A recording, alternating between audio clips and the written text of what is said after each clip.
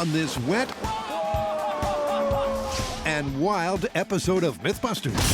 Ooh, I definitely feel like I'm not really in control. Woo! Here's a little math for you. Flat tires plus police chasing your butt. Oh, he is losing it. Equals C in jail, buddy. According to the murmurings of the criminal underworld, you can defeat a spike strip. So we're gonna try a couple of DIY methods for toughening up our tires. That's not a sexy ride at all. As well as an outrageous driving maneuver right out of a hyped-up Hollywood heist. And Brian and John meet up with a couple of old pals from the search to power up a super fountain. We're testing the myth that an old man in an inner tube, yeah, I think he had a little bit too much to drink this time, accidentally floats his way over a fountain and gets shot up into the air, being suspended by the water. Come on! Come on! Come on! Come on! Woo!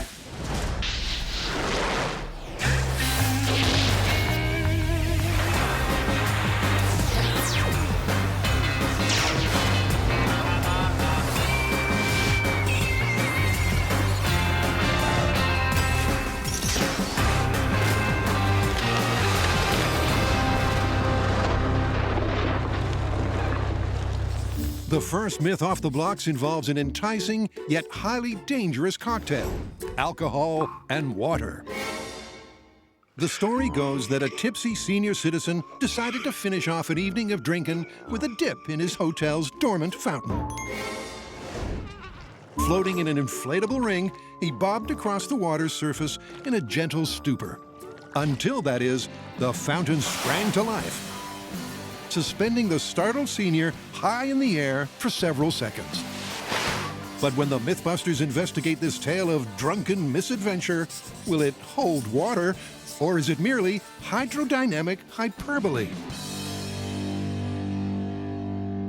Well, this sounds like a senior's party gone wrong. Yeah, I'd say gone wrong and then some. It's safe to assume those great fountains in Vegas and Dubai aren't gonna let us do this. You mean because it's not good for their public image? Yeah, exactly. But that means we get to build a super fountain, and I've never done that before. Oh, wait, here's a surprise. I haven't either. Let's do it. But before the guys go full Vegas and engineer a super fountain, they need to learn how to optimize its design to lift and hold a floating object.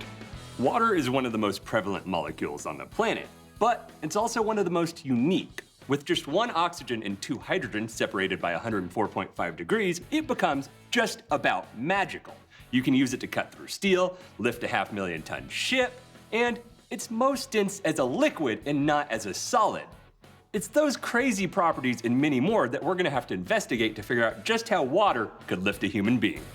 Luckily for us, we have a custom-built MythBusters fountain right here, including a powerful pump, a flow regulator valve, a reservoir with enough water for continuous flow, and a series of interchangeable nozzles that will help us find the optimum stream to give this myth the best chance. Oh! That's more reasonable. This myth is about a person being levitated by a stream of water, but a person is oddly shaped. We're gonna start with something with a little simpler physical property: a sphere. All right. Let's do it. The first nozzle up for testing is medium-sized and produces what's known as a clear stream jet. So is it capable of suspending a foam ball in midair? Oh! It looks so promising. You know what? I started to see something, though. It's gonna fall out to one side, but watch as it comes out, it starts to spin and slow down its fall. Ah, you see it hang up? It rolls off the stream. I think we need a little more stream. Let's do it. Woo! Oh! Oh! That ball's levitating. Whoa! That's great, man. Holy moly! It's kind of like black magic. But the high-speed footage reveals this is no witchery. It's pure physics. The ball's not in the jet, it's off to the side, and it's constantly spinning. Right? That's that hydrodynamic effect. Obviously, gravity's pulling the ball down, but the water's pushing it up and out. But the important force, that water being flung around, pushing it back into the stream and stabilizing it. It's a spectacular trick the guys repeat with a number of different balls and nozzles. But the hydrodynamic effect most likely doesn't explain this myth. That's cool, but check this out. Buster in his inner tube, no magic carpet ride. So it's back to testing, and time for a switch of balls. We have this one. Yeah, it's heavier than this one. It's a bit smaller, too. Let's see what happens. Yeah. Here we go. Okay. Oh! Oh, so close. Oh! I should have yelled. I was so excited for like a tenth a second. The jet is just too turbulent, and because some sections of the water column are moving faster than others, the internal differences in pressure this creates throws the ball out every time. I think a smaller nozzle is going to pull a little trick here that we need. Brian's backing a small clear stream nozzle to produce a less turbulent jet, in which the water is moving at a more uniform speed, with less destabilizing variance in internal pressure. Give her a shot. Oh, come on. Ooh, look at that. That's beautiful, and I think that means these nozzles are important. In fact, several nozzle types, which produce a more stable, less turbulent jet, also steadily suspend weightier rubber balls. There you have it. This is a different physics principle than we saw last time. Yeah? And a comparison with the hydrodynamic effect reveals why these differing physics could be crucial to solving this myth. That's the hydrodynamic effect, and that's the Bernoulli effect. It almost doesn't look like the ball's moving. It's just water moving up and around it. The Bernoulli effect's, it's like cupped hands. That top of that stream holds the ball in the center, and if it's pushed off to the side, there's actually extra force from that movement and less force on the other side because the ball's moved over, making that ball want to shift back into the center, holding it steady. And that Bernoulli force is exactly what we want to take advantage of. But before Mini Buster gets a ride in the jet flow, let's swerve over to a myth about fleeing the 5-0. They're every getaway driver's nightmare, road spikes. Yet some felons claim to have beaten a blowout and the best efforts of the boys in blue. Their secret? DIY toughened tires. But when the MythBusters investigate, will these criminal claims hold firm or hit the skids? This is John Lung reporting live for MythBusters News at what appears to be a horrific accident involving an overturned tanker trailer just a quarter-mile outside of Hazmat City. Actually, this is John Lung reporting for MythBusters at Del Val Disaster Training Facility, where firefighters train every day for real-life disasters just like this. And it's the perfect place for us to have our own little disaster involving some spike strips. Best stuff. This is a real spike strip. Wow, that's nothing but business, huh? Look at this, the spikes come right out and they're hollow to bleed the air out. These little feet actually get caught so it can tilt either way as that wheel comes in, lining up those spikes perfectly. It's genius. And it's these design nuances which make the spike strip such an effective car-killing tool. When the MythBusters first tested the tire-busting prowess of road spikes, Adam dropped them from a fleeing spy car. There we go. But they failed to stop Jamie's hot pursuit. Okay, we got ya. Bang, bang, bang, bang, bang. And both Adam and the myth were busted. Here it goes. But when the myth was retested, this time Jamie dropped hollow spikes. Oh, yeah.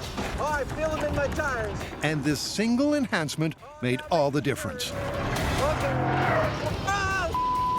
The hollow spikes allowed air to escape from the tires of Adam's chasing car, immobilizing it within 15 seconds.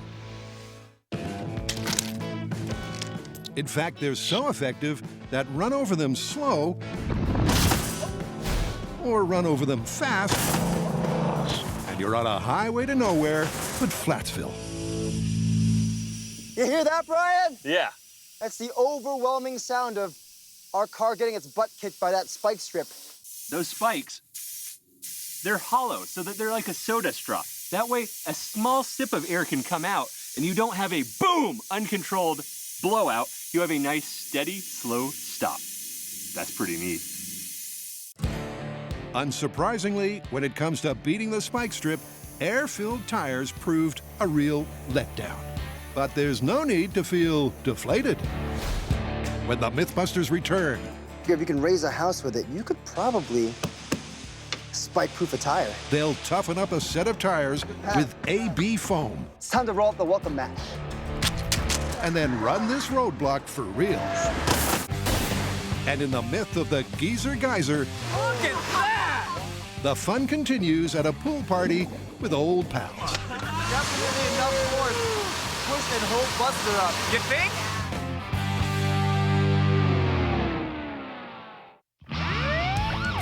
Can a getaway driver beat a spike strip and escape the police with the aid of DIY toughened tires?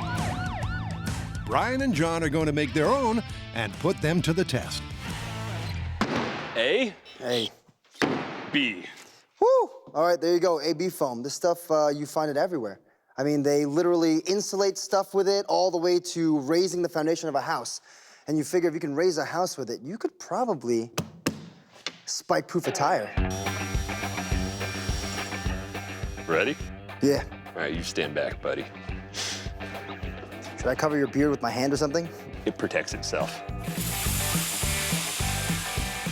Oh! There we go. All right. And this one. I'd say that's full. Don't get in the crossfire. How's my beard? It's doing pretty good.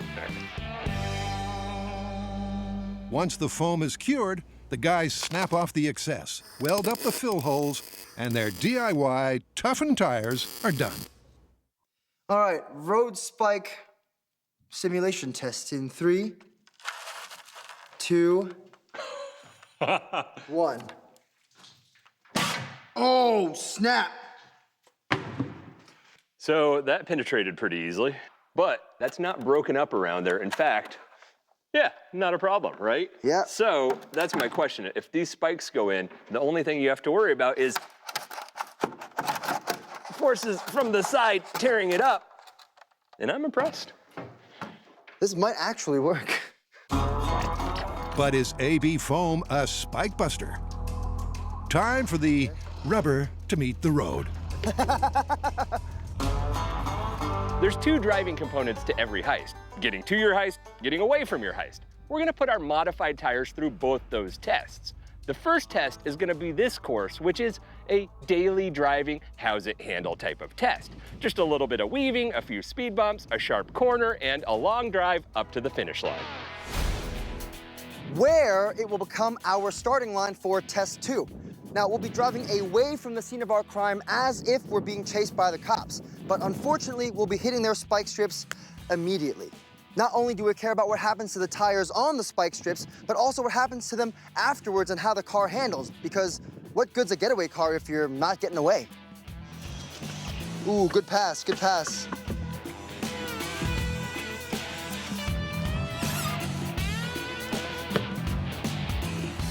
It's good to go. These foam-filled tires aren't much heavier than the air-filled tires, which is good for handling. But the bonus is with the extra rigid foam inside, when they roll over the spikes and all the air falls out, it should still be good. AB foam handling test in 3, 2, 1. Oh, it's a little road construction. Oh, what's that, some potholes? Oh, I hate these potholes. Oh, gosh, yeah. Overall, though, I mean, that's really smooth drive. And he's back. So on the leisurely drive to the heist, the AB foam-filled tires performed well. It's time to roll out the welcome mat. But how will they fare on a high-speed getaway? Ooh, look at that peel off. And, ooh, I can hear the air leaving those tires. What a satisfying sound. Oh, oh, snap. Oh. I don't know how much control he really has left because it looks like he just barreled through all that stuff. Oh, good Lord. All right, here it comes. Well, look at that. The front one's running a little flat, but the back two seem like they're doing fine. But the sound on that turn suggests otherwise. Oh, goodness. Woo-wee! The high-speed footage shows the AB foam tires seem to stand up pretty well to the spike strip. Can you hear that, Brian? It's the sound of us going to prison. But with no air left in the tires, the foam takes the full brunt of the speed bumps, begins to disintegrate, and by the second lap, Brian's driving on 4 flats. I mean, I'm watching you make those turns and stuff, and you're losing more and more control every time you make a lap. Yeah. Kind of nuts. That's exactly it. I was like, I think I could probably make 1 more lap, but I couldn't make 2 more laps. And an autopsy of one of the tires reveals exactly why Brian's getaway hit a dead end. Ooh, this looks like some speed bump damage. Yeah, I think that's what I felt. Well, there's your problem. Yeah, this, even if it didn't crumble, still not enough structure to go that far, but you could have driven on that. You can't drive on that. So the AB foam tires gets an EF grade as Spikebusters. Epic fail. Time for a new set of tires. The guys have settled on a heavyweight option. Do you want to start mixing concrete while I drill holes in this tire? Yeah, that sounds good. But will concrete-filled tires deal a knockout blow to the spike strips and make for a clean getaway? Each one of these concrete-filled tires is 185 pounds more than a tire just filled with air. Now, to put that into perspective, I'm 185 pounds, so that means before anyone even gets in the car to drive it, there's already 4 of me sitting on the car. Now, I have no doubts these things will survive those spike strips, but I feel like they'll totally just shear off the threads that hold them onto the car itself and roll away. I mean, if I don't get away from the cops, I'm sure these tires will. Momentum! Oh, yeah! Whoop. All right, John, concrete tire handling test in 3, 2, 1. Here comes my very slow, very deliberate start. Probably a smart move. With each concrete tire adding 180 pounds, the wheels could easily shear clean off the car. How's it looking from the outside? Well, John, I gotta be honest. Like my grandmother's driving. So while old Rollin' Thunder makes his way to the heist, All right, here we go, first speed bump. there's plenty of time to check back into the myth of the Geezer Geyser. A tipsy senior citizen had a drink-addled brainwave. Why not go for a dip in the hotel fountain? He bobbed happily across the water's surface in his inflatable ring until, that is, the jets fired up, lifting him skywards and suspending him in the powerful stream for several seconds. Or at least that's the story. But does this tale of hijinks and H2O actually hold water? All right. The MythBusters have discovered how to stably suspend a rubber ball in a jet of water. Ooh, look at that! That's beautiful, and I think that means these nozzles are important. But can they pull the same levitational trick That looks beautiful. on something a little more like the drunken old geezer in the myth? Ta-da! So, on the drunken night, he hung out and said, I'm gonna sit in a giant watermelon. Yeah, he's drunk. Yeah, okay. Gas it a little. Gas it a little. Feels like it's gonna take the weight. You ready? Yeah. I'm gonna let go. Oh, snap! That's something right there. I think this actually applies to this myth really well, because if Mini Buster was drunk, he wouldn't be hanging on to that, would he? I mean, he literally just fell off of it.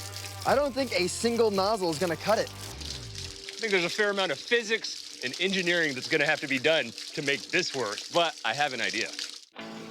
The MythBusters are going to rebuild the small-scale fountain with an array of jets encircling a central jet to better replicate the Vegas fountain in the myth. Woo! And that process starts with a complex design. Right. Our small-scale rig consists of 2 distinct parts, an outer array of nozzles and a single inner nozzle. Now, that outside array has a manifold to help distribute water and pressure evenly among the 6 individual nozzles, which are built like this.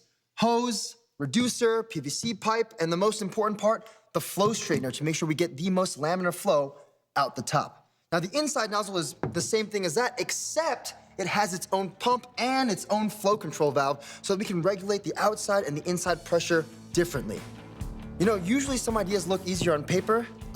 This is not one of them. Let's go build this thing. Let's do it. All right.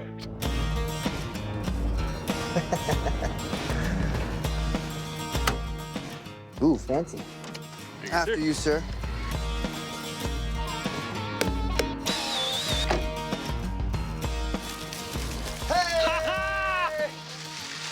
this looks good. Let's shut it down, tighten those down, and try to float Buster. Coming up, the guys get some expert help from old pals I just like hugging it.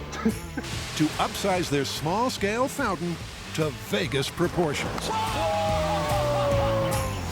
And Okay, here we go. it's concrete tires versus spike strip. But will this heavyweight duel Spike strips engage! end in a knockout or a blowout? Oh, yes!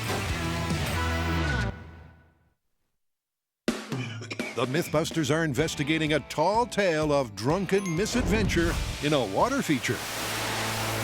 The first time we tried to levitate Mini Buster and his inner tube, we had a single nozzle, which resulted in some kind of interesting lean on the inner tube where he fell out. But now, we have an entire array of nozzles, which I think will give us a pretty stable levitation of Buster and his mini inner tube.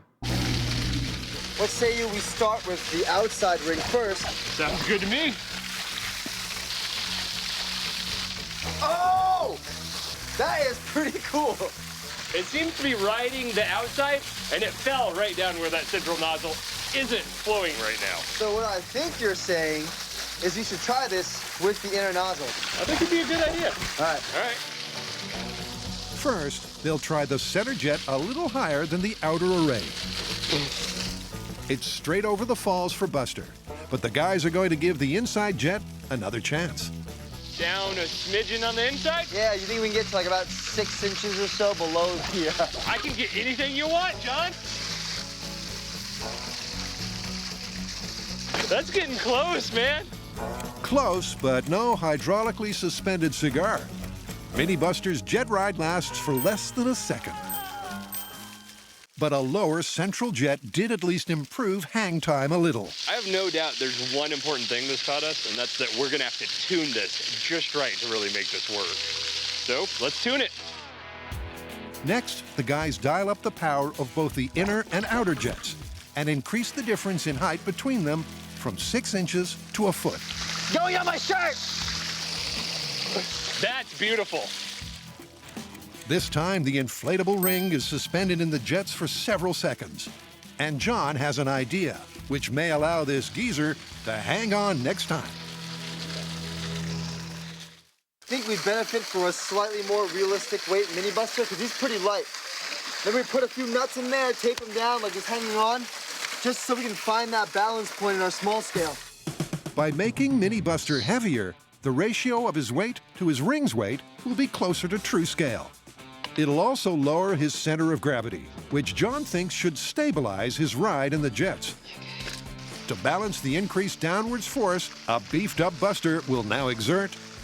Up a little, oh, it's too high. The guys crank up the outer array to 10 feet and drop the inner jet to 5. How far? That's good. All right. So will this watery configuration result in levitation? Buster into a 10-foot tall outer array with half-height inner array in 3, 2, 1.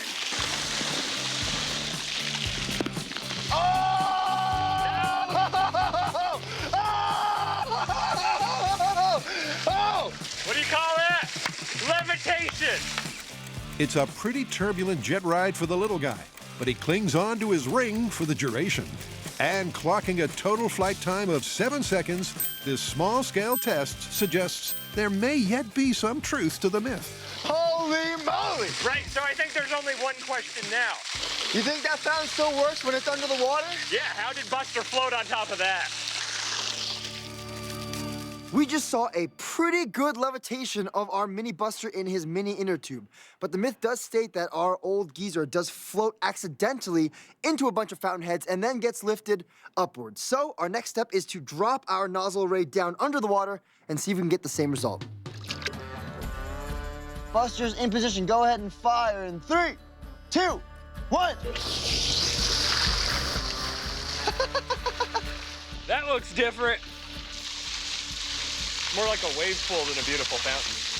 The stuff is raining back down, it's rippling out, and the ripples are coming back in, and so we're getting like intermittent flow when the nozzle's above water. Wait, you ready? Yeah, pretty. now, Nope, now, pretty. Nope, now, pretty. Nope, now. pretty. Okay. Well, I think that might be a setup issue. So the guys try again, And this time, they're going to give the jets more juice. You can fire them in 3, 2, 1.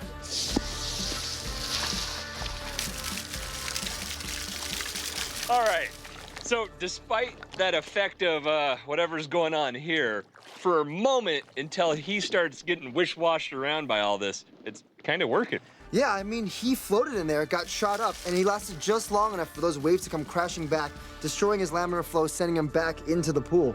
So, problem? I think we should try this in a bigger pool so that there's less splash, and then we can try it with full-size nozzles. Texas-sized fountain? I like that. Well, if it's a Texas-sized fountain, we should probably get a Texas-sized crew. Ooh, Tamara and Alan? I like the way you think. Go give him a call. Still to come, Brian and John hit the road with old friends to find a full-size pool and give their small-scale fountain a Texas-sized upgrade. And John's in for a wild ride as he attempts to beat a spike strip Oh, he is losing it, yep. and make a clean getaway. Woo! Save the camera, you're welcome!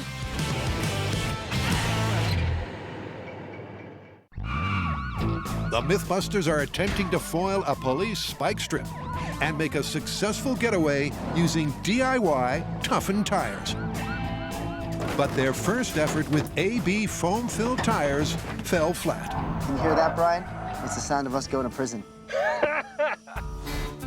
Now the guys have switched to concrete-filled tires, adding 740 pounds to the weight of the car. But while the going is slow on the way to the MythBusters' imaginary heist, the weighty wheels are handling well. The tires are awfully stiff, but the suspension's doing its job. It doesn't look too bad. A little rumble towards the end when I picked up speed, but other than that, it drives fine.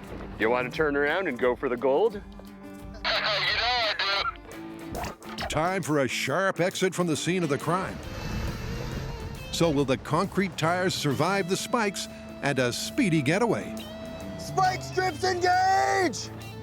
Oh! I mean, I heard something, but I ain't stopping. Oh yeah, here we go. Ooh, I definitely feel like I'm not really in control. Oh, save the camera, you're welcome. You're welcome. Oh, oh, oh. Going around for another lap. Oh, across that spike strip again. Woo! Oh, he is losing it. Yep. Oh, that's not a sexy ride at all. It's getting pretty crazy. Maybe it's gonna be my last lap. Copy that, John. Here we go. Oh, still good, camera. And here we go. Ah!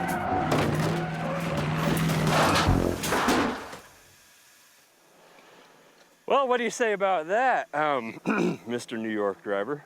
If you're going at like 25 miles an hour, you have complete control of the car. You go 35 miles an hour, and then the entire thing is just you going like this down the street. So I'm not perfectly educated on it, but what's the top speed of a police car? I'm pretty sure significantly faster than 35 miles an hour. Even though the concrete-filled tires not only survived the spike strip, but almost ripped it in half, their added weight and lack of traction also destroyed the car's handling. So it looks like it could be the end of the road for this myth. DIY tires versus spike strips. Well, the concrete tiles went right over the spikes and nearly cut the strip in two. Yeah, but what about after you got up to some speed? Yeah, after that, not so much. I mean, anything over 35 miles an hour, you can't control the car. There's no way you're escaping the law. Then there's the AB foam-filled tires. Once the spikes did their work and there's no air left in the tires, it couldn't get over the obstacles. Yep, destroyed by the weight of the car and the bumps in the road in under a minute. So, concrete tires, busted. And AB foam-filled tires, busted. But the MythBusters haven't given up on getting away just yet. Coming up, a second spike-busting myth. Can a Hollywood skid skip the strip? But now, it's back to the myth of the Geezer Geyser and HQ, where Brian and John have enlisted the help of old pals from the search, Tamara Robertson and Alan Padd. So, Geezer Geyser, next ups? So we've done the small scale. We tried one nozzle, an array of nozzles. But what we got to was the point where our small pool was causing waves to crash back over the nozzle, interrupting that stream. Sounds like we need a bigger pool. Luckily, we have one. Yeah, but before we get to that bigger pool, we have to build all of this. What is this? Well, we got arrays, outer and inner, manifolds, and scaffolding that lets us adjust everything so we can try to float Buster all the way up. Oh, you want to build the scaffold? Ooh, yeah! So plumbing? Yeah, sounds good. Okay.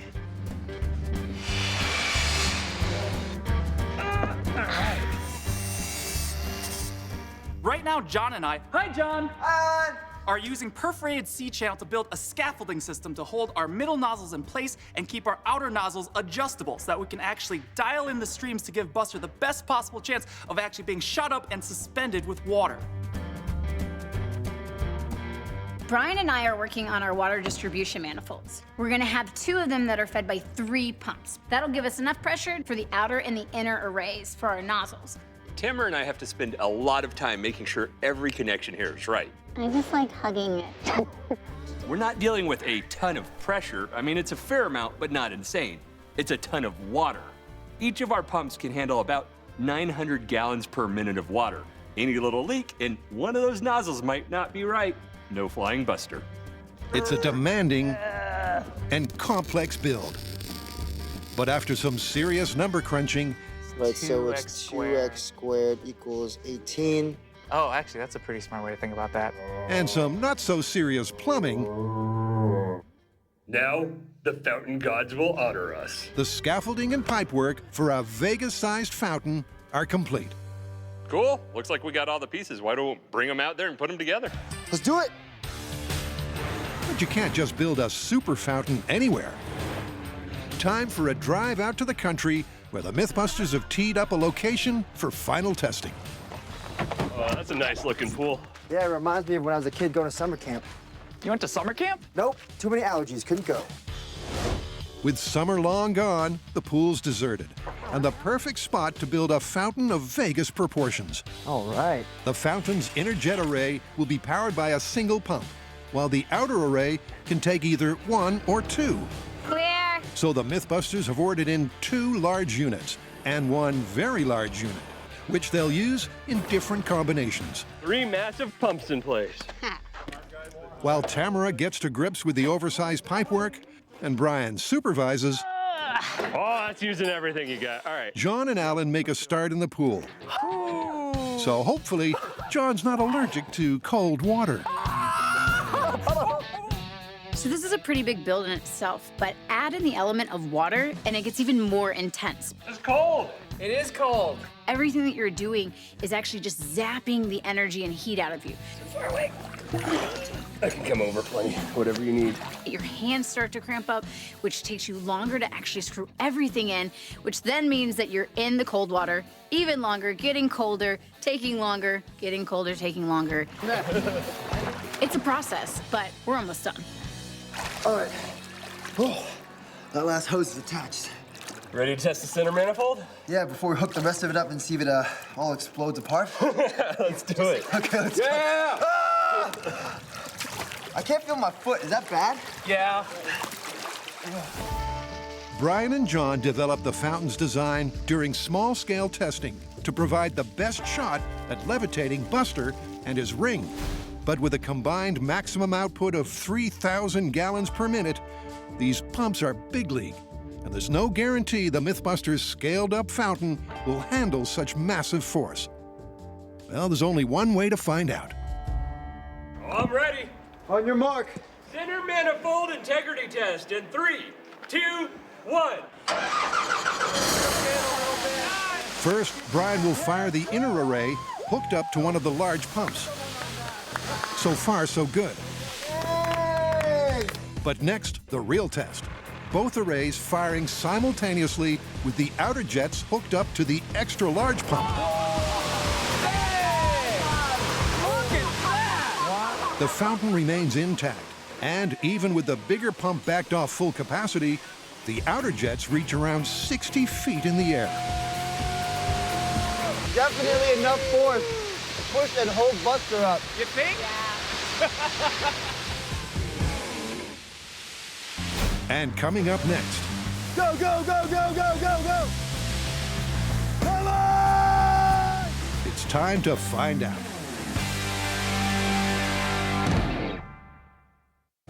The MythBusters have put their super fountain to the test, and the response was gushing.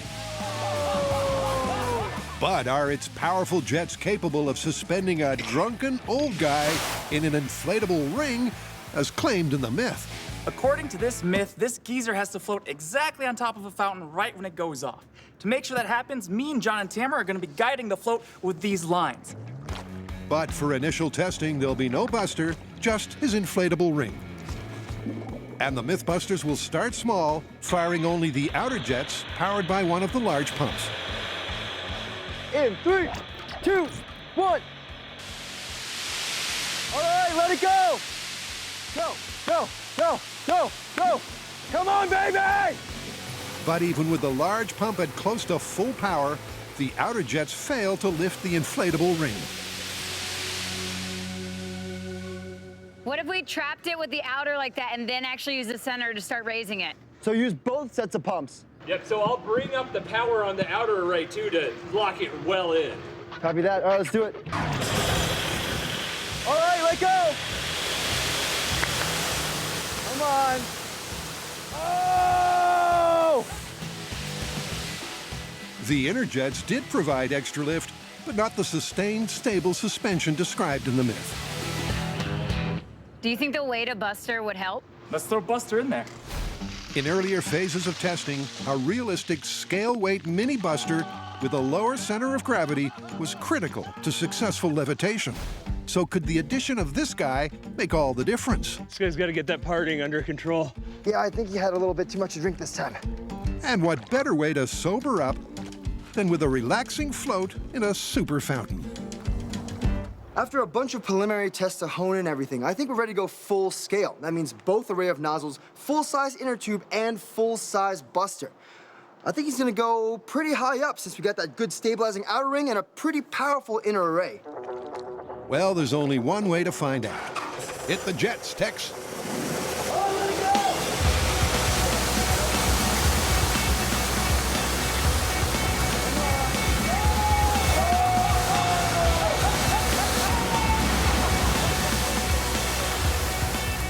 Much like the previous test, the fountain tips the inflatable ring, and Drunken Buster tumbles into the turbulence. We came up pretty high on that outside nozzle array and almost all the way on the inside one just to get that to happen. Yeah.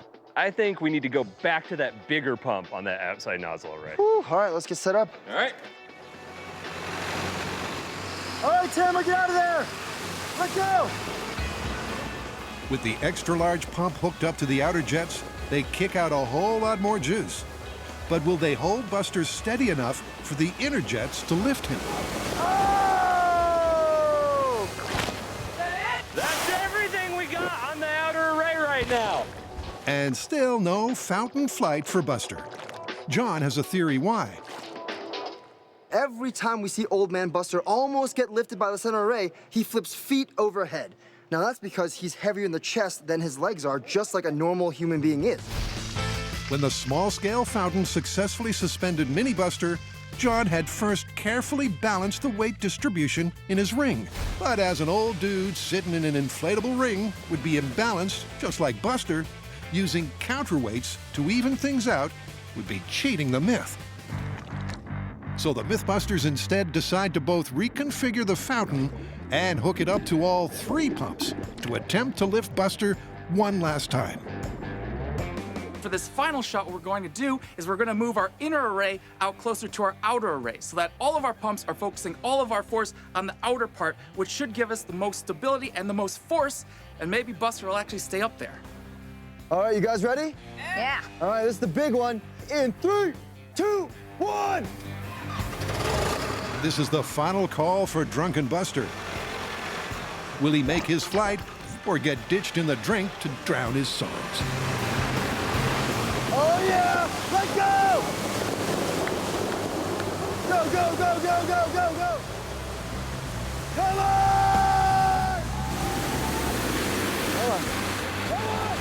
Come on! Come on! Go! Go!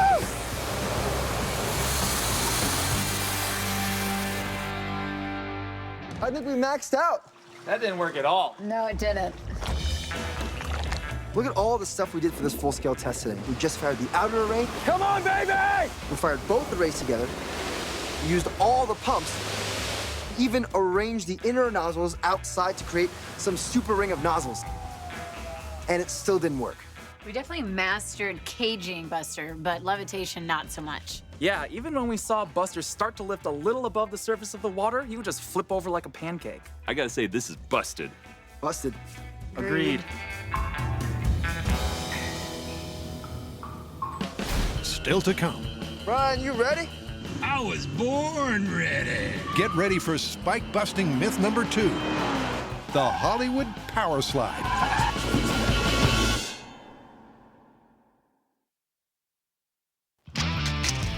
When the MythBusters tested if DIY toughened tires could beat police road spikes, Oh! I can hear the air leaving those tires. the myth ended up as busted as the tires. But what if there's another way to beat a spike strip? Well, according to the movie Baby Driver, there is. All you need is a high-powered car, a skilled driver with nerves of steel, and you can drift those spikes clean off the road, then escape to freedom. Using one of our rear tires to brush aside a spike strip is sort of like trying to do surgery with a sledgehammer, because we're using a full-size vehicle to brush aside something that's about this tall and this wide. To get this right, we need perfect timing and a whole lot of coordination. And that sounds like a whole bundle of Brian Baby. The MythBusters' very own trainee stunt driver will get expert coaching from law enforcement pursuit and evasion driving instructor Marcus Smith. All right, first thing is a precision move. You have to get the back end to rotate in an oversteer skid. The problem is if you don't rotate enough, you get a spike. If you rotate too much, the car's gonna be facing in the wrong direction. Let's do it. Before Brian gets a run at the spikes, he'll hone his technique on a softer target. Okay, the track is clear. Copy that. Ready to go. Oh boy. Here we go. Ooh, Brian, swing and a miss, man. Ooh, so close. Ooh, that was a good one. Rotation was good, maybe recovered just a little bit too early. What's needed is a little less caution and a little more approach speed.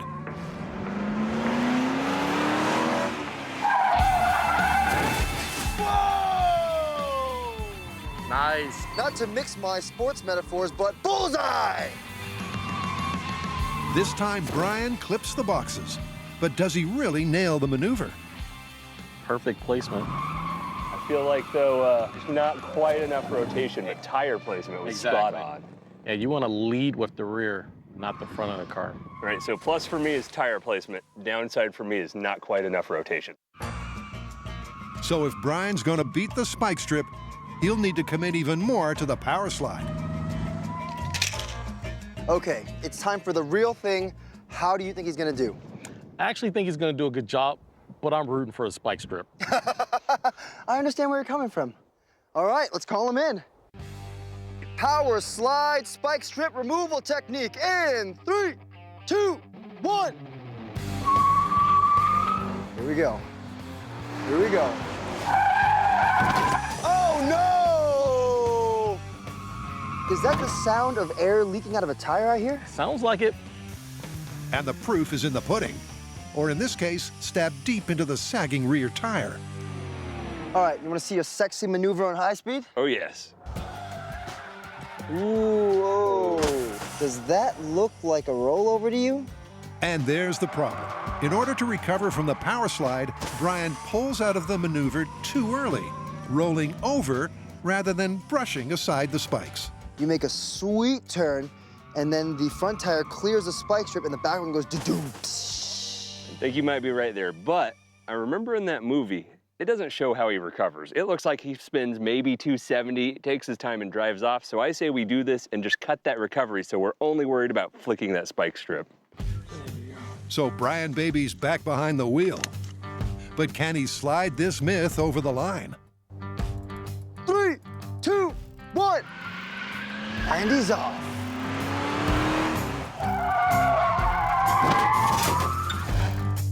Don't move your car, Brian. Yeah, I can't speed the spike strip, so I thought I'd just hang out here. Amazingly, all the tires survive intact, but the spike strips wrapped around both back wheels, immobilizing the car. So what went wrong? Oh, that's sideways. Brian nails the maneuver, sliding the sidewall of his rear tire into the strip, but he still fails to beat the spikes. Yeah, you're hitting real nice sideways, but you hit it right in the middle of the strip. So, Folded it around. exactly, which makes your getaway a little bit difficult, I'm gonna say. Yeah, I don't think I could have gone anywhere, but there's a chance I think if I hit it closer to the edge, that'd go differently, huh? Yeah, good thing you didn't pop any of those tires. You wanna hop back in and give it another go? No.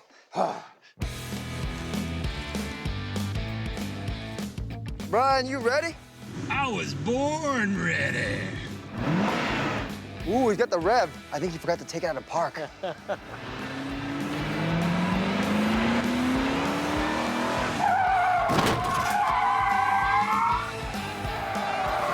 Nice.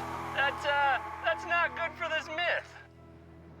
No, sir, it is not. Even though Brian slides in perfectly sideways and hits the very end of the strip, just like in Baby Driver, multiple spikes bite into the tire. I think they caught you, man.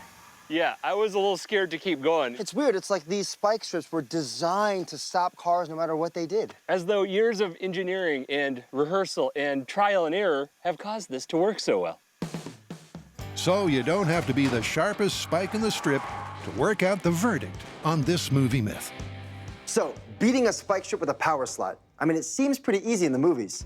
Yeah, but even with Brian Baby behind the wheel, nearly impossible in real life. Yeah, you have to get the rotation of that slide just right to brush the spike strip, but not roll over it. Not easy. And you have to hit the very end of that spike strip with the tire to have a chance of brushing it away. Also not easy. Even if you get the accuracy and the rotation of that power slide right, you end up with spikes in your tire.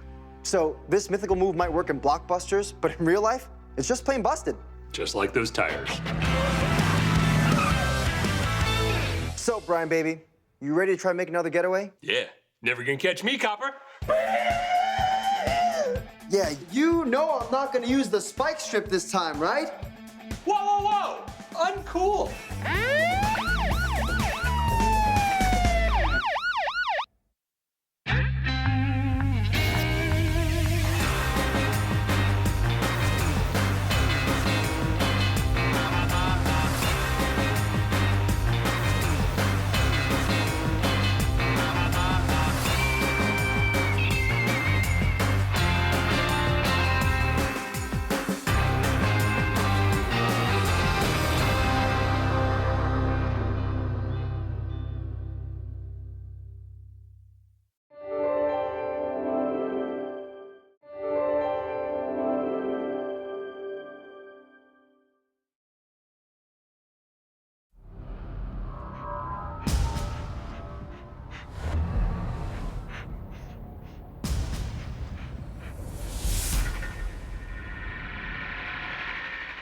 On this episode of MythBusters, Best day at work, John. an explosive criminal caper Let the heist begin. and a cute canine conundrum. Oh my gosh, look at his face. First up, Can you blow open a safe from the inside? and leave the dollar bills intact. One. That's why we stand behind blast shields. And Nice head carriage. do dogs and their owners Does this dog look like me, Brian? Because I'm keeping him. really look alike? I guess it's time to see if we were right.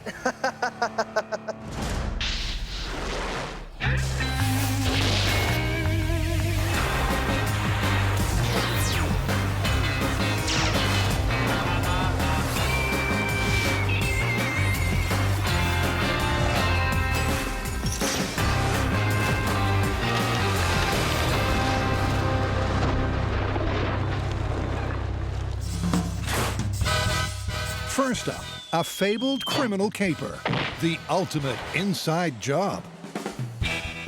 In a small town, a cunning safecracker concocts a plan to relieve a local depository of their locked-up loot. He places a timed explosive in a bag that he then deposits with the bank. It's placed in the safe, and when midnight rolls around, a cerebral criminal makes off with the surprisingly intact, ill-gotten gains. You know, there's one thing that intrigues me about this myth. Yeah? Aren't you going to destroy the loot you're trying to get to? And that, my friend, is exactly why we're testing this myth. So, to investigate the criminal conundrum that it's possible to blow up a safe and not the paper contents, John and Brian head for the hills with high explosives. If we're gonna test this real inside job, we're gonna have to put some explosives in a safe and blow it up to see what happens. X marks the spot, I guess. Yeah, this feels very Sunday morning cartoonish. Rolling a big old safe onto a big old X in the ground in the middle of nowhere. Yep, first up, a proof of concept without the valuables. What happens to a steel safe when you detonate it from inside? This is our safe. It's about 300 pounds of solid steel. Has a nice heavy door and some big old locking bolts. Now, you've seen the door to one of these safes blowing off before, but it was filled with water, which is nearly incompressible. Wow! That means that explosion used hydrostatic force to blow off the door. In our case, our safe's gonna be filled with air, and it's gonna be pneumatic force. So it'll be interesting to see if the door even blows off at all. Be fun to find out, though. It's almost time for us to deposit our explosives into our safe. And for that, we'll be using a nitromethane-based 2-part high explosive. Now, for those of you who remember our Oobleck episode, it was a pretty impressive explosion.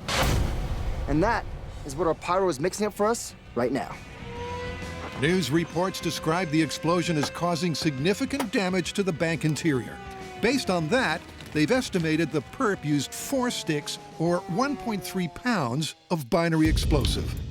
Proof of concept, high explosive and empty safe in 3, 2, 1. Holy moly.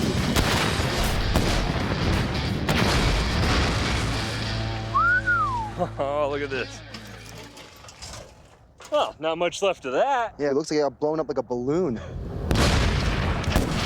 I think it's safe to say that you can blow open a safe with high explosives. Walls, roof, it's totally gone, man. And when you review it on high speed, it's even more spectacular. One moment the safe is there, the seams give way, shooting doors out that way and walls out that way and ceilings up all the way into the sky and just a cloud of shrapnel and dust. And I have to say, it's a bit more disappearing act than actually is a bank robbery. That's the back of the safe. Looks like a crumpled piece of paper. If our thief was able to blow the door off and get away with the money, I'm pretty sure he used a little bit less than we did. But it was fun. I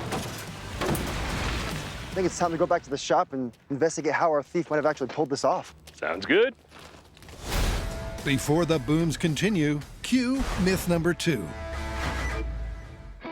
From the very beginning, pups have been part of the MythBuster family. High five. Other high five. Oh, you're such a good puppy. Mwah. And not just as canine companions. Mush. The team has tackled a ton of furry, 4-legged fables. From guard dogs to bloodhounds, the world of woofers has provided a rich source of material. We're gonna release the urine and anal secretion. That is messed up. But there's one classic canine conundrum that is yet to be addressed. All right, Bubba, you ready? Go get it. Do dogs really resemble their owners? You know, some people say Bo and I look alike. Really? I don't see it. Yeah, me neither. Some people are just like their dogs. They act the same, they're completely dialed into one another, and some even dress alike. But that is not what our myth is about. Our myth is solely based on looks. So hair, facial features, body types, and that's exactly what we'll be basing our tests on. Yep, to dial in on the veracity of this well-worn cliche, John and Brian will be carrying out a trio of tests. In Paw and Order, What kind of demeanor? A nervous excitement. a police artist has to render 5 pups as people. That is exactly what that dog would look like as a person. Then in Pick a Pooch, 10 humans choose their ideal canine companion. But first up, Best in Show. 10 pups, 10 owners, and a game of match. Have to say is this guy right here. I think there's no doubt. What do you think? How should we quantify this myth?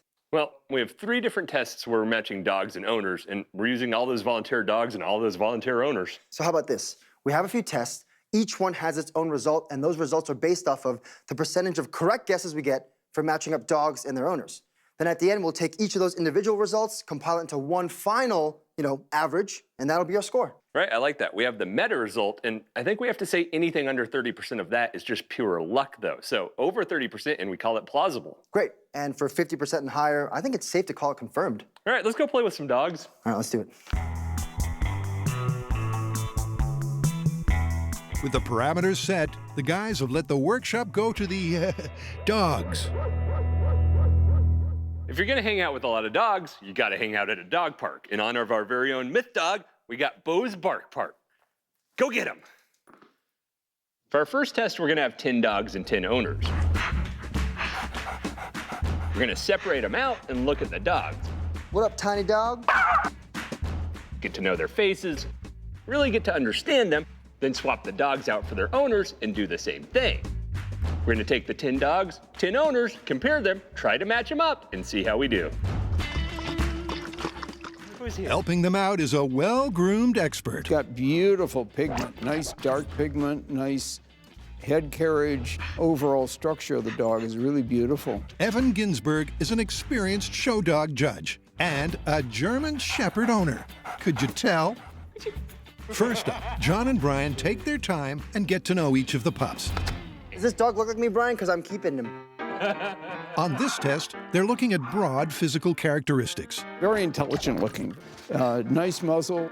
Trying to get a sense of each of the dog's features. You look at the muscling on the shoulders of that dog. That is a powerful dog and big expressive eyes. Record them. I'm gonna call this one Buff Dog. And get a summary to compare to the humans. So I don't know how to say this other than to say this, but if I was looking for that dog's owner, I think I'd be looking for someone a little bit bug-eyed. There's a psychological mechanism that might explain why we choose one dog over another to be our pet, and it's pretty simple: familiarity.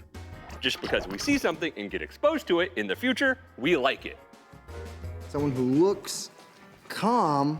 And intelligent. This is an intelligent dog. Looking for a well-mannered and wise-looking person. Good temperament. It can be why you choose to date someone. Look at this gigantic dog. Oh, hi. Hi, gigantic dog. Why you choose the house you're gonna live in. So strong, silent type. I'd look for a man, a little macho maybe. But is it why we choose our pets? Let's find out. Beautiful, alert dog. Do you think we'd be looking with someone with bangs? Tiny baseball dog. There are other theories as to why people choose dogs. Seems kind of timid, super adorable. I would look for someone who kind of looks shy. Now, some experts say that we view mates and pets as an extension of ourselves, while others say that people desire what they lack. So a shy person might pick a more outgoing dog. Great family dog. Oh. And he shows that. And he wants to go play with the other dogs. Get off there. Oh, nice. Hey! We've looked at all 10 dogs, and I think Brian and I have a pretty good idea of what people we're looking for to match these pups.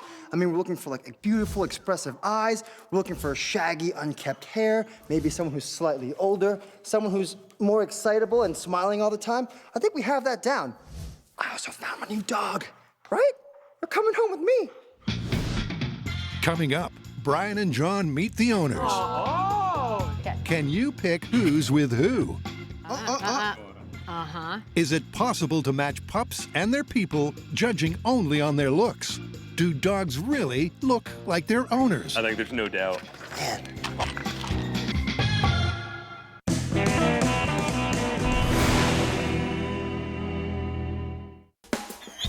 To test the myth that dogs look like their owners, John and Brian are carrying out 3 experiments to look at all angles of this supposed phenomenon. First up, can they match these 10 pups with their humans?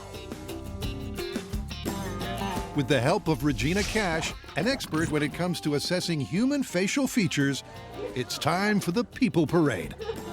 I just need height, that's all. Yeah, walking in height. I think we should close the gate so they don't escape. Yeah. John, Brian, and Regina take their time getting to know everyone. Cassidy, hi, how's it going? She's got like the nice wavy hair. Dainty ballerina. Then begins the matchmaking. Oh, it's soft. Wow. Oh. I think the term is well groomed. Soft mane. Sparkly eyes. Face is in proportion. Very classy. Ooh. Very well groomed. Very well put together. Really great eyes. Like hair color. Hair color, right. Her eyebrow color, see? If the myth is to be believed, athletic build. Stick your tongue out like you're a happy dog. Very tall. Tall, yes. Great little smile. Agile. physical characteristics will be obvious enough to pick the pairs. Now we've seen the dogs and their owners, but separately, of course. And at first glance, it seems pretty easy. Teacup Chihuahua. You know, big buff dude probably has a big buff dog. Look at the, stature, the muscles. But then there's other owners that are harder to match with their dogs. This is very difficult.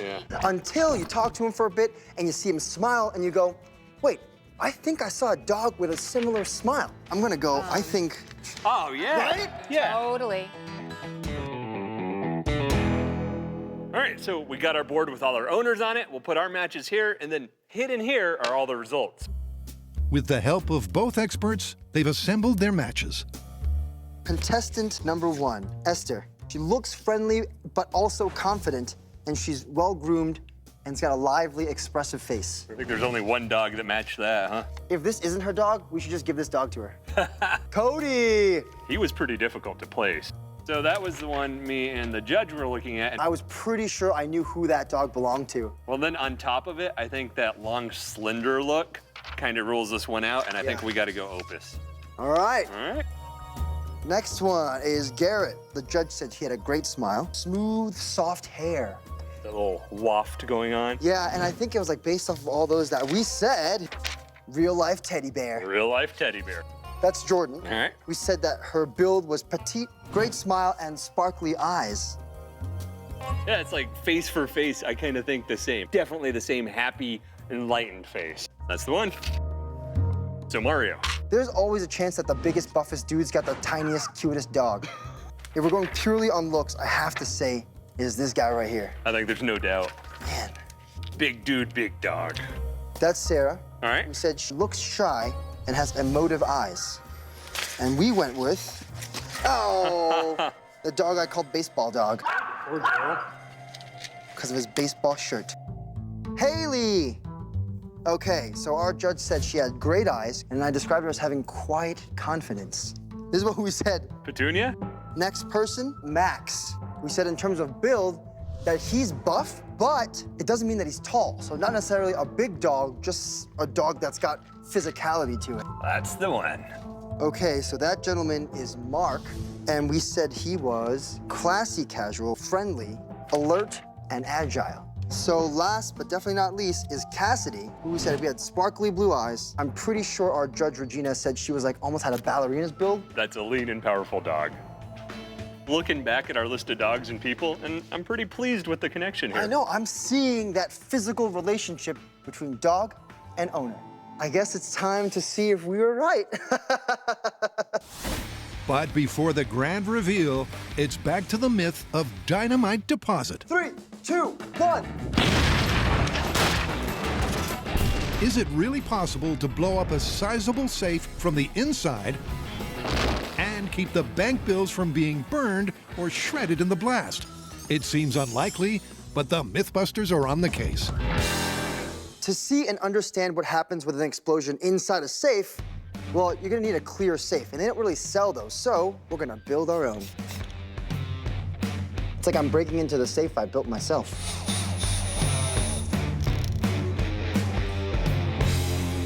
Ta-da!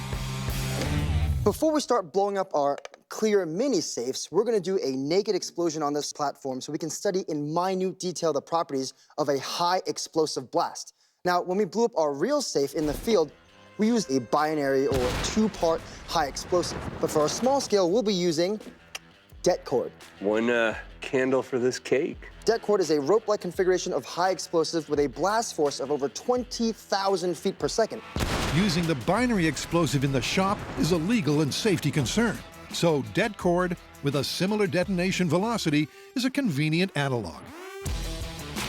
These are just some of the cameras we're going to be using during this testing. A high-speed camera, regular camera, high-speed camera, infrared camera, regular camera, and there's about 6 more behind that camera you can't even see right now. Uncontained det cord in 3, 2, 1. I'm looking for stuff to rain down. Ready for the high speed of the det cord in open air? Oh, yeah. What is this, 12,000 frames a second? Yeah, 12,000 frames per second and an explosion at over 20,000 feet per second. So that's like, what, 2 frames we got there?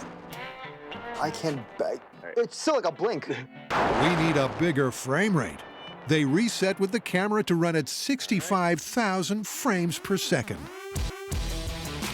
All right, unprotected piece of det cord in 3, 2, 1. Woo! That was energetic. And to appreciate the scale of the energy, here's the high speed. 3, 2, 1.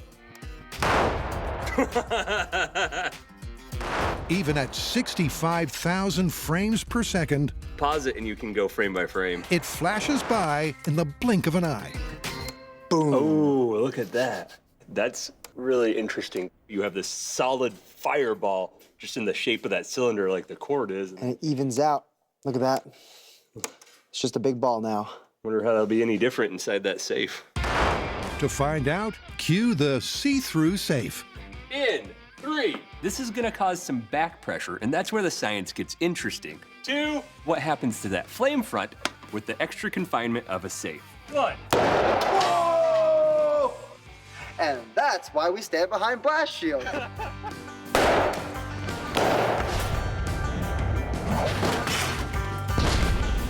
Oh, that's incredible. Right, so that means that safe has enough structural integrity to hold it together while that pressure wave's building up, which means all sorts of adiabatic, crazy things going on before that finally blows apart. That is absolutely bonkers.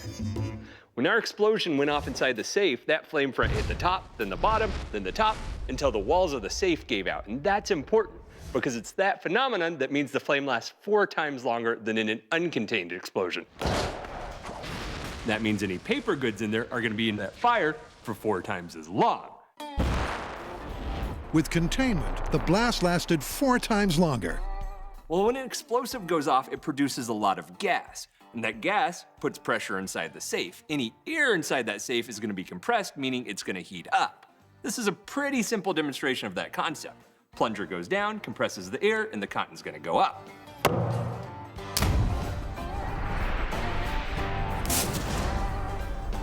So that means any paper goods inside our safe are gonna have to survive the explosive heat plus any compressive heat. So the question now is that long enough and hot enough to do any damage to that paper? Coming up, Starting to end. it's time for the best in show result. Brian and John have assessed 10 dogs and their owners. No one has pooped on the floor yet, so it's gonna be hard to judge that one. And paired each pup with the human they believe they resemble the most. This one's hard. The probability of guessing correctly is 1 in 10. And if there's anything to this myth, they should match significantly more than that. Starting with these two.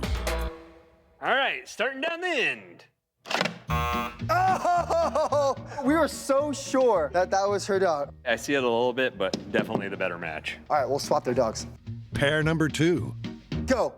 Oh, that's not good. Oh, boy. That's none from 2. How about these guys? All right, moving on to real life teddy bear. Oh! Another miss. Next. Go. Oh, yeah! I'll take it. Clearly the correct dog for her. Okay, wait. This one's extra special to me because I was like almost 100% sure that this dog was his. Are you ready? You go for it. Oh! We picked the biggest dog, but it wasn't quite right. You ready for it? Do it! Oh. Okay. That might be on us. Oh! Shoot! I did not see that one. If this isn't his dog. Oh, snap! The last one. Here we go. Oh, real life teddy bear. I feel good that Brian and I matched dog facial characteristics to people facial characteristics. The only problem is those people didn't actually own those dogs. Well, 1 out of 10, man. 10% is not a great score. So far, it's not looking so good. What if you just put it on? Yep, it's not a good start for the myth of the doggy doppelganger. But the guys aren't done yet. Next up, they're bringing a little forensic science to the proceedings. To see if the specific facial features of a dog match that of their owner, we've brought in an expert in the study of facial features, a police sketch artist. Cue police drama music. Melissa is an experienced forensic artist. So today we'll be describing dogs and turning it into a sketch of a person. Got it. Yeah. But today's challenge will be a little unusual. John and I are going to be describing dogs in non-species specific terms. Long hair, dark piercing eyes, you get the idea. I don't know if this is helpful or not. I'm gonna start off by saying that she's absolutely beautiful. As we do, we're gonna have a forensic sketch artist drawing a human based on those descriptions. Perfectly shaped ears. So you're saying they're proportionate? Yes. Okay. Go ahead and tell me about her eyes. She actually has heterochromia, so one eye is like a brown and one eye is a light blue. Okay. Once we're done, the other host is gonna take that sketch and compare it to 10 pictures and see if they can figure out the owner. Melissa can't see the pups. This is a beefy individual. The only thing she has to go on are John and Brian's descriptions. Tell me about the mouth. Just draw a big old goofy happy smile. What kind of demeanor? Oh, a nervous excitement, I would say. Trying to turn a description of a dog into a description someone can use to draw a person. What is the shape of her face? Narrow and triangular is extremely difficult. Is it important if the person has a tennis ball in their mouth? This test should isolate a specific aspect of the myth. Do dogs and their owners share actual facial characteristics? It's sort of a wide, big, fluffy, like handlebar thing going on. If you take it literally and turn a dog into a human, the results may be slightly surreal. That is exactly what that dog would look like as a person. But are there any recognizable cross-species similarities? John and I have completed our forensic sketches of the dogs turned into people. Now we're gonna take them one at a time, compare them to a lineup of 10 people, and see if we can figure out which one is the dog's owner. That's what that dog looked like. Did you find its precious ring? Oh, wow. So, slightly broad nose, oval face. I've based this sketch completely off of the features of that pup. Here we go. Boom! Okay, I can work with this. You ready? Yep. The owner's photo is placed among 9 others of the same gender at a similar age. Okay, I mean, like the first thing I'm noticing is I'm trying to match the facial hair. And John and Brian simply have to match the forensic sketch to the owner. No, no, no. I hate to say this, I feel like I'm looking for Schmeagol. If the myth is real, then they should see recognizable features in the sketch in the relevant owner. Look at this hair. Look at this hair. Look at the eyes. Her, and her. No, no. I think I'm down to just those bottom 2. All right, are you drum roll me in? I think that this person, that guy. It's clearly her. That's twinsies. I think that this dog turned portrait belongs to... This woman over here. All right. I want to go with this guy. Are you ready to see who's behind that door? Yeah, don't make me wait. Drum roll. Yes, please. All right, reveal the dog and owner in 3, 2, 1. Coming up, back at the small-scale bank, Stacks on stacks. will the appropriately sized bank bills And 3, survive? 2, 1. The Mythbusters and heists It hasn't set off the alarm yet. go together like crime and punishment.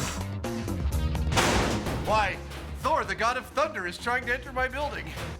Continuing that rich legacy, 1.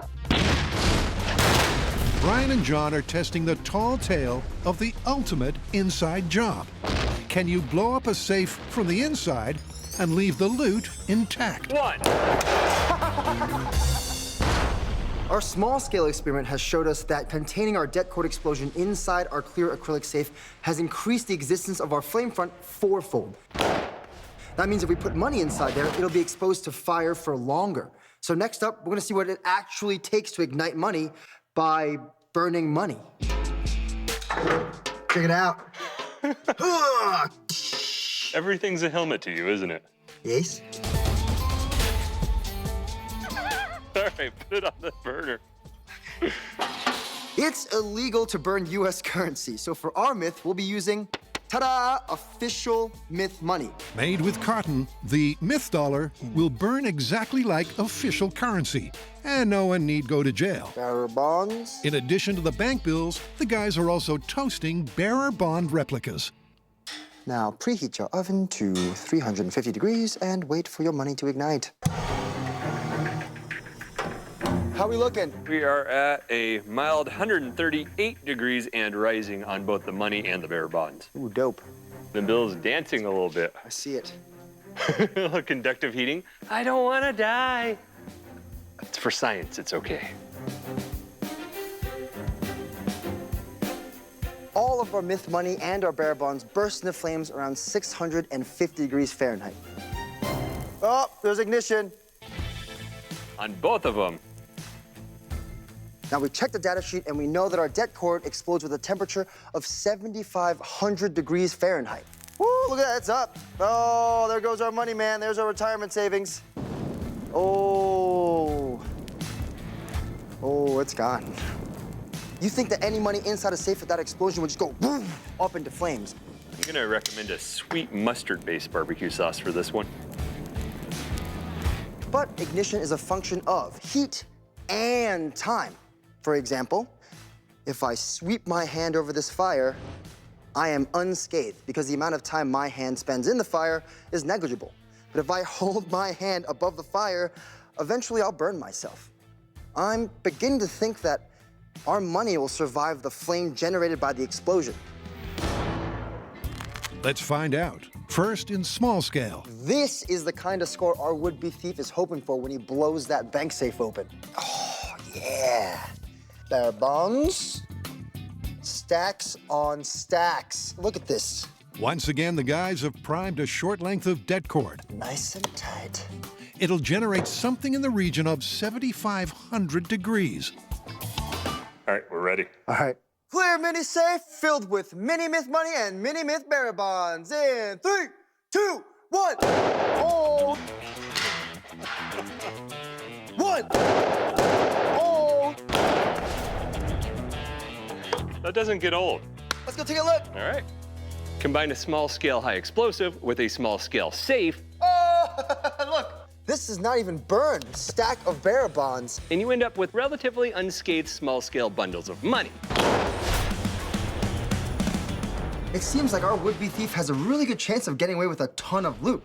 Because after the safe explodes, all the walls come off perfectly as the money tosses in perfect bundles, spinning around like a ballerina on stage, slowly through the air. Then we watch the bearer bonds go and almost landing back in a perfect pile on our little explosive platform. All the bills and all the bearer bonds were perfectly intact. That's kind of crazy. We've seen what we can see from small scale, and it's looking pretty good for this myth. Those paper goods are making it out of that safe relatively unscathed. But when we go to full scale, that larger safe's gonna require more energy to blow apart. It remains to be seen if that paperwork's gonna get out in the same condition. It'll be interesting to see if those small scale principles apply to our big scale safe, because if they do, that robber's gonna be making out with a lot of loot. Let me recap what happens in this myth. Our would-be thief deposits a briefcase with a bomb in it in his local small-time bank. Now the teller puts this into their safe overnight so that the thief can, boom, blow the safe from the inside out at the dead of night. But if he's gonna do that, he's gonna need some kind of remote system to activate the bomb. And to do that, he's gonna use an alarm clock.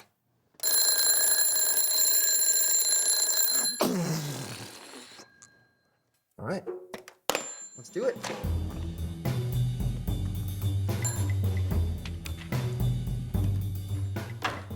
Now, we're not gonna show you all the ins and outs of building a bomb timer for obvious reasons, because when we say don't try this at home, this is one of those where we're not gonna even let you know how to try this at home. You shouldn't scare people making bomb timers, man. That's a horrible idea. What's wrong with you? Good luck. I'm gonna get out of here. Pop quiz, hotshot.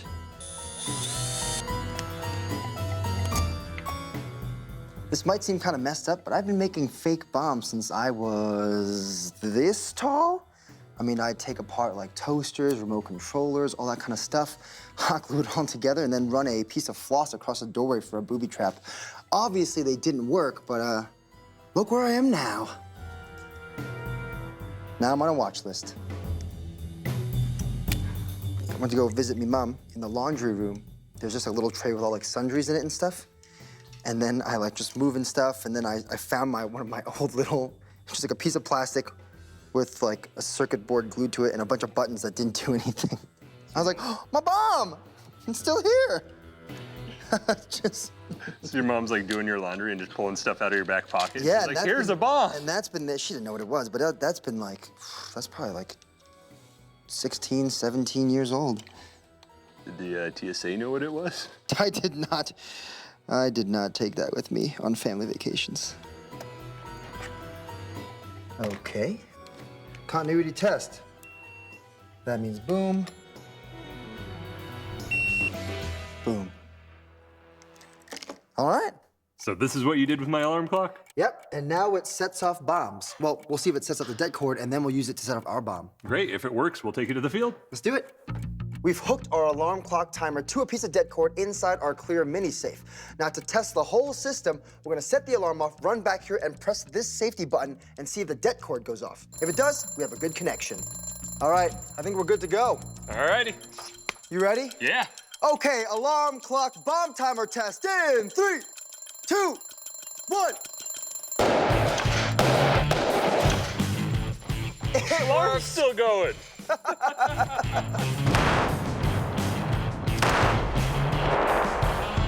Let's bring that one to the field. Let's do it.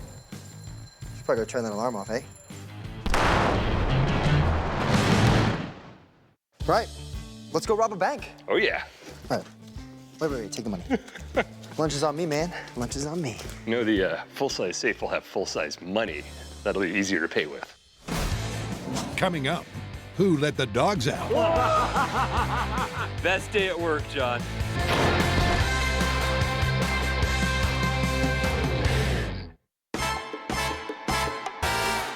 Do dogs look like their owners? John and Brian have had a forensic artist draw 5 dogs as humans. Beef had like, almost like clouds on like a sunny day. They're like white, but there's a little blue in it. And from a lineup, pick the human they most resemble. Her. So it's time to find out how many they got right.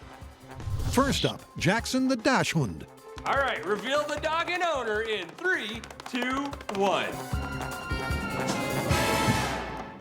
Hey! Oh! You did it!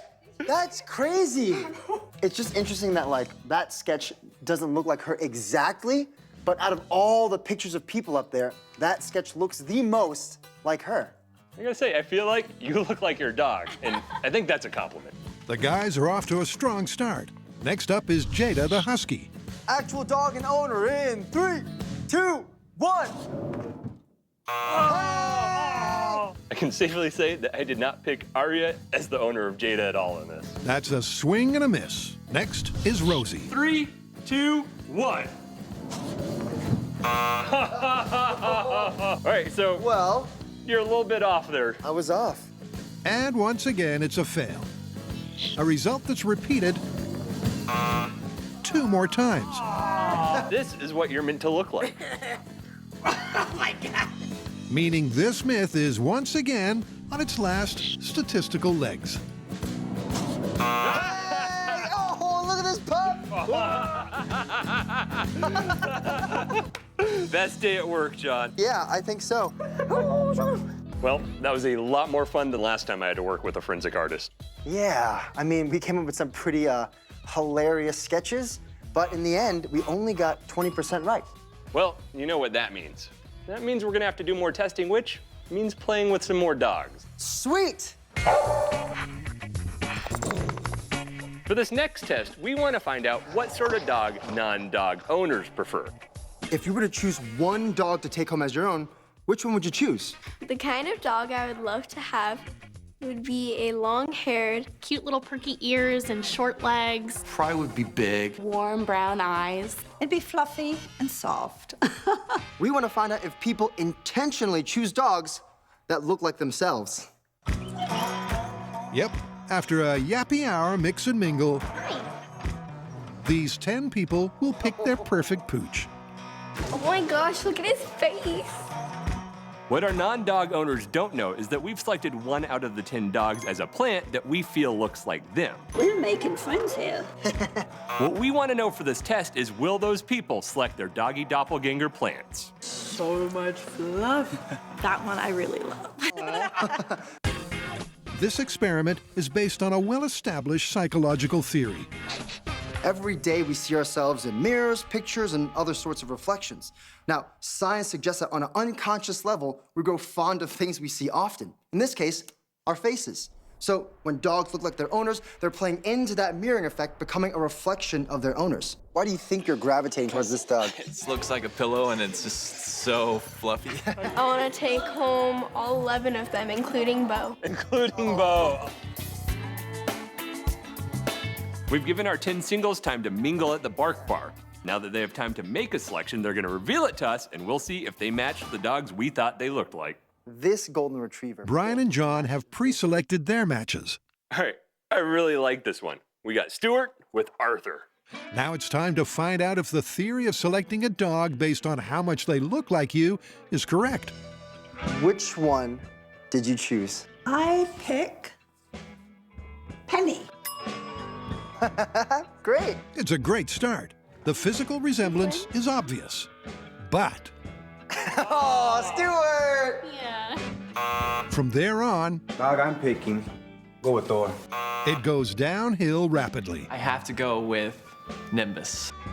If I had to pick one, it would definitely be Pee-wee. I think I'm gonna go with. Oh, McLaughlin. Oh, there you go. Nimbus! Oh. Picked Rex. Oh! It's a clear result. And not just in the final round. All 3 tests returned only a single correct pup and person pairing. And the numbers don't lie.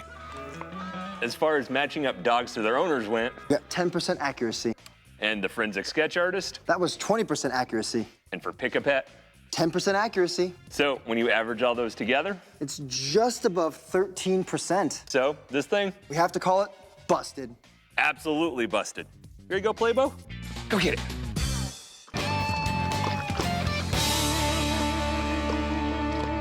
Coming up, Let the heist begin.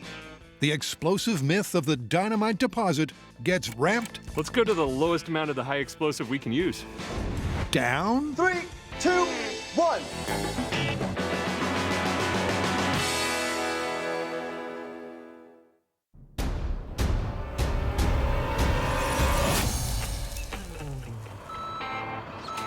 So, where are we at on this myth? Well, we did prove that you can blow up in a safe from the inside, we just used a little bit too much explosive.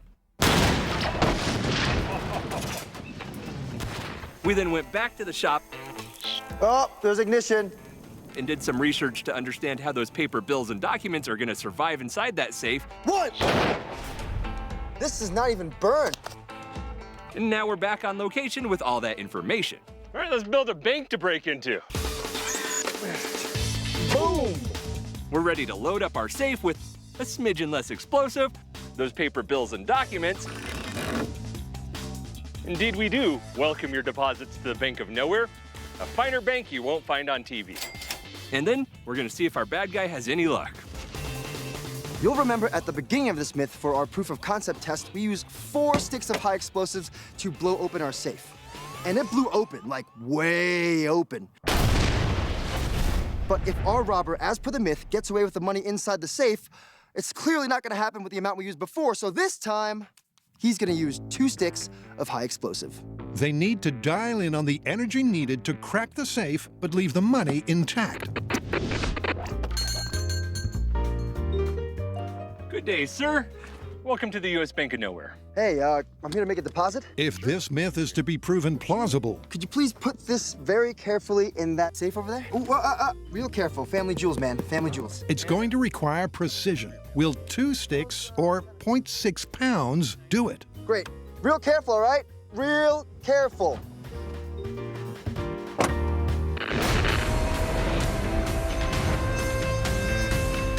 The scene is set. Set. Okay, I'll count you in. The bearer bonds and cash are in the safe. Full scale, high explosive, in safe, full of money. In 3, But are they safe? 2, 1. Oh, well, shoot.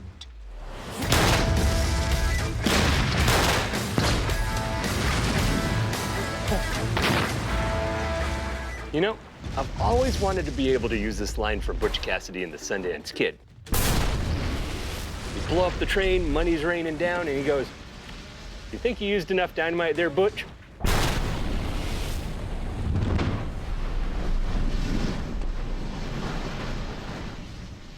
I don't see the bank anymore.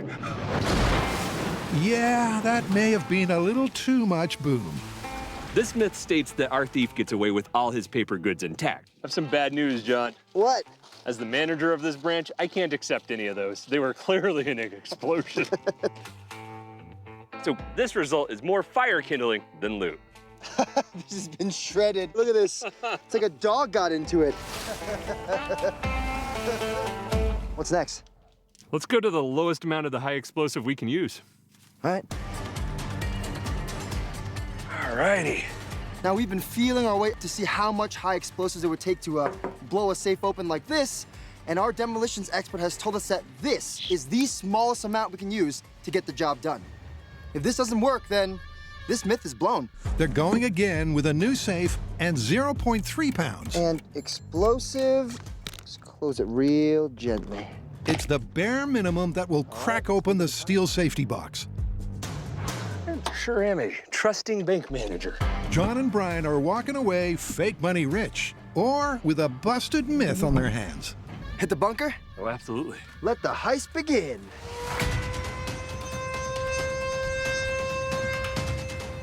Who would have thought on MythBusters we'd ramp an explosion down? I guess it was the first time for everything. Okay, our best case scenario in 3, 2, 1. Oh, that's beautiful. Look at that. The safe is just blowing maybe like 30 feet back instead of being totally destroyed. Yeah, it opened up like this instead of having each individual piece fly out. Oh, I gotta get out there and look. Yeah, our money's blowing away. Ah! The real-time evidence shows substantially less destruction. And although the cameras took a beating, they did survive. Ooh. Oh, that doesn't look good. You're still rolling. Did you take that door to the face? Good on you. But could fragile bank bills really survive a blast like this? Ooh, look at this. Incredibly, yes. Besides like the 3 or so there that are burnt, the rest of this money's fine. How about that? You put the right amount of high explosives inside a safe and boom! Cash money. Look at this, John. That is a fat stack. I mean, this stuff is completely intact. They're like pristine. I think our bank robber has got an early retirement coming.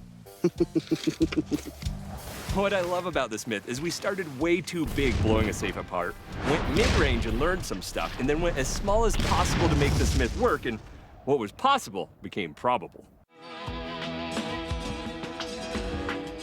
Oh, nice. Oh, wow, it's intact. It just blew the plate off. I can tell you the combination. I think it was 19, 20, I'm making it up, dude. It's all there, though. Ding, ding. I got something to return to you, buddy. We held it overnight for you. Oh, thank you. Wow, I'm gonna retire early, so you can hold on to this. You're a gold digger.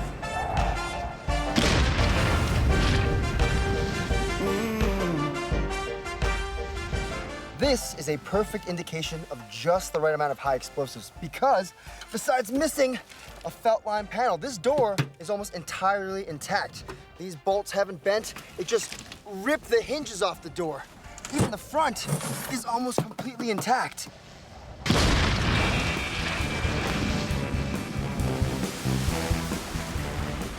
Deposit a small amount of high explosives into a bank safe overnight, boom, walk away with an armful of undamaged cash.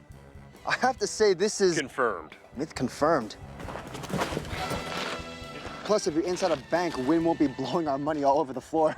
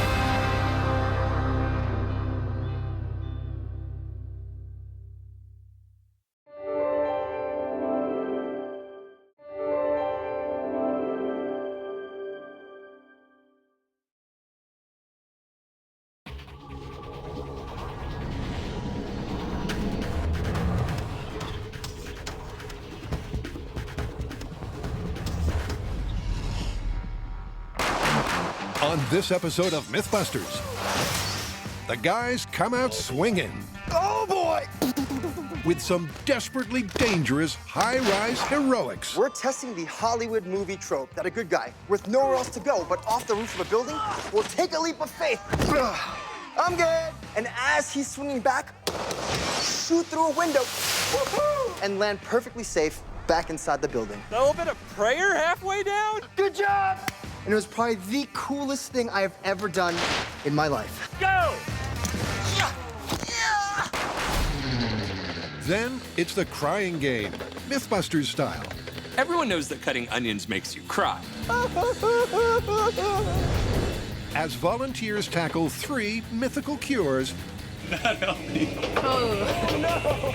to see if it's possible to chop up. Oh, she's already down to one eye. That is a lot of blinking. Without tearing up. It's okay, don't be sad. Science is fun. You guys are evil.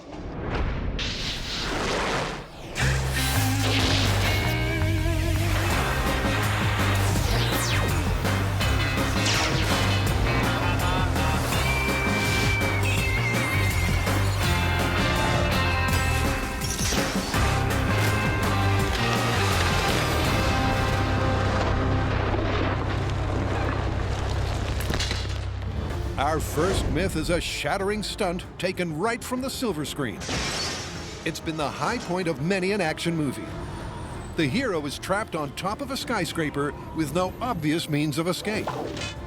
Attaching a rope, he leaps, spins, and shoots out a tempered glass window several floors below, before swinging safely inside. It's a great set-piece stunt, but would it be feasible and survivable in real life?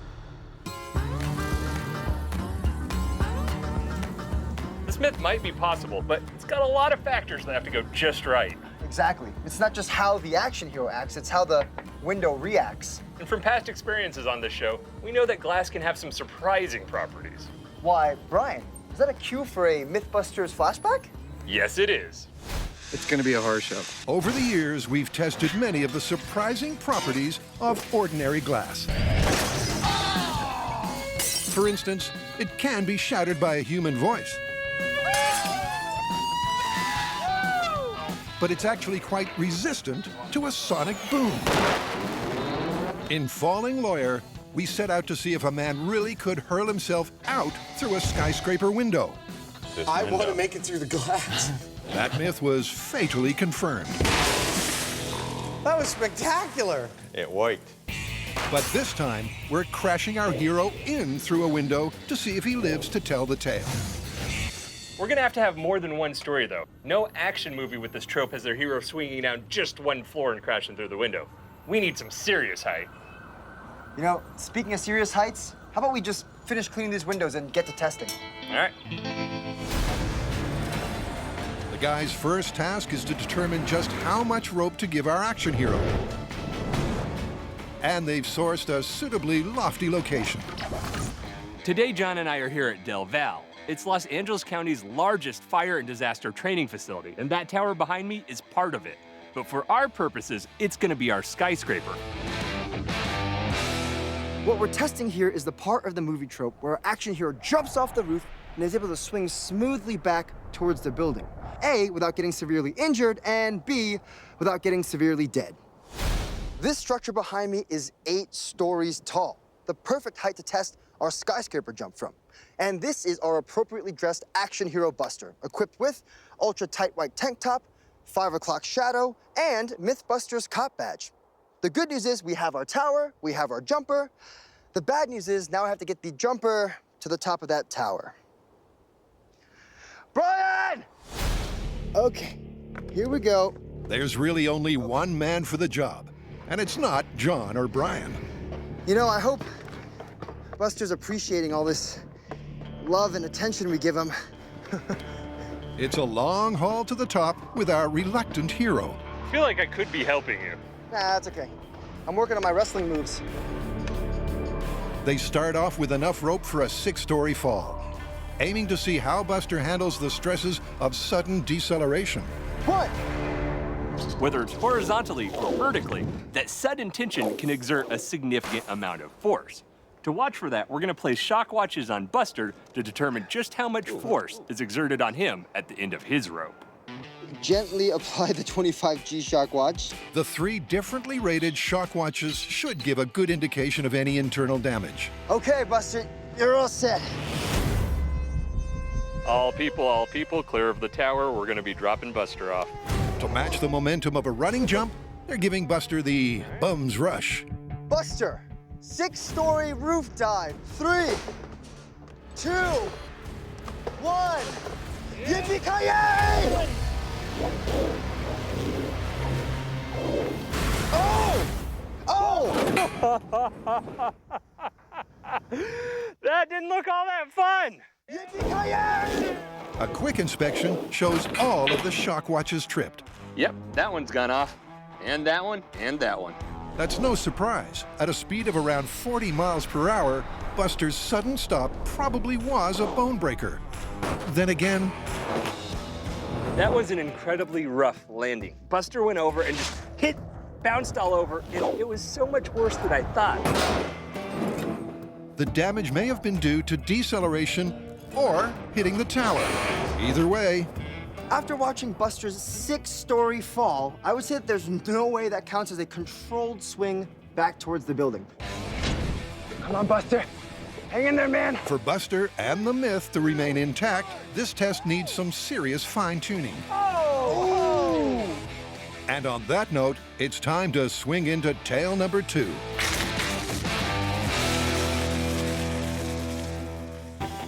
It's a kitchen sink sob story in dire need of a happy ending.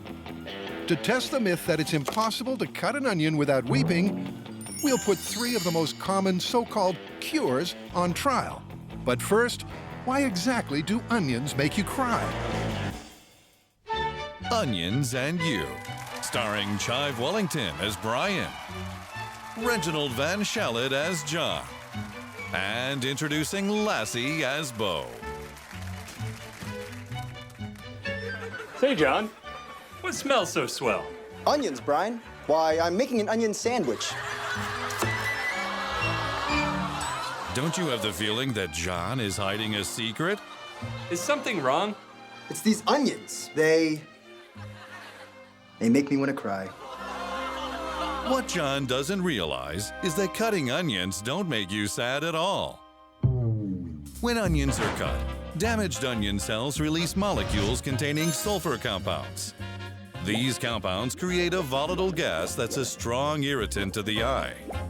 Tears are then produced to attempt to dilute the irritant. No sad tears here, only protective tears. So turn that frown upside down, onion choppers, and have yourself a dandy meal. Hey, John, can you make me an onion sandwich too? Now that's something that makes me happy. Onions.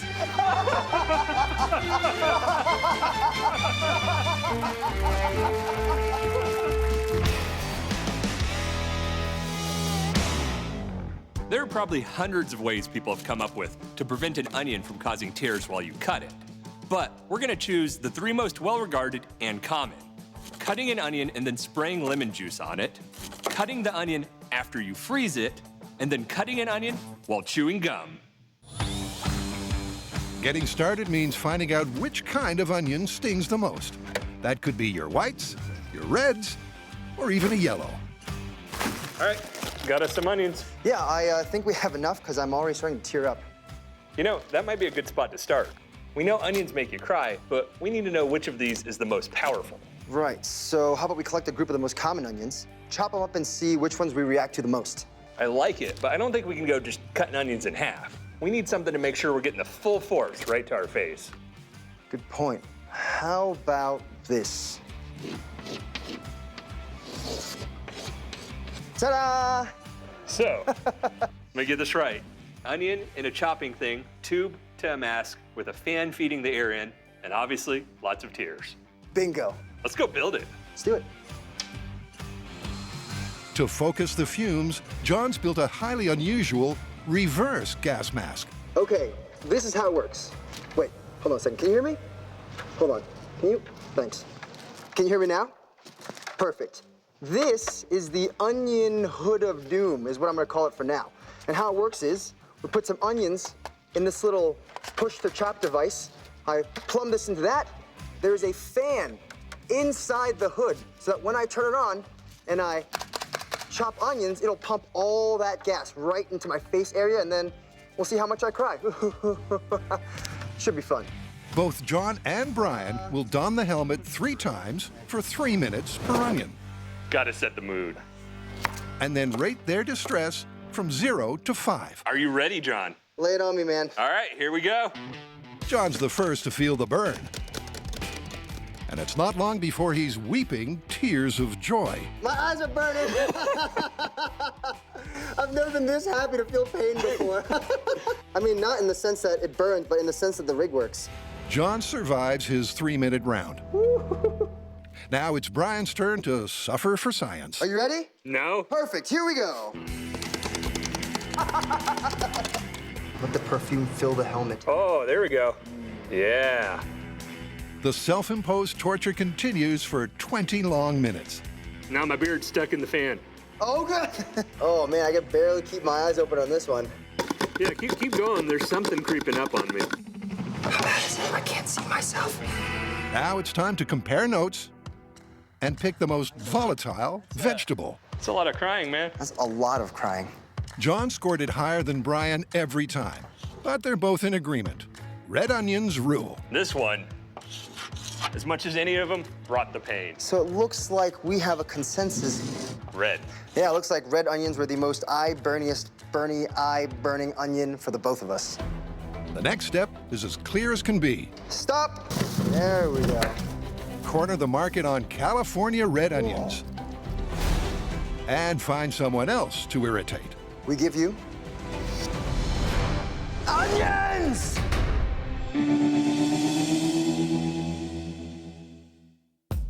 So far in the swing through the window myth, Yippee-ki-yay! the guys have found that a 6-story leap is more than even an action man can handle. That didn't look all that fun. So let's switch 6 stories to 4 stories and give him another go. With a 33% shorter rope, Bungee Buster is all set for a second plunge. Buster jumping off a building, 4-story rope in 3, 2, 1. Woo! Ooh! His foot got caught in that line when he was out there. Let's go check the shock watches. It wasn't the smoothest of arcs. Oh! And again, the data confirms their misgivings. Post-match analysis, his 25 one definitely went off, but the 37 and the 50 did not. 25 Gs is a significant amount of whiplash and probably some brain damage. I don't know what the exact opposite is of a graceful Hollywood swan dive off a roof followed by a swing back towards the building looks like, but that may have been it. Look at this, John. That rope took so much tension, it's actually changed structure. Before, after. Wow, it is hard. Yeah, this is soft, still pliable. This is like, almost like it was singed by heat. Just that sudden impact. Whoa, it's totally crusty now. That's what happens when you make a human yo-yo. Ugh. Come on, Buster. Hang in there, man. So we're gonna shorten the length of that rope and give it another go. But not too short. To match the myth, the fall should be at least 2 stories. 3. If our hero takes another beating, 1. this myth is done and busted. Geronimo! That actually didn't look too bad. Geronimo! We threw him, and he swung towards the building. There's no like, it's getting better and better with that, balancing the out distance and the down distance. Shock watches on the head are fine. Yeah, and the chest ones are good too. No injury there. I'd say he'd have a great chance of swinging in, still shooting. It's a rough ride, but definitely doable. Geronimo! And with Buster still thankfully in one piece, it's back to the workshop.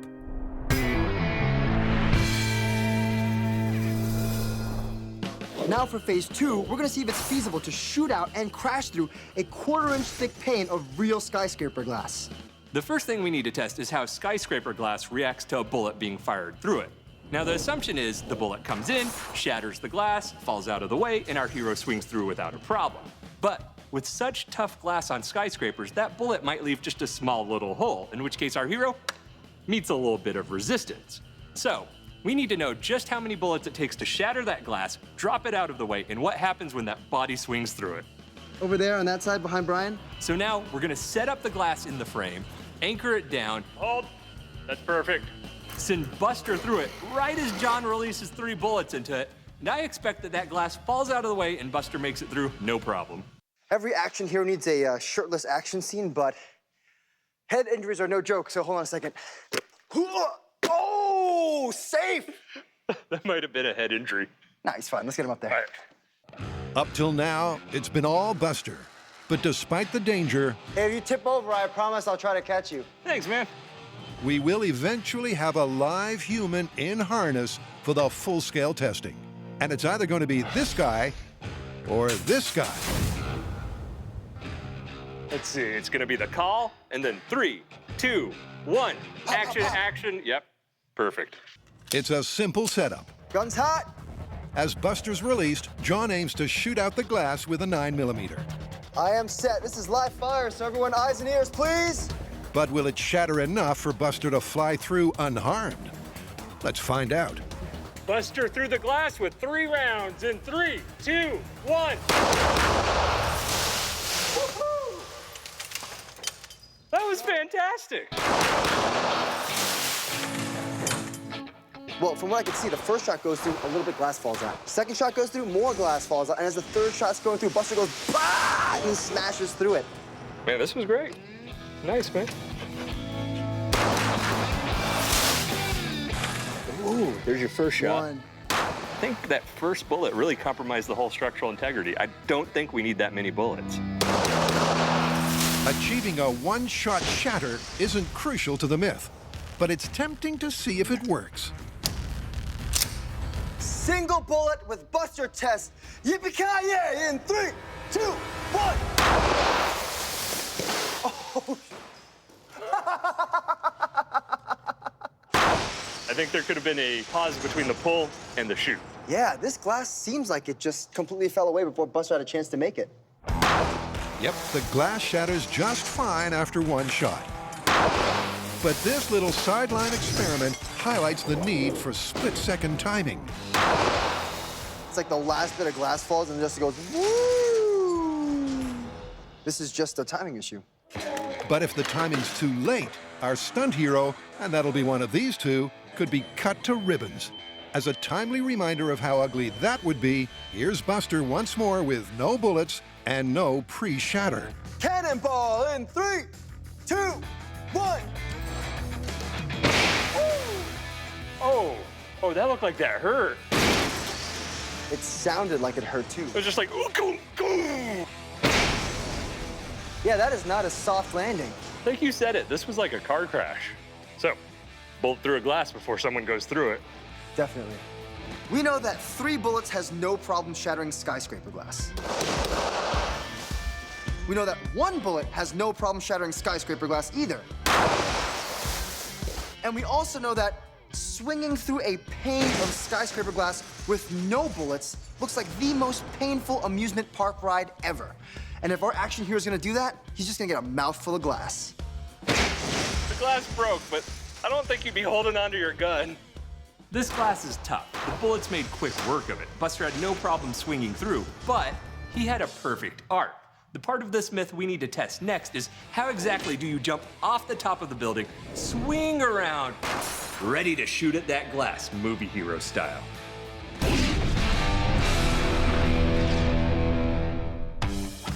John and Brian are testing 3 popular cures for onion tears. That one's pretty potent. Your eyes are a little red and they're glistening like a princess. I always wanted to be a pretty princess. You know, in order to test this myth, we're gonna need a lot of these onions. And that means a lot of eyeballs. Yeah, I like where you're going with this. I think if we bring in volunteers, we'll have a much larger sample size, and if we don't have to do it, I think my eyeballs thank you. You're welcome. We need to keep the amount of onion and the amount of onion tear cure, though, consistent. So it sounds like we need isolated chambers for each part, some kind of onion chopping chamber. That sounds like a rig. I think that's gonna be the easy part, though. Good luck finding volunteers. To maintain consistency through the upcoming trial by onion, So, how's that? Oh, yeah. The boys are constructing a one-off contraption to funnel the fumes. Essentially, what we're building is a couple boxes linked together with a piece of ducting and an extractor fan. Stay. Now, while Brian builds the box which you stick your head into, I'll be putting the finishing touches on the onion chopping box, which, for the most part, is airtight. So why do we need an onion mulching machine to do this test? Well, we need to control a couple variables. We need to make sure that our volunteers are given the same amount of onion and the same amount of cure each time. Onion! It'll hold up, I think. I like it, man. The apparatus is duly christened. All right. And then given a test run. There's a little tear. Oh, there's another one coming. This guy's got one. I've never seen him tear before. Oh, man. Our rig is working perfectly. We got onions, we got fumes. The only thing missing now is the volunteers. Volunteers who have no idea what they signed up for.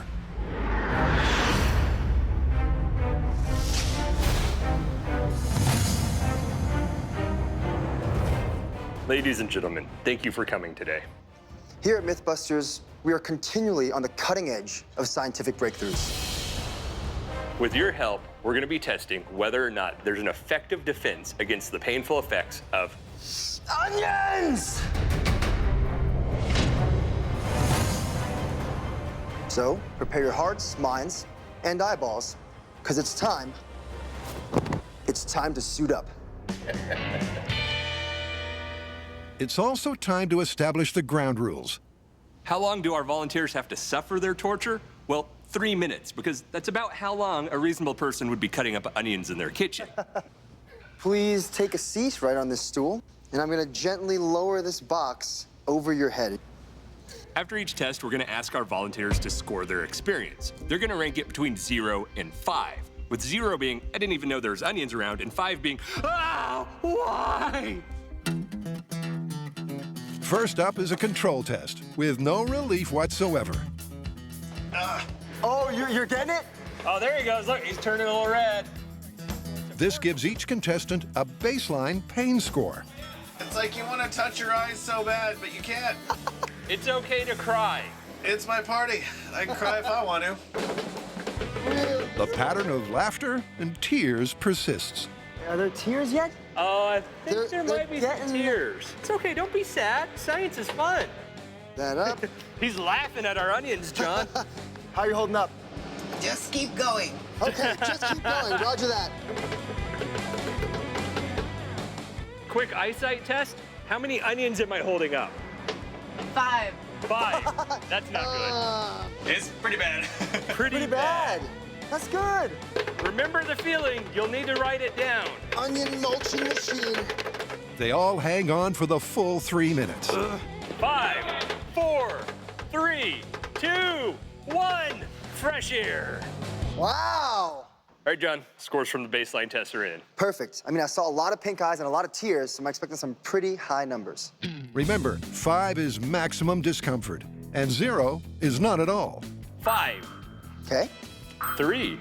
Surprising one. Tough cookie. 5. Right. 4. 5. 4. That's not bad. It's about what you expect. All right, let's see if the numbers get any lower on the remedy tests. Seems like a good time to reflect on the words of Will Rogers. An onion can make people cry. Oh, yeah. But there's never been a vegetable that could make you laugh. You guys are evil.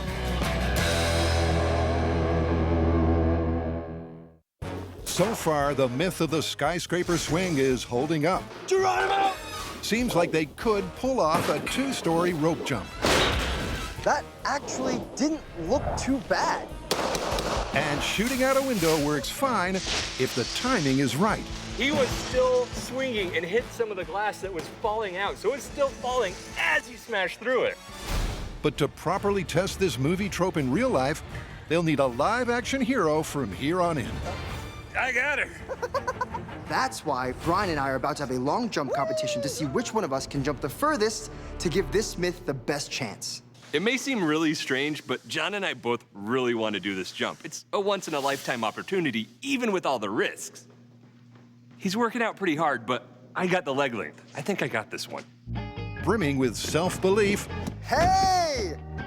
Brian sets an underwhelming benchmark. I'm gonna give you your further foot where the heel is. Here we go. I'm gonna run in 3, 2, 1. Oh, very nice. Oh man, I forgot to roll. Oh, hey! And the results of our long jump competition are Brian with 81 inches and John, that's me, with 133 inches. Now, the theory with the long jump is the further out horizontally I go, the smoother the swing of my arc will be and the slower my downward acceleration will be. So, less jarring. Well, that's what we're banking on anyway. So they've got their jumper. And up on the roof is a man who can give him the right kind of push. When we tell you that we're professionals and not to try this at home, the professionals are usually John and I. But in this case, we've brought in Hollywood stunt coordinator Kyle Weissart and all his equipment. The reason is John's life is at risk with this jump. So we have Kyle here to be our expert and make sure everything goes smooth. First up, Kyle's testing John's head for heights with a crash course in basic rappelling. Hold that line like you were. Right? And hang in your harness. I think I was afraid of everything when I was younger. Now you're a real man? No.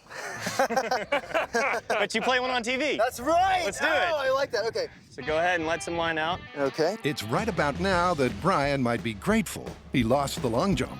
The main thing here is John's gonna get that experience he needs to run up and actually jump off the ledge of a building. That's kind of difficult. Give a nice big push out, try and get maybe like 10 feet down and give her a stop. Bye. Oh, I don't think that was 10 feet. That was like 5. Oh, lame. All right. Gonna have to do that again. Which apparently won't be a problem. John's getting the hang of this. Woo! Is that 10 feet? There you go. That's 10 feet. John's having the time of his life here. Don't blame him.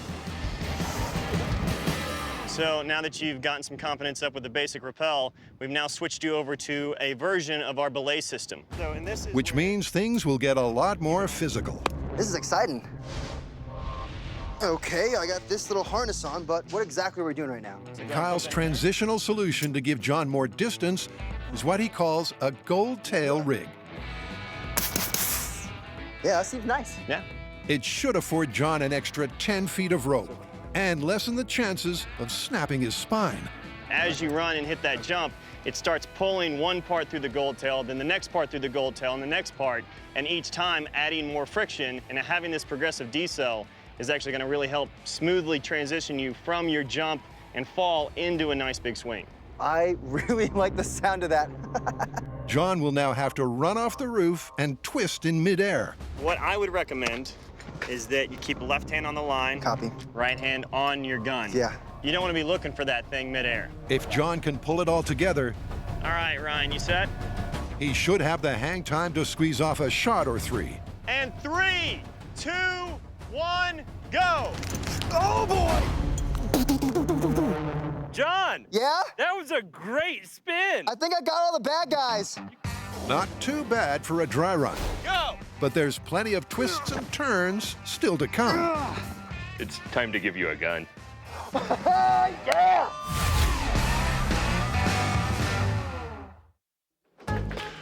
So far, 6 volunteers have each spent 3 miserable minutes in the Onion Chamber of Doom I can do this. to establish a baseline response. What we're looking for in our testing of this myth is no irritation of the eyes. That's no pain, swelling, tearing, no nothing. And the first old wives' tale they're testing? Chewing gum. The idea is that when you chew gum, it forces you to breathe through your mouth, which causes less irritation to the lacrimal glands, which are responsible for creating tears. Less irritation, less tears. Welcome back. Yeah, guys. Ready for another rodeo? Wait. I'm gonna offer you some gum, as much as you'd like. What are you trying to say? Let's do it. Fans on! Don't stop chewing. Josh rated his control test discomfort at the maximum number of 5. So he's hoping for some improvement. How you holding up? Doing good. You guys are evil. Like halfway between crying and laughing. It's called onion madness. All right, we're at the halfway point. How you doing? All right. You burning? Oh, yeah. Oh, yeah. Oh, you are? Oh, wow. Straight to twitchy eyes. Not helping. Was that not helping? Not helping. For Eric, at least, the gum was no miracle cure. You feel that. You feel it? My breath won't stink, but I definitely felt my eyes burning. And with that, it's time to check the scores. All right, we have a 3, a 4, a 5, a 2, a 3, and a 4. That's all over the board, but they're still high numbers. In fact, the chewing gum average score isn't a whole lot better than the control test. So they're ready for treatment number 2. These next onions, fresh out of the freezer. Now, how can freezing an onion prevent tears? Well, when you cut an onion, enzymes release propanethyl S oxide. If you don't release that gas because it's frozen and there's no enzyme activity, no tears. Well, that's the theory. There's plenty of people who swear this works wonders. You ready? Let's do it. The onion feels cold, but it's not cutting any differently. It's starting to hit me a little bit. I think last time around this point, you already had some tears going. It's a slow burn. It's a slow burn. Hey, John. Yeah? She looks like she's holding out a little better. They're watery, but no tears. Ultimate chopping championships. Are you ready? Smell it! Oh, no! Oh, she's already down to one eye. That is a lot of blinking. You guys are jerks. 5, 4, 3, 2, 1. Fresh air. How was that? That was actually a little better. It didn't get worse and worse as the time went by. The results? Well, they're slightly better than chewing gum. 3, 2.5, 3, 4, 3, and 2.5. Still, the frozen onion remedy falls a long way short of the total relief they're looking for. We got some interesting results for the onions out of the freezer. I think we actually noticed that there's a slower ramp up to their eyes burning, and when it did get up there, it just stayed kind of steady instead of getting worse and worse and worse. Onions fresh from the freezer? Well, based on what our volunteers showed us, I don't think that's the remedy.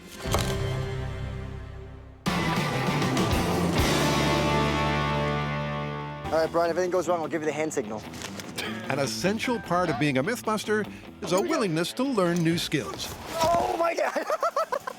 Today, it's rappelling, and John really has got the hang of it. It was dope. You know, I think I did a pretty good job, but apparently insurance doesn't want me swinging through the air while shooting a real gun. Are you surprised by that? I'm more disappointed, but I totally understand. But that's why we need a system completely remote that I can trigger while I'm swinging right to the glass so I don't smash my face into it. In fact, John's already hatched a plan. Something like this. Using a suction cup frame and a modified paintball gun that shoots marbles to smash the glass. The frame that holds the gun sticks right on the window, so the marble can be safely fired from point-blank range. That's pretty. Yeah. That holds well? Yeah, I didn't even put in the bottom suction cup, and it's got no problem pulling, right? Because the leverage is going this way. Excellent. But it's, look at that. It's pretty sturdy. And here's the really clever part. Brian's remotely rigged up a dummy gun to the marble gun, meaning John still gets to swing and shoot. So, that trigger is hooked to this servo, which is hooked to that trigger, which means that if you pull that right now, this'll fire. Like right now? Right now. Ooh! Keep pulling it. The proxy pistol concept works perfectly. Awesome. This is great. Now to see if their glass-smashing gizmo is all it's cracked up to be. All right. This is our remote-controlled glass-breaking rig. It's a marriage between my suction cup mount and Brian's glass ball shooting gun. And what it's mounted to is the exact same thickness of tempered glass we'll be using for the final test. We want to make sure that this glass ball actually shoots through this pane of glass so that when I come careening through it, I don't smash my face on it. Okay, glass breaker test with glass ball in 3, 2, 1. The marble shot through the glass, and then the rig fell off, but left the glass perfectly intact. Not a total success, since the glass didn't fall away. But Brian thinks going full scale with a much bigger pane will make all the difference. The bigger the pane, the weaker the glass, the heavier the person, the less the problem. This'll be great. Well, our glass breaking system works because all the glass is broken. But you may have noticed, even though we shattered the glass, it didn't collapse. And that's because it's in a smaller sheet versus those larger sheets where it's just so heavy, it'll collapse under its own weight. They've learned all they can from the small scale. I think he's worried. Now to see if that translates even remotely to a full-scale swing and shatter. Go!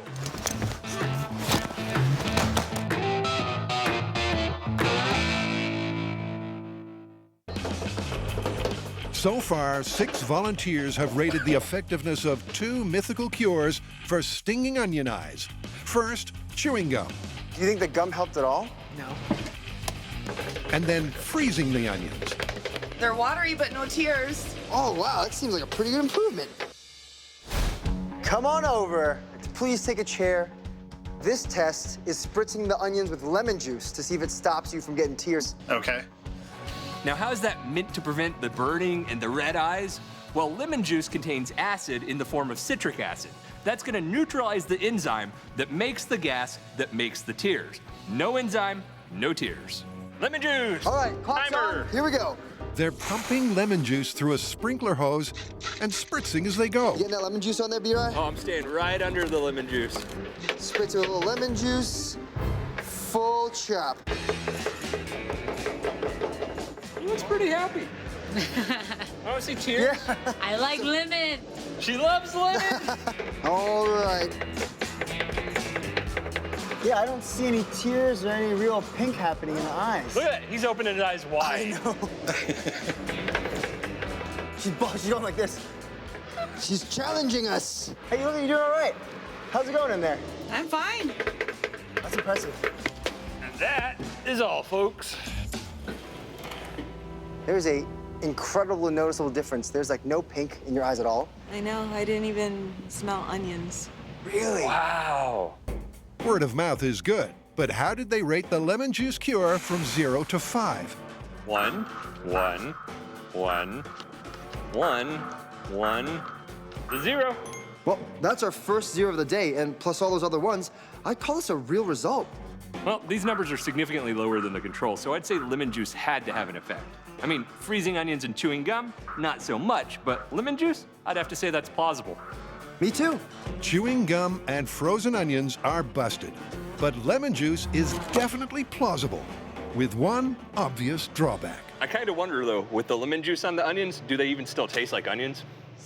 I guess there's only one way to find out. Oh! That's not good. Oh! It's like a crunchy lemon. Oh my gosh. Yep. It just tastes like lemons. On that slightly sour note, our volunteers are thanked. Your sacrifices have helped enhance mankind's culinary knowledge. And to help you remember the amazing time you had with us, we have a parting gift for each and every one of you. Your very own bag of onions. So, here you go. Oh, just pass these out. You know, John, we had a lot of fun testing this myth this week, and I learned one thing for sure. What? We're gonna smell like onions for 2 years. That's, yeah. The boys reveal a surefire cure they've so far kept under wraps. Ta-da! But it's strictly a last resort. Look! No tears! Yeah! I don't think normal people have one of these in their kitchen! What? What? What? We're testing the Hollywood movie trope that a good guy, with nowhere else to go but off the roof of a building, will take a leap of faith and grab onto some kind of rope or fire hose or something. And as he's swinging back, shoot through a window, come crashing through it, and land perfectly safe back inside the building. Geronimo! To get this far, they've determined an action hero could survive a 2-story jump and jolt. Here we go, get to the car. To the car, Buster. John's also practiced some mid-air sharpshooting. But for safety, they've built their own suction cup marble gun to break the glass. That's pretty solid. Now it's all up to John, and he's still on a steep learning curve. Oh my God. A little bit of prayer halfway down? No, it was me swearing.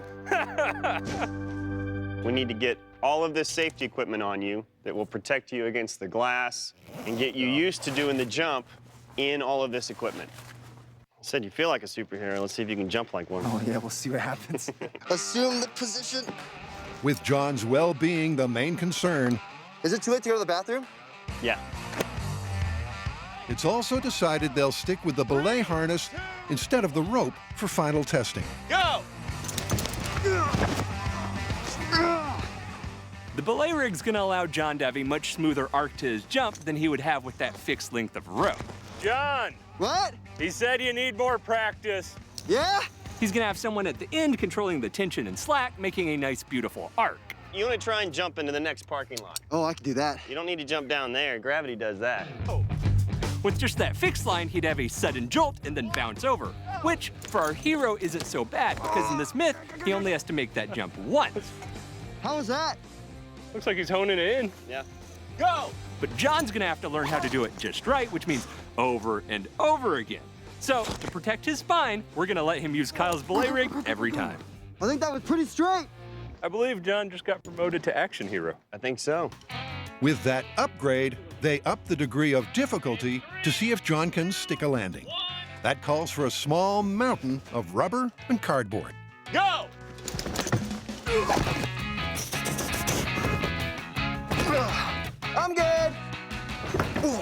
How'd that feel, man? That was awesome. I think I'm definitely shooting the window, landing flat across it, landing soft.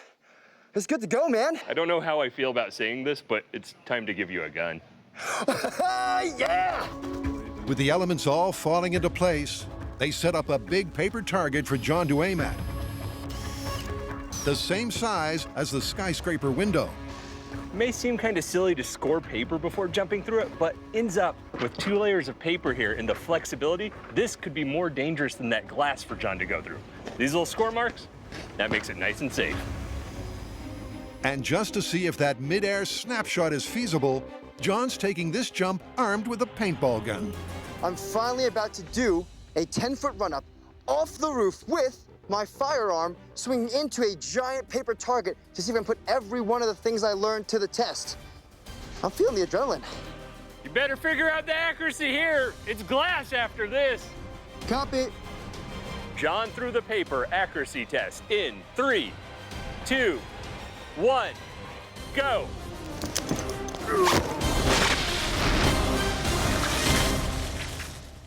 In their bid to try the skyscraper swing movie trope for real, Oh, that looked like that hurt.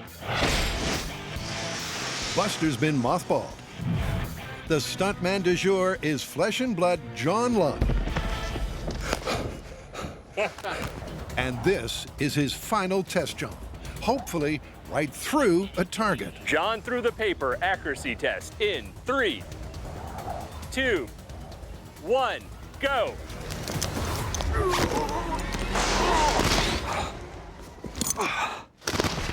Perfect. John not only smashed through the target, but got off a few rounds beforehand. Well, I didn't see any stray balls. Every single one pulls straight down a line, perfectly hit. Gun safe, I'm good. We were looking for accuracy with that live paintball gun, and his shot right down the line in the middle of the target. It's crunch time. While John sweats off the pounds, Looks toasty, buddy. Yeah. the window is carefully anchored into position. All that remains is to hook up the suction-attached marble shooter. But Kyle still sees a safety snag. We have John too far out. When he pulls that trigger and the timing's on him, we actually have a pretty good risk of some pieces of glass being too active and dropping as he's swinging through, creating kind of a situation where he might get injured. So I'm gonna have to pull the plug on that one and pull the glass myself. Kyle's timing will have to be spot on, so John doesn't crash through an unbroken window. There you go, we'll be able to. And here's how the new plan is going down. Behind me is a large pane of glass attached in a solid window frame, just like a skyscraper. At the top of it is a pair of vice grips attached to a rope coming down to Kyle. Kyle's gonna yank that rope, breaking the glass at the perfect time, so that John gets the perfect swing through the glass. Everyone's quiet and focused, and honestly, it has me pretty nervous for John right now, but I think he's in good hands. Let's do it. They've done all they can to ensure John's success and his safety. All of my training, the rigging, the setup, and everything the team has done so far has led to this one moment. It's fair to say that by now, John knows the ropes.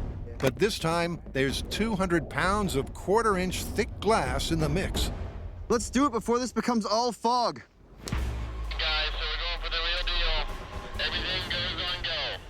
All right, John, you set up there? You feel confident? Yeah! John, through the glass, Hollywood style, in 3, 2, 1, go!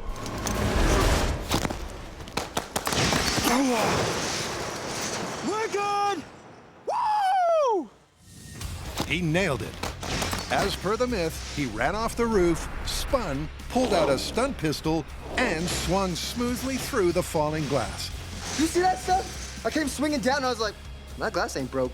And I was like, well, and it went boom, right as I was right up near it. It shattered, I went right through, and it was probably the coolest thing I have ever done in my life. The timing was incredible. Thank you guys so much. No problem. And obviously everyone else. But yeah, that was awesome. Holy moly.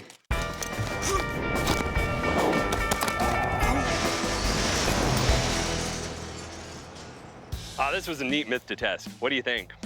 Well, let's break it down.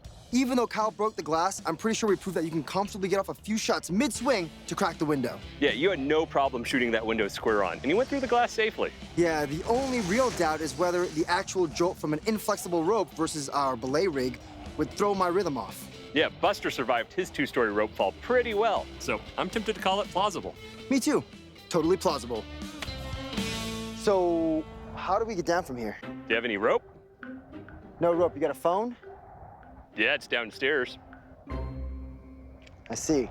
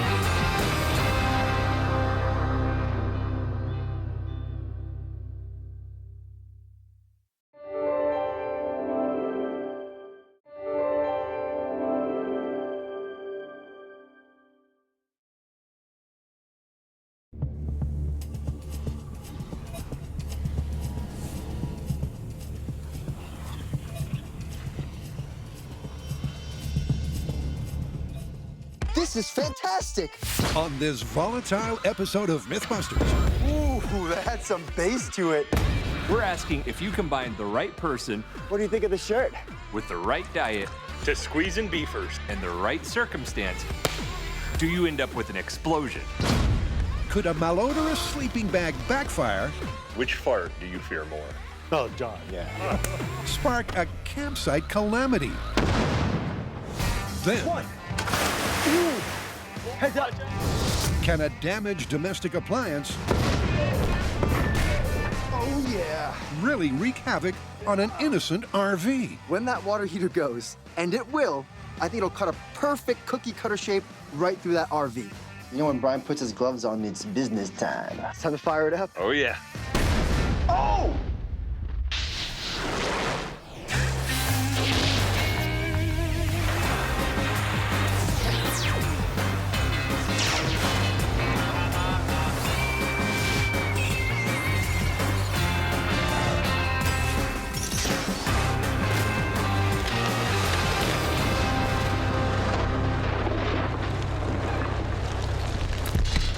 Our first fable unfolds in a mythical location that we like to call Twin Cheeks. Let's just get this out of the way and explain what a Dutch oven is for those of you who don't know. A Dutch oven is when you're lying in bed at the end of the day, nice and relaxed, next to your partner, and all of a sudden you're like, what is that? And they pull the bed sheets over your head, forcing you to wallow in their perfume. The story goes that after sharing a hearty campfire meal, a couple retire to their tent and a double sleeping bag. The man lets off a Dutch oven blowout just as she lights a cigarette. And a practical joke ends in camping catastrophe. It's the kind of bonding behavior you'd think would ruin the romance. But could it actually stoke the fire? The only way to really test this myth, we're gonna have to collect some farts and have them analyzed. You know, no one's gonna donate their farts to us, so we're gonna have to collect our own. No problem. Pull my finger. The guys know their bottom burps are flammable, but it's worth finding out if one or the other has more explosive potential. You've been thinking about this. I have. In fact, John's given this a lot of thought. You ever see those waders that they go, fly fishing with? Yeah. They're waterproof, right? So, To Brian's bemusement, John whips up a blueprint of his patented fly fishing flatulence pants. seal it up there so there's no weird air pockets or anything like that, and then Bob's your uncle. That is awfully impressive, John. I think I'm gonna take a different route than you, though. And that would be the direct route. Insert tube A into slot B, allowing access to bag C. That's enough said. Hope we got lube. Our next fable asks, can a quake and shake turn a water heater into a rocket? This is a myth of successive disasters. First, the tremor. A long-neglected water heater is badly shaken and goes horizontal. The already damaged heater starts building pressure, resulting in a catastrophic failure and a 700-pound torpedo. The steam-powered missile punctures the wall before blasting a hole through an RV outside. Unlikely occurrence or genuine cause for concern?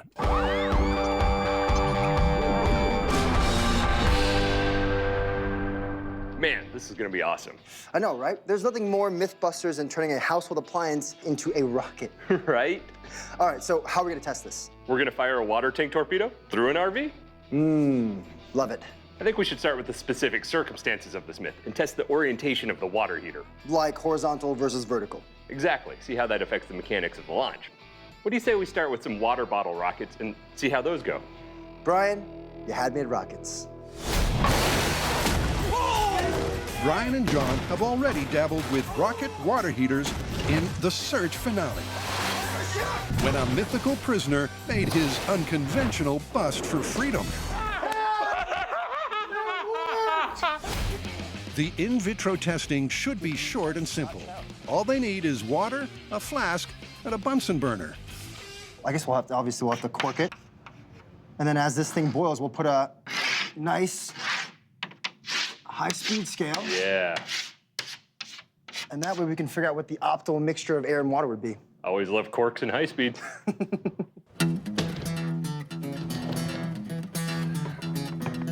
Because air is compressible and water isn't.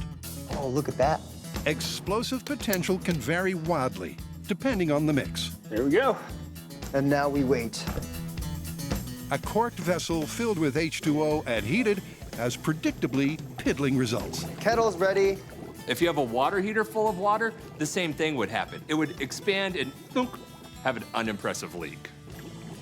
Clearly, 100% water is not going to send our water heater flying. So the next test we're going to do is mix the different ratios of water to air to find that perfect butter zone ratio to give us that pop we're looking for.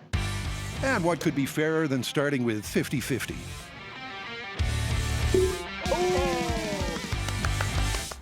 That's pretty good. Looked like maybe about 6 or 7 inches. Yeah, that's not bad. Yeah. 50% water gave us a pretty decent pop, but now it's time for 25% air and 75% water. Let's see how it goes.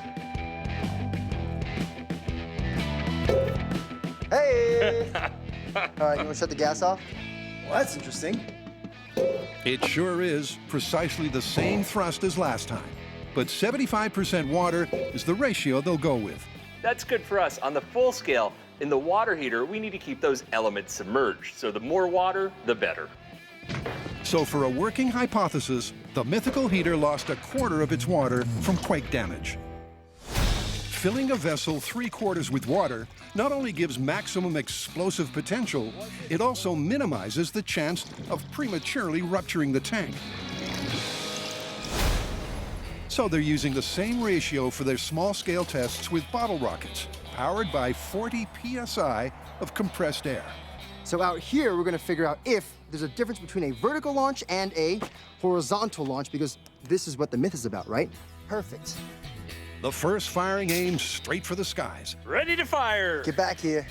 All right, water bottle rocket vertical test in 3, 2, 1. Ooh, heads up. Here we go. I always enjoy those. That was very nice. Okay, let's take a look at that high speed. Ooh, that's such a beautiful launch. It's about 39 feet per second. Hey, that's not bad. So what changes in a horizontal launch? For one thing, there's a major shift in the ballast. Come take a look at this. Right now, the air is sitting on top of the water this way. But before, when we launched vertically, it was sitting this way. So we want to see if the change in orientation affects how much pressure we get and also how fast it'll go. Charging it up. That's good. Horizontal bottle rocket test in 3, 2, 1. Oh. That was energetic. To see just how energetic, it's off to the high speed. So all the water is down. But look, as it begins to accelerate, the force of the acceleration drives all the water to the back. That's awesome. So it's kind of acting like a normal vertical launch after about 8 inches there. Okay, and it looks like it is 61 feet per second. That's faster than the vertical launch. I think that's real interesting for the myth. Without gravity holding it back, the rocket packs even more of a punch fired horizontally. We launched both our water heater bottles at 40 psi. Our vertical one went up at 39 feet per second. Our horizontal, 61 feet per second. That was unexpected. That looks really good for our water heater myth. And that's a green light to proceed to seriously mangling some household hardware. Yeah, I think it's actually time we fired some real water heaters. Oh, yeah. Over the years, igniting flammable gas has been a MythBusters hallmark. But this time around, it's more personal. Oh, got it. Can a Dutch oven be deadly?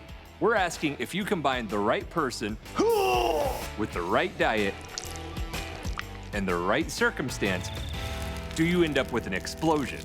That's the myth, and that's what we're gonna test. First up, they need to wrangle some rump rippers. John's building a fishing pants filter. Let's just say it's an intricate interplay of hoses, pipes, and holes. And voila, got a fresh bag of my backdoor breeze. Now I just gotta fill it with water. Hey, Brian. Yeah. I need your help. What can I do for you? I need you to fill this with water. Oh, gladly. Hoses outside. Go. And in the true spirit of exploiting useful things in ways never intended,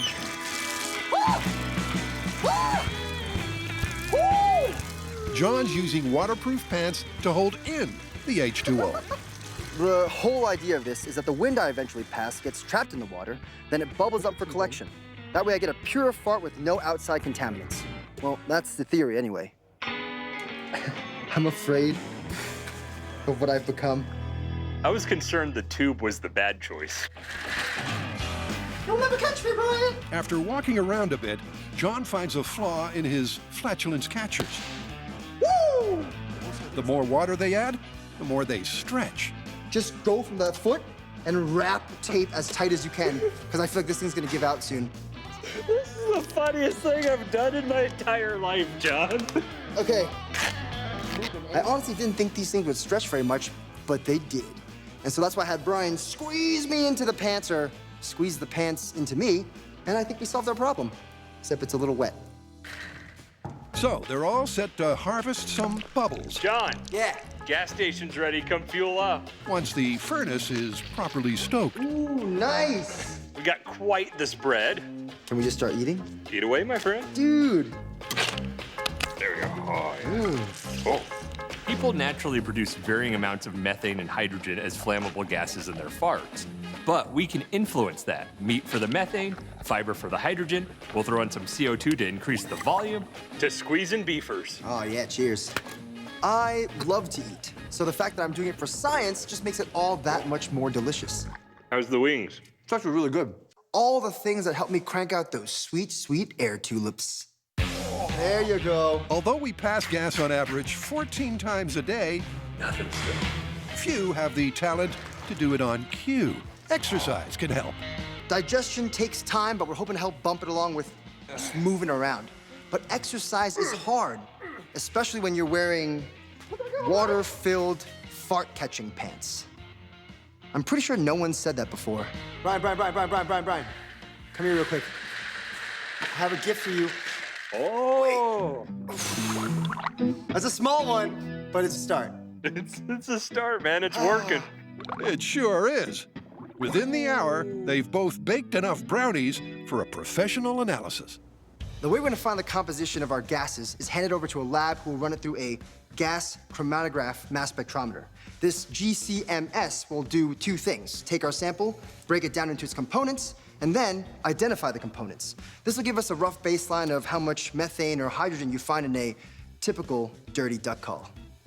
Gas collection's coming along nicely, but we need about 200 milliliters for the lab, and if we overdo it, might get a little bit toxic. Doesn't look like much, but that's a good volume of fart. Even though they just ate the same food, they're about to discover that one sample is fundamentally far more flammable. All right, we gotta get these off to the lab. Yeah, handle with care.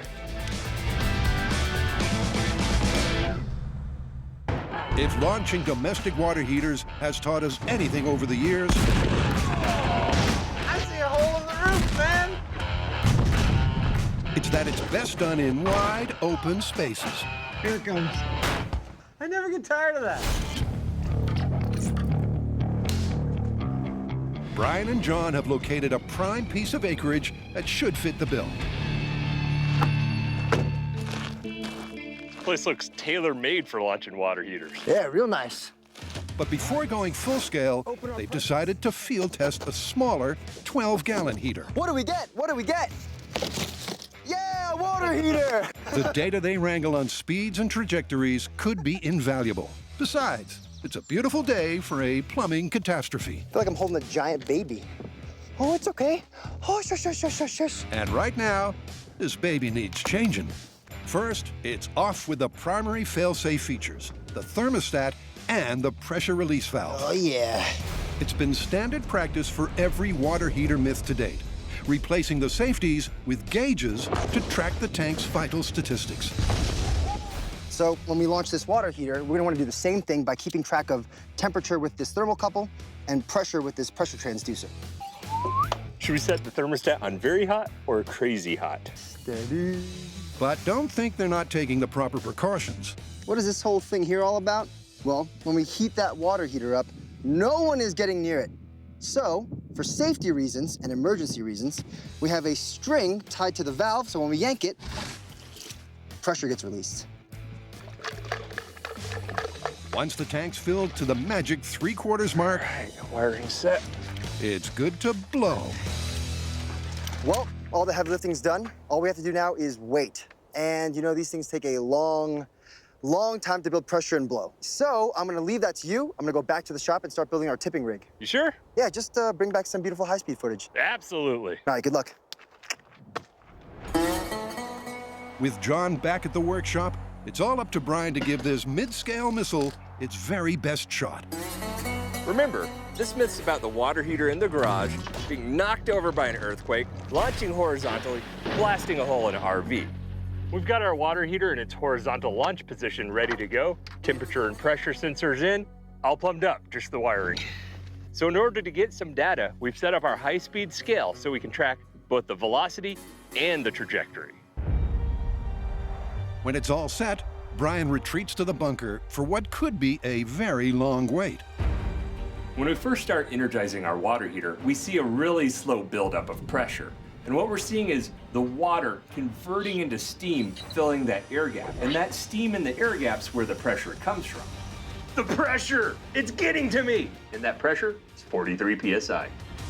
As the heating water expands, there's increasingly less space for the steam, and so the slow rise in pressure. Brian knows it's not likely to blow till the pressure hits at least 320 pounds per square inch. And that's still a ways off. I wonder if John's having as much fun building as I am out here. And then there'll be a thing here, and a rope will go whoop. Seems he is. Chalk that up to pre-build buzz. This myth requires that we tip a almost ready to explode water heater on its side. And as hilarious as it would be for me and Brian to run out there and tip it over by hand, for obvious safety reasons, we're not gonna do that. So instead, I'm gonna build a rig. Water heater teeter. All right, up top, Brian.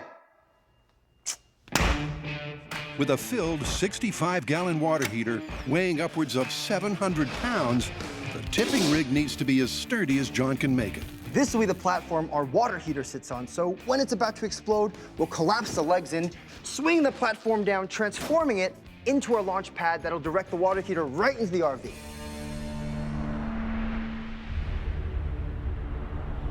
Back in the bunker, the pressure is building. Any moment now.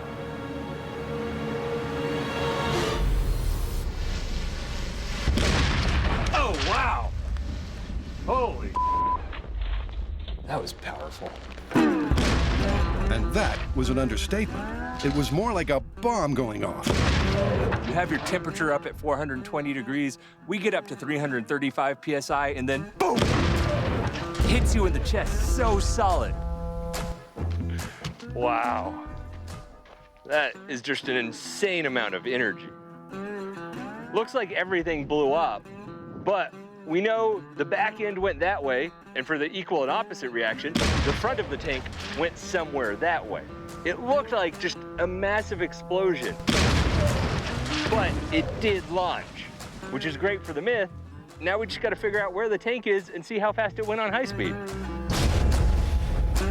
Any doubts that a horizontal water heater could go the distance have just been blown away. There it is. Hit at the bottom of that hill, slid along, cartwheeled up some, bounced off the top, through a whole bunch of trees, landing about 50 feet from the top of the hill right here. It's not every home appliance that can launch itself the length of 3 football fields and up a hill. That's incredible. Seems the myth is on track. And what a track.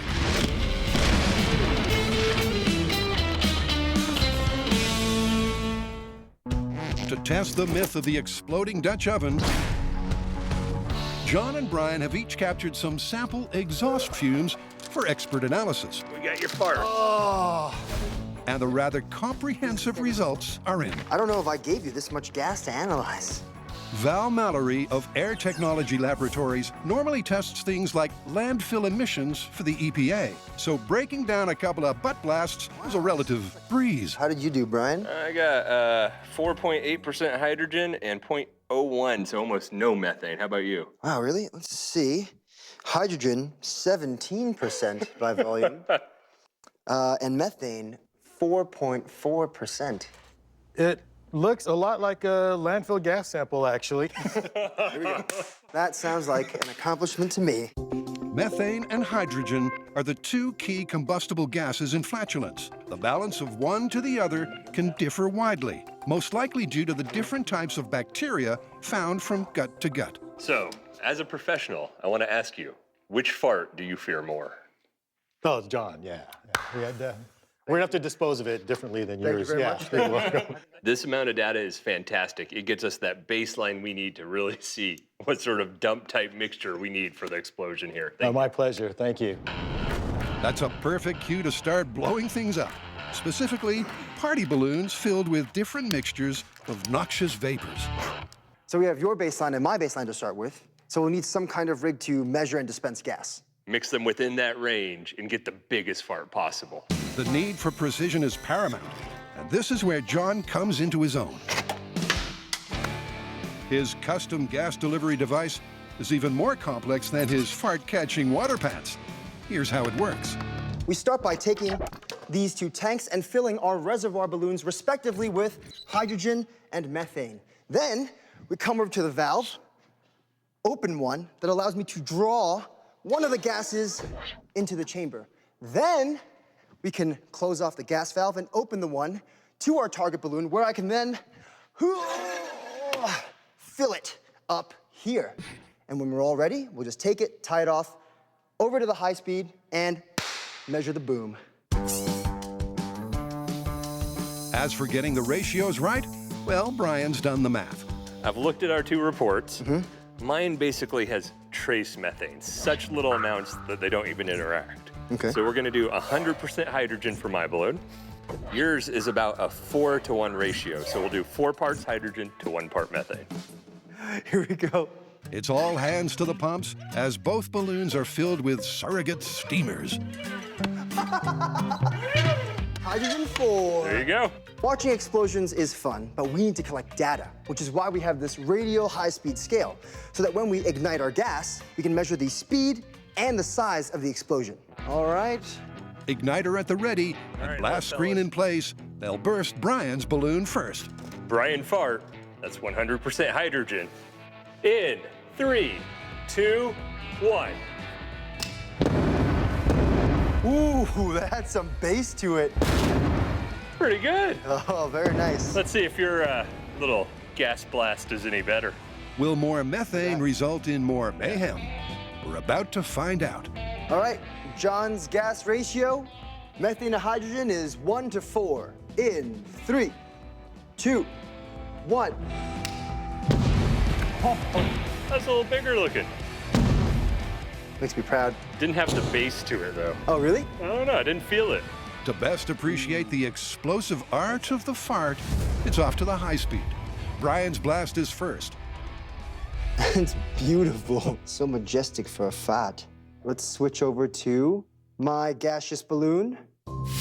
John's methane mix is just as majestic. That's pretty cool. That's beautiful. Which isn't helping them dial this one in. They look more or less the same. I think we're missing the oxygen that would be in the sleeping bag, the air. Adding oxygen to each of the samples makes sense, and it just might have a more pronounced effect on one than the other. So it's time to add fuel to this fire.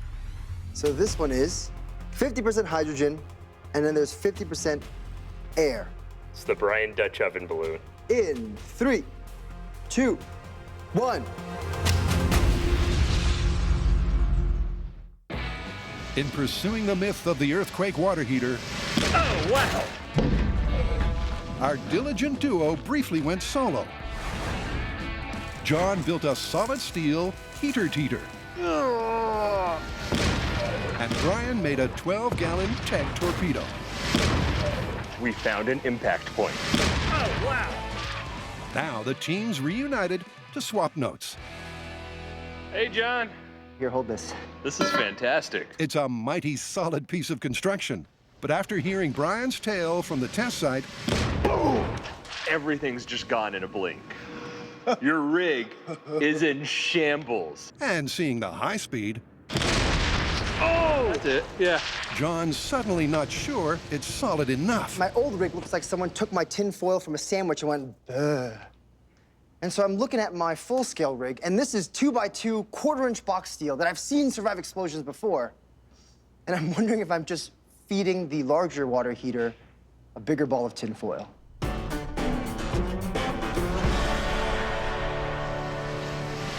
Given the explosion will generate almost 100,000 pounds of force, John has grounds for concern.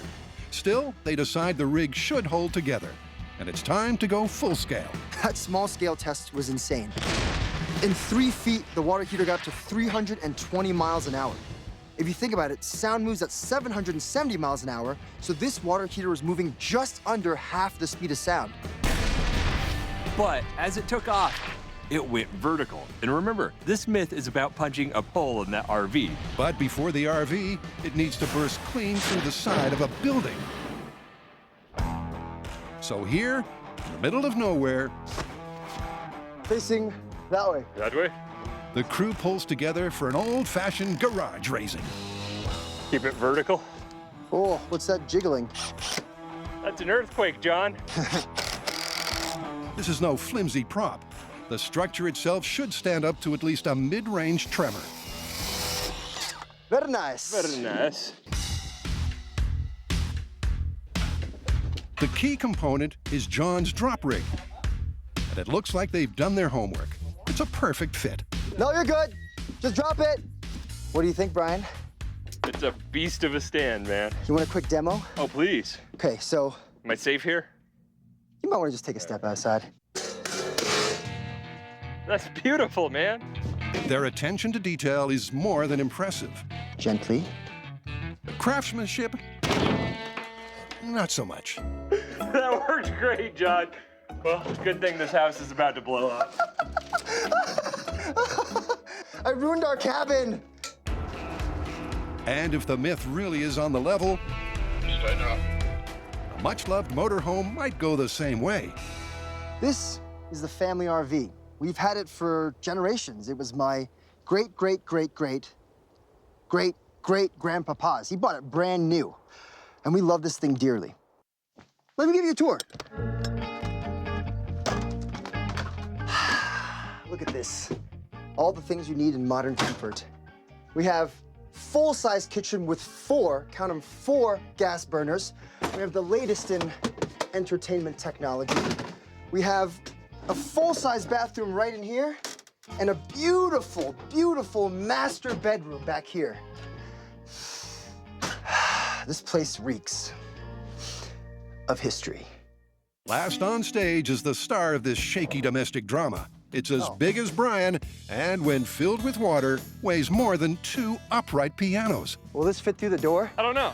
We might have to rotate slightly for me. Ooh, nice. There we go. Ooh, like a glove. We're in. Okay, let's tilt it up. Oh yeah, here we go.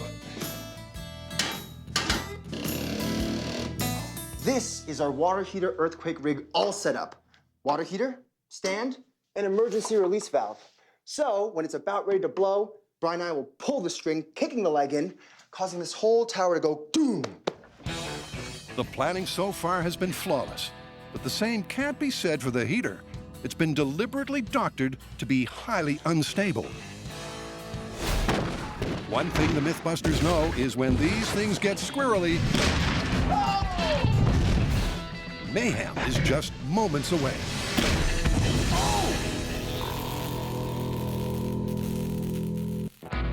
To get the best gas ratio for an explosive Dutch oven, the guys are comparing their own flank fizzers. It looks a lot like a landfill gas sample, actually. They know oxygen has to be part of the mix. Makes me proud. So they've added air to Brian's hydrogen. So this one is 50% hydrogen, and then there's 50% air. It's the Brian Dutch oven balloon. 3, 2, 1. Ooh. That was better. Adding air gave a bigger boom to Brian's butt breeze. So how will John's fare? 1 methane, 4 hydrogen, and 5 air. In 3, 2, 1. That was pretty good. Both blasts are impressive, but they've noted one critical difference: the speed. It looks like yours was about half a second, and mine was about half of a second. So like a quarter? Yeah. Okay, so that means that your fart was more of a explosion and mine was kind of a burn, and the myth says explosion. It's a personal setback for John, but he needs to remember, there's no I in fart. When I got the lab results back and I saw those high peaks of my fart results, I thought that my farts would be more explosive. But it turns out Brian's hydrogen fart burns twice as fast, which makes it closer to an explosion, which is what the myth calls for. So although John's methane had a longer burn, it looks like Brian's hydrogen-heavy sample is the way to blow. Now it's time for the containment device, a sleeping bag. Now, sleeping bags aren't airtight. We need a test just to see how much gas it might leak. To find out how much gas we're leaking from our sleeping bags, we have a fun new toy in the shop. It's a thermal imaging camera, except, unlike other ones, it allows us to see gases that are otherwise invisible. Hey, Brian, can you see this? Give it a shot. Big breakfast. So they know John leaks. And I just need a piece of tape. Time to test the sleeping bag. Ooh, I see it. Where's it coming from? It's coming from that back corner. Come take a look, John. It's kind of coming from the whole thing. You see all the vapor coming off from everywhere. As suspected, a standard sleeping bag leaked somewhat from the zip and the seams. I gotta go stand in front of it. Give it some body heat, John. Can you see it above my hand at all? Oh, there you go. Oh, look at that, yeah. It actually looks like it very much is coming up around the seams, but where your hand is and throughout the whole length of the thing, it's slowly seeping. So the zippers are the major concern, but the whole bag slowly leaks. Okay. But there might be a simple solution. It's that cold country camping essential, the space blanket. Ooh, shiny. Technically, this stuff is called Bopet. And believe me, that's the condensed version. The guys need enough of this stuff to fully line a double sleeping bag. And that's a lot of Bopet. Teamwork, teamwork, teamwork, teamwork. Ready? Right about there. Ready? Yeah. Good. Done. Beautiful. One more. Multiple sheets need to be carefully glued together, Done. making sure every joint is absolutely airtight. Beautiful.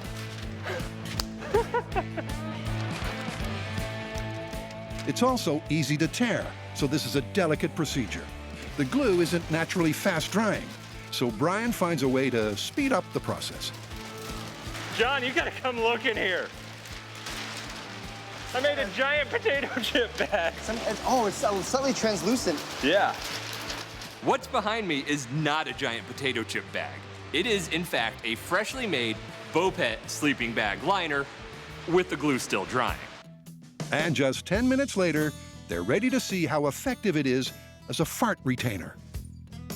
Okay, let's just put it right where the butt would be. Zip them up, Brian. All right.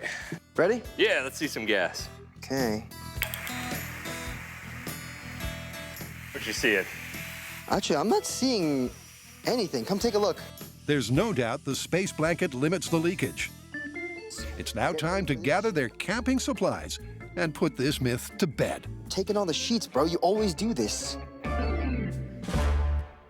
The campsite they've chosen is strictly no pets. Welcome to Camp Tudolati.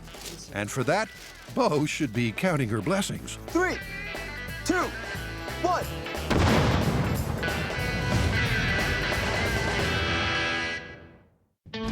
To replicate the myth of an RV puncturing water heater torpedo, the guys have painstakingly set the scene. One thing they can't reproduce is an earthquake. Oh, yeah. So John's built a steel frame to topple the heater, deployed by a very long rope that he'll pull from the bunker. So when it's ready, it's gonna go. Then it's anyone's guess when all hell might break loose. For this myth to be confirmed, the water heater needs to destroy the garage and leave a big hole in our RV. What's my prediction? Well, I think the water heater's gonna teeter, topple over, then explode like a rocket.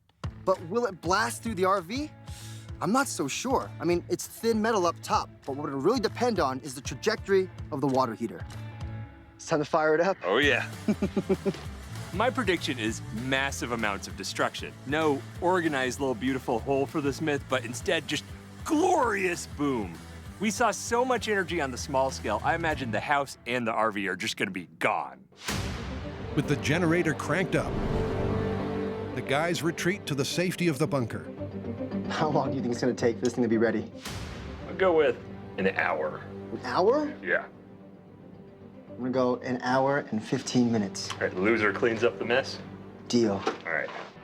But as the minutes tick by, it looks like they've both lost the bet. All right, heads up. 319 degrees Fahrenheit and 129 PSI.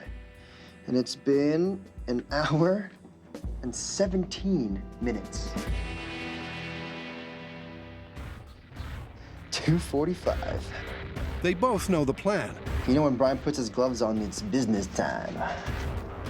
But when the time comes to send the heater horizontal... All right, 280 PSI. I'm pulling the slack. Come on, slack. There's a major snag right off the bat. Gotta go. We're getting up to burst. I'm gonna go. The rope that was meant to collapse the rig's legs is so long that the whole crew is needed to take up the slack. Is it going? We're getting close now. We might have a vertical water heater. Nope. If the heater stays upright and still explodes, grab the C-clip. They'll have blown it in the worst possible way. What the Pull, Tommy.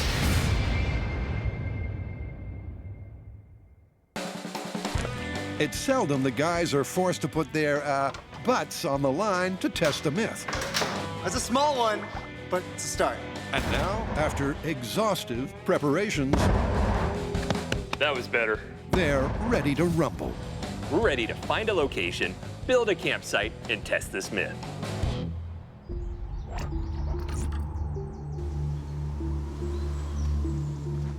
Whew. The sleeping bag's getting heavy. Almost there. Just gotta get to the top of that mountain.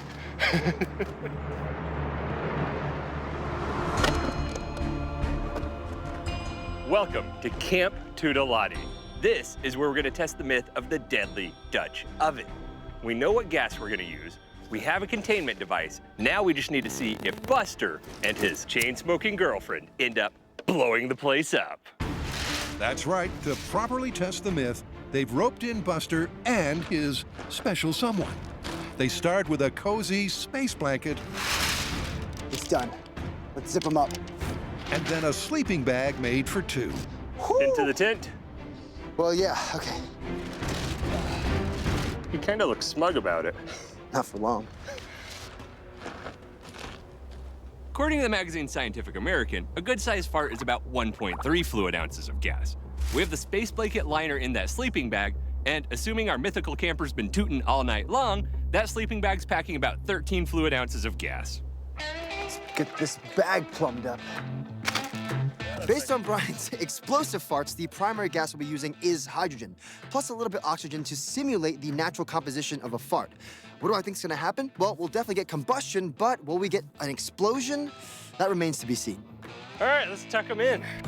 Of all the things that could go wrong on a camping trip, this would seem to be one of the least likely. All right, we better get to the bunker. But could a Dutch oven really be lethal? You ready for this? Heck yeah, let's do this. All right, entire night's worth of backfires loaded up, igniters ready to go, deadly Dutch oven realistic fart test. Dude, this is nuts. All right, in 3, 2, 1.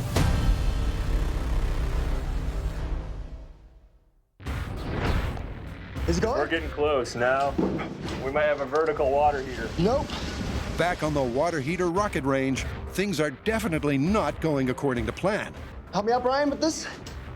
With the pressure at 280 and climbing, John's simple trip rope has failed to bring the water heater down. Can y'all help pull for John? It could blow any second, so the entire crew leaps into action. What the? Pull, Tommy. Okay. Finally, the rope trips the rig. But their problems aren't over. The pressure suddenly drops. Our pressure dropped. Oh, God. We're thinking at this point, maybe, just maybe, there's some kind of rupture in the tank. A small rupture could spell disaster. $2.99. But before long, the pressure is back on the rise. 300 PSI. In less than a minute, they're back on track. 302. Temperature is 268 degrees Fahrenheit. Oh! Holy crap! That was intense. Oh. One part of the prediction is resoundingly confirmed. The garage took a cataclysmic hit. That just about knocked me on my ass. But what about the myth? Well, my question is there a hole through the RV? Good blast radius. The door's already open. Oh! Ah! Look at that destruction. Sure enough, it's a San Andreas-sized shakeup. But there's 1 or 2 aftershocks to come. I mean, the bottom just blew off perfectly. Just swoonk. It went through the wall at floor level, just like in the myth. But the RV, while damaged, isn't sporting the air vent the myth called for. I mean, that's the start of a punched hole, but even where it punched a hole, it doesn't look very round to me. Oh, wow. It's like when you try to smash a can on your head, but you don't quite succeed and it just goes whoomp. How's Buster doing? He's just watching TV. He's fine. Fact is, their water heater torpedo ran smack dab into the RV's chassis. That's where this myth hit a solid steel speed bump. The water heater shot through the wall, which, if you remember, we built a code, but then hit the chassis, which stopped it dead in its tracks. Buster didn't even notice, didn't even spill his drink. So, what do you say? Well, we got everything that happened as per the myth, right? The water heater fell over, it failed catastrophically, and it slid all the way across the ground. Yeah, but with the garage perfectly level with the RV, that doesn't mean busted for me. Yeah, if the mythical RV just sat a little bit lower or the water heater actually veered a little bit higher, we would have had a perfect hole in one side and out the other. So, I'd say it's plausible. And you know what that means. Prime candidate for our first ever revisit? Yeah, but I think we're gonna need a new RV. Nah, that'll buff right out. You think so? Yeah, I know a guy. All right, let's get out of here.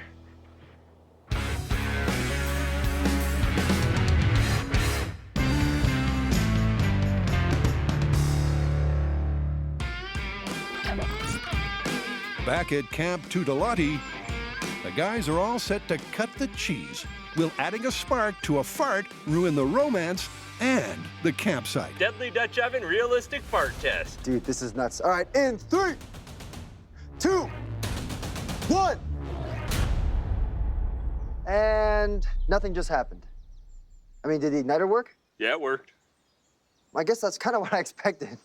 I thought there'd be like a flame or a whoosh, but I guess we didn't have enough volume for an explosion. You know what that means, though, right? We go from full scale to ridiculous scale? Yeah, that's exactly the right answer. Never let it be said our boys don't do their homework. Back in the shop, they ran tests with beanbag pellets Make sure you're getting all the nooks and crannies, John. to find out the exact cubic capacity of an occupied sleeping bag. It looks like it's actually 10 cubic feet. That's perfect. That's the equivalent of almost 1,000 booty bombs. There's still no guarantee all that gas will go boom, but it's sure worth finding out. All right, we're set. So it's time to fill up the bags, eh? Yeah. So with these regulators, it's about 10 minutes of hydrogen. Correct. Go. Hopefully this wind doesn't pick up or else, mess with our explosion. The wrong type of wind for this myth. We're just seconds away from taking this myth over the top. And my prediction is destruction on a massive scale. I'm talking about goodbye tent, goodbye sleeping bag, and most likely goodbye Buster's lady friend's hair. All right, Brian, you ready? Yeah. Deadly Dutch oven myth, what would it take test in 3, 2, 1. That was a heck of a fart.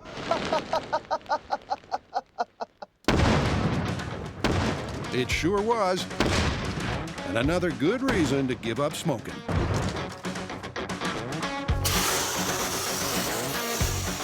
Let's just assess. It ruined our tent and the sleeping bag. I was kind of going, where did the fluff come from? I didn't realize until just now it was the sleeping bag. Did it just tear it open? It's all over there. This is fantastic. And I like this. We put the gas lines by the exit, and that's where the burn was. This used to be hair, but now it's a helmet. A plastic helmet. Oh, no. If you look at it, the only parts of him that actually survived unscathed by this were his head and his arm holding down the blanket. You ready for the high speed? I can't wait.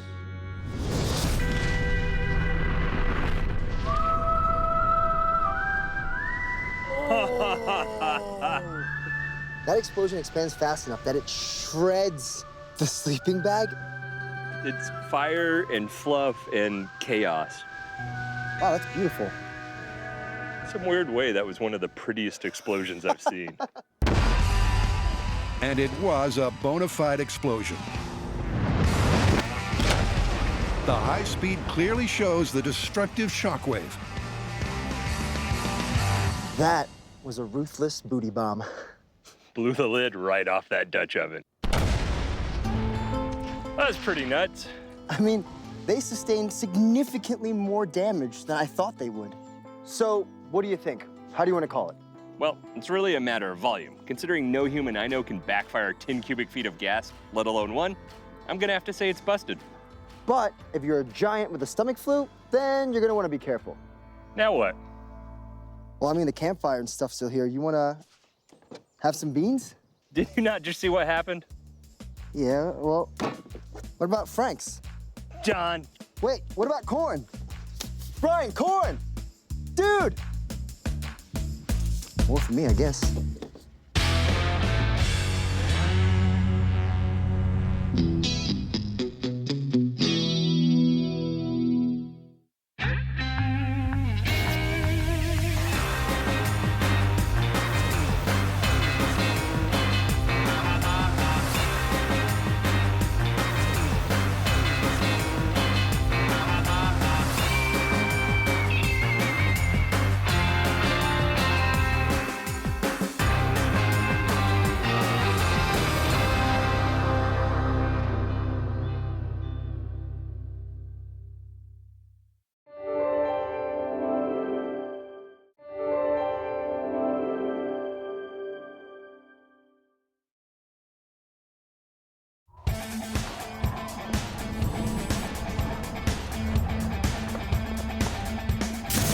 On this flaming hot episode of MythBusters, Feel like a space pirate.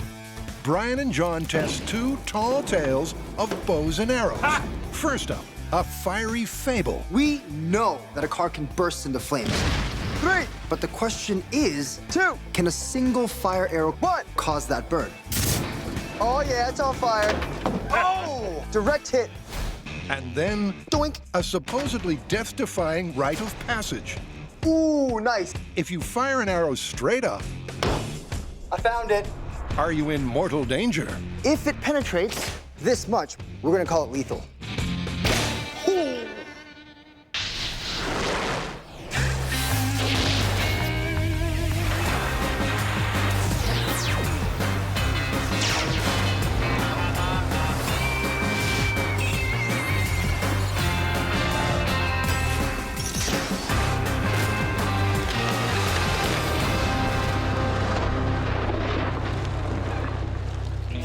How do you make an arrow even deadlier? Light it on fire. A recent pizza ad suggests a direct hit from a crossbow to a car's gas tank will result in an instant inferno. But when the MythBusters take aim at this incendiary claim, will it crash and burn or fly straight and true? So, this, plus that, sounds pretty MythBusters. Right? Catastrophically burning gas tanks and fire arrows? I love this job. So with all the movies that are out, it makes it seem like even if you look at a car weird, it will burst into flames. But is it really that easy? And do gas tanks even go up like they show on TV? That's probably where we should start. Try to ignite gas inside a gas tank, and besides,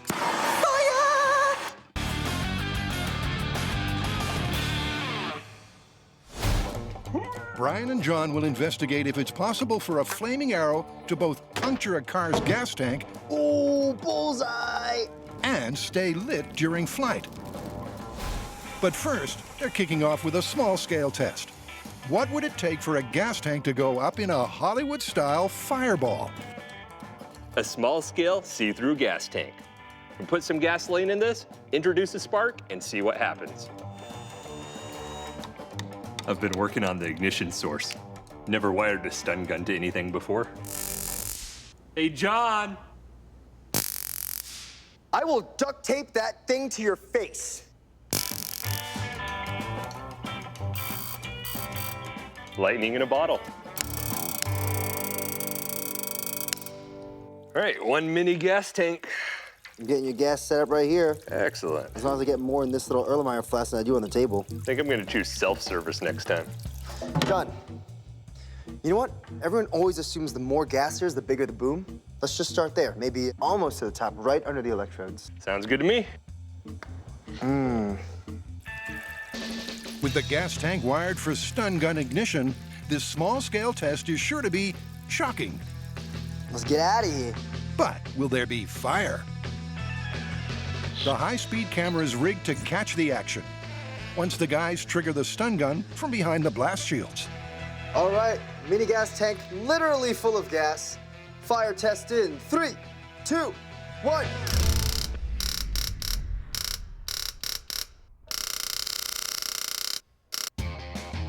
Well, spark worked fine. You almost see like little ripples on the gas. Yeah, but I think at this point we just don't have the right air-to-fuel mixture. Here's some simple geometry. The fire triangle. The 3 components you need for every fire. Now, the reason our gas tank didn't catch on flames is because we had plenty of fuel and plenty of heat, but not enough oxygen. So for our next test, we'll drop it to, let's say, a quarter tank and see what happens. With less fuel in the tank, there's more space for oxygen. That's about right. Yes? But will less fuel and just a little more oxygen produce a flaming hot result? Okay. Ready, Brian? Ready. Mini gas tank, quarter full, flammability test in 3, 2, 1.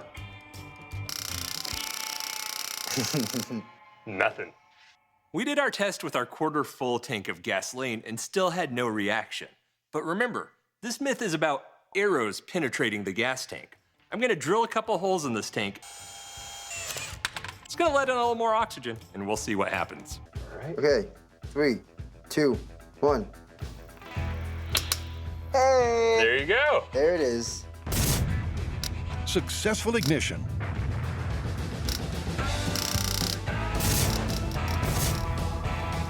But the flames were short-lived, burning out in a split second. We got fire, just not that Hollywood burn. The flame consumed all the oxygen inside the gas tank and it put itself out. But this myth does call for someone shooting arrows into a gas tank, which would probably lead to some, spillage. And that exposes the gasoline to as much oxygen as it needs to combust. Add a fire arrow to that and, That's a car on fire. So the small-scale tests show this myth is only plausible if a flaming arrow ruptures the gas tank, causing fuel to spill out. If the gas remains in the tank, there'll be no fireball. Aw, am I the only one in this cloud? Blah. Amateur. There's good news and bad news. The good news is gasoline burns way better when it's outside of the car. The bad news is we don't even know if an arrow can penetrate the side and go into the gas tank. So that's our next step. But before the guys get gung-ho with a fiery crossbow, cue arrow-themed myth number 2. It originates from a supposedly death-defying South American tribal initiation. The ceremony demands new recruits fire a bow vertically upwards and remain rooted to the spot as the arrow plummets back to earth. But are initiates actually risking their life, or is a falling arrow less than lethal? The MythBusters aim to get to the pointy end. Ouch! So this myth definitely falls under the do not try at home. Yeah, this is one initiation I'd be ducking out on. I value my eyes. Yeah, but it's pretty unlikely you'd be hit by a falling arrow. But what I want to know is if you're that unlucky dude, does a falling arrow have enough force to actually kill you? We could go Dr. Frankenstein on this and build a human analog head. That way we can fire an arrow straight into it. Yeah, but before we can mimic the force of a plummeting arrow, we need to see how fast they actually fall out of the sky.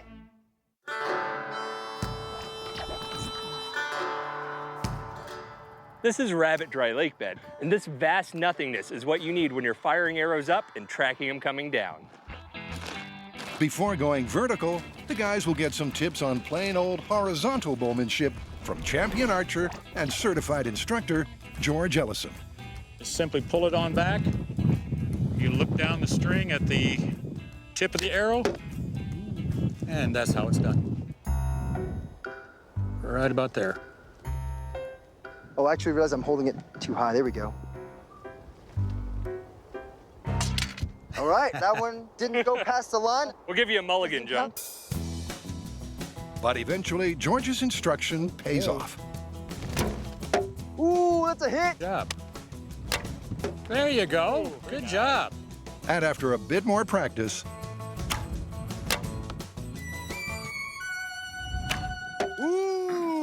Beautiful shot. Beautiful shot. Thank you. now that they can handle a bow, it's testing time. And the data they need is speed.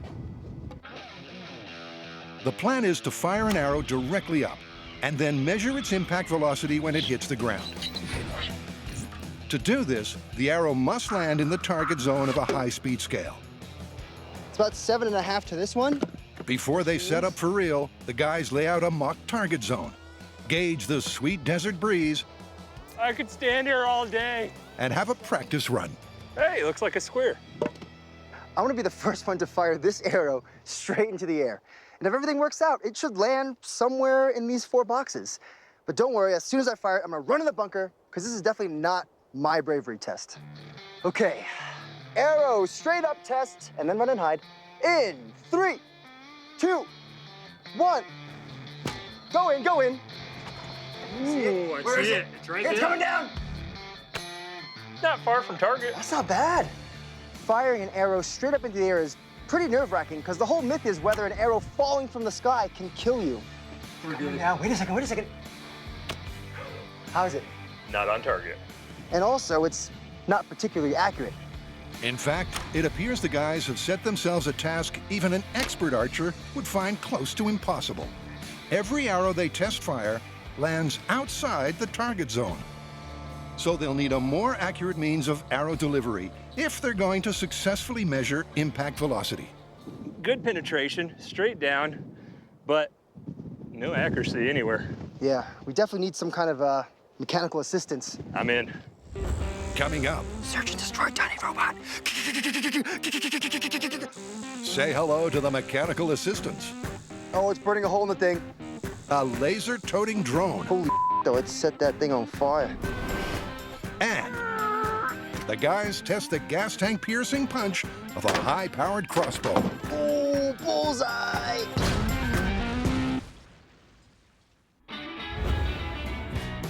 Brian and John are investigating if an infamous tribal initiation ceremony truly is a dance with death, or merely a flirtation with a flesh wound. Okay.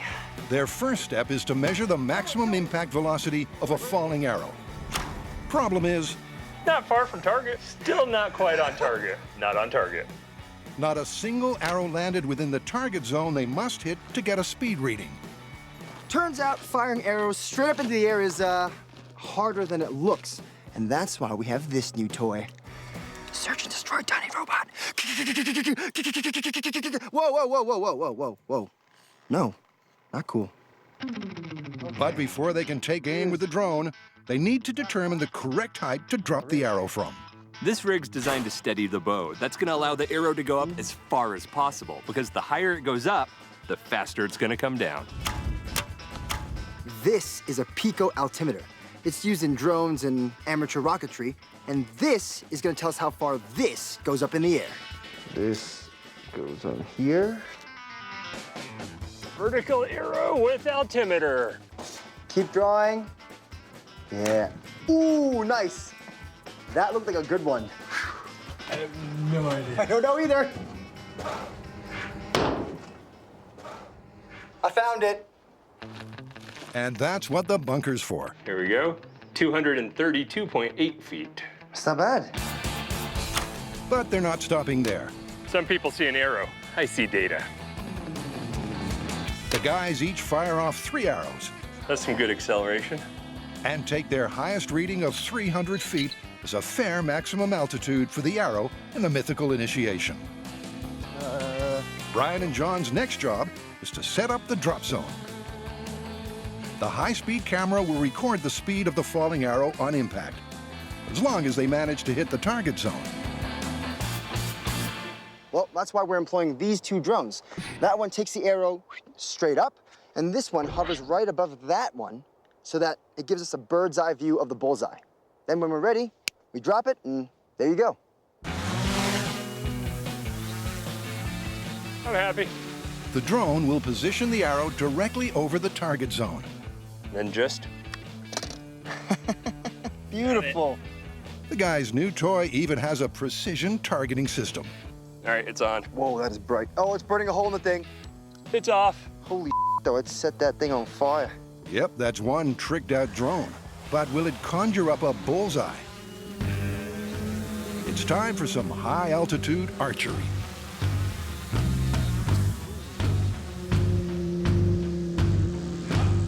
Copter forward a hair.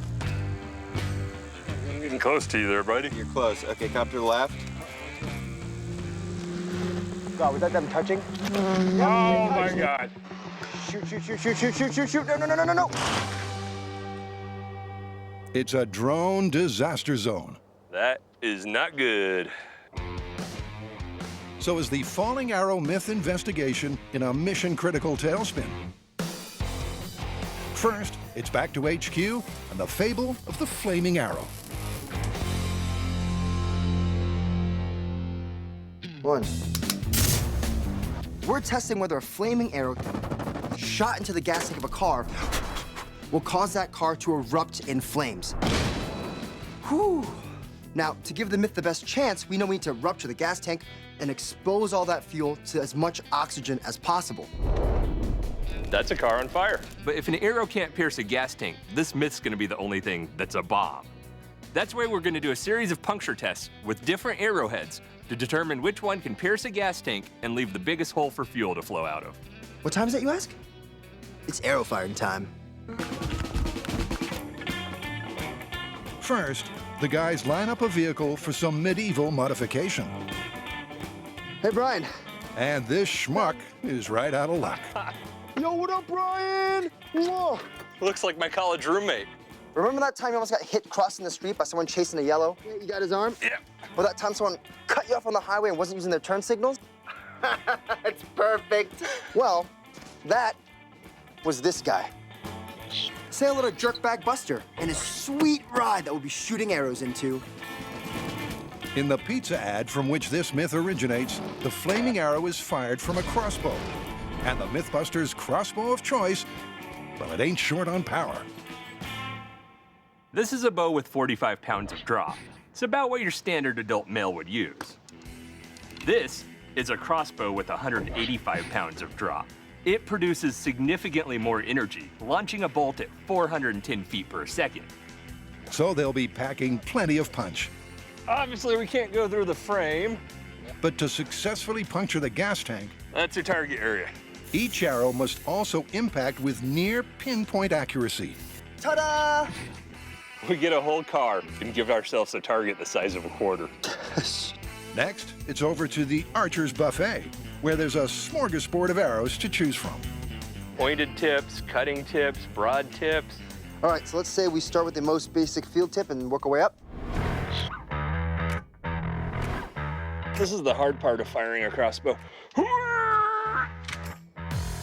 Puncture tests into car and gas tank with field tip in 3, 2, 1. Oh, bullseye! My biggest concern was that with both the car and the gas tank, the arrow wouldn't make it through. It had no problem making through both. Good start. How's the hole look? Pretty clean. Yeah, but nowhere for anything to flow around it. The tip is about the same size as the shaft of the arrow, meaning that when the arrow went through, it plugged its own hole. No room for fuel to flow out. And as the small-scale test proved, if the fuel stays in the tank, there'll be no fireball, and this myth's as good as busted. But will a gnarlier arrowhead tear a bigger hole? Next up. It's a field tip with an accessory cutter. It's real fancy. In 3, 2, 1. Ooh, that's nice. The arrow's in the tank. Yeah, but the tip is on the ground. Oh, that's not good. Our test with the field tip and serrated accessory, it got really good penetration. But when it hit the gas tank, the tip broke off. So it didn't give us quite the hole in the gas tank we were looking for. In fact, the 3-blade cutter tip and the 4-blade cutter tip produce similar results. Both puncture the car and rupture the gas tank with ease, but only leave a small hole. There's nothing that's like plowed open. That's disappointing. So next up, the guys try something different. This one seems like a special tip. The blunt force of a decaulking bolt. Here it comes. It's not designed or balanced for target shooting. But will a heavier arrow punch a gas-spewing hole? All right, Buster, look out. This one's pretty messed up. Okay, penetration test into gas tank with decaulking bolt tip in 3, 2, 1. And that's why we have blast shields. There's your arrow. The replay reveals the decaulking bolt failed to pierce the car's body. It literally smashed the quarter panel and then bounced all the way back at us. So after test firing all but one of the arrows, It's like pulling out a wet noodle, John. the results have been a little limp. Ooh. If Buster's ride's ever going to get deep fried, they need to punch a bigger hole in the gas tank. Oh, you got something in your teeth, man. There you go. It's down to the last arrow. This one's really sturdy. Yeah, let's do it. Penetration test into gas tank with broadhead arrow in 3, 2, 1.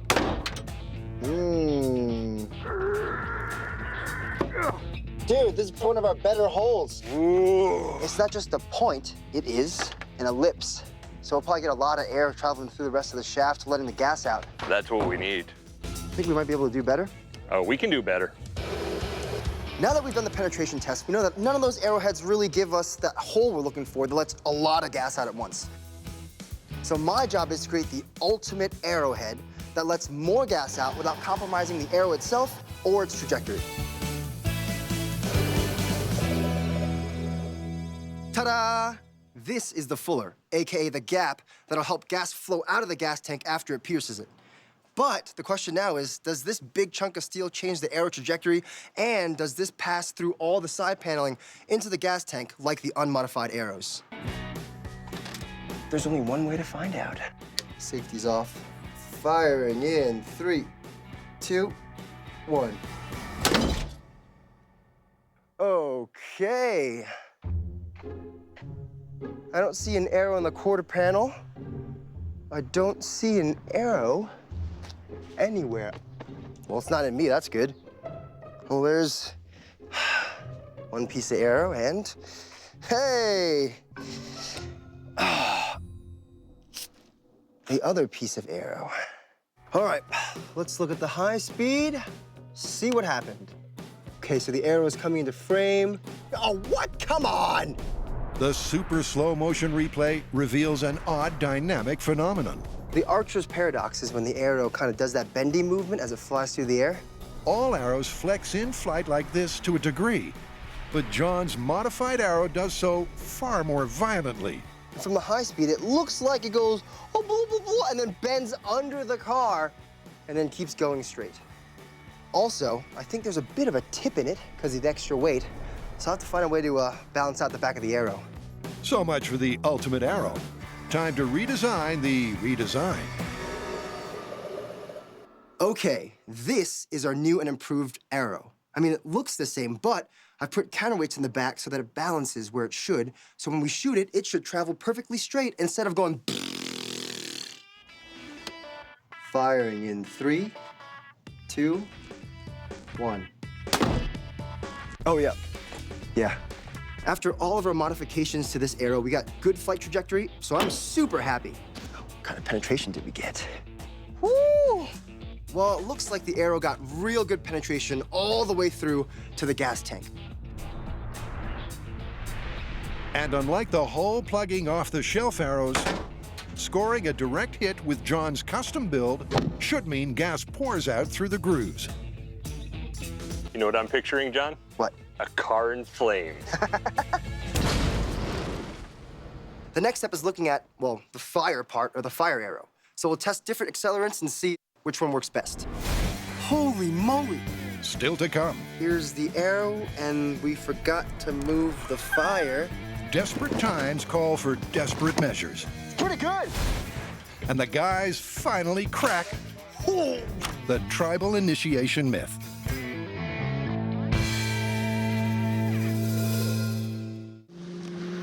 God, was that them touching? Oh, my God. Shoot, shoot, shoot, shoot, shoot, shoot, shoot, shoot. No, no, no, no, no, no. John and Brian are investigating if an arrow fired straight up could be lethal on its way back down.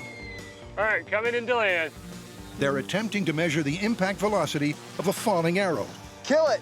But their first shot at dropping one into the target zone ended with an RIP drone, resting in pieces. Oh, no. That is not good. Oh, man. Little drone. You were still so new. The camera assembly. That did not take it well at all. But a quick dispatch from HQ and a brand new drone is ready to roll. Brian and John need to get two things just right for this test to succeed. First, the arrow must be dropped from the correct maximum altitude, 300 feet. So I'm at altitude, Brian. You coming up? The arrow must also hit the high-speed scale's target zone, so they can calculate its speed on impact. Copter right. Copter right. Copter right. And cut a little more. A little more forward, tiny bit forward. Release. Release. Get back. Hoo-ah! Ooh, it clipped the edge of the scale and still managed to punch into the ground. But you know what's the most important? What? It's right in front of the high-speed scale. Bullseye. But before they crunch the numbers from the speed scale... All right, dropping in 3, 2, 1. Arrow away. The guys drop a couple more arrows so they can calculate an average speed. Beautiful. I feel like we know what we're doing now. Time to look at the data. Perfect. That is a solid hit. All right, let's see if we can get some speed off of this stuff. By measuring the time it takes for the arrow to cross the 4-foot-tall high-speed scale, the guys can extrapolate its speed on impact. Our high speed gave us 3 different speeds for our arrows: 88 miles per hour, 110 miles per hour, and 116 miles per hour. It's just like it's raining arrows. Very slowly, one at a time.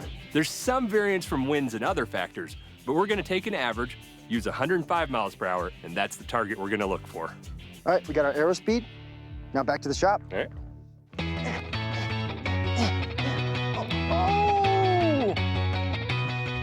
So they have their magic number. 105 miles per hour is the impact velocity of the falling arrow in the myth. Question is, would that be lethal?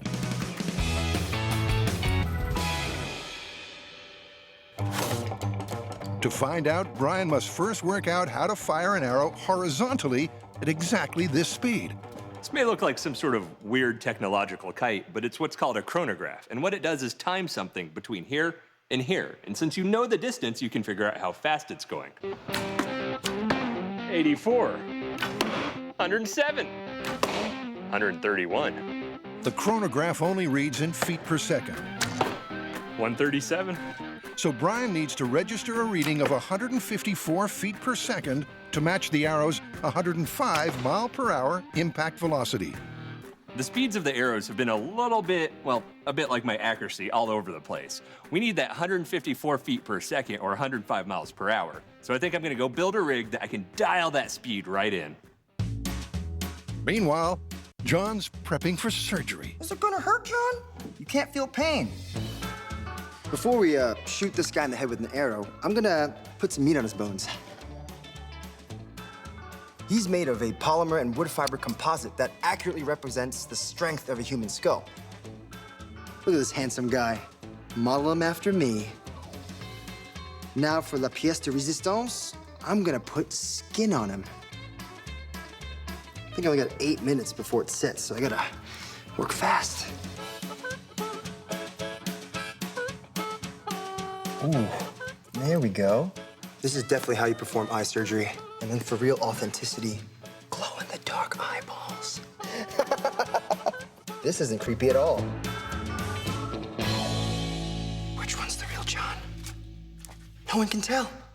It's perfect. All right, I'm out. You take over. But John doesn't get to scrub out just yet, because his new doppelganger's missing one vital ingredient: analog blood, which will be pressurized to match human circulation. How are the heads coming along? Great, I think we're ready. You ready, man? No! No, we're good. Let's go shoot some arrows into some heads.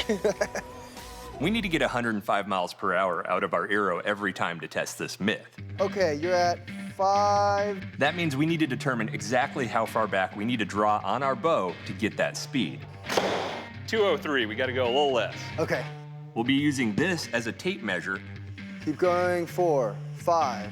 Determine what point gives us that, and then we can repeat it every time we draw. You're at the end of your 7.5. 7, that's it, there you go. 158. Yeah? 154 is what we needed. Ooh, nice. So 7 3/4. Sweet spot.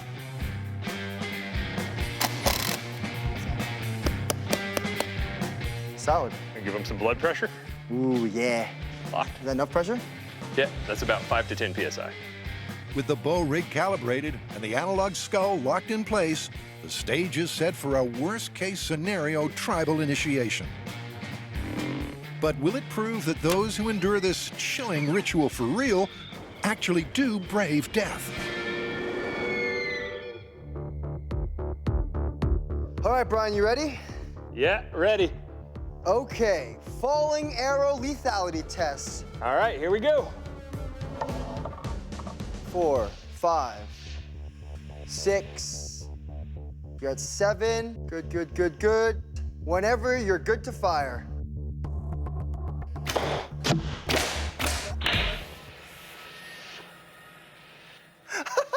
I feel bad. I shouldn't be laughing. Oh! Ooh!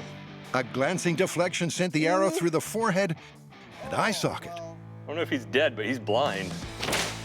Yep, as horrific as the wound is, it's not definitively lethal. But would a direct hit have fatal skull-penetrating power? There's only one way to find out. All right, let's pull it out and do it again. Yeah, let's do that. Okay, falling arrow lethality test on Brian's mark. All right, 2, 3, 4, 5, 6. You're right at 7. Ooh. And that's what we're looking for. This time, the arrow squarely impacts the skull with bone-shattering effect. Oh! Yeah, he did. That's not good. Look at this. Well, let's see what happened to the skull. Yeah, I want to know. Trust me, I'm a trained professional. You ready? Well, okay, John's clearly not. But Brian's a trained emergency medic. It's a bit like a bullet wound to the head. It's not just a hole, it shattered the skull. The second arrow inflicted such a gruesome wound, there's little doubt over the verdict of this myth. Where'd we land on this one? Well, if you fire an arrow straight into the air, odds that it'll hit you, not so much. But if it does hit you... You dead. Yep, confirmed. Dead right. But you still gotta be pretty brave to stand underneath an arrow. Yeah. Seems like it's not... Bubba. Still to come. Feel like a space pirate. John gets suited up for a red-hot date. Firing in 3, 2, 1. With a flaming arrow. Holy moly.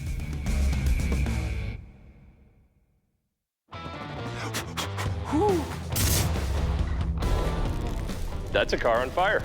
Brian and John are testing if it's possible to set a car ablaze with a flaming arrow. They found the right arrow to puncture the fuel tank and allow the gas to gush. Whoa, Buster. It's looking good for us, but not so good for your car.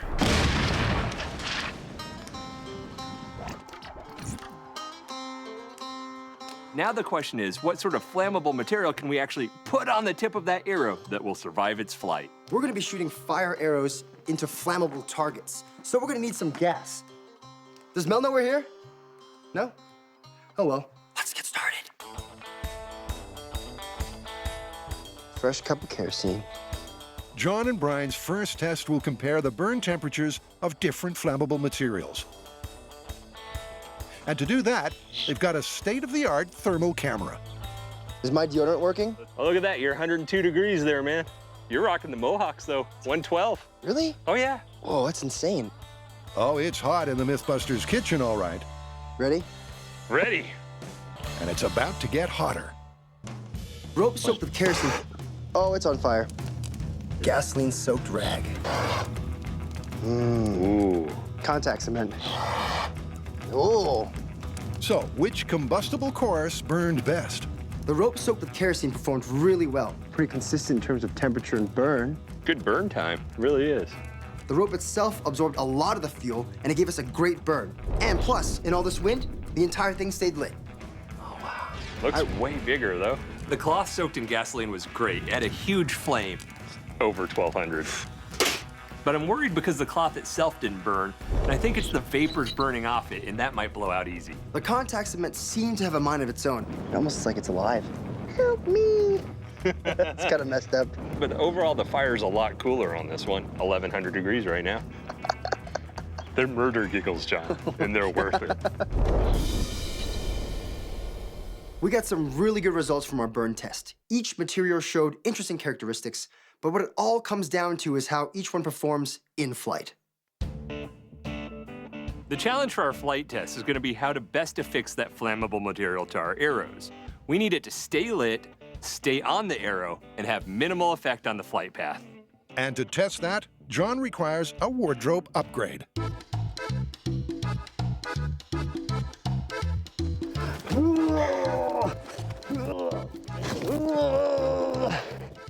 Feel like a space pirate. You're so shiny. Yeah, let me help you tie some of those intricate knots with my claw hands.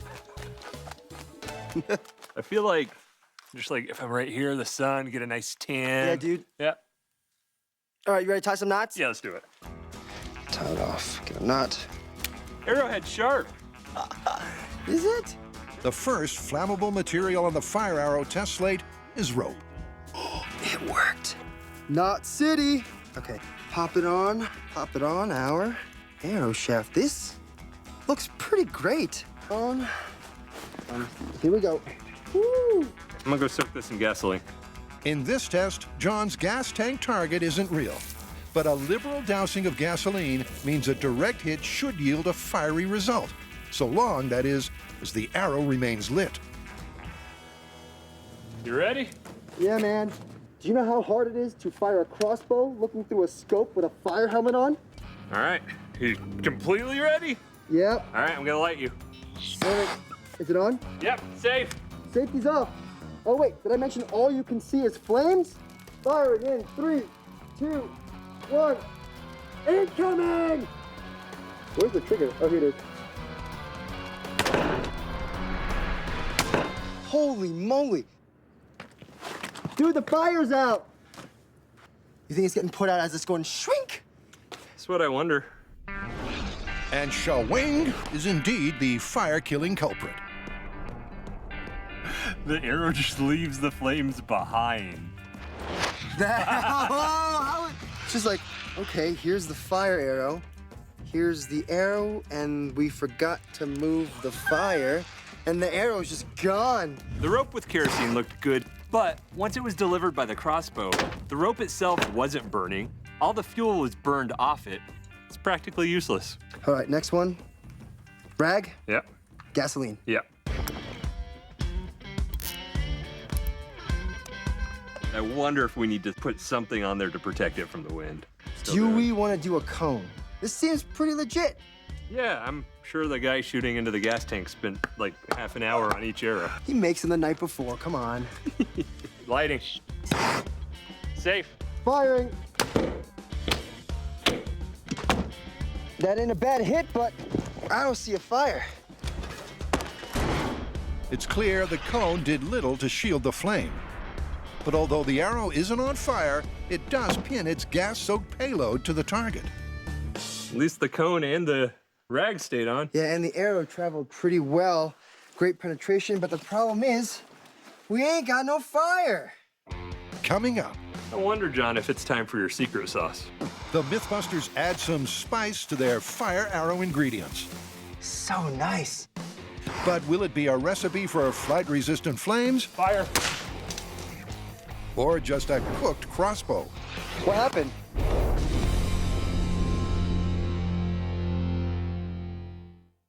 John and Brian are on a mission to build the perfect fire arrow. The problem is, we ain't got no fire. But have yet to find a recipe for flying flames. Next flammable material? I think so. This time it's a slathering of contact cement. Served flambé. Safe. Fire. Well, there's your fire. It's a familiar story. So there's a trail of goop, but the fire's in the same place. Is this burning or just ribbons of... I think it's ribbons of goo. But the testing so far hasn't been a complete failure. The arrow delivered a small blob of contact cement all the way to the target. But the gas rag did even better. It delivered the entire payload all the way down. So we know we can get fuel down to the target, but the problem now is keeping it all lit. But we're not gonna give up yet. I wonder, John, if it's time for your secret sauce. And this stuff is hotter than habanero. Cannon fuse. Notoriously hard to blow out, and I heard it stays lit when it's submerged in a liquid. Let's test it. There it goes. Once ignited, the chemicals the cannon fuse is made from release enough oxygen for combustion, enabling it to stay lit even underwater. All the way to the end. So nice. So in theory, the cannon fuse should also stay lit when attached to a speeding arrow. We got the most fuel to our target with the gas-soaked rag. So by adding the cannon fuse to the mix, well, that gas tank might just be going up in flames. You good? Yes, sir. All right. But there's only one way to find out if the special sauce will really bring the sizzle. Lighting. Tell me when to fire. Fire. What happened? Oh, God. The problem with shooting fire arrows is that fire's hot, and it sometimes melts things, like your crossbow. That looks great, though. The arrow works. So now we need a plan B. Well, we don't have the crossbow anymore, but we do have this old school bow. It might not be as powerful, but it'll still help us to see if that arrow stays lit after it hits the target. All right, safe. Ah! Brian, are you looking? Hey, you broke the bow, but you lit the target. The cannon fuse remains lit in flight, reigniting the gas-soaked rag on impact. Dude, I think we found our flammable material. I think so.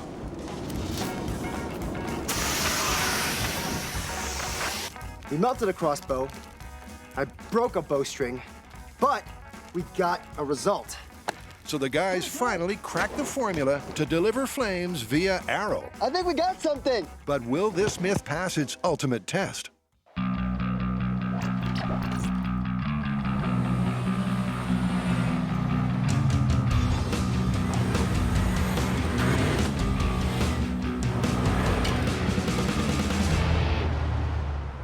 Woo!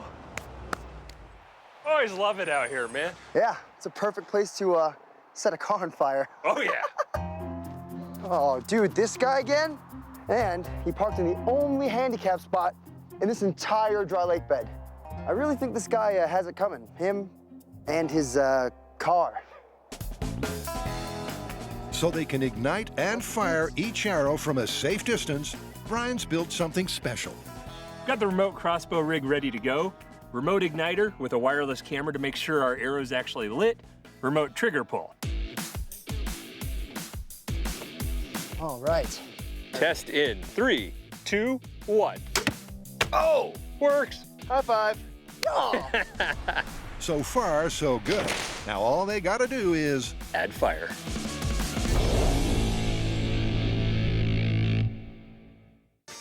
Oh, dude, this guy again? Can a flaming arrow cause a car to erupt in flames?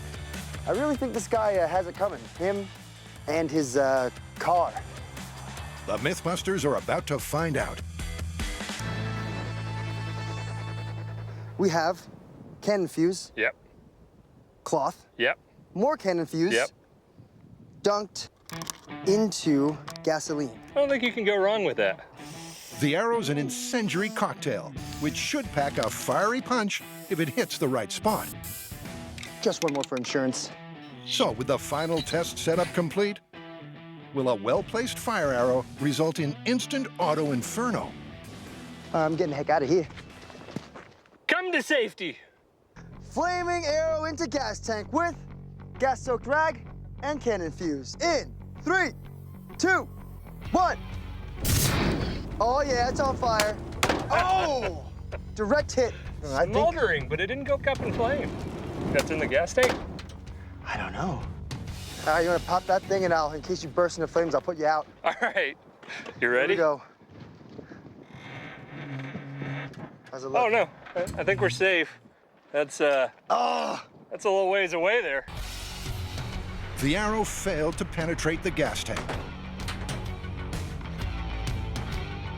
Our first arrow was delivered perfectly on target with all our flammable material lit, but stopped about 8 inches from the gas tank.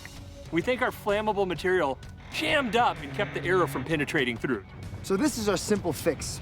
Looser zip ties means easier sliding. So when it hits the gas tank, whoop, it won't stop the arrow right at the tip.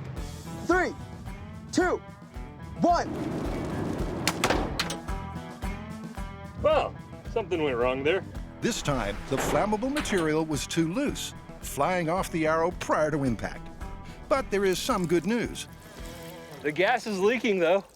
The arrow's all the way up to the fletching in the gas tank. Let's patch this and give it another chance. We're gonna make 2 modifications. The first one is getting that wrap to sit just loose enough so that it'll fly back, but just tight enough so it won't fly off the end. The second one is this. We've embedded some cannon fuse, so even if our first plan doesn't work, hopefully we'll get ignition inside the gas tank. Drink up, thirsty arrow. Okay, in 3, 2, 1. Approach with safety? Yeah. What happened here? Oh, hit the bumper, up into the frame. This time, Mother Nature's to blame. A freak gust of wind knocking the arrow off target. Ready to try again? Yeah, let's do it. But every arrow the guys fire either misfires, breaks on impact, or fails to puncture the gas tank. It is really hard to shoot a flaming crossbow bolt. At this point, we've fired quite a few arrows. We've already had an arrow that pierced the gas tank and caused gas to leak out. We've had arrows hit the quarter panel and stay lit. Oh yeah, it's on fire. Oh! But we're not getting these best case scenarios at the same time. I think we combined our best case scenarios to give us the ultimate best case scenario.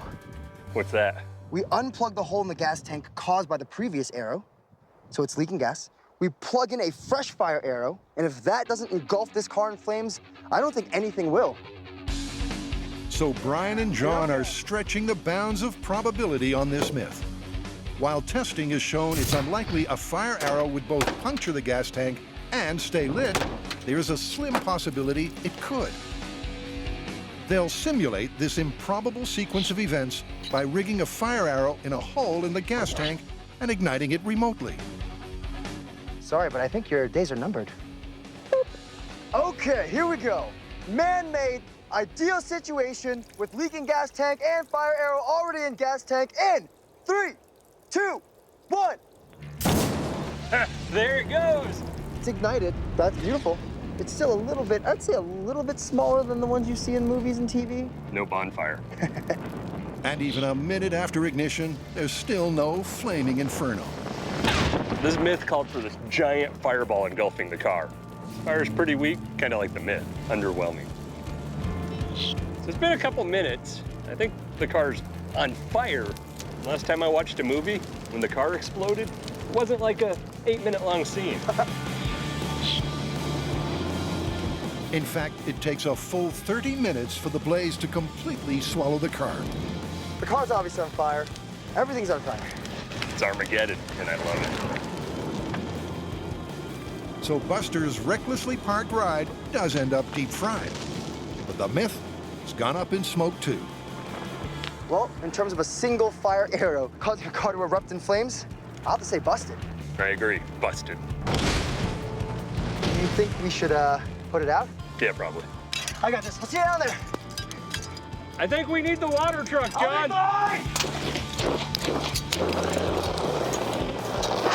Maybe get the water truck.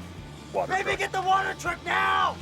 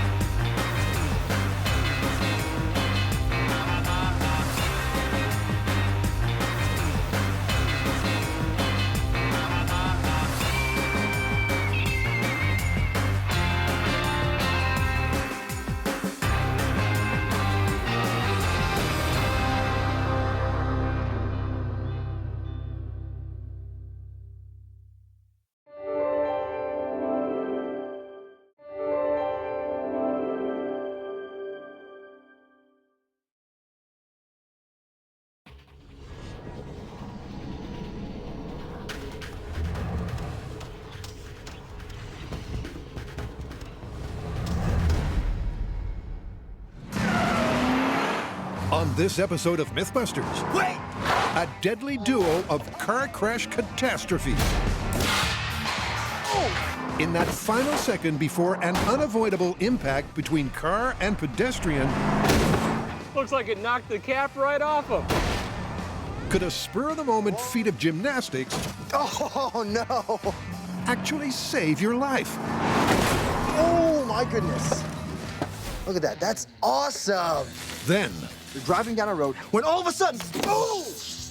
Your car crashes into a power pole.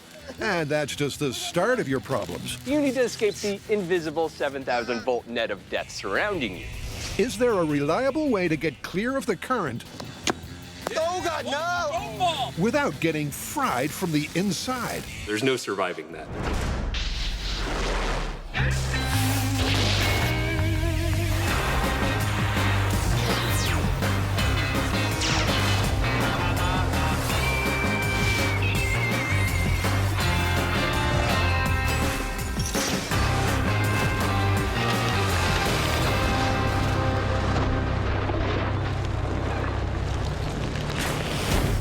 Our first myth is a tale of split-second suburban survival. Take one distracted driver heading straight for a daydreaming pedestrian. There's no time to jump sideways and avoid getting hit. But can a last-moment leap upwards make a difference, turning a certain fatality into something, well, less terminal? Question. What do you do if you're a pedestrian and suddenly notice a car coming straight at you? Hope for the best. This myth says that if you can avoid that grill and bumper, that you'll be able to survive. Sure, maybe you could even just skim over the hood of the car and roll up and over the roof and live to tell the tale. So is this your way of volunteering? Sure, what could possibly go wrong? To get started, the guys decide their best bet is to stage a worst-case scenario. We need to see what it looks like when a car going down an average street hits an average human and travels off with them. Wait! What? I think I have a better idea. No, don't worry. You won't feel a thing. After all, Buster's been trained for this sort of thing. Here we go. Nice and soft. Ooh. One thing a crash test dummy can't do is stand up for himself. But they've come prepared. With the aid of a gantry, the plan is to let him dangle. This is our gantry to suspend our unsuspecting pedestrian Buster. He'll be standing there while the car drives right through, bam! Knocking him off his feet, so to speak. We're gonna have our car going at a moderate city speed with a distracted driver and a distracted pedestrian. We're looking for that solid collision with no one taking action to avoid it. This car collision is about a fact-finding mission, and to gather data, we have a ton of cameras. There's 3 right here on the car, 1 behind the camera that's actually filming me, 3 high speeds, and cameras just about everywhere. High speed up here, Camera in this corner, and this corner, and this corner. 1 under here, regular high speed, super high speed. That should be enough. And that's gonna give us the data behind this experiment. With Buster successfully strung up, Okay, we'll be sure to send flowers to the hospital. Brian's all set to mow him down. All right, Brian, you ready down there? I am set. Car full on into an unsuspecting pedestrian in 3, 2, 1. To replicate a typical suburban smash, the car accelerates to 40 miles an hour.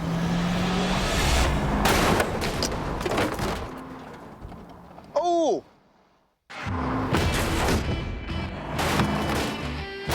looks like it knocked the cap right off him.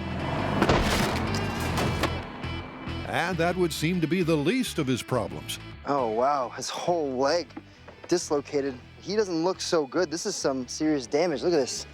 And this guy's made of hard plastic. Piece of the cab? That's not good. The telltale signs of Buster's demise are clear to see. But for all the gory detail, it's over to the high-speed camera. Yeah, that is not an insignificant hit. It's like he's caught on the grill and bumper and still being pulled down, like, chest to the hood. Wow, he gets significant air. Like, it is almost a full-on cartwheel over the top of your cab. That was our baseline test for a car versus pedestrian collision, and it did not go good for Buster. Now the question is, if you jump and get a little height, is that gonna change the injuries that occur? I hope so, because at this point, I wouldn't want to be in Buster's coveralls. On that ominous note, it's time to move on to myth number 2.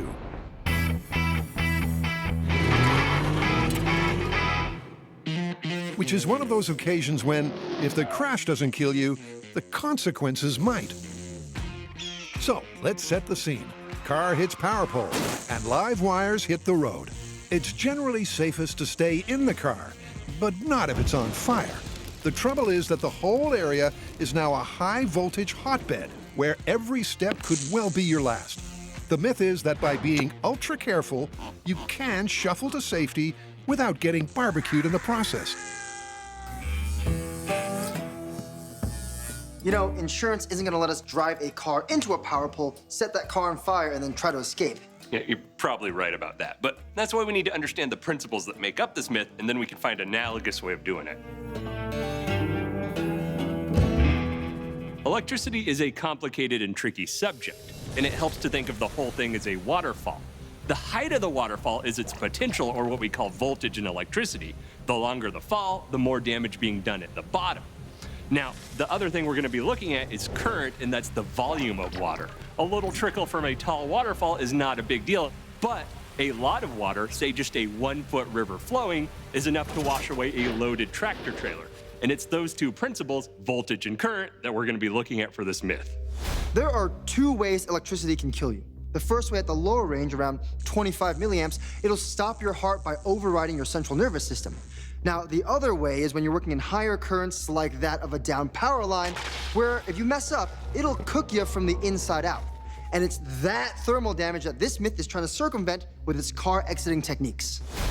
As this public service video shows, just getting out of the car is the first life and death challenge. After that, survival depends on how you progress. And this myth is all about finding safe passage, if possible, through those pulsating rings of high voltage current. Electricity likes to take the path of least resistance. Usually that's the wires it's in. Other times, unfortunately, it might be us. To give you an idea of just what sort of damage that can do, we're going to take 230 amps courtesy of our TIG welder, put it through this pig heart, and then cut it open and look at the damage. Pigs are a MythBusters favorite for a human analog. That's true. So the analog human heart gets shoved into an analog human chest. You say 230 amps? Sounds good to me. Last thing before we go? What's that? The ballistics gel torso should conduct electricity just like real flesh and blood. He's ready. Looks like he's already been shot. Electrical trauma test in 3, 2, 1. The results are almost immediate. It's smoking. That's some steam. I'm glad we bought our barbecue schmucks. Oh, it's coming out over his head. Yeah, he's getting cooked. Well, I think we pull out the heart and give it a bit of an autopsy. All right, get my fork and knife. The guys plate up the damaged organ. Ooh, it's a little toasty. Wow, that's a lot toasty. Right beside it is a similar, unelectrified pig's heart. Oh boy, right off the bat. I mean, look at this.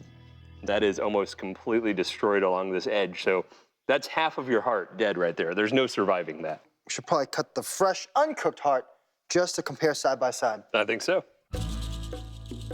You don't need to be a cardiac surgeon on this one, just be familiar with dinner. That's raw meat, that's cooked meat. Holy moly. When we pumped electricity through this heart, I expected it to be charred and smoldering on the outsides, just like in the movies. But when we cut this open, this heart is completely cooked. You could serve this piece of meat at a restaurant because it is well done. Now, we always take safety to the utmost consideration on MythBusters, and we'll continue to do the same because I don't want to end up like this. Did we mention don't try this at home? But the really scary part is that you can grill your gizzards without even getting close to those downed cables. There's no doubt that if your body becomes part of a high current circuit, it's not going to end well for you. Yeah, but I have seen incidents where there's a down power line, and even though that's a fair distance away, you could still get shocked. Well, it's that high voltage that's driving the electricity to do those weird things, and I think I have a pretty cool way of visualizing it, but I'm going to need a car, a down power line, and a street. I can do that. Divide and conquer? Sounds good. Right. Still to come, an old friend adds a spark to proceedings. But next up, John takes a tumble in the battle of man versus car. Here we go. Just a, oh.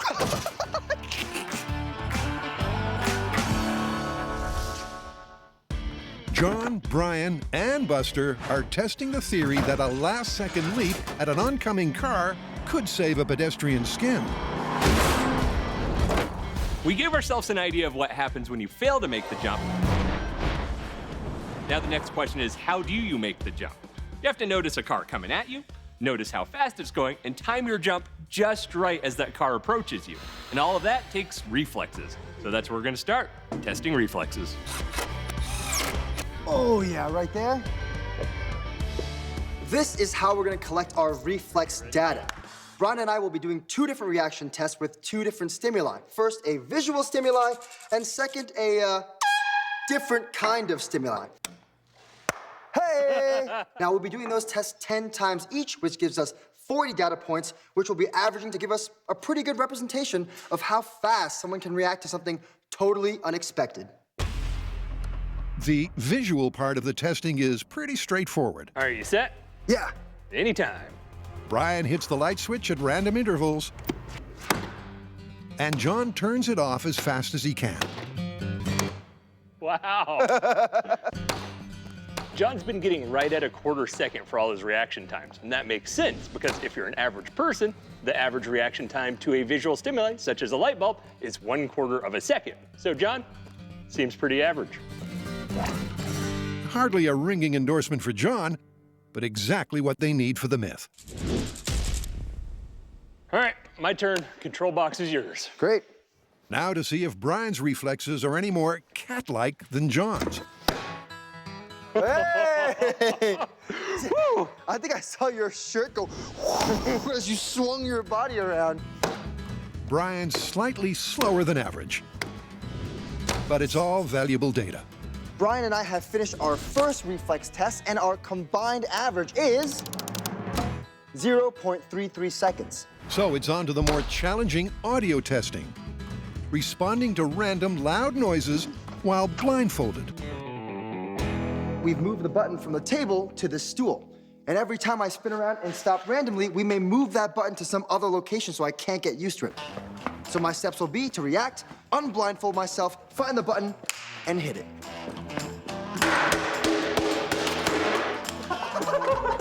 For both John and Brian, these audio reflex tests are more of a challenge. The element of disorientation adds that vital touch of realism.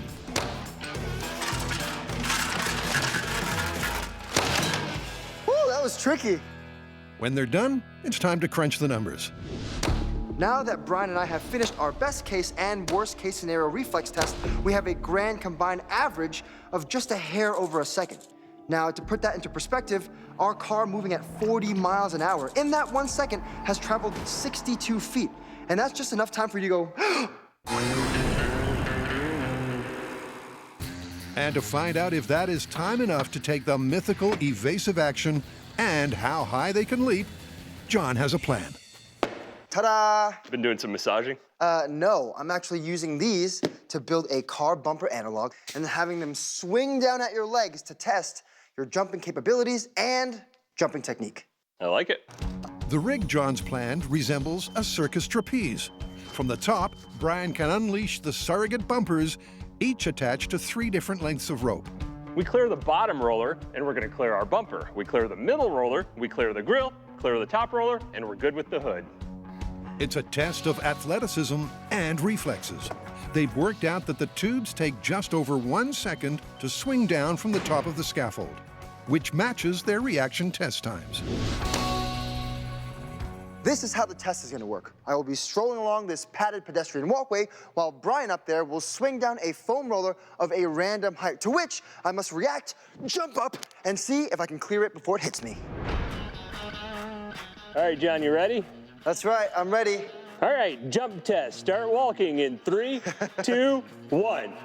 Here we go. Just a, oh God. Brian's gone high with the very first shot. Oh, God. But it just goes to show how hard it is to get airborne at a moment's notice. I think that's teaching us something about that response time. Yeah. The barrage continues at random heights. Oh, snap. Oh, my goodness. And things are definitely looking up. You jumped that one, you dodged the grill of the car. Whew, still scary.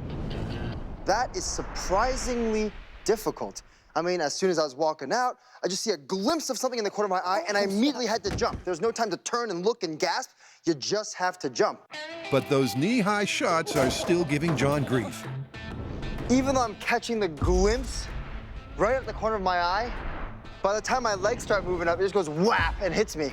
I feel like I want to see that perfect jump and that you're getting there. So this one's about knowing whether or not you could make that jump over the hood at all. So you can look. Look and stand here. But try to make the full jump. You ready? Yeah, let's do it. 3, 2, 1. Oh, no. Well, I think that's all I'm going to give you. There you go. You want to give it a try? No, I'm good. Look, we're not saying this jump technique is easy, but if you give John our average response time of just over a second, he clears the bumper and grill without any problem. When it comes to that hood, he almost clears it. So this jump is looking pretty good, but we're not done with this myth yet. It's time for some impact testing. And to do that, Brian and I are going to build an air cannon to power a model car into, ta-da, MythBusters Man. Can jump a car in a single bound? Well, we'll find out. And later, Buster's upmarket replacement volunteers to bring this myth home with a full-scale bang. Now! Yeah!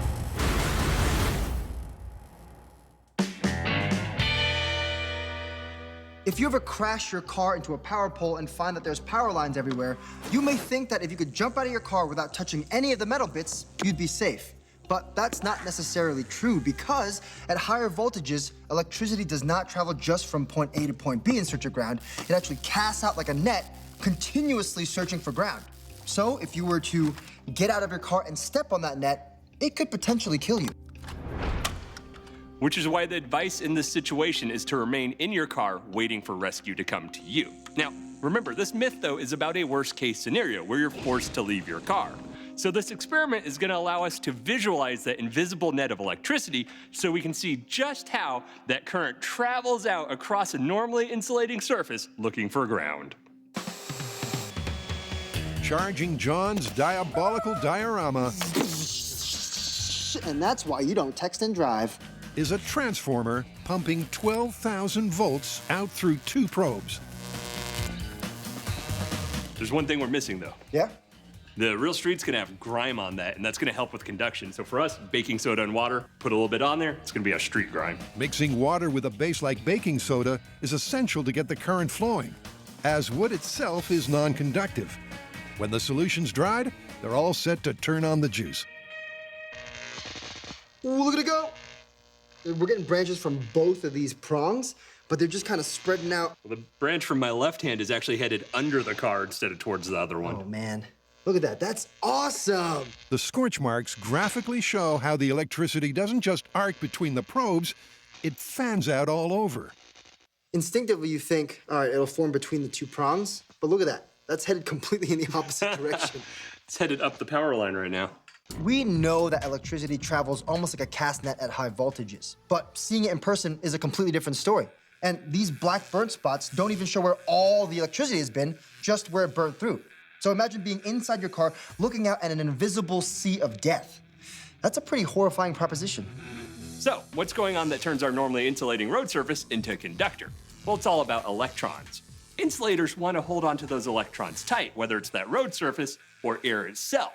But if you turn up that voltage high enough, eventually that potential is strong enough to rip those electrons off, turning what's normally an insulator into a perfectly good conductor. To better mimic the partial conductivity of a road under high voltage, Brian's doing some resurfacing. A little paint for insulative, a little graphite for conductive, mix them together, spread it out, you got your road surface. That's my great-grandmama's recipe for conductive ink. While Brian sweats the details, that's a good street. John adds the finishing touches to their tiny victim. If you come face to face with a down power line and you have to get out of your car, I mean have to, the power company suggests that you jump out of your car and take little scooting steps. And that's because the wider you move your feet, the more you increase what's called a voltage potential, which dictates how much current courses through your body. Now, to test this, we've built a tiny buster complete with its own little nervous system attached to a voltmeter to tell us what actually is the voltage potential between his 2 feet and a little LED to help visualize the amount of current coursing through his tiny body. The brighter it is, the more current. With the street hot and a voltmeter strapped to John's chest, they'll measure the level of potentially lethal charge that passes through the little guy. Oh, you see it? Look. Oh, yeah. You see a little bit. Taking short, sliding steps is meant to be the safest method. As he's shuffling, you can see it kind of like fade in and out. As his feet get further apart, it fades in and out. So you're seeing that sort of little bit of voltage, it's gone. A little bit of voltage, it's gone. Yeah, that's pretty dope. Next up, a regular walk, albeit a little stiff-legged. It looks like we're still pulling that same 2 volts, but it's dropping down and then straight to 2. So there's no transition, it's just straight, ow, no, ow, no. All right, you ready for your hop? Okay, here we go, ready? This is an awkward way to make an escape, but worth looking into. Anything? Yeah, still 0.2. 0 to 0.2. Whether that would translate into instant death is impossible to call from the small scale. It seems silly, but I'm glad we did it for thoroughness. Okay. The most interesting data came from the LED on Buster's head. As he scooted along with that shuffle, it got brighter and dimmer, and that smooth transition in voltage would equate to a smooth transition in tingling in your legs, letting you know when you might be safe and when you might not. But to take this myth to the next level, they'll have to get a whole lot more sophisticated. LEDs and voltmeters are great for our small-scale tests, but for our full-scale, we want a finer level of detail. And that's why we're gonna bring in someone whose specialty is extracting that kind of information from microcontrollers and other electronics of the sort. Our friend, Alan Pan. Is this your first electric soup, John? I think it is, man. And coming up, John learns that power dressing can be hazardous to your health. You're dead! It killed him instantly. So far in the myth of man versus car, the boys have reduced Buster to his component parts. Did you see that? Timed their own reflexes. Wow. And seen how high John can jump under pressure. Oh, snap! Oh, my goodness. Now it's time to see if a small-scale jump really could make a difference. We're building a pneumatic car gun to shoot a car down this track at an unsuspecting pedestrian. The plan is to film and then study the body's trajectory in super slow motion. After a soak in the hot tub, this pint-sized crash test dummy filled with corn syrup, fresh out of his bath, should be just the right balance of solid to squishy. Okay, ready for action. This is our setup to see what happens to our human analog when he gets hit by a car. Now you notice our rig has height adjustment so we can change the level at which the car hits him. This is our car, which is powered by this air cannon. We'll charge up the tank, pull the trigger, and fire the car at him. Charging. Our first test will be full-size grill against unsuspecting pedestrian. Brian charges the air cannon to 45 PSI. Full-on front-of-car grill versus unsuspecting pedestrian in 3, 2, 1. And correct me if I'm wrong, but that may have just been a touch hot. So car versus person versus camera. Yeah, I think 45 PSI might be a little too much. We got off the starting line so fast that it did a wheelie. The car is riding the person off the ramp. All right, let's dial back the PSI. Sounds good. So with the pressure dialed down a notch, okay, I'll give you the countdown. They're soon set to try again. In 3, 2, 1. It's a nice collision. And it's off to the high speed. This is their first glimpse of what can happen to a body that's more cushy than Buster's. Whoa! The hand goes and the lower body goes, and then the front of it catches up with the rest of the person. It's a catastrophic collision. Now to see if a jump makes a difference. I like the idea of mimicking my jump in this little dude's legs. First off, they'll follow John's early form by lifting the legs just a bit, up to bumper height. Perfect. That's a ankle-shattering height. And we're all set to compare comparative calamities. In 3, 2, 1. That looked significantly different. It looked like he was cartwheeling through the air. That's definitely a different hit. Instead of being there in the pelvis, that's maybe bilateral femur fractures. It's bad, but not as bad. Yeah, and after he gets hit, he looks like he almost clears the entire car. It just might be a better outcome. But try telling that to the dummy. Next, they'll imitate John's last real-life jump by tucking its knees up. John's final jump was right there where his shin hit the hood, so we're gonna get Buster into that slightly tucked-in jump position and ram a car into him. All right, good luck. Charging. 30 PSI. Car into unsuspecting bystander with feet just clipping the hood. In 3, 2, 1. Flipped again, but he didn't even go as far. I'm gonna have to look at the high speed, but I feel like that was better. Ooh. It looks like more of his upper body is totally just glancing off the windshield instead of wrapping itself around the car. With each jump, the higher you get, the less time you have in contact with the car, and that's good for that transfer of energy. But this still doesn't look like an accident you'd walk away from. Let's not get ahead of ourselves. This is about survivability. And the last time I checked, doing cartwheels over a car at high G's and then landing, not so good for your health. But that's what we're gonna test for, survivability in full scale. He's ready. So far, John and Brian have dug deep to dissect the myth of the potentially fatal electric escape. That's half of your heart dead right there. There's no surviving that. And after small-scale testing, they're ready to take the next step with electronics expert and fellow search contestant, Alan Pan. Well, you have a pretty good idea of what was going on here, but we're ready to go full scale with it. Yeah, and I imagine you guys probably don't want to charge yourselves up to 7,000 volts or so. No, but we do want a way to scale down that voltage into something safe we could work with. Okay, we could build a rig with a microcontroller that would show the interaction between your body and the road, but at a safer, lower voltage. Great, you do that and I'll build the suit for you to mount it to. And I'll go create a horrific car wreck. Okay.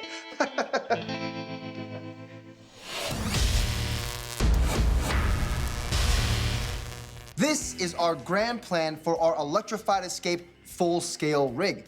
It all starts out with Alan working on the electronic indicators which will show us when we're in the danger zone of electricity, which will be mounted to the suit that I will be building that will take us to the scene of the crash, where we'll be testing the myth that correctly executed maneuvers can help increase your chances of survival when escaping an electrified crash site.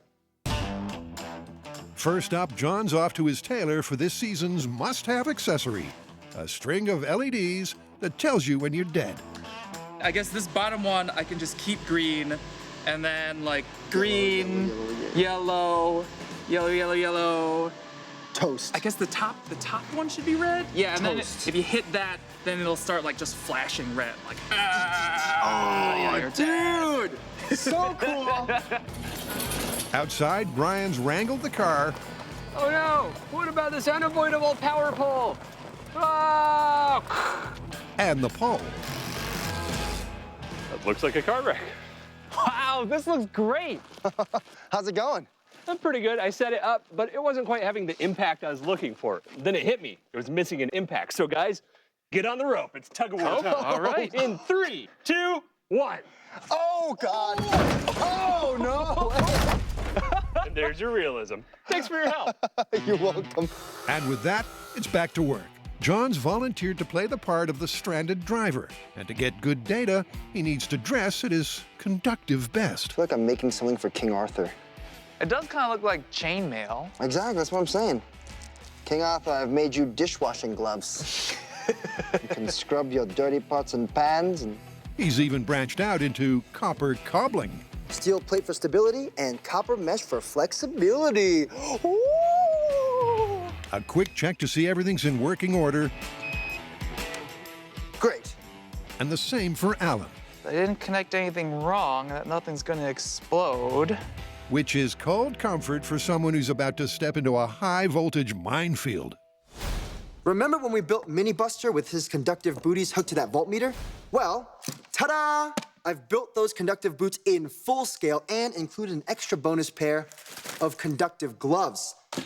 These will act as the probes to help us determine if, 1, you can actually get out of a car without touching an electrified surface and ground, which at high voltages will kill you, and 2, if our jump or our shuffle or our walk will increase the amount of current going through our bodies. Now, to do that, we have to hook these end terminals up to this vest with a microcontroller mounted on it.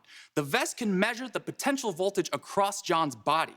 This LED strip illustrates a difference between safe voltage all the way up to a deadly voltage. If that deadly voltage is reached, this buzzer and this vibrating motor go off to let John know that he has, in fact, died. Back out at the wreck, Brian gets on with the detailing.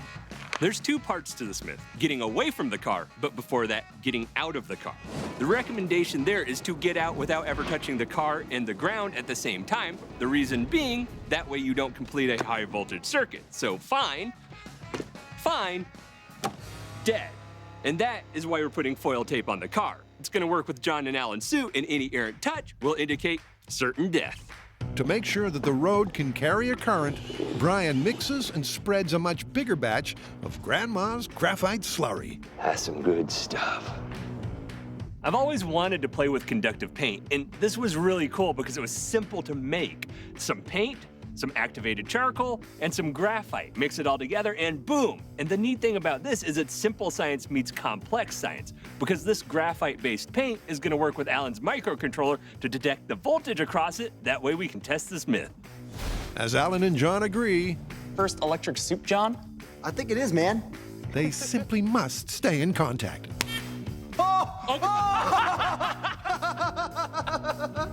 Yeah!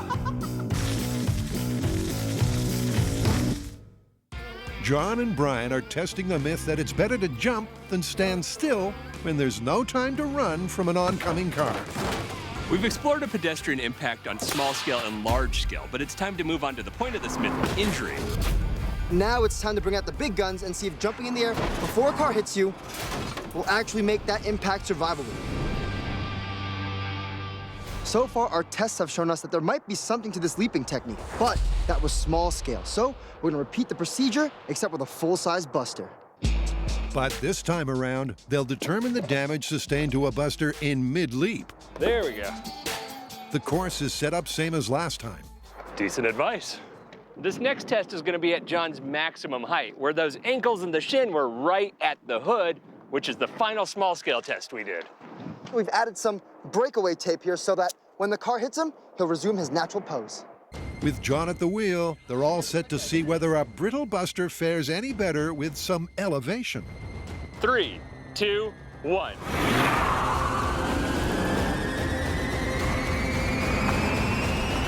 Coming in. Ooh! Buster just, thump, one quick backflip. Despite this windshield looking like a huge disaster, I'm suspecting he's taken less damage. When I said we'd be bringing out the big guns, that's who I meant.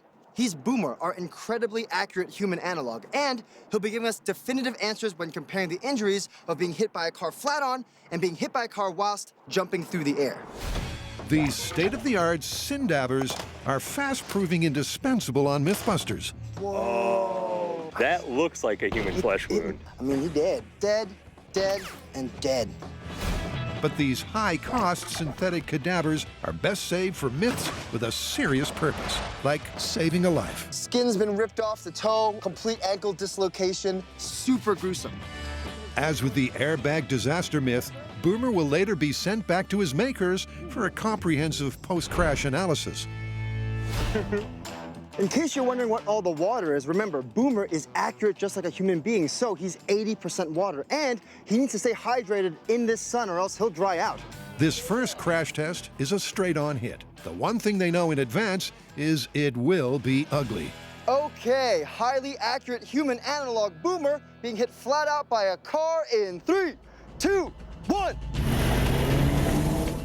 Brian eases the taxi up to 40 miles per hour on impact. Woo, okay.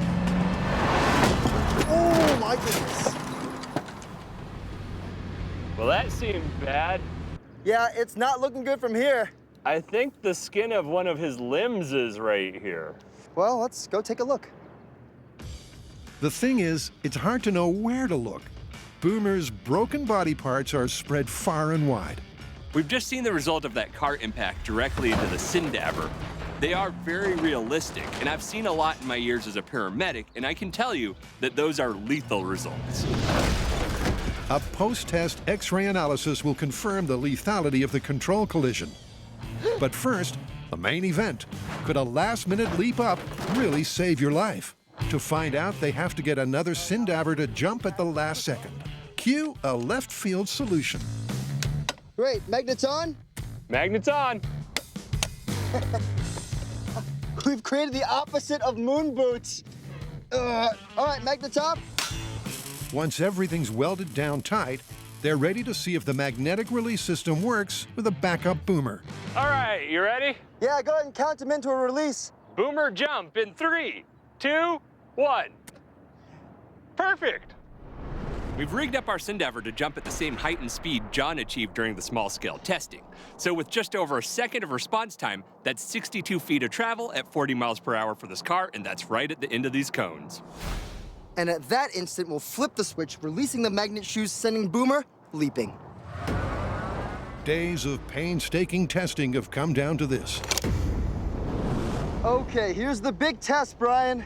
They know the result won't be pretty, but maybe, just maybe, this time the hit won't be fatal. In 3, 2, 1. Here it comes. Now!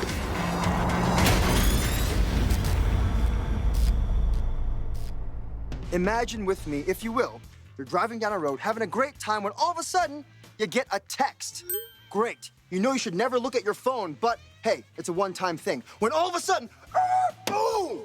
Your car crashes into a power pole. Now your car's on fire, there's smoke billowing into the cabin. You know you shouldn't get out of your car, but do you really want to cook like a Thanksgiving turkey? Yeah, I didn't think so. And that's why we're here to test the myth that executing the proper hop, shuffle, or walk will increase your chances of escaping this electrified crash site. Now, we can't actually down a 7,000 volt power line, so we're gonna put 7 volts across our special conductive road. Nice road. Nice and conductive.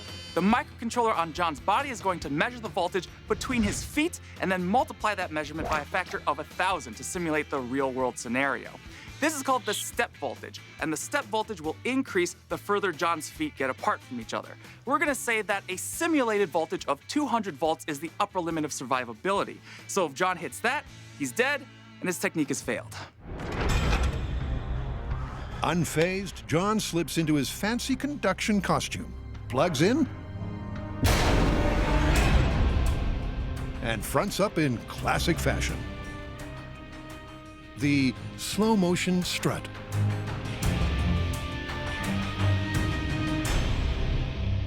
Our first test is going to be having me try to get out of this car without being electrocuted. Now, you might be going, John, I get out of my car all the time. It's so easy. But that's where you're wrong, because you unconsciously do things like this and this, which in both cases, you'd be dead. Plus, the car is on fire, so you really have to stay focused if you want to get out of this wreck alive. Once you escape that car, you need to escape the invisible 7,000 volt net of death surrounding you. And that's what our techniques are about. In order to test those techniques, Alan's system's gonna use the microcontroller to interpret a 7 volt field across this conductive patch. When it reaches the equivalent of 200 residential volts, we're gonna call that a failure. The reason being, at that point, your legs will collapse underneath you. You will have at least 200 volts coursing through your body, and you will be a significant risk to anybody who comes to rescue you. Did someone say fire? Got you covered. Woo! Good luck, man. Oh, snap! It's everywhere! Exiting safely means not falling victim to what's known as touch potential. John can't touch the car and the ground at the same time. Here we go. Here we go. You're alive! I think it's safe to say, as long as you're aware it's 7,000 volts and take a moment to concentrate, you can jump out fairly easily. All right, guys. What's next? That! Like Brian said, staying alert is the key to staying alive. Now to see which mode of moseying off might keep him that way. Which technique do y'all want to start with? Let's start with the most natural way to get away from a car, just walking one foot in front of the other. Great. Let's go for a walk. Wake up, John! You gotta get out of here! Oh, wow, that's real smoky. Once again, the first hurdle is jumping clear of the car. Freedom! All right, let's start walking. You're dead. You're dead. One small step for man, one electrifying end to a fledgling career, as John's LEDs all flash red. That's a pretty normal gait for a walk, too. That was just, what, like this? It killed him instantly. The walking technique, not optimum. But is there a way to get clear of the danger without becoming a human jumper cable? Small-scale testing suggests that it's possible. It does keep your voltage the lowest. But in real life... Sure do get in a lot of car wrecks. All right, here I go. Yeah. Oh, God, no!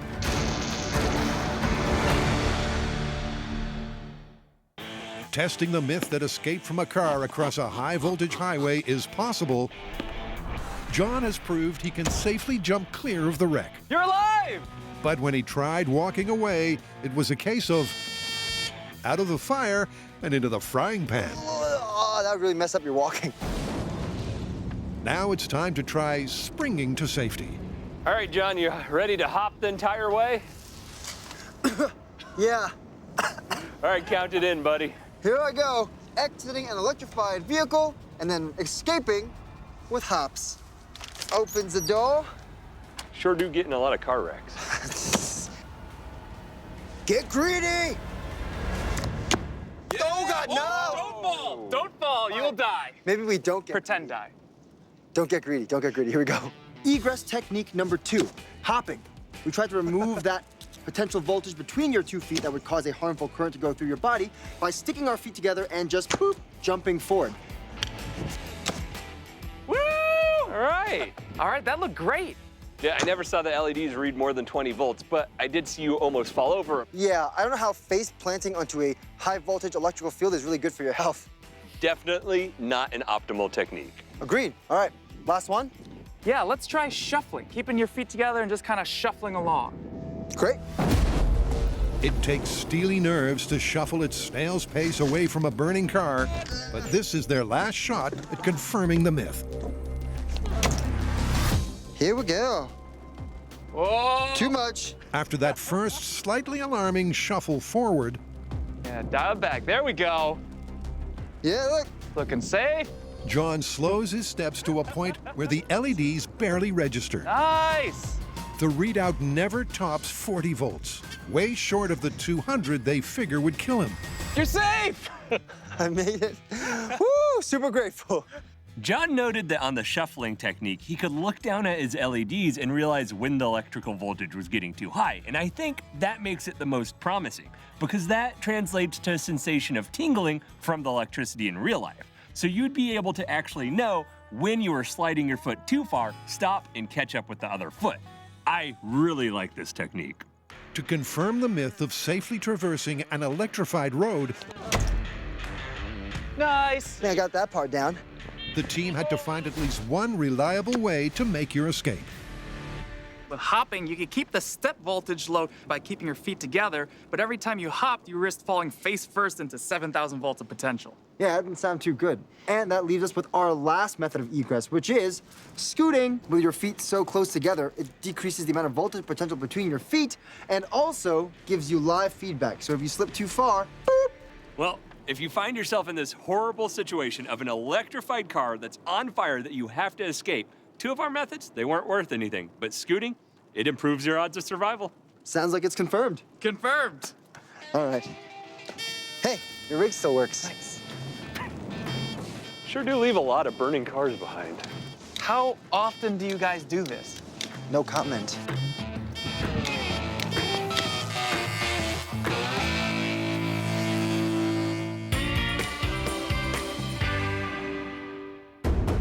Back at Car Crash Central, the boys have already destroyed Boomer 1 in a head-on horror crash. Oh my goodness. Now it's time to test the myth with a fresh Sindaver. But this time, who gets to jump? Okay, here's the big test, Brian. Highly accurate boomer, jumping right before being hit by a car in 3, 2, 1. Here he comes. Time it so that right as the car goes, now! Yeah! That looked like a pretty good jump. Let's see how Boomer's doing. One thing is clear from the get-go. Boomer 2 has more of his body parts still attached than his predecessor. While this is pretty bad, compared to that first one, which was horrific, this is definitely less injury. Now, whether or not it's more survivable, is still to be determined. For our first test with Boomer, he got clipped, bang, right in the hips, and that was bad. Really, really bad. For our second test, though, Boomer was mid-jump, and just like me, he got clipped, right in the shins, which means his upper body containing most of his vital organs completely cleared the hood. We're not quite in a position to call this myth yet. We're gonna take our boomers and send them back to Sindapper. They're gonna go over them inch by inch and send a report back with every single injury. We'll take that injury report and use it to call this myth. A week later, the official report is in. Orthopedic trauma specialist Dr. Devin Jeffcoat is here to interpret the damaging data. First up, no jump. How did this guy fare? Not well. The skull fracture that you see here, likely a brain injury to go with it. Fracture of the C1 vertebra, essentially separating the head from the upper spine. Pelvic spinal separation, that's separating the lower body from the lower spine. Knees being disarticulated, essentially the medical way to say that you lost your legs at the knee. What are this guy's odds of survivability? Essentially none. He has multiple fatal injuries. Safely say that guy is not in good shape, but this guy got a little bit of air before that car hit him. How'd he do? A little bit better. We still see a lot of bad injuries, but we're not seeing those same likely fatal injuries. That same bad pelvic spinal column separation likely requires surgery, but treatable. So with boomer jumping, what do you say his odds of survival are? Probably somewhere around 25%. And if a car's coming at you at 40 miles per hour, what are you gonna do? I'm jumping. Say the orthopedic surgeon was pretty definitive on this myth.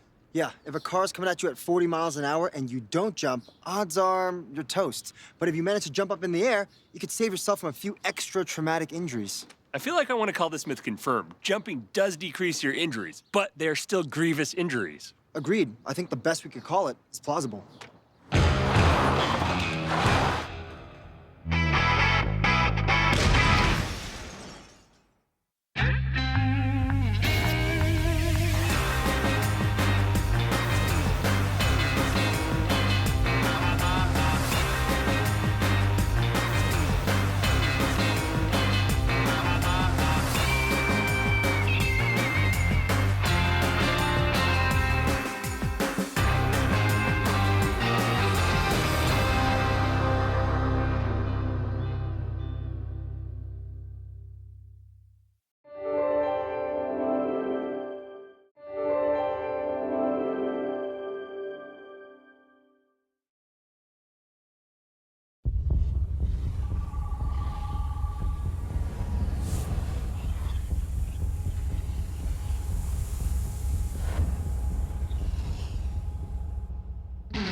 On this episode of MythBusters, John and Brian get their spy on with 3 ingenious makeshift booby traps. We're testing the movie myth where a secret agent shoots a nail from a fire extinguisher into a bad guy. Let's shoot him. Secondly, is it possible to use light bulbs and shotgun shells to make fragmentation grenades out of a chandelier? 2. Let's play with some fire. 1. And finally, we're testing the myth that you can make an effective booby trap by hiding shotgun shells under a floorboard.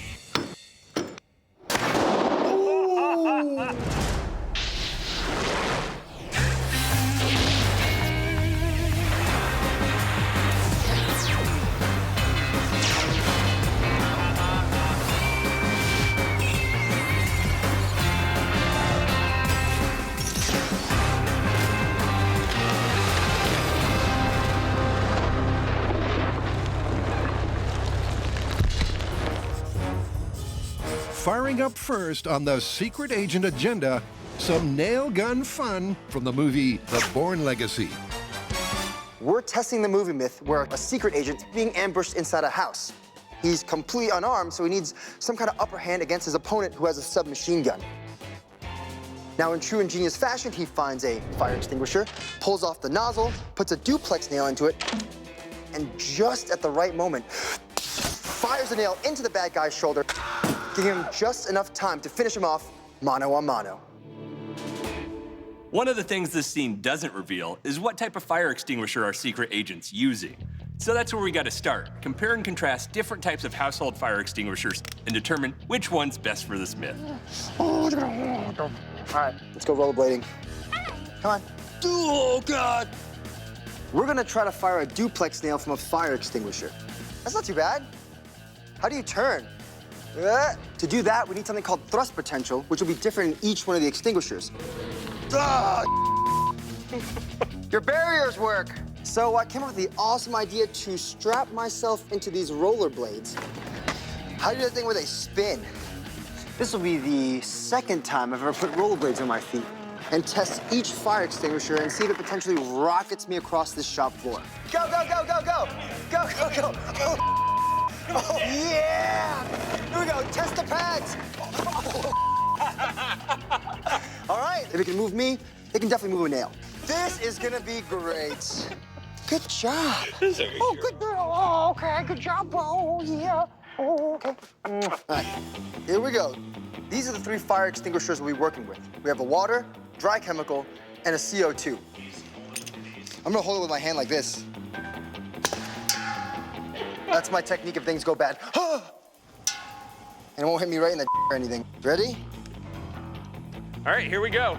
Fire extinguisher thrust test using water in 3, 2, 1. Here we go. Am I going? Keep going, John. You're doing great. It doesn't feel very fast. Woo! Hold on. I'm a little thirsty. Just. Thank you, sir. H2O was a no-go. No thrust means it can't have been the extinguisher used in the movie. Next up, the dry chemical. In 3, 2, 1.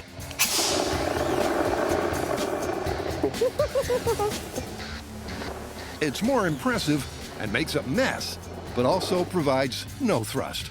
Cue the CO2. 3, 2, 1. Go, you're building up speed! Keep going! You're moving!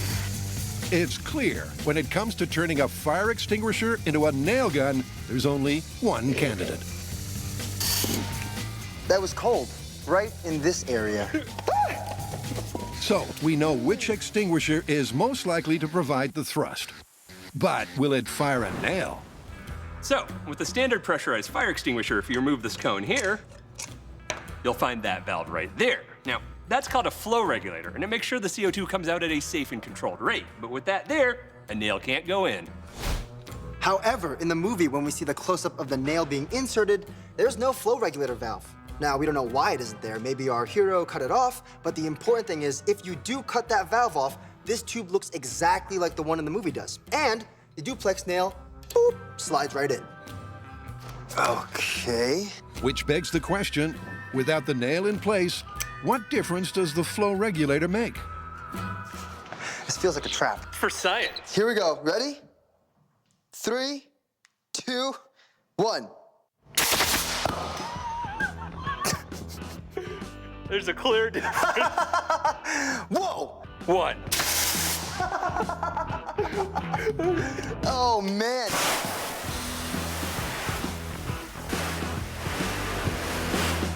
The difference between an unmodified and modified fire extinguisher is dramatic. 1. Ooh. Dude, that sent me back a couple steps. That's pretty nuts. Even though we're just going off what we saw in the movie, cutting off that little regulator dramatically increased the thrust on our fire extinguisher.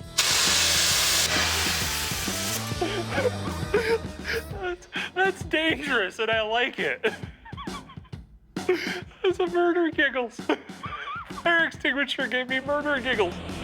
If we had done that when I was doing my initial thrust tests, I probably would have went across the shop floor, up the stairs, and out the door.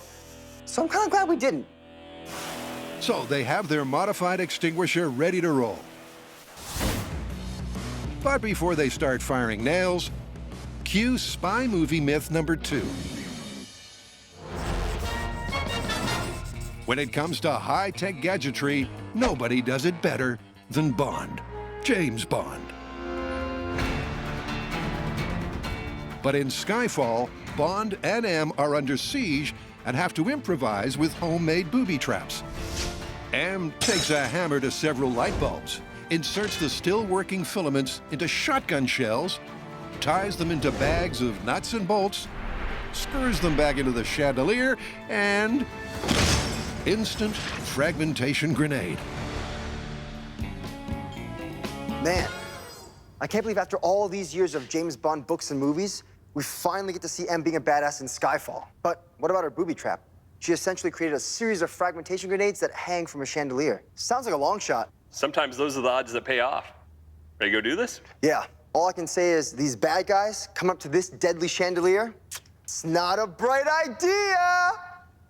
Up top, because the light bulbs are bright and their idea's dumb. So, first up, can fragile light bulb filaments survive M's method of extraction? Hey! It looks like one of those things Hollywood got right. Yeah. Next, 2. will those exposed filaments set off the gunpowder from a shotgun shell? In order for this myth to be confirmed, the filament in that light bulb is going to need to burn long enough and hot enough to transfer enough thermal energy to that powder to ignite it. Now, that might be fairly rapid, or it might take some time. Let's play with some fire. The myth requires a series of light bulb filaments to fire simultaneously, as it would in a chandelier. So, for a proof of concept, Brian and John set up 4. Cue the explosive ingredient. Smells fresh. Capsule. Yeah. Okay, we're either going to learn how to make a frag grenade chandelier or learn how to booby trap bad guy cereal. All right, let's get out of here. Multiple filaments in gunpowder, like a chandelier. In 3, 2, 1. Ooh, I felt that one in my face. That's great. That test went great. You can indeed ignite gunpowder with an exposed filament. But now it's time to look at the other ingredient in our test, the shotgun shell. Will it actually cause a pop big enough to shoot out shrapnel?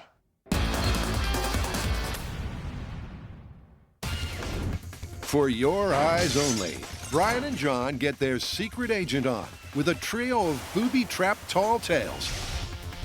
In the Bond movie Skyfall, M uses light bulb filaments inserted into shotgun shells to turn a chandelier into a deadly fragmentation grenade. What? The guys know the exposed filament will light up the gunpowder. Ooh, I felt that one on my face. Now they want to know if it'll work inside the shell. So there is the shot. There we go. For a proof of concept test, they've removed the shot, leaving the powder and primer. Didn't even flinch. You know I wouldn't cut you, son. Next, they screw the shell into a light fitting. Is it slightly absurd that there is a shotgun shell sticking out from the underside of this light? Yes. In 3, 2, 1. That was neat. There's a little flash. It looked like the shell rocketed down. On the high speed, it doesn't just look promising for the myth, it's spectacular.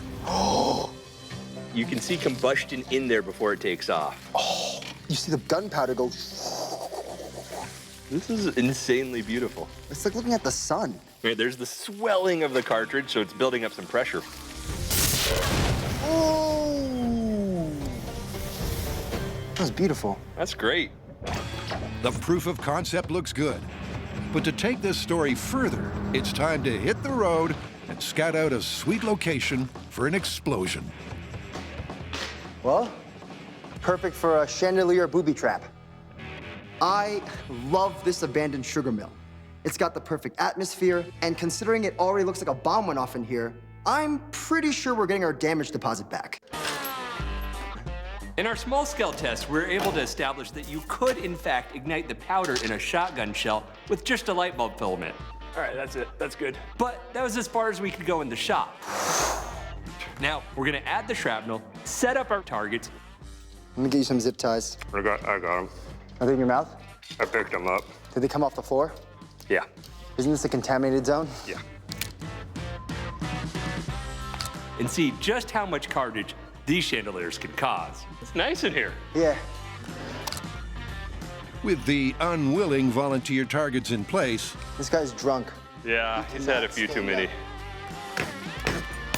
Next, They assemble the fragmentation bundles for each bulb. In the movie, Em takes a pre-cut shotgun shell and a freshly smashed light bulb, and she simply twists them together. First, I put the glue on the rim, but obviously in real life, it doesn't. So we have to assume she used some kind of adhesive to keep these two together. Like a surgeon. In our case, hot glue. Voila! Nice. All right. In order for this myth to be confirmed, when we flip that light switch, we need to heat up the light bulb filaments, igniting the gunpowder inside our shotgun shell, which causes them to explode with enough energy to send that shrapnel into those assassins deep enough that we see some real damage. In real life, however, I don't know if these uncontained shotgun shells will have enough force to send this shrapnel through our assassins.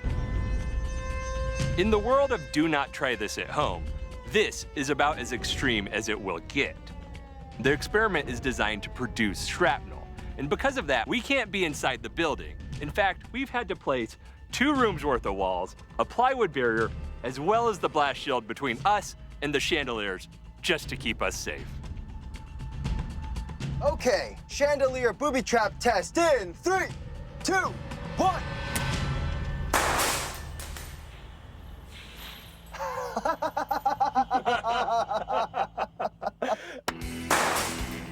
That was hilarious and adorable because it went off. It looked like one sort of popped, and the other ones just heated up and then melted through the bag, and the shrapnel went, oh, and rained on the floor.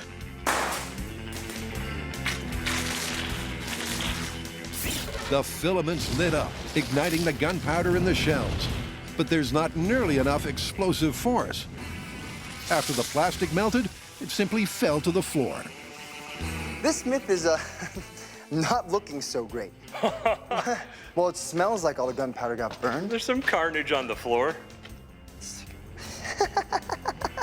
Oh, a couple bags of what looks like unexploded ordnance, although the shells did burn off. Yeah, everything's popped off. Oh man, look, it melted some of these shells open. They all went off though. I mean, Yeah. it kind of activated, it just didn't do Underwhelming much. slightly? I mean, unless you're the janitor. And I'm looking at our assassins, and they look pretty good. I think they're still ready to hunt down some people. Yeah. If these chandeliers went off in your face, I'd say you'd be much more annoyed than dead. But the next step is for us to mimic that destruction they got in the movie, but in real life. You would think it'd be easy to turn a shotgun shell into an explosive, but obviously it didn't work. So I'm gonna tell you exactly how to get the Hollywood effect in real life. First, a whole bunch of... Second, you're gonna need to take... Mix it with... Third... And don't forget this one. And that is exactly how we're gonna take Hollywood effects and turn it into real life carnage.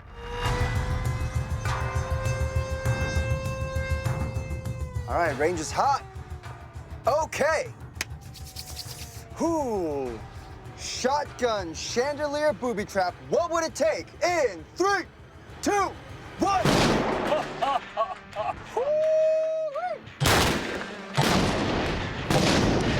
Yeah, that was definitely equivalent to the Hollywood, like, bam, stuff raining down.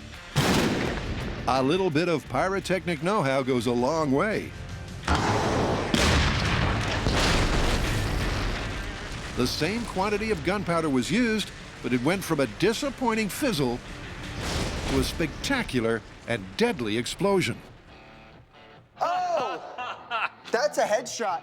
That is hilarious. A lot of headshots, it looks like. Boom. Butt shot? Guess what this guy's name is? What's that? Michael Bolton. While the basic concept of using a light bulb filament to fire a shotgun shell is sound, unless the explosion is contained, there's not nearly enough force for a fragmentation grenade. Well, at least one part of this myth was easy. Getting that gunpowder to ignite with a light bulb, that worked. Yeah, but if you just take a smashed light bulb, put the filament into a shotgun shell with gunpowder, and wrapping in a bunch of random nuts and bolts, does not yield the same results as it did in the movie. I'm gonna call this one busted. Definitely busted.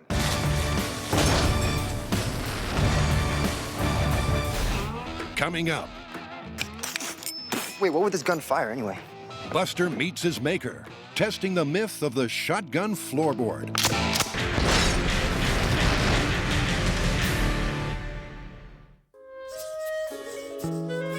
Next up, a third secret agent tall tale, also from Skyfall. While M is busy lighting up the enemy with her shotgun chandelier, Bond puts in the groundwork for another makeshift booby trap. Beneath the floorboards, he places 2 shotgun shells, puts the boards back on top, and when triggered by a footfall, the bad guy goes down with a bad case of missing leg. This is a pretty cool technique, but modern ammunition is incredibly safe and incredibly stable to handle. Exactly. This is like trying to fire a shotgun shell out of a gun without the gun. Yeah, but this is James Bond, man. Doing the impossible is what he does. Yeah, but in this non-super cool guy world we live in, is it impossible or impossible? Firearms manufacturers design their guns to last a lifetime. So in order to achieve that, they hit the firing pin against the primer with more force than necessary. That will accommodate for any poorly manufactured ammunition, as well as wear and tear on that firing pin until it ultimately needs replacing. But we're dealing with a booby trap that only needs to fire once. And it needs to work from the pressure of a full-grown adult footstep. So let's do a hammer. So next up, we need to figure out the precise amount of force it takes to set off that shotgun primer. And to do that, we need a very specific rig. That is a majestic hammer. Oh, why, thank you. Hammer. Weld a little firing pin to it. And that'll come back and go. And so we'll have this attached to some kind of swing. That's not bad. Hammer machine, high five. Oh. We'll do a plate here, and we'll have it so that the shotgun shell fires that way. Ears.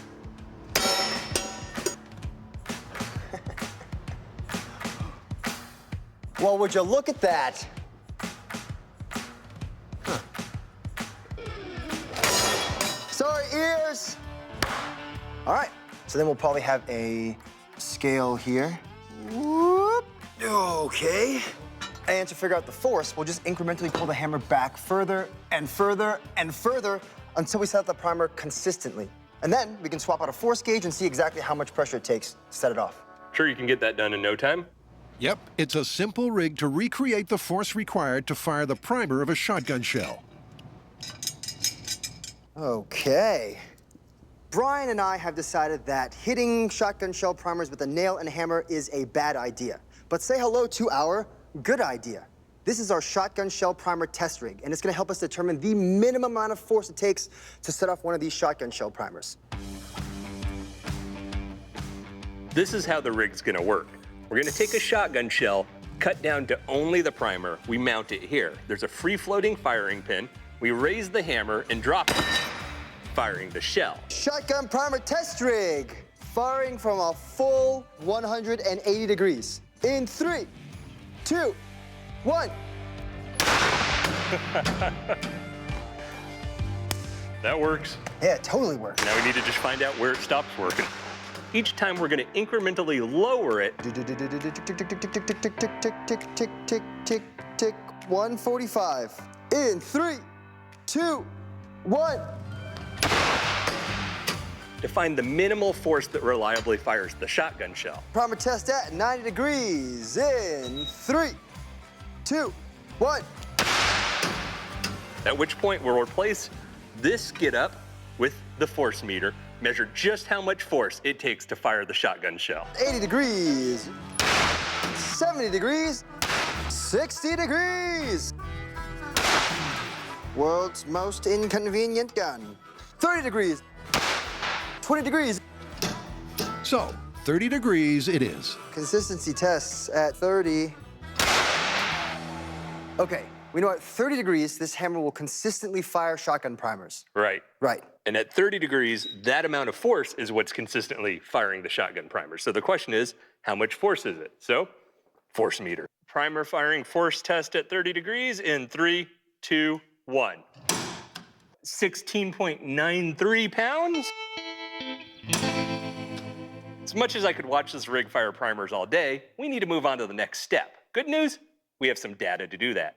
16.9 pounds of force was what was required to reliably fire our primers every time. And that means I need to go build a floor.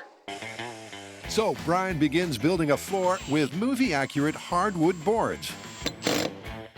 This test will determine if the force of a footstep on a hinged board is enough to fire off the shotgun shell primer. Never would suspect a thing. It's a pretty sturdy dance floor you got. Welcome to our hardwood, beautiful floor here. This is where all the action's gonna take place for the testing. And how's that gonna work? Well, our shotgun mortar is gonna be right here. This board's gonna be on a hinge with that shotgun shell just ever so sticking up. All right, the floor is loaded. When in creeps our person, click, boom. In the movie, Bond lines up the primer with a nail to act like a firing pin. So that's how the guys set up. Wait, okay, you removed everything except for the primer, right? Probably. Probably's good enough for me. Here we go. All right. No, you're set. It's safe. Okay, get my gun. Check if it's loaded. Walk in the house. You ready? Ready. Here we go.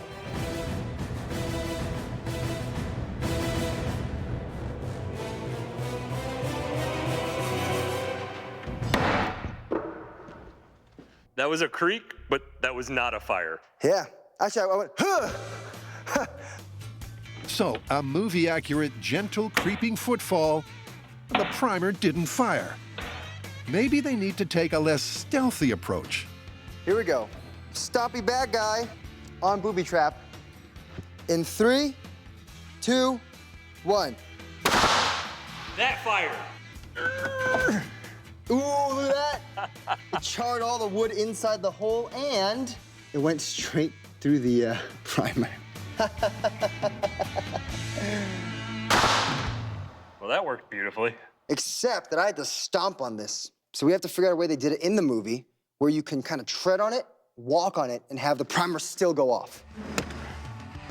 We got the primer to go off inside the floorboard, but I had to stomp on it. In the movie, the bad guys just tread gently over it, and boom, it blows their legs off. I won't look, you can surprise me.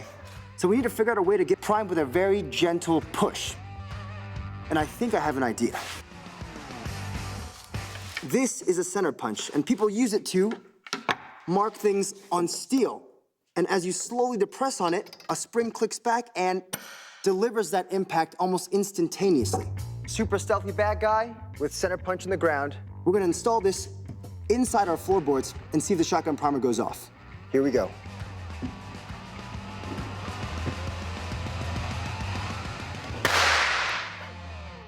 That's legit! Is that legit?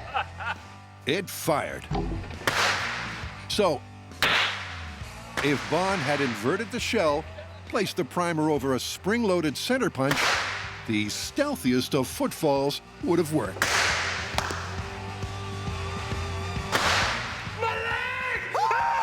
That worked great. Now it's just a question, if that has gunpowder and actual lead in it, what's gonna happen? Yeah, I think it's time to go full scale. Full scale.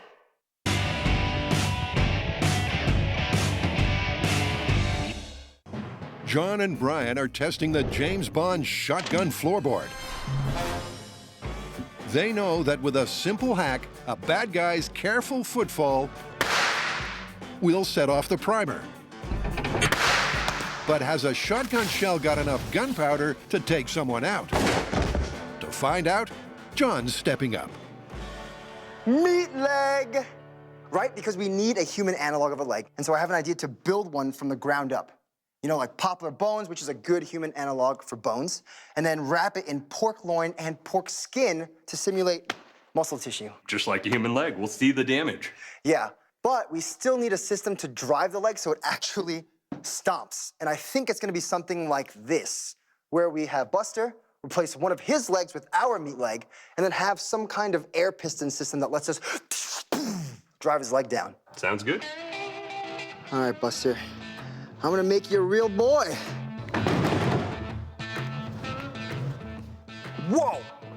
You might wanna get that checked out somewhere else. Okay, so we're gonna divide and conquer. John's gonna go build Buster's meat leg. All right, let's put some meat on these bones. While I build a pneumatic system to animate it. So creepy. It's gonna have a frame to hold up Buster, variable stomp pressure, and a remote control so that when you hit that button, boom, right into a shotgun shell. Almost lost a piece of calf. Skin, check. Meat, check. Snack, check, okay. So my job here today is to build a human leg analog out of raw pork. It's weird, right? Yeah, it's weird, but it's also perfect. Because this actual meat and this actual skin will give us a really good illustration of what kind of damage these shotgun shells will do. Oh, yes.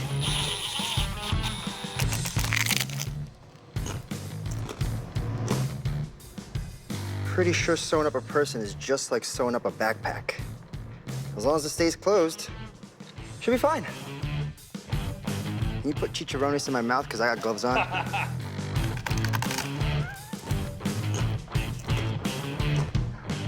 Part one, done. Now I'm gonna graft the new skin onto the new leg. I don't know why everyone spends so much money and time on med school. I basically got the hang of this and it only cost me about 65 bucks. Uh-oh.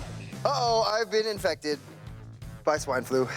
The back of the needle poked through my glove. That's how you spread zombie virus. You get cut and you don't tell anyone. This is our human analog. It's made from pork skin, and is very well stitched together in the back, holding it all together, giving us the perfect human calf. I still have to do the thigh, but when that's done, I'll also add some feet here. We'll have 5 thinner dowels wrapped in meat, sewn to a sandal. Then this end will attach to Brian's rig, where it'll help us stomp on the shotgun shell, and we'll see if it blows the leg off. Before they head out on location to fire up the meat leg. Wait, what would this gun fire anyway? Bacon? John and Brian reset their sights on the Bourne Legacy nail gun. Can you really use a fire extinguisher to shoot a nail deep enough into a bad guy's shoulder to distract him? To find out, they've selected their CO2 extinguisher, modified it as per the movie, constructed a stand, like a glove, and brought in a bad guy. Let's shoot him. With a fleshy target to aim at. I love when we break out the ballistics gel. I'm aiming right for this guy's shoulder. What do you think? Ooh, that looks pretty good. I've never aimed a fire extinguisher before. Yeah, I say we load it up. This is pretty close to the movie setup. We got the fire extinguisher, we got our bad guy, he's got meaty shoulders. All that's left to do now is to fire one at him. The hero in our movie hits the fire extinguisher handle with a pipe. Secret agent material. Duplex nail in CO2 extinguisher in 3, 2, 1. I heard it hit somewhere up. Look at the tube. John hit the handle, boom, ting. It hit, except there wasn't any hits on the target. The hit was over the shoulder on the wall. Here it comes. Yeah. You see that? The barrel's moving before the nail exits.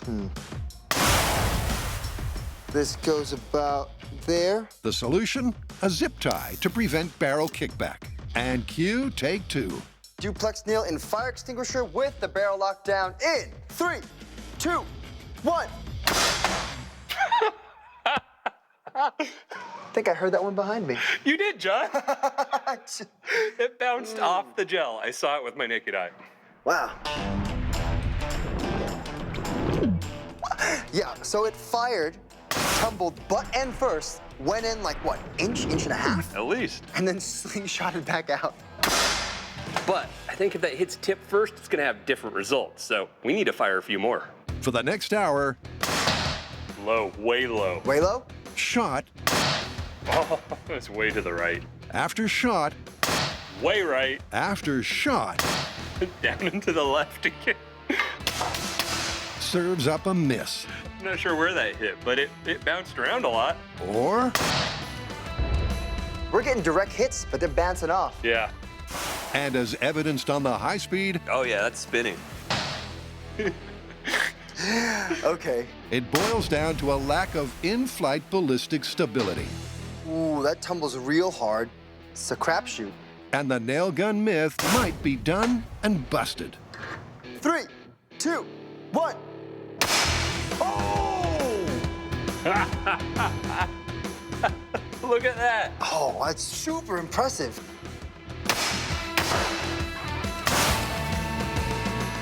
That is a tip first hit, and it hit so hard that it actually swung like that. It may have taken a while, but that is 2 inches deep and is surely going to distract the bad guy. And several shots later, with the ballistics gel reorientated, they get a repeat result. Ta-da! Look at that. That would slow me down, and I think that would just about slow down anyone. But he is still naked. Yeah. You thinking?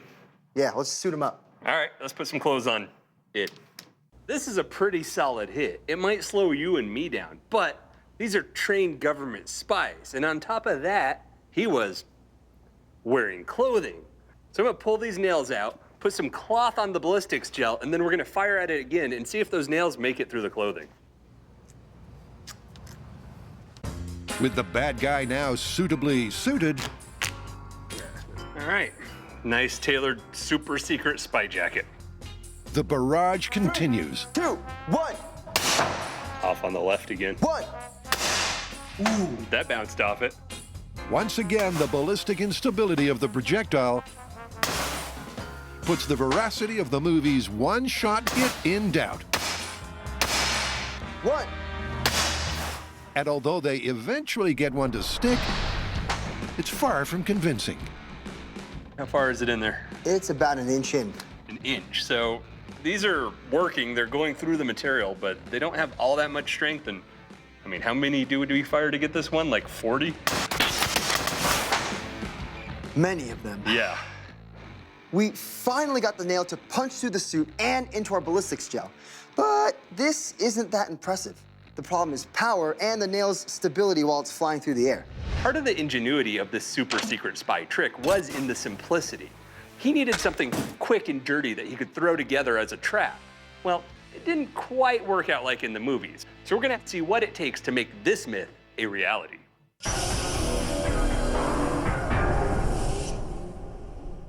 What?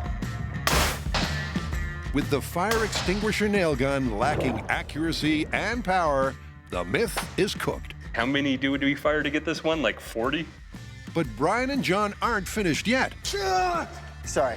They want to know what it would take to make this fictional spy gadget a frightening fact. A barrel extension's a simple way to capture the potential energy of that compressed CO2 that we're missing. As the nail comes out of this relatively short 3-inch barrel, the gas is still expanding, and all that does is destabilize the nail. By putting that longer barrel on there, we're gonna stabilize the nail and accelerate it to terrifying speeds. While Brian does the definitely do not try this at home re-engineering of the fire extinguisher fittings, That should do the job.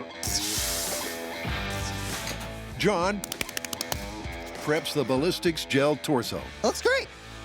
for target practice. Yep, right up Main Street. Don't worry, you won't feel a thing.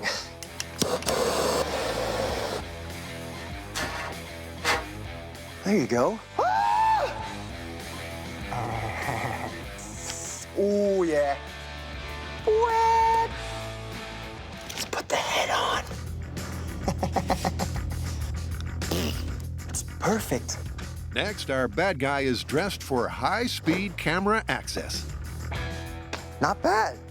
The suit fits, but I think we need to tailor it a bit to really match your body type. So I think I'm gonna classic look, sideless suit. Really show off those lats. Perfect. Say hello to Bad Guy Buster, who, with his submachine gun, has chased our hero into a dark and dank basement. But little does he know, our guy's already lying in wait with his fire extinguisher nail gun. And as soon as Buster turns the corner, he hits the handle, sending the nail through our extended 6-foot barrel all the way down and into his shoulder, giving our hero just enough time to finish the job.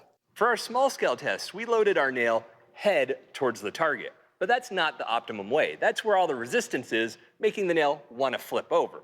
We have this nice optimized 6-foot long barrel. So we're gonna load the nail the optimized way with the pointy end towards the target. Lower, lower, lower. Stop. Hey, that's perfect. So, this is it. The movie may have gotten it wrong, but will Brian and John's quick fix get it right? Extended barrel at Bad Guy Buster in 3, 2, 1.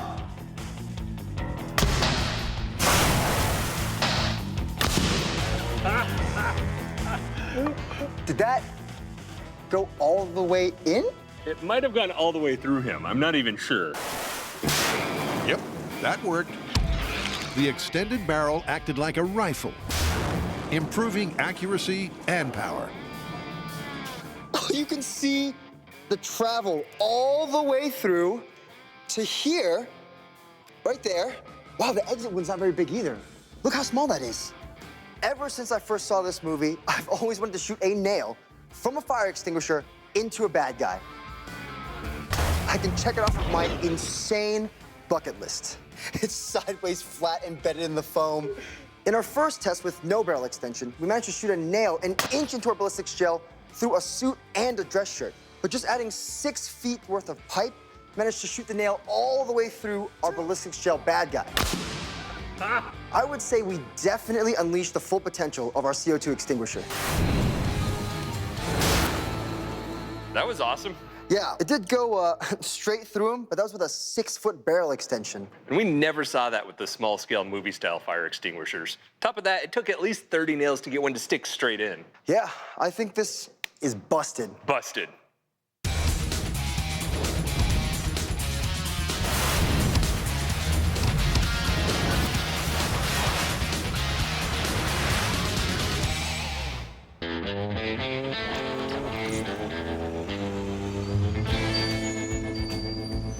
Let's go. We're testing the myth from the James Bond movie Skyfall that you can make an effective booby trap by hiding shotgun shells under a floorboard. We're about to go full scale with live ammunition to see if we can take out our evil assassin. Back at the abandoned sugar mill, Nice.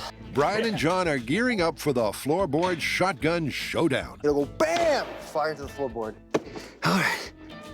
Which way are we having him face? Forward? There you go. Yeah. How's he looking? Good, except this just became a Western. With Bad Guy Buster in place, I got special meat delivery. Voila. it's time for some field surgery, a leg reattachment. How's it? Looks good. That's good. This goes. All right. Fantastic. There we go. Oh, here's the fun part. All right, I got the leg bolt right in here. Okay. Boom. We just targeted our meat leg. We did. That's a strange sensation. Oh. Yeah, he's got a webbed toe condition thing. That doesn't look right. You should see a doctor. This is a vacation flip-flop. It's foam, doesn't offer much protection, but in the newest line of assassin footwear, ta-da, it is a tactical boot sole with the vacation feel of a flip-flop. You ready? For your easy viewing pleasure? That's right. It has the sole of a regular boot, but it will allow the cameras to see what happens in gory detail. Ooh, it's starting to go. All right, okay, you ready? I'll just do the, oh! It's getting juicy. It's getting juicy. All right, let's clear the floor and give this guy a test stomp. Brian's piston is calibrated to give Buster the stepping force of an average-sized bad guy. Deadly assassin with meat leg. Regular walking tread test in 3, 2, 1. That's a pretty good step. Yeah, I think that's perfect. Let's add some shotgun shells to it. Yeah, let's do that.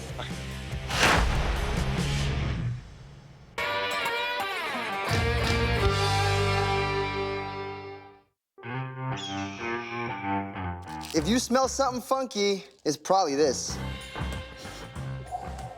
Don't get more fresh than that. Oh, yeah. Here's what we're gonna need to see to call this myth confirmed. All right, I'm gonna load the shotgun shells. The meat leg's gonna need to push on the trick floorboard, in turn, firing the shotgun shell up through the floorboard with enough force to cause enough damage to permanently put our assassin out of commission. Okay.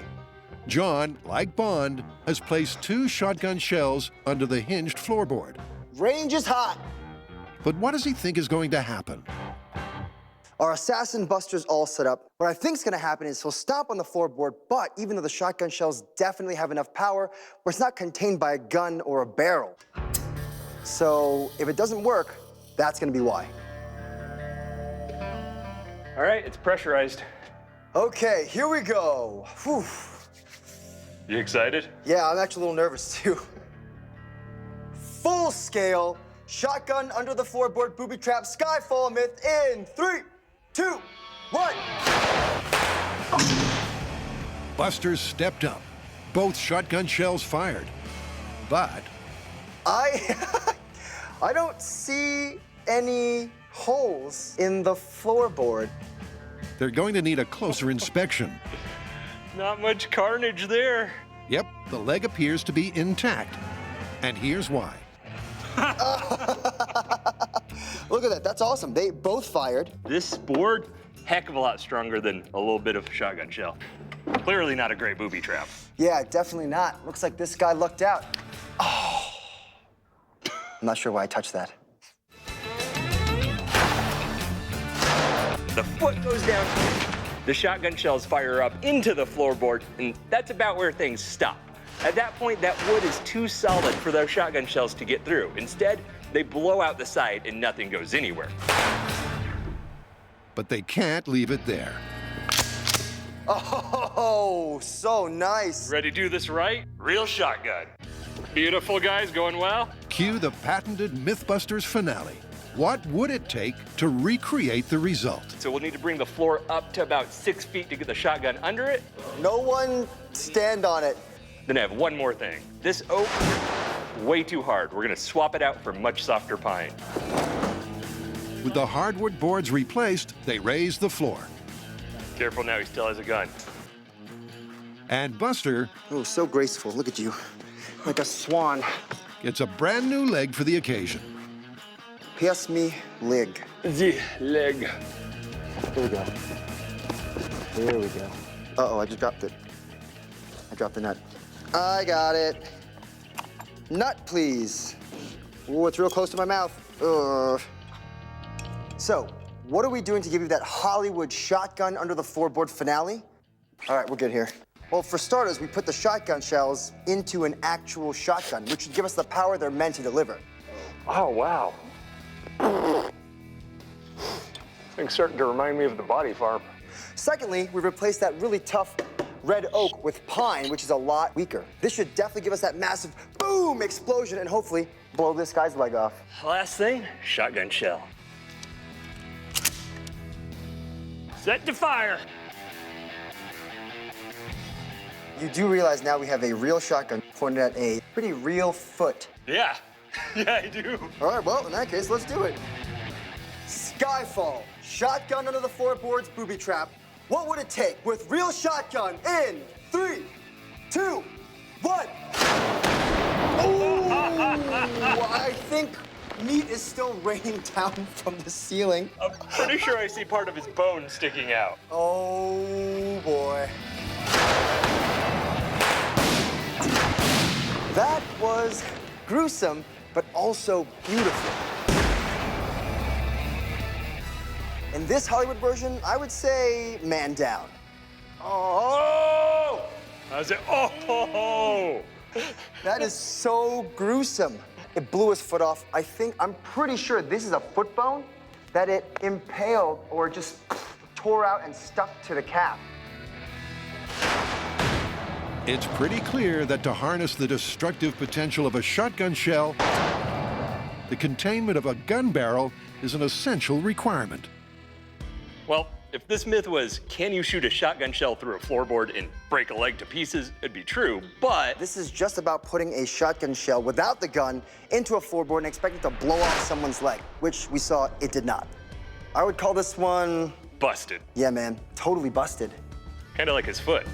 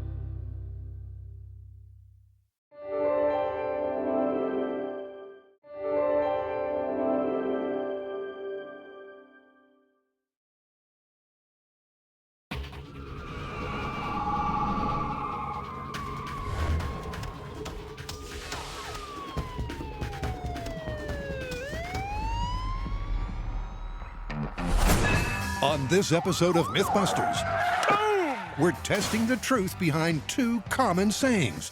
Guys, look, I'm doing it. First up, can you knock someone over with just a feather? With the help of two special guests, Am I on a big paper airplane?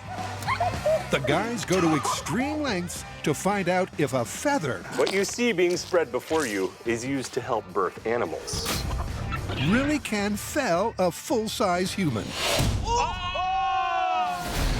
Then, the boys tackle the term backseat driving I don't want to even look back. He's freaking me out. Oh! in the most literal way possible, Go, John, go! Go! as they find out if a busted-up burglar could outrun the cops And the first turn. Oh my gosh. from the back of a stolen taxi. He is right next to us.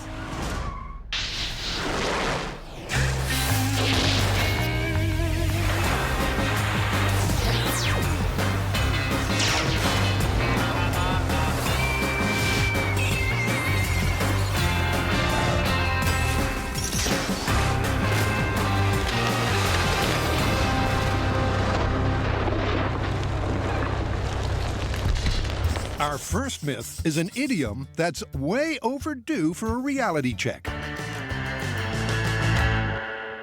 You could have knocked me over with a feather. You know, I've always wondered about that idiom. That's widely used, but kind of taken for granted. Oh, wait. I did see it in a movie once. How'd that go down? Like this. That was a bit of a cheat. Hilarious, but we have real science to do. All right. The phrase, "you could have knocked me over with a feather," refers to a mythical someone who's already so shocked or otherwise distracted that the gentlest of touches could send them crashing. So, is it really possible to take someone out with a feather? For this myth, it seems like a little head-to-head competition would make it a lot more fun. One-on-one? I'm thinking 2-on-2. That's right, folks, 2-on-2. That means we'll have to bring in two special guests to fill those roles, and I'm thinking Alan and Tamara from MythBusters The Search. Both Alan and Tamara were worthy search contenders. Go red. I almost puked. In fact, Tamara's engineering skills helped her take home 2 MVP awards. It doesn't get any better than that. And Alan's team spirit inspired everyone. It's all on you, Alan, as high as you can get. Now they'll reunite over a table packed with plumage. So we have a large variety of feathers. Got a couple type of pheasant feathers, silver pheasant, goose feather, wild turkey feather, We have 2 types of ostrich. These are some of the biggest feathers known to nature. But will they pack a punch? In order to test this myth, we're going to start in its most basic form. Can you actually knock someone down with a feather? Taken at face value, this myth wouldn't seem to stand much of a chance. I really want to try and knock someone over, not impale them. Before going any further, it's worth finding out exactly how much force it takes to push over an adult human. Let's talk about the science of balance. Normally, when you're standing straight up, your center of mass is right above your feet. And there's actually a little bit where you can lean and stay upright. But if you go too far at a certain point, there's nothing you can do to stop from falling except for taking a step. We're gonna use a force gauge to find out where that is and what it takes to actually knock someone over. To measure that force we need to knock someone over, we have this force plate here on a chest mount. The person wearing it's gonna plant their feet because there's that little element of surprise and we don't want them fighting it. Someone else is gonna shove on them and we'll measure just how much force it takes to knock you off your feet. They start with their most probable pushover, which would be featherweight Tamara. Plant your feet, no moving, no fighting. All right, and then close your eyes. Oh boy. All right, you ready?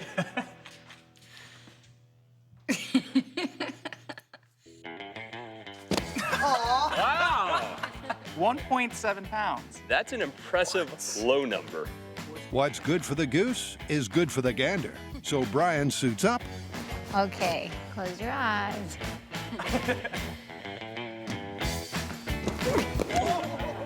And goes down like a ton of bricks. What was it? 2.2. Ooh. Well, I weigh, what, probably about 1.5 times more than you? 1 pound, 1.5 pounds to 2.5 pounds. It's pretty impressive. It doesn't take much to knock someone over. Obviously, the bigger the sample size, the better. So it's worth giving our 2 middleweights a nudge. I feel like this is like a mock execution. Alan? Yes, I'm gonna lock my legs. No Ready. clenching. No punching. No clenching. No clenching. No one said anything about no punching. Definitely punch. Here we go.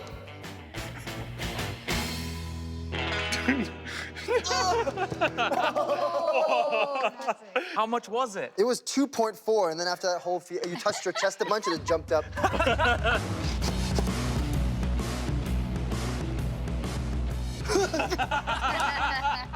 How is that? 2.7. They've discovered that when push comes to shove, it doesn't much matter the size of the fall guy. Pretty consistent. You can just about knock anyone over with less than 3 pounds of force. But can a single bird feather produce anything like that kind of pressure? To have any hope of success, they'll need to think laterally, not literally. So they divide into teams, John and Tamara versus Alan and Brian. That's not breaking. That would be pretty good. In essence, they have to find some way to simulate an unbalanced or frail mental state. Oh, snap! Unconventional methods of pushing someone over with a single feather. What do you got? We could mess with their balance, like with one of those exercise balls that rocks a lot. Oh, like the core exercising balls. Okay. How about something that keeps their feet from moving so that they can't make any adjustments to balance, and that would also make it easier to fall over. Exactly. For maximum impact, each team will keep their schemes a secret from the other. And as construction commences, imagine you're like trying to balance, and you see like just a. It's apparent that both teams are thinking way outside the box. It's like a clown's torture device. That's simple, but highly effective and dangerous. We're about to see serious science meet the circus. I think my butt's getting closer and closer to you. And what they've got planned has already put Bo in a tailspin. What is that? The most modern dog toy technology. Get it! What is that, Bo? Oh! You got it! But before the feathers start flying, it's time to take off with myth number 2.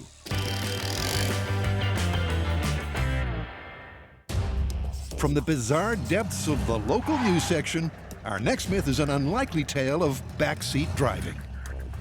Returning home, a taxi driver finds his front door wide open. He runs inside, leaving the engine running. The trapped burglar jumps from the second floor, fracturing both legs. Desperate to escape, he drags himself into the back of the cab and finds a walking stick to work the pedals. A passing patrol car spots the seemingly driverless car and gives chase. Far-fetched criminal fiction or an incredible tale of driving dexterity. Hi! To get this myth rolling, they'll start with the basics. Brian and Bo have procured a big yellow taxi. This is the car John and I are going to be using as our escape vehicle. And the stick, well, that's going to be our driving cane. The rubber at the bottom, you might think that's going to be helping us, but check this out. These tiny pedals, and with as cramped as it is in here, driving this while escaping cops, that's a big ask. And a significant safety risk. When we're driving back here with a stick and we're reaching all the way over, these seatbelts are basically useless. So we're gonna install our own harnesses to these existing anchor points.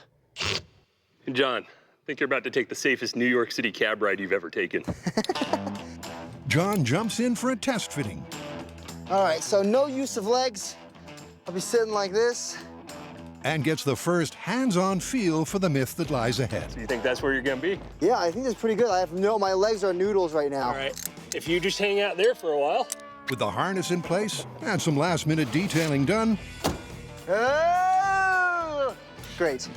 they're ready to roll. Ready to go start our criminal career? Let's do it. All right.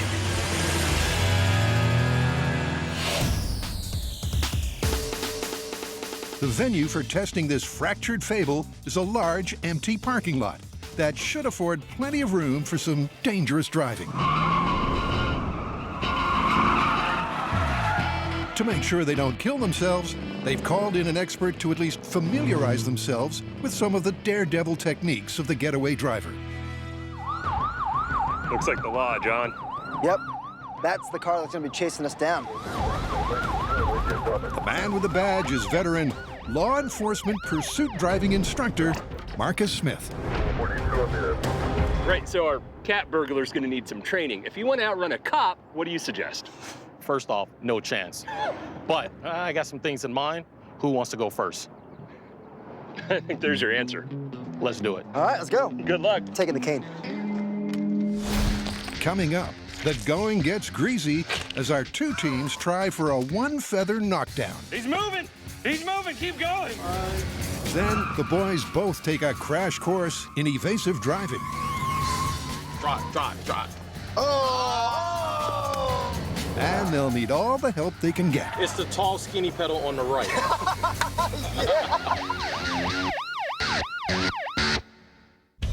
To test the phrase, "You could have knocked me over with a feather," the boys, plus special guests Alan and Tamara from MythBusters The Search, You guys are skinnier than I am. have split into two teams. They've each devised 3 different ways to unsettle someone to the point where a feather could prove their undoing.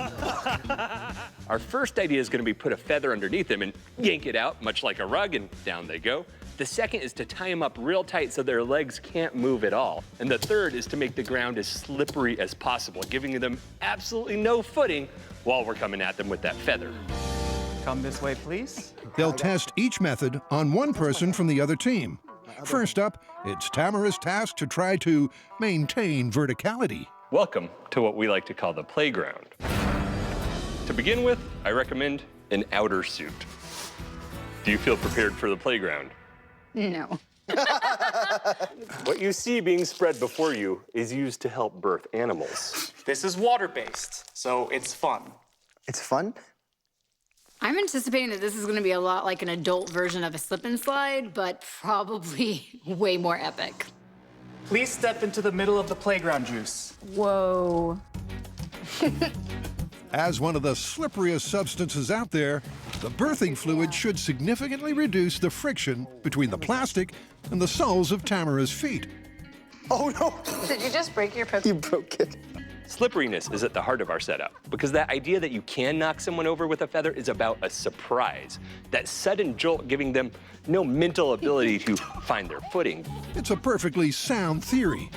How's that going for you? Nothing. No. That's not translating into practice. Tamara seemed a little unsteady at first, but no matter what feather we tried, we could not knock her over.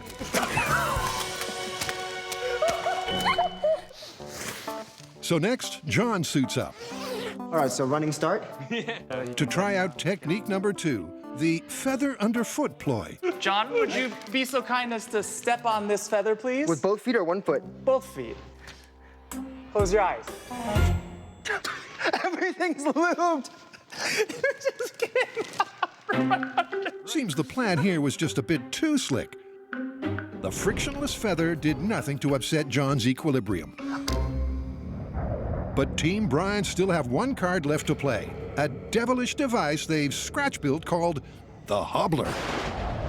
Look, the spirit of this myth is that someone could be so disoriented or discombobulated that something as light as a feather would be able to knock them off their feet. Put your left leg through this loop.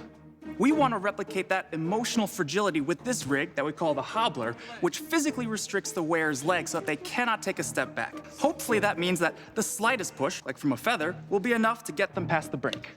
Now, son, have you ever ridden a Hobbler before? No, sir. You'll want to keep your arms and legs within the ride at all times. With no flex in his lower parts, it should take less of a lean backwards for John to lose his balance. He's moving! He's moving! Keep going! All to no avail. Oh.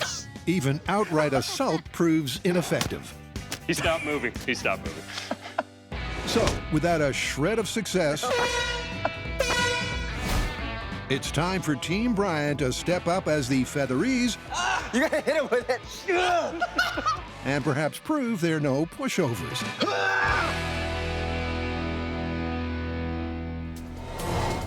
But right now, it's time for John and Brian to get their backsides trackside. To test the tale of the burglar's backseat getaway, the boys have called in one of California's finest and fastest. Let's do it. Before anyone climbs in the backseat, Marcus Smith's job is to teach them some general evasive driving skills from the front seat. And who knows, they might still come in handy. I got something planned we can do for J-turns. You ever heard that before? No, actually. What is that? Good question. Best answered with a high-speed demonstration. We hit the emergency brake, rear tires lock up, car spins around, and we go back in the other direction. Not sure if that's the best way to evade the cops, to turn around and head back at them, but that was impressive. You know a car ride's gonna be really fun when you're already laughing your head off just going in a straight line. And that was obviously the case when Marcus was driving. He also gave me some really great advice, and which is when you're doing precision driving, you want as little tire slide as possible, because that extra adhesion will give you the most power and speed possible, except when you're doing J-turns, and you want the slide to turn 180 as fast as possible. Oh boy. Now let's see how well John follows instructions. So while the car is spinning around, but the car remains in drive so that when Yes, so you don't have to change any gears. All you do is go back to the throttle, and you're going forward. Sounds so simple. When you say it and when you do it. Signs are clear. And brake. Steer. Release it. Drive. Oh! It's the tall, skinny pedal on the right. Yeah! It's a rookie mistake, but he will get another go. All right, this one might be better now that John's located the gas pedal. You're at 20, and brake. Steer. Release it. Throttle. There you go. Easy money. That was great. And with John in the swing of things, Marcus decides he can do it again, only backwards. Faster. 15. This, if it works, is a reverse J-turn. Oh, wait, we did it, yes! Job. I think we got away. There you go. My first ever set of J-turns. How did I do? Well, I think I did pretty well considering how short this track actually is. And they feel just as intense as they look when you're hitting the throttle, pulling that e-brake and going, and you literally feel the G's pressing on your face as you hopefully, which I did, go 180 degrees and speeding back the way you came. Oh, yes! How'd the classes go? Good. You trust him? Now it's Brian's turn to sharpen the skills that might help a cat burglar slip through the arms of the law. And now. Let it go and throttle. Excellent. Woo! That was smooth, Brian. And that's an instant green light to carry on sternwise. Rotate hard. Good. Beautiful. I don't think I'm backing out regular ever again in my life. So much for stage 1 of Extreme Driver's Ed. Now it's time for a more advanced evasive driving course. Boop. I'll be riding shotgun for this one just so we can learn the ropes. Stage 2 of our training is a course we've set up to practice some evasion. As Officer Smith demonstrates, the course involves slalom runs and radical reverses, all designed to be driven at high speed.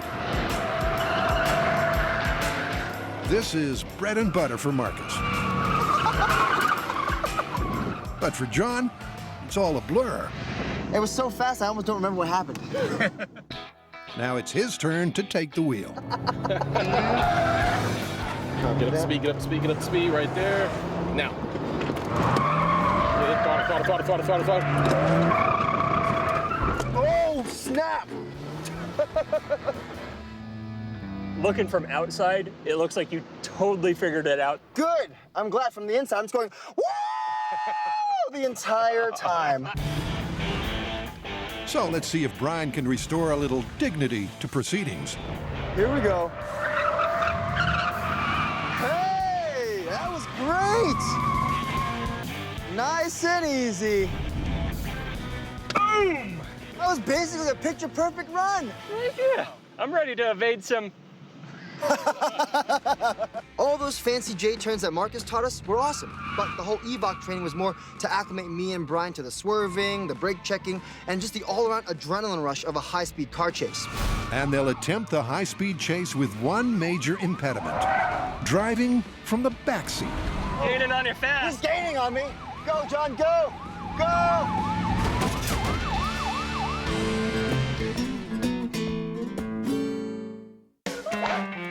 Testing the myth that a feather can in fact knock you over. Oh no! Did you just break your poke? You broke it. Brian and Alan have failed to fell their opponents. She's happy about it. Now it's Team John's turn. For Tamara and me, our 3 secret plans for trying to knock someone over with a feather are: 1, challenging them on a balance ball to see if we could push them over then. 2, attaching a very long pole to their back and tipping the top over with a feather. And 3, we're gonna try a drive-by feathering. They'll start with the simplest, the balance ball challenge. It's gonna be all about distraction. So while we have our test subjects keeping their balance on this ball, we'll be hurling paper airplanes and feathers at them, trying to knock them over. Now, remember, it doesn't count if they just fall off. We have to knock them over with a feather. What terrible thing is this now? What could be worse than a lube ramp? Okay, now Okay. get yourself situated. Sure. Core workout, right? This time, some of the feathers have been glued into their paper planes. Ah! Oh! And just one hit could be all it takes. Stop being so gentle, Tamara! We had Alan on a balance ball, which he's never done before. We threw paper airplanes at him. We took targeted shots at his body with feathers. Last attempt, big guns. What is this? That's not one feather! Dude! We even pulled out the big guns and rained down upon him, and he still didn't fall over. Wait! Oh! Oh, good! So, Team John cuts its losses and moves on. Can you put your arms back, please? Like These hold. Like this? Yeah. Is there Then, water John? involved? No water, but plenty of science. Our test is all about leverage. John is gonna go up, he's gonna sweep a feather to the target that's at the top of that pole and hopefully knock them off balance and make them fall down with a feather. I think Alan's going over. Good luck, man. So what's the idea behind this anyway? Well, I'm gonna take a feather and poke the top of our pole. Now, not only will that exert a force, but also a torque. Torque being a product of force and displacement from a pivot point. Now, the higher up you go, the more torque it'll exert, and we're hoping that's enough to knock someone over. You kids ready? Yeah. Just a gentle application of this feather that's been taped to the end of the stick. We'll see if it works. Okay, so this end of the feather is a bit bendy. I'm going to plan B. Okay. John's plan B is to use the stiffer quill end of the feather. That might seem like a bit of a cheat, Oh, what happened? but it's a moot point. With the apparatus in ruins, it's decided to move on to method number 3. For our next attempt, armed with my trusty feather lance and my trusty steed, we're gonna attempt a drive-by feather knockdown. Now remember, the whole expression is about the surprise and the intimidation, so when we come charging down with Snowflake here going, "Meow!" and this lance, it might put him in the mindset of going, whoa, you could have knocked me over with a feather. All right, Tamara, you ready? Yeah. With Tamara behind the wheel, John lines up his target. Wow! Yeah, eat that, villain! I'm still standing, right? Looks like it. You going again? You bet he is. This is Team John's last shot at bringing down Brian with a feather touch. Drive-by feathering in 3, 2, 1. Yeah!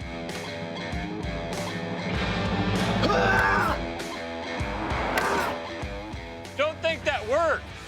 Me neither. I think John and Tamara gave that their best shot, but even with all that speed, the feather didn't have much to it. It felt like the breeze from the truck was bigger than the breeze from the feather, so I'm still standing. It was more of a jest than a joust. That's left this myth in a ticklish spot. They could bust it right now, or... How about we try something different? That could work. And by something different, it's safe to assume John means something downright bizarre.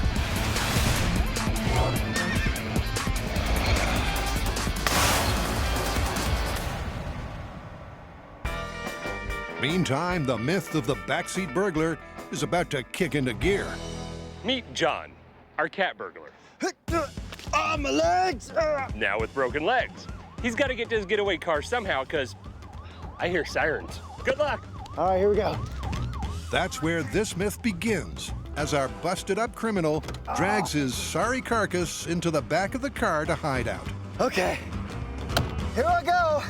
Finding the engine running and a handy walking stick, he attempts to not only drive off, but to outrun the law. If he can't... But what does outrunning actually entail? In our case, it means that the cop car can't catch the taxi cab in our half-mile course. And of course, by catch, I mean spinning out of control. We'll know everything is over when we get hit by what's called the pit maneuver. Marcus, can you tell us about that? Yes. What I'm going to do is approach your car, place my fender on your fender, put a nice little gentle steer in it, which was going to spin you around and stop you in your tracks. Well, that sounds nice and simple, but I'm sure it'll be terrifying once I'm actually in the car being pit maneuvered. It will. What makes the pit maneuver so effective? Well, it's all about something called sideways torque. Now, that happens because the front wheels are so far forward from where you're getting hit that it causes the rear wheels to slide out. When they start to slip, a term called kinetic slipping, well, the forces keeping the car going straight are way less, hence, the spin. And the best way to get a feel for the pit is for Marcus to demonstrate. All right, so what happened last time the cops pulled you over? The cops have never caught me before. Oh, I think that's about to change. All right, we are departing in 3, 2, 1. I don't like it that he's following us. I don't want to even look back. He's freaking me out on the camera. Just relax, just relax. Oh, jeez.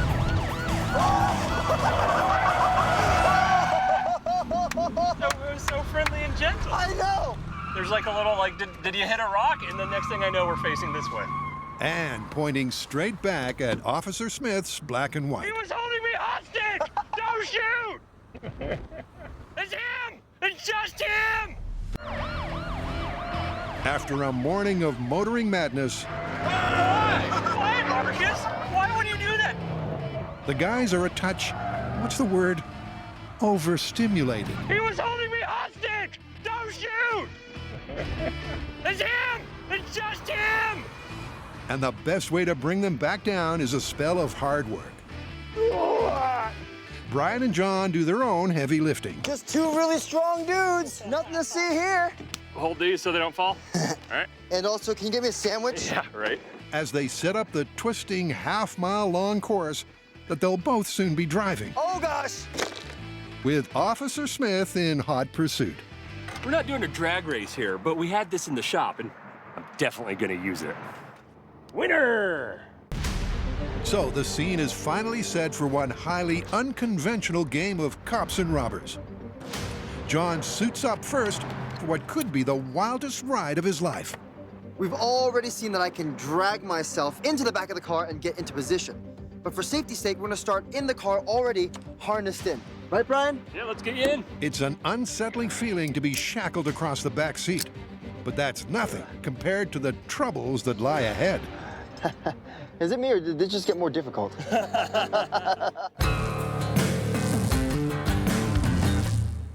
So where are we at with knocking someone over with a feather? Well, we tried all the conventional stuff. And then we got a little bit more creative with drive-by featherings and slippery slopes. Oh no! To no avail. But it's time to give this feather a little bit of a flight of fancy and get real creative, so we're not done yet. For both teams, it's their very last shot at success. I think our best bet's gonna be something like the hobbler, where it's tying up their legs and keeping them from going anywhere. Well, you know, when we were playing with these feathers, I was actually really impressed by the tensile strength of some of them. It seems like you could almost use it like a rope or a string. What's our plan? To build a bola. What's a bola? Well, it's essentially this, a piece of string with two weights at the end of it. You're running along, and we throw it at you, wrapping around itself and tangling you up. Down you go. Except in our case, we're replacing that string, well, with a feather. To dial in their technique, they'll start off with a bola made from Kevlar string and a couple of heavy nuts for weights. Whoa! It's better. It's going around you more, but it's still not tingling. And they won't just be throwing it. After all, this is MythBusters. This is our bolo gun. It's a modified two-barrel air cannon. Put a weight in each barrel with the string or feather connecting them. Has a spreader bar system where we can ratchet it out, tuning in that perfect spread of the bolo to entangle them. Of course, a valve and an air reservoir powering it all. Now to see if their test bola actually works. Air supply is hot. Bolo gun test at 60 PSI in 3, 2, 1. Oh! That's a bolo! Took a little more heat on it, but that worked. And they're just missing each other. Yeah. It's perfectly wrapping. I don't think you can do better than that. And if that looks ingenious, you ain't seen nothing yet. I think we need to move way outside the box on the next one. How about we move inside the box and do some 360 camera footage with a VR headset and just bombard them at all angles with feathers? Yeah, I actually really like the idea of moving from the physical feather into the digital realm and, I guess, knocking them over with a digital feather. Which might call for a slightly more detailed explanation. Well, this little special rig here contains 6 individual cameras that simultaneously film really specific portions of the environment. When that's done, software stitches all that video together into a seamless 360-degree video. Now, you take that kind of video and you put it into these goggles, and it'll let you look up, down, left, right, even behind you, as if you were there where the camera was filming. All they have to do now is shoot a few shaky scenes. Decoration phase complete. But there's some tricks to the trade. Now, the hardest part about filming in 360 is, well, obscuring the camera guy. But we've got that covered. You get it? Because of our fancy feather paper airplane, I can now hide under it and obscure myself from the viewers. All right. Go! This is where the virtual feather concept takes flight. I'm doing it! Guys, look, I'm doing it! The whole purpose for that sequence was so that we could record 360 degrees of unstable movement and consistent bombardment from balls and feathers and paper airplanes so that no matter which way they look, they're being hit with some kind of stimuli. All these virtual projectiles are simply meant to unbalance and confuse. They'll still have to knock someone over with a real feather. Meantime, Tamara's come up with another idea for their 360 wobble cam. My beard helps me think. It's the fear factor. This scene is all about the jump scare. Our participants start in a dark and foggy cave, and when they least expected, BAM! I think we got something going here. It's an off-kilter concept that just might be crazy enough to work.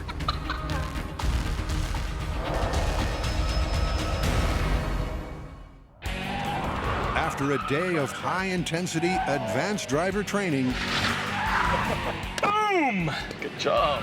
the guys are ready to test the myth of the backseat burglar getaway. I'm watching the cop cars, John. They're coming fast. John and I each are gonna have 3 tries on this course to try to beat Marcus to the finish line and avoid being pitted. John's gonna go first, and I'll be riding shotgun. That way I can pull that emergency brake if anything goes drastically wrong. Well, this is it, and I'm extremely nervous.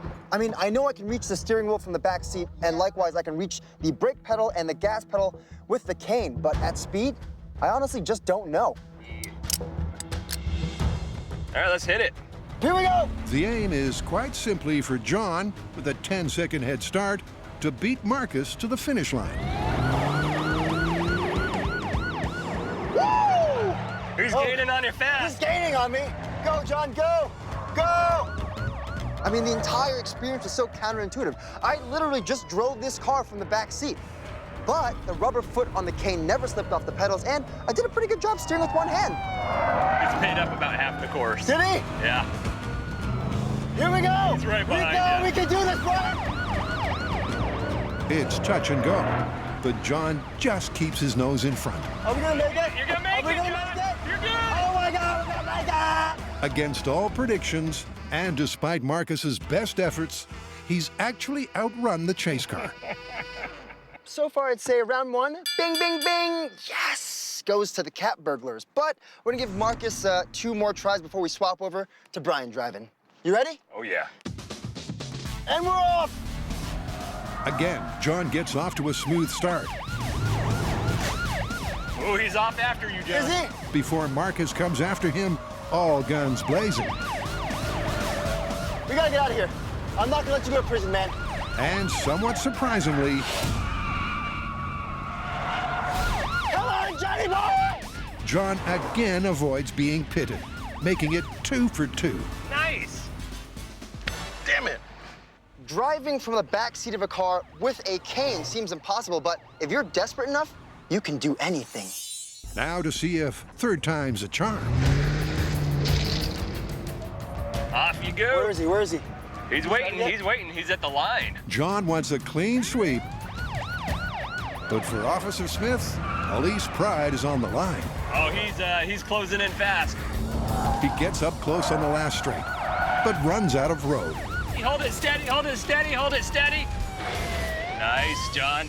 He was positioning to pit you. I know I made it 3 times out of 3, but if this course was just 100 feet more that way, we would have gotten pitted 3 times out of 3. Or without a doubt. And with Brian's backseat skedaddle yet to come, He's off. He's coming after us. this myth could still take another turn for the unexpected. Oh, my gosh. You got it. You got it.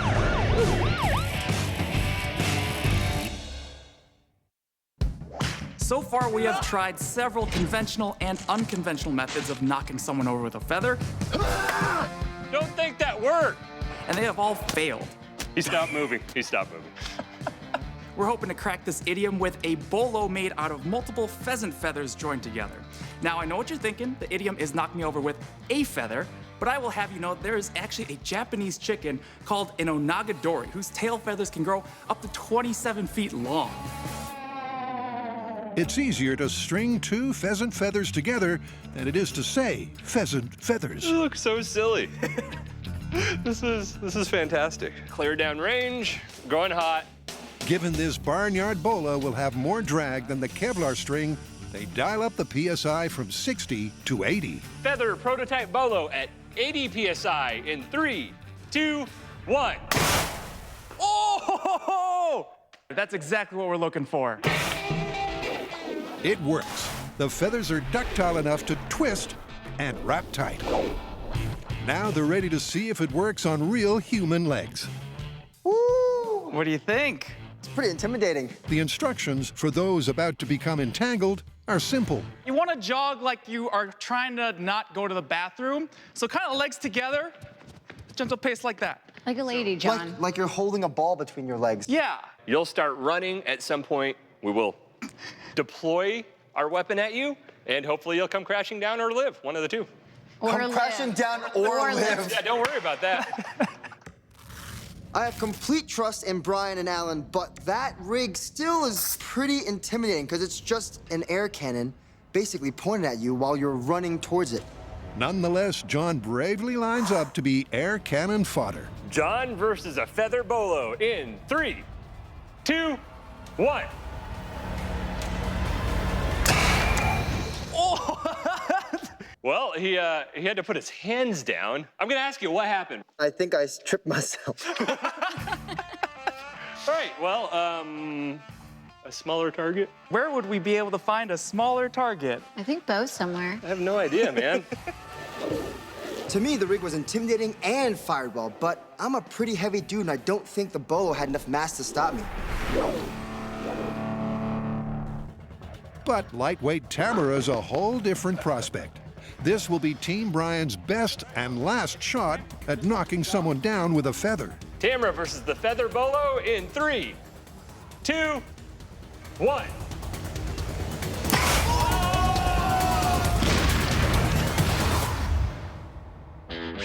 In their pursuit of the crippled cat burglar getaway tale, the boys are already 3 up on the law. When we started this myth, I didn't give myself a ghost of a chance of driving from the back seat with a cane, even going in a straight line. Come on, Johnny boy! Come on, go! You're gonna make it! You're gonna make it! Ah. Bing, bing, bing! Yes! Damn it! John spent 3 rounds antagonizing Marcus, so it's my turn to be followed by a rather determined police officer while driving with a stick, which I have no practice at. So my fear is about here, but my curiosity, it's up there. This should be interesting. While it's Brian's first attempt at backseat driving, Marcus now has a real feel for the course. Here we go. Oh, shoot! And the first turn. Oh. You got it, you got it. Reaching the wheel and pedals wasn't a problem for me, but this whole thing, kind of hairy, because what you can't control is anxiety, and there's plenty of that coursing through your veins when the cops are after you.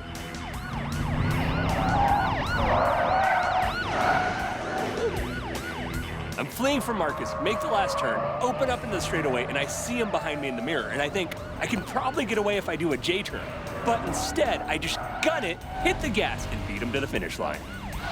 Brian takes the flag by a narrow margin. Damn it. You know you're lucky, right?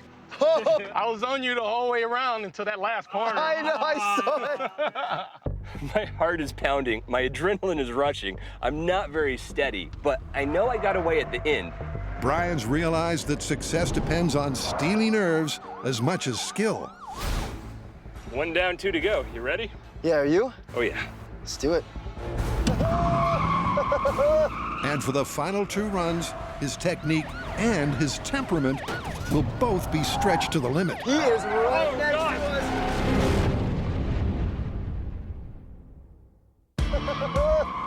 Against all odds, the guys are looking at a clean sweep as Brian starts his second run in the backseat getaway myth. Okay, he's off. He's off. He's off. He's coming after us.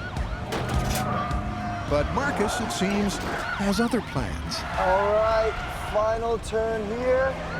He is right next to us. Oh! All right.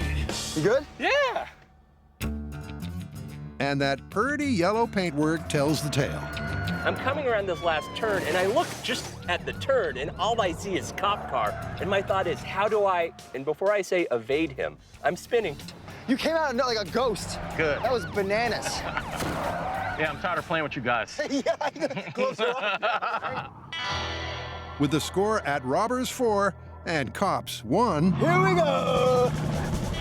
They're off in their final backseat rat run.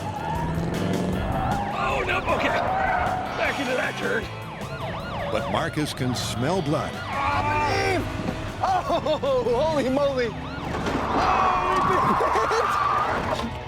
you good? Yeah.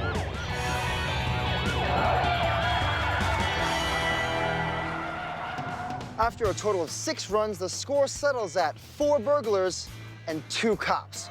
Now, you can really tell at the end, Marcus was dialing in that pit maneuver because he's getting used to this really short course. When I realized that they wasn't as reckless as I thought they may be with driving with a stick, made me feel safer getting up there, taking care of pit a little early. Police honor is still intact. Maybe so, but what about the myth?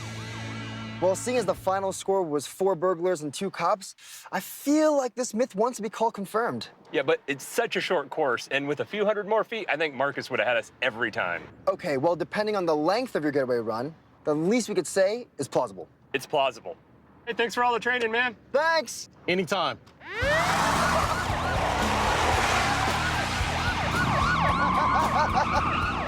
Woo-wee! Let's go.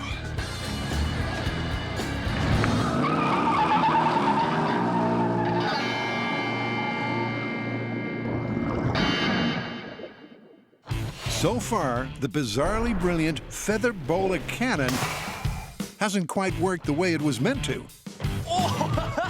I think I tripped myself.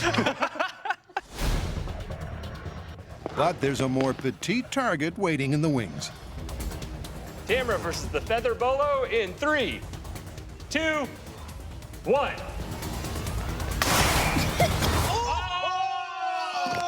You fell over! You got knocked over! Holy moly! Check that out! At last, after multiple failures, a genuine knockdown. The bolo wrapped around, locked her in tight, and down she went face first. The legs couldn't move at all. So that went smashingly. I was definitely head over heels for the bolo gun, and it turns out I can be knocked down with a feather.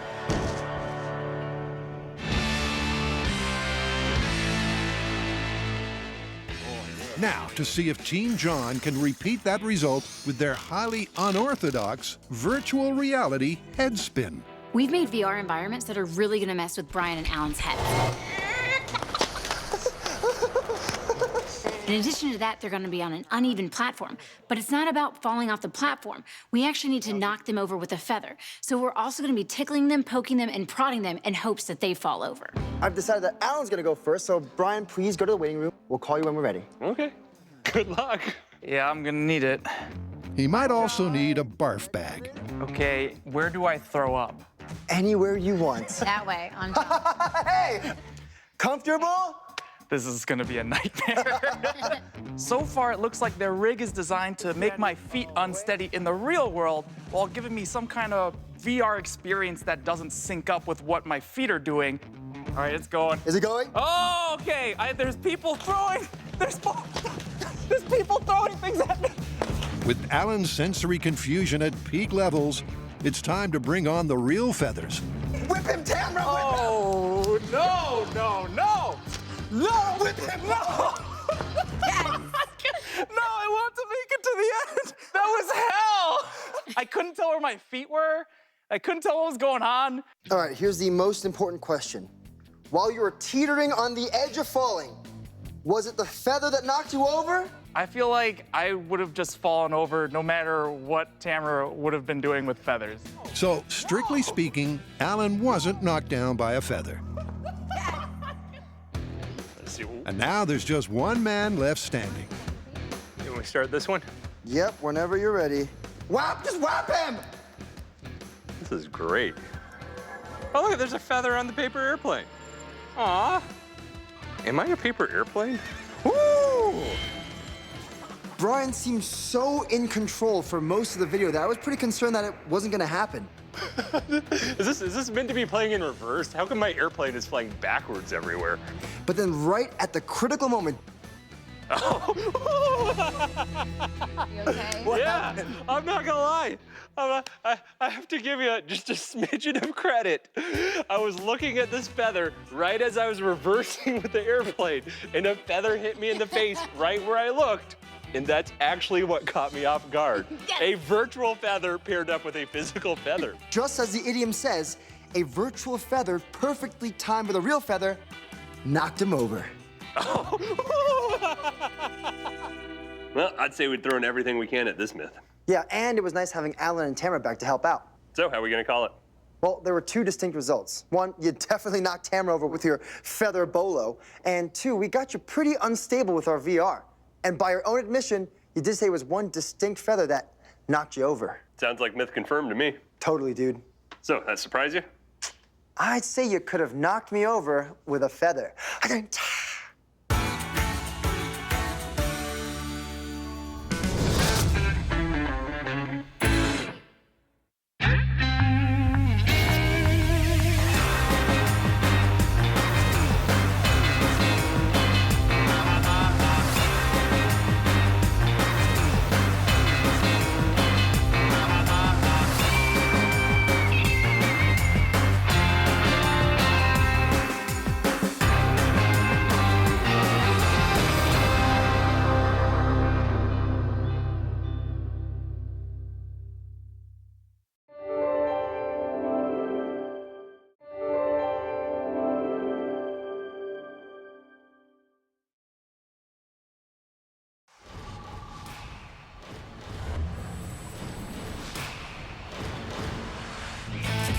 On this fish-flinging episode of MythBusters, Brian and John build fearsome rigs. Just a blur of meat. To test a myth about killer carp. What this myth is about is an unlucky water skier who gets hit by a 2-pound fish. Here we go! Square in the chops. Boom! Oh! What we want to know is, would that collision be fatal? 3, 2, 1! Oh! And it's time to get your metal face on. This is a pretty interesting myth. What music that is, my goodness. It's whether listening to aggressive music while driving I wish I knew the lyrics so I could sing along to this. makes you an aggressive driver. I want to run the puppy over, but I'm not. Who wants to run over a puppy?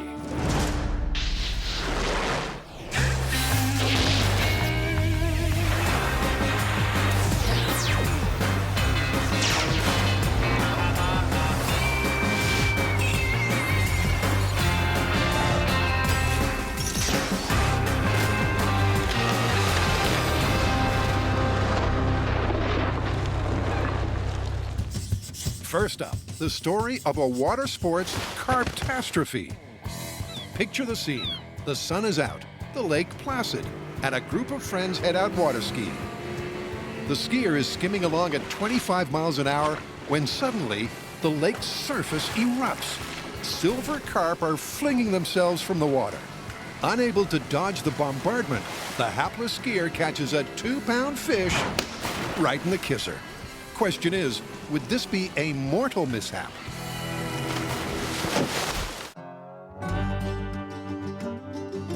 The MythBusters have tackled up to investigate this fishy tale of killer carp. But will they hook a whopper? Well, this one's really about the fish that got away. Yeah, well, I mean, someone released the silver carp into our ecosystem, and they're wreaking havoc. Yeah, not just for the environment, but for boaters everywhere.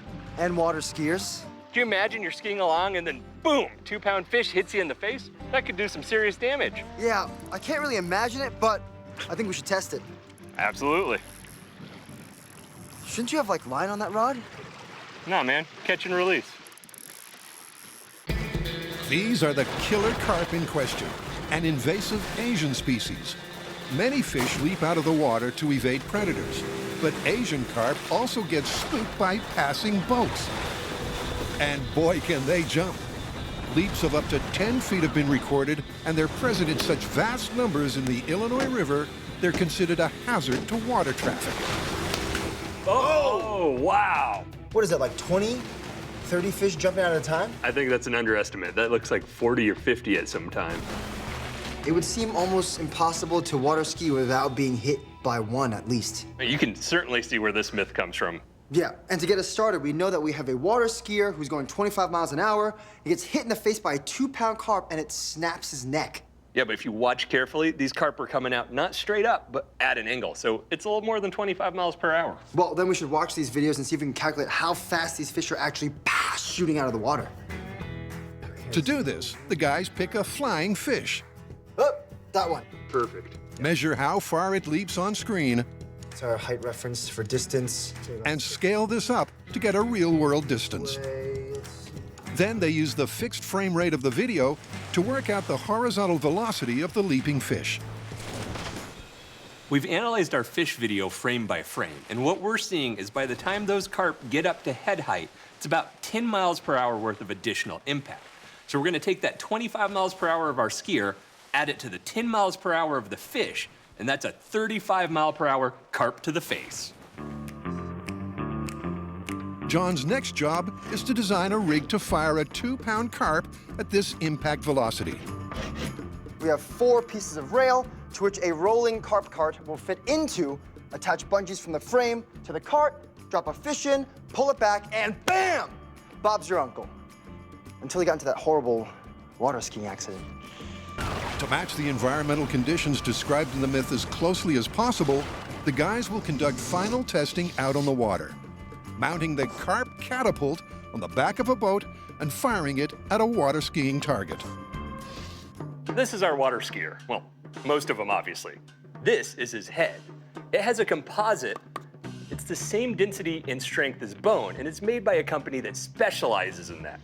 It's got a full spine, anatomically correct, with all 7 cervical spine, intervertebral discs that are actually flexible. Inside that is a spinal cord made from a glow stick. So if he gets injury, it's gonna show us right away. Tendons, ligaments, and muscles, that way he can hold up his own head just like a real human. It's gonna mount on that body, nice and strong, and have fish flung at it.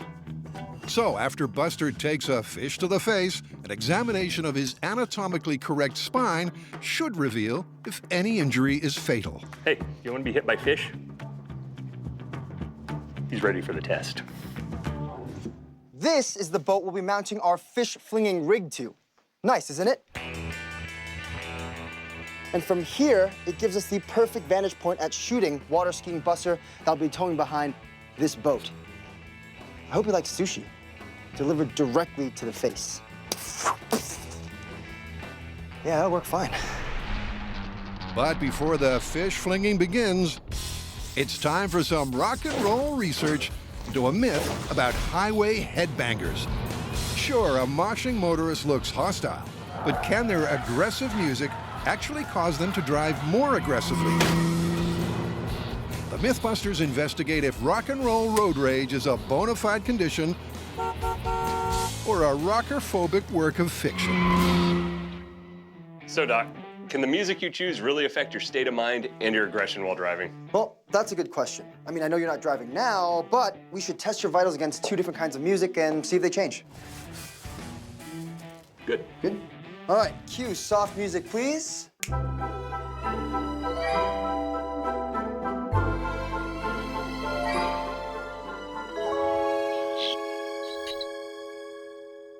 Okay, please cue aggressive music.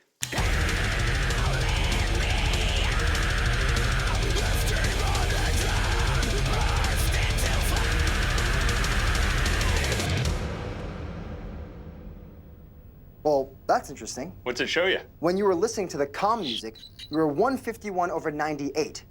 But then with the aggressive music, it jumped to 167/104.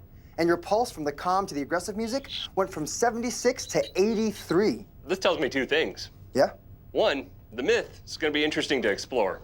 That's true. What's the second one? Don't quit your day job as a Mythbuster, because as a doctor, you kinda suck. I guess that's fair. But you're the paramedic. Why am I even doing this? To test this myth, we're gonna need a group of unsuspecting volunteers that we can hook to scientific measuring equipment and have them drive through our course once with calm music and then drive through the same course with aggressive music and see if there's any difference. Will aggro tunes inspire aggro drivers? Before we find out, the guys need to nail down a method to physiologically measure a road rage reaction. And neuroscientist Bill Scott has got just the tool for the job. Tell us how we find out that the brain is being aggressive. Typically, when people start getting angry or frustrated, experiencing a lot of negative emotions, the left hemisphere starts to shut off. That's a part of the brain that makes a lot of decisions. And the right hemisphere starts to activate. So what we're going to be looking at is the difference between activation in the left versus the right hemisphere. We're going to be placing sensors that go to an amplifier that amplifies the signals 1,000,000 times. See how the signals are the same in both hemispheres? That's kind of a normal thing. When people are getting more frustrated, we're going to be seeing higher spikes on this left hemisphere, like that. So if this was while they were driving, that spike means a little bit of road rage? Yes, more anger is getting induced and frustration at that particular point. I like it. Bill has given us a great system that will let us keep track of the aggression levels inside of the drivers' heads while they're being exposed to aggressive music. But he also has something called a performance game, which is basically a personality test that lets you know pretty well if you're gonna be prone to road rage. And I'm gonna take it. Did I mention I'm from New York? Is that my brain? That is your brain. It did something. It definitely. Oh! Of all the brains, we should have never looked inside John. Right. You've opened a door that you now cannot close. The performance game is a way to measure how well I handle my frustration. There is your first letter. When an L comes up, I'll hit the left button. When an R comes up, I'll hit the right button. When a P comes up, I'll just pause. Yep. And depending on how well I do or how many mistakes I make, there will be a corresponding bloop spike in my EEG, which is an indicator of how frustrated I'm getting. Oh, man. That was tense. And on the overall test EEG, John's fiery New York temperament stands out like the Manhattan skyline. Judging by your result, I guess you're probably one of those who would likely get really frustrated when you drive. That seems pretty accurate. Seems right writing the myths with you. Shut up, Brian! Next up, Big Tex.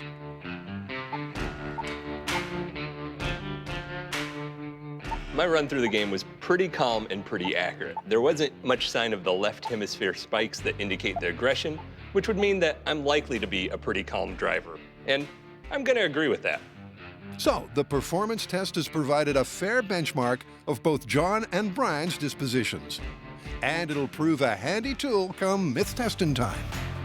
We're gonna have our 5 volunteer drivers play this performance game to see if they have a high frustration personality like me, or a low frustration personality like the guy who put the Zen and Tech Zen over here.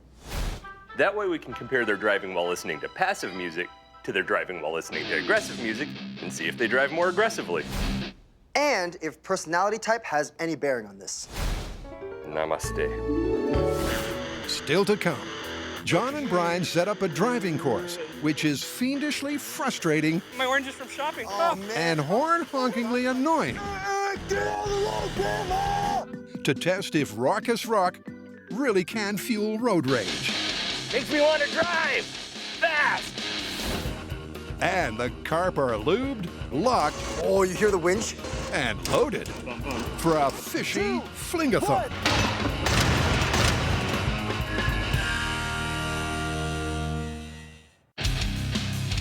John and Brian are on a head-banging, myth-busting mission to discover if listening to angry music makes drivers more prone to road rage. They found the right tech to record the brainwave spikes associated with road rage. Is that my brain? It did something. Oh! Now, all they need is a safe place to wire up and test a bunch of volunteer drivers. Like this, a completely abandoned neighborhood, which we're gonna have as our playground for the next couple days. So we can conduct a controlled, safe, and quite frankly, super dope experiment. It's perfect. The plan is for 5 test drivers to navigate a set course through the abandoned suburb twice. Once listening to calm music, and then again listening to aggressive music. The drivers' levels of road rage will then be compared between the 2 laps. We figured out what roads we're gonna use. Now we just gotta figure out what obstacles we're gonna put on it to make that little driving experience just a little bit more aggravating.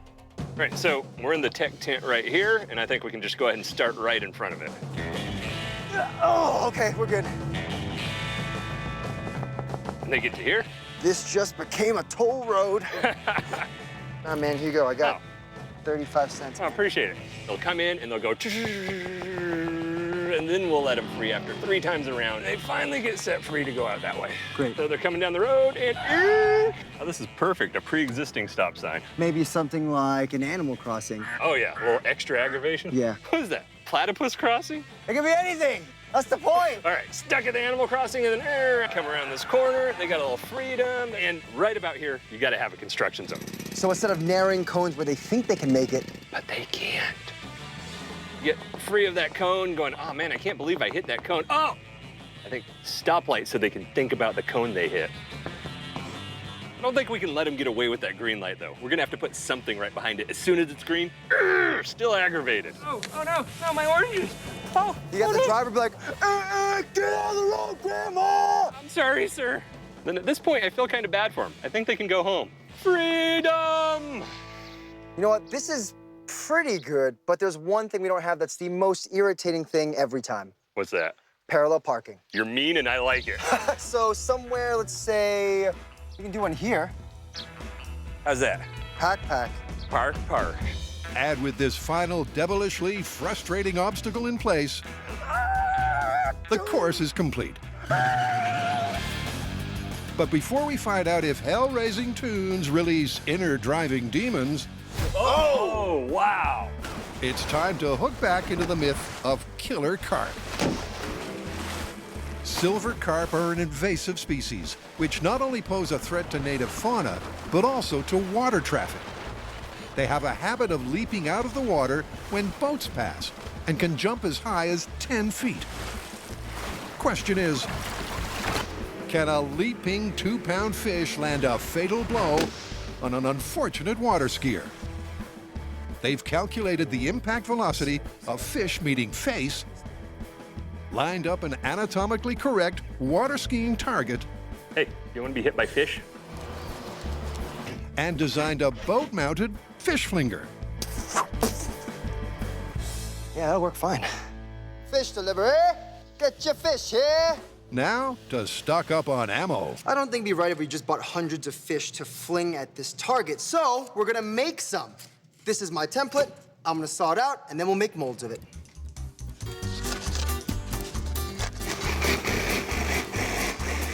I think my favorite part of working in the shop is model making. I used to do it all the time as a product designer, so doing it now kind of is like taking a trip back home. All right, done. Oh no, it's maybe. This is what you call a block mold. We have our master sculpt of a fish. It goes whoop into the box. We fill the box up with silicone, and then we'll have our mold. The first part we have to do is spray release on it, so when we do put the silicone on, it won't just stick to our master.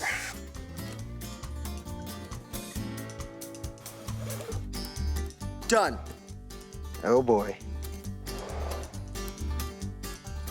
And now we just wait an hour or two until this sets. Be good.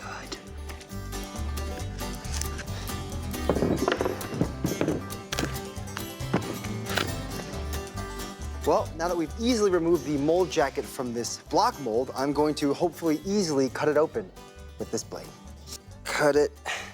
Cutting it in zigzags ensures that when I separate this mold, fill it with silicone, and squeeze it back together, it'll line itself right back up.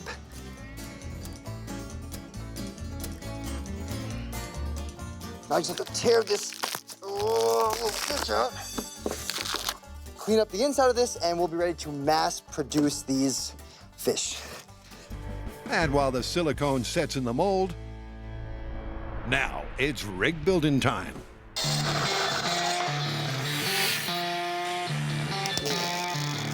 It's the blacksmith and beard. Oh, this is so smooth.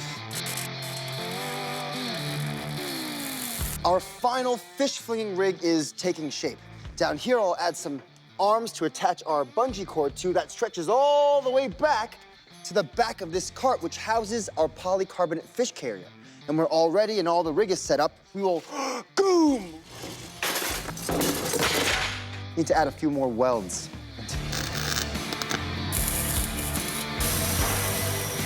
The plan is to progressively increase the power of the fish flinger by adding bungee cords until it hurls the 2-pound analog carp at 35 miles per hour. Okay. First, John manually tests the launch power of the carp catapult with 4 cords on each side. In 3, 2, oh! Woo! Even with just 4 bands on this rig, I was only able to pull it back 2/3 of the way. And that, with all my fingers intact, I would say is a super successful test. But before the fish begin to fly, the guys need to check an important detail. We're just gonna put the fish rig on the boat, see how it fits.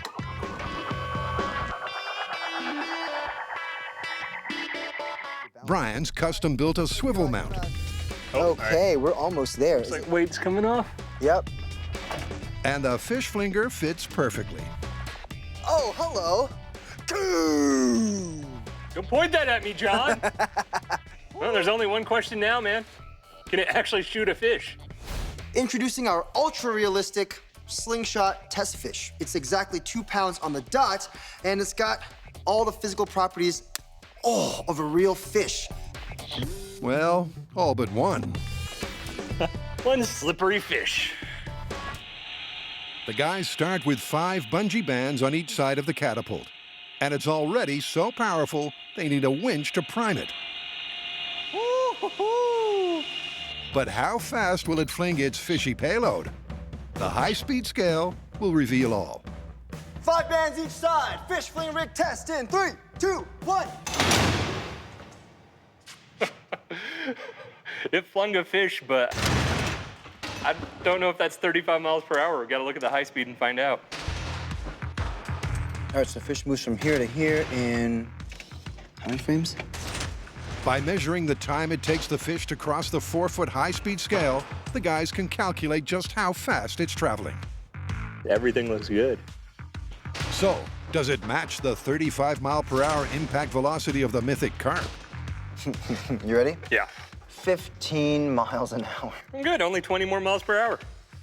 But before they refire the rig, they'll need to fix the damage caused by the carp cart. Look at the stops, man. It hit with enough force to split those boards just into splinters. That's why I'm saying this is insane amount of damage.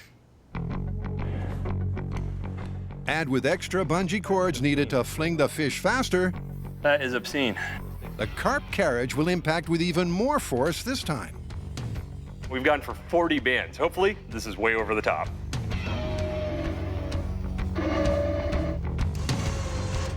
Oh, you hear the winch? Bum, bum, bum, bum, bum, bum, bum, bum, bum, bum, bum, bum, hold. Stop. Good. You feel safe? Yeah. Good. We're pulling this thing in 3, 2, 1.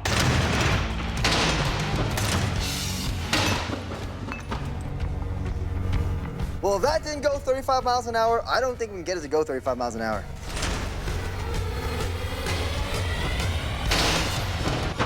The good news is the flying fish actually slightly exceeds 35 miles per hour.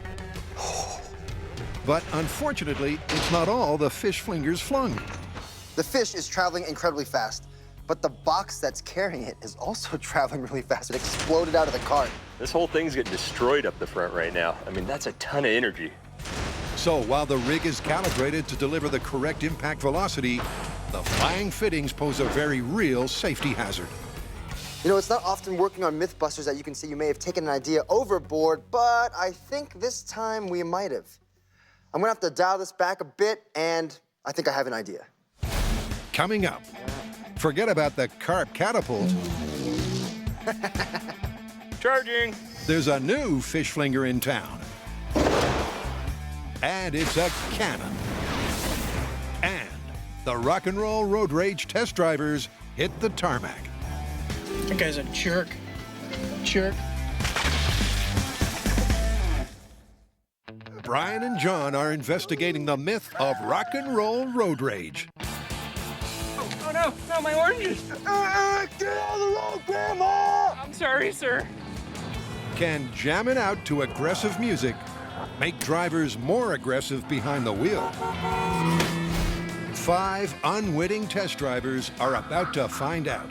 They've been selected to represent the gamut of the motoring public and will navigate the MythBusters' devilishly frustrating driving course twice. First, our drivers will do a control lap listening to calm music. Soothing. After they complete the soothing course, we're gonna swap them over to something a little bit more aggressive. Makes me want to drive fast. These tests we're doing are individual tests, so each driver gets compared to themselves. One calm music drive to one aggressive music drive. How are we gonna determine if there's any difference in our drivers between their calm run and their aggro run? Woo! We're gonna look at 3 things. The first one is the time they take to run the course. 15 miles an hour? Who drives at 15 miles an hour? It's ridiculous. We'll take a faster lap time as indicating a more aggressive drive. The second is a points-based system. I thought we had 3 ducks. What happened to the last duck? Kill a duck, get a point. I may have rolled through that stop sign a little bit too excited there. Roll through a stop sign, you get a point. Look at that cone! That cone is right all up in my business. Hit a cone, and you get a point. Oh, I felt one. The more points scored, the more aggressive the drive. The third and most important is gonna be the EEG. What we're gonna look for is those left brain frustration spikes. Can someone help this old lady? It's a green! We're gonna count them on each run and compare them so we can determine if there's a difference in frustration. Having driven the course clockwise on their calm music run, here we go! The test subjects will drive the course counterclockwise on their aggressive music run. I actually quite like this.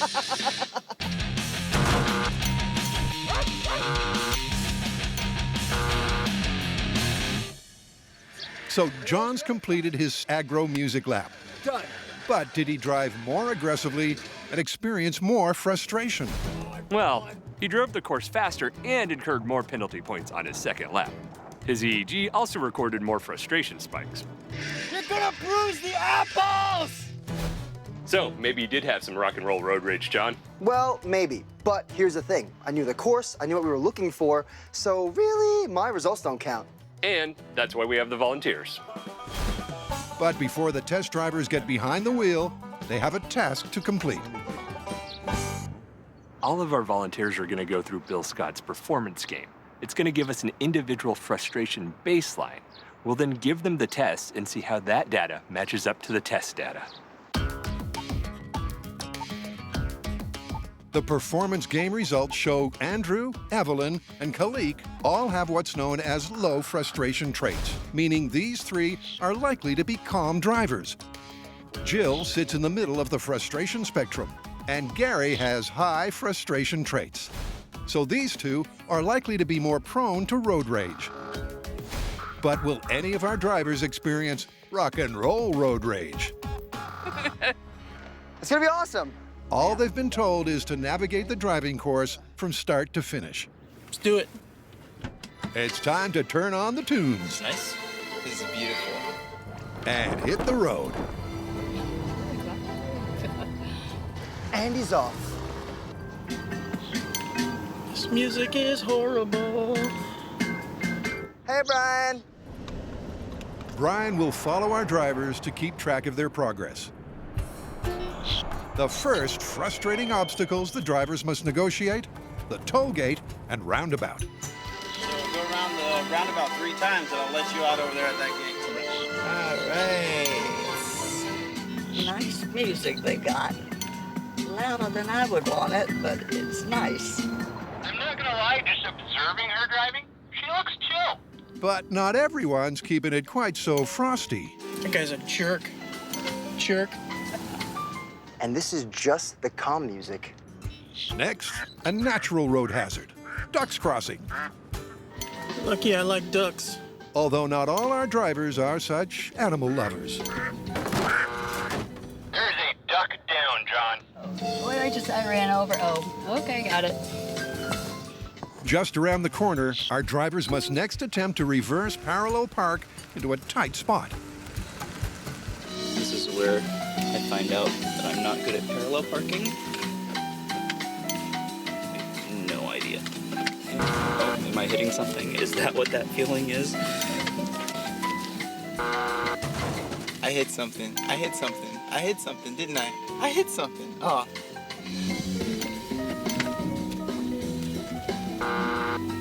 With repeated cone hits, that's gonna be 9 total cones at the parking. Yeah, I'd say she's a great New York City parker. This music really is horrible. And Gary's day is about to get even worse. Roadworks, featuring an impossible cone chicane. Oh boy. Oh boy. We have a solid 11 cones, I believe. Our drivers must now stop at the traffic lights. And when they go green, watch out for Old Lady Surprise. Surprise! It's actually the MythBusters crew in drag. Oops.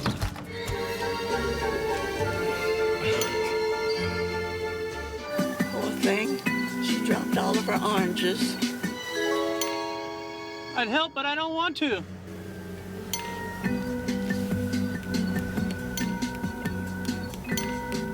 Okay. I'm gonna just go now. And back to the beginning. Whoa. You did it! Someone should tell her to stop! So with all 5 drivers over the finish line, here's how they scored. Remember, these results are only to set a baseline for each driver's aggression and frustration levels. So we can measure if there's any increase when they get back on the course and drive it again, but this time listening to aggressive music. But they do show something interesting.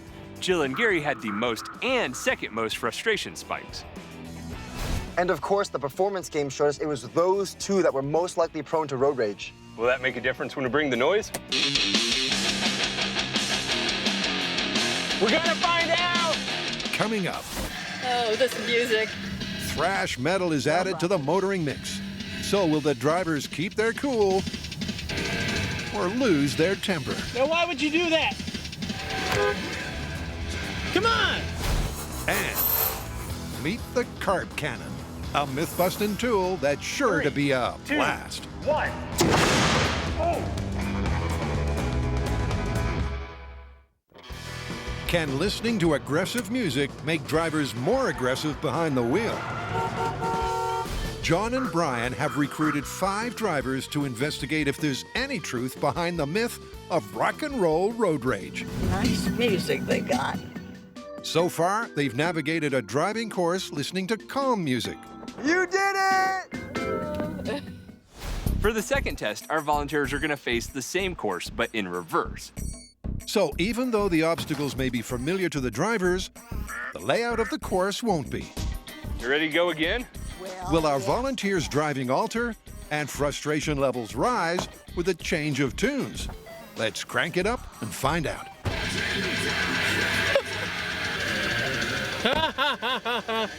John, you set? We are locked and loaded. All right, here we go. This is more like it.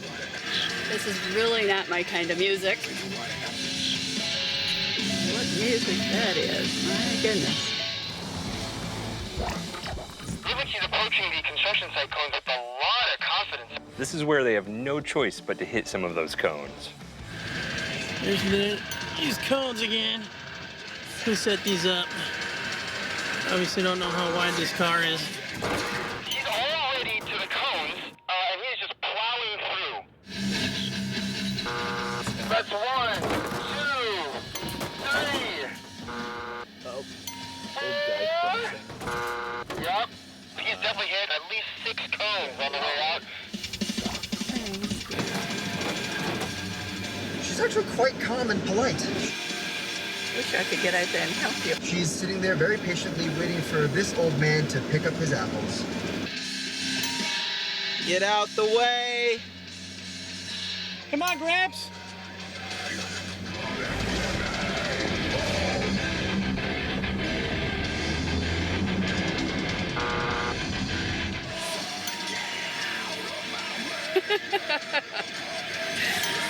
Oh, this music. She should be approaching the parallel parking right now. She had a little trouble with that last time. I feel like I don't fit in this spot. The first cone and the second cone have been crushed in the parallel parking test. Hard to tell where the cones are behind me. I wouldn't call this a fantastic park job, Brian. I really wouldn't. All right. Now let's get out of here. And he's hit. 1 cone flat out from the back, possibly some more in the front, but he's parked. That'll do, right? He's flying through this course. Oh, it's a puppy. Aw. I want to run the puppy over, but I'm not. I'm not. Who wants to run over a puppy? Okay, cool.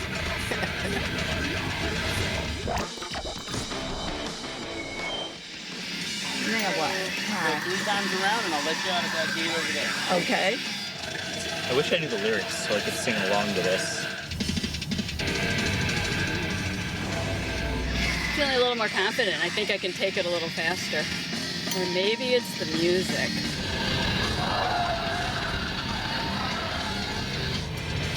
I think I'm on the home stretch here now. With the test complete and tranquility restored, We can turn that music off. Thank you. do our drivers think they suffered from rock and roll road rage on their second lap of the course? I felt like I was Homer, actually. I think I was a little bit more aggressive. This wasn't my kind of music. It's more nerve-wracking. There's too much noise. And how about the two drivers with higher frustration traits? These guys were more frustrated than the others on the calm music lap. That guy's a jerk. Jerk. So did angry music amp them up even more? I was definitely calmer the first one. I felt pretty hyped. Pretty hyped? Yes. Do you think the music had an effect on it? Oh yeah, that definitely had an effect on it. I think it was the music. So these two, at least, are rock and roll road rage believers. Come on! Oh, this music. But will the test data back them up? Ew! So what? First, it's back to the myth of killer carp. Brian and John are trying to fling a fish at the impact velocity of the carp in the myth. 2, 1. But their first rig hit a snag. The fish is traveling incredibly fast, but the box that's carrying it is also traveling really fast. It exploded out of the carp.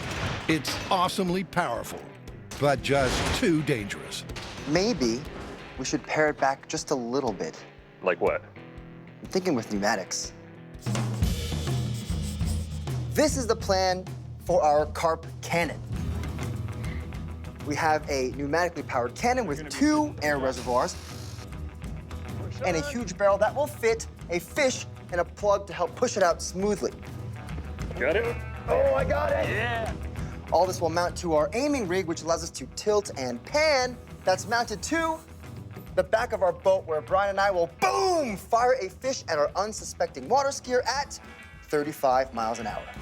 But before Brian and John take the carp cannon out on the water, always remember, when firing a fish, use plenty of lubricant. they need to figure out how much air pressure is needed to propel a fish at this speed. We're gonna start at around 60 PSI and try to dial this thing into the 35 miles per hour. 2-pound fish cannon test in 3, 2, 1.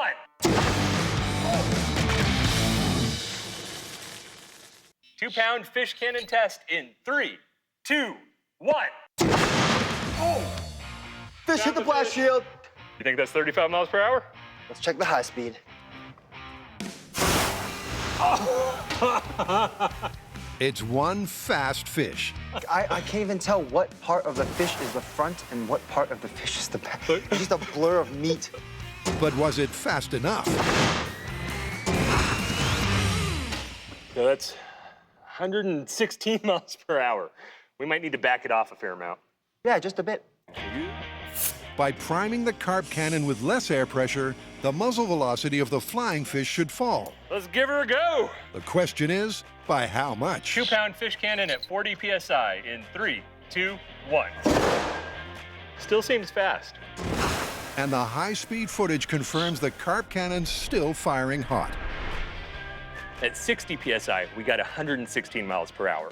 40 PSI, we got 60 miles per hour. So next up, 35 PSI, trying to get 35 miles per hour in 3, 2, 1. That seems softer. Seemed just about right. And this time, the carp cannon's right on the money. We did our test at 35 PSI, and surprisingly, we got 35 miles per hour. So 35 PSI is what we're gonna use to get 35 miles per hour on the water. This is the boat that will be towing that houses our water ski buster while we try to nail him in the face with a bunch of fish. The problem is, when we have him in here in his skiing position, it's kind of unstable. I think this calls for some kind of boat stability rig. Nope, nope. Something like this. One, put the other one here, and then outriggers. Plate, threaded rod. Threaded rod means that we can adjust the trim, so when the entire assembly's in the water traveling at speed, it'll be traveling at the right angle. I just have 2 more threaded rod on this side, followed by a kayak and more threaded rod.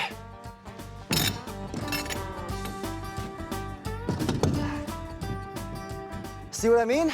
Kayak number 1, kayak number 2, structure in between to hold it all together.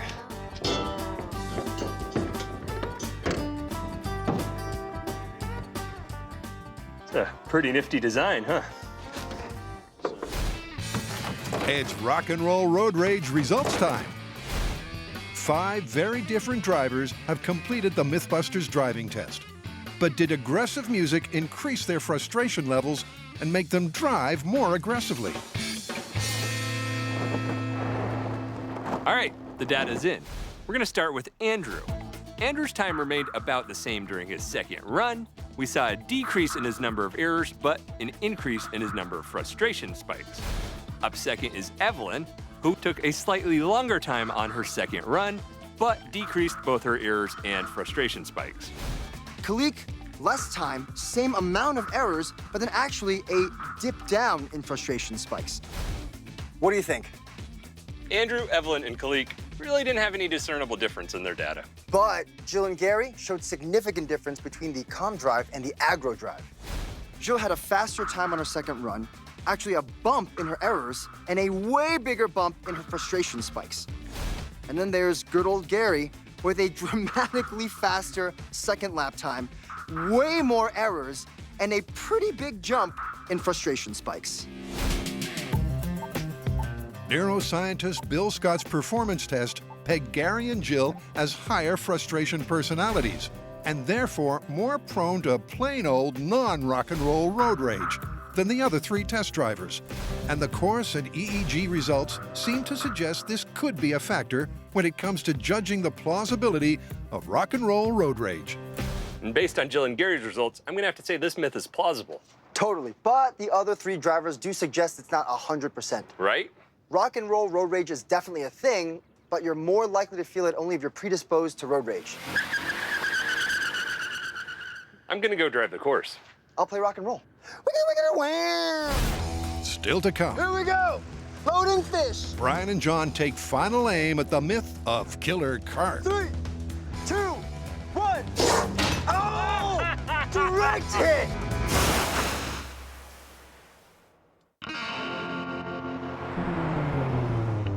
Brian and John have come to Lake Piru for the final test of the myth of Killer Carp.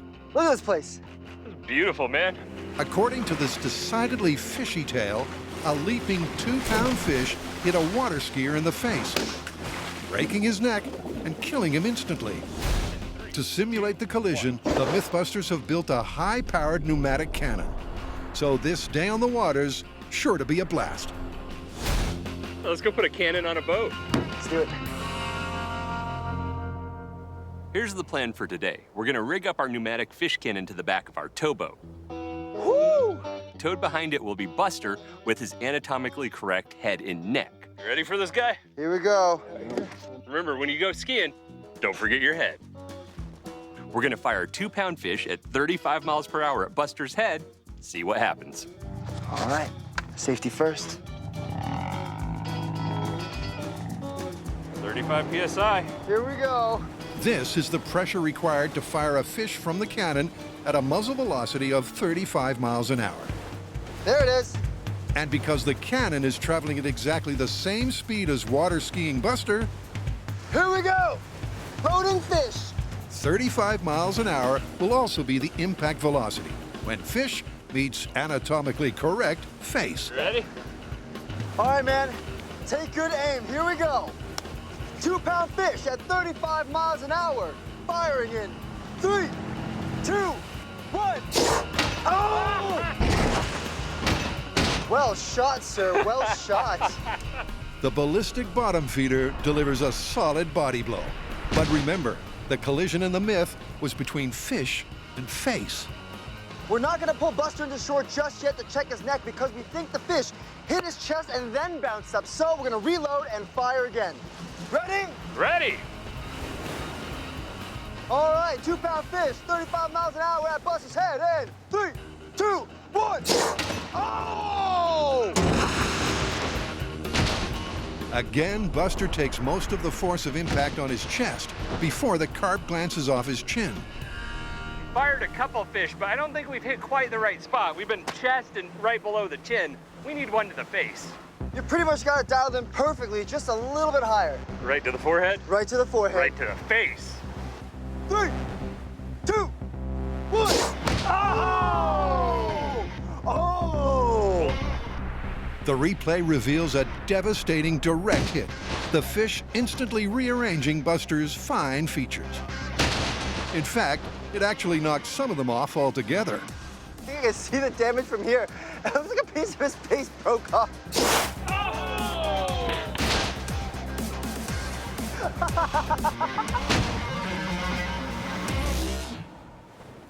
Shooting fish out of this was a lot better than I thought. The 35 PSI gave us give or take that 35 miles per hour we're looking for, and the accuracy was fantastic. I think I'm the world champion precision fish shooter. Back on shore, it's time to check if Buster's injuries are fatal. He smells like fish. Usually in EMS, we remove all your clothes to look for additional injury. In this case, removing the head to check out the neck. Pretty unconventional. And also, I know it's broad daylight, but you can see that the glow stick inside is definitely broken. Oh, yeah. Remember, we put that glow stick in the spine to look for any sort of injury to it. You can see it in two spots. The base of the cervical spine, it's absolutely crushed, and an internal decapitation at the base of the skull. He's not gonna be skiing anytime soon, and I don't know if he's gonna be living anytime soon. So this seemingly fishy tale of killer carp may not be such a whopper after all. We've done what we needed to do here to test that 2-pound fish hitting a skier going 35 miles per hour. But one wonders, if you have a bigger fish and the skier's going a little bit faster, what would happen? Say hello to our 5-pound carp. And 5-pound carp say hello to large bore pneumatic cannon. In you go. Yeah. Buster's redonned his skis and has a fresh head on his shoulders. But for how much longer? 3, 2, 1. Ooh!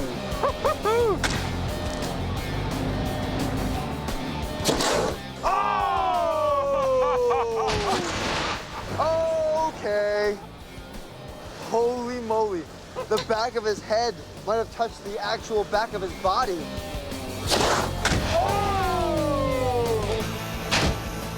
So if you're skiing behind a boat, fish jumps up and hits you in the face, I'd hope it's not 5 pounds.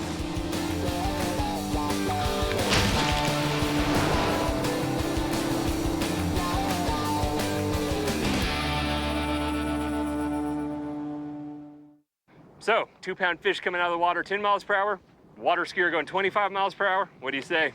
I mean, your neck's definitely broken. You're toast. Myth confirmed. Confirmed. All right, Captain, let's get out of here. And watch out for those silver carp. Oh man, they're everywhere. Hey, how about sushi for dinner after this? Sushi sounds good, man.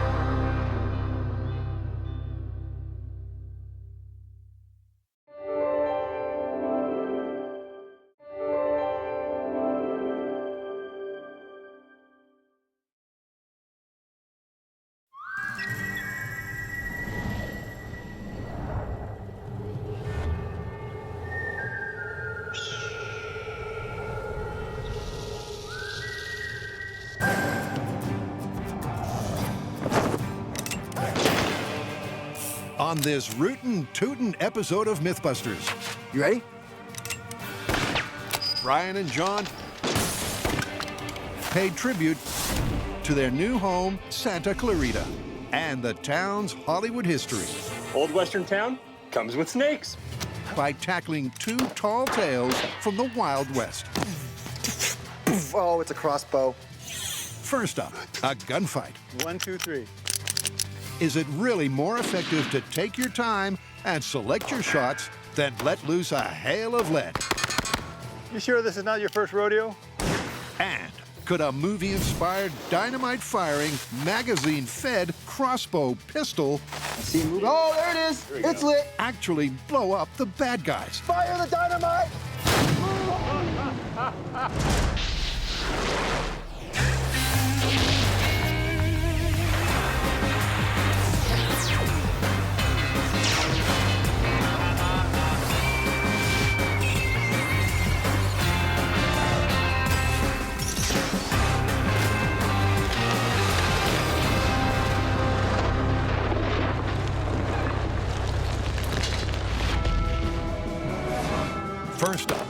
dynamic duo set their sights on a classic gunfight fable. The age-old silver screen scene is set. Our hero moseys on down Main Street when the bad guys start shooting. They let off a hail of bullets as fast as they can, but our hero, cool as can be, takes slow and deliberate aim and comes out on top. But is it really more effective to take your time in the heat of a gunfight? Looks like we're up for a gunslinging myth. Definitely. I mean, case in point, the lone gunslinger walking through a western town, shooting guys off a roof, popping through windows and saloon doors. But the myth does say it's better to take deliberate aim. Instead of going wild with guns a-blazing? Yeah, I say this calls for gun training and targets. How about some authentic Western guns? That sounds good to me. You ready? To find out if quality and not quantity is the best strategy, Wild West Ghost Town.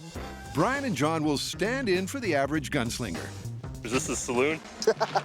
But first, they need some training.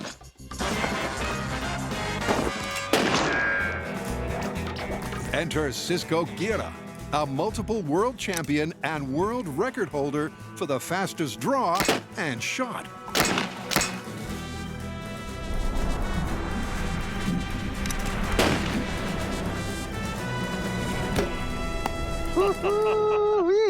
Bullet time, hatchet time. That is impressive. Cisco has brought a bit of technology to this Wild West myth. He has a timer that hears every gunshot. So we'll see how long it takes him to get off 5 shots, and then how many for us. Ooh. I got 5 shots in 1.17 seconds. Holy moly. That's insane. Not bad for a warm-up. Cisco has the classic old Western fan-from-the-hip technique down to a fine art. So we're going to take the can. But the question is, would the opposing technique be more effective? Is taking your time, using the gun's sights to spot your target, taking what's known as a sight picture, That's a lot of holes in one can. better than getting off as many rounds as possible? That's 5 good hits in 0.92 seconds. That'll work. To find out, the guys will test the myth with the 2 most common weapons of the era, a pistol and lever-action rifle. But first, Does this sit up here?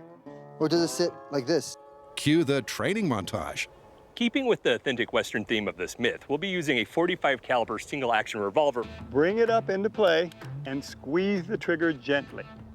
Non-existent. Ooh, man. Now you understand the term hair trigger? Yeah. Then we'll move on to a Model 73 lever-action rifle.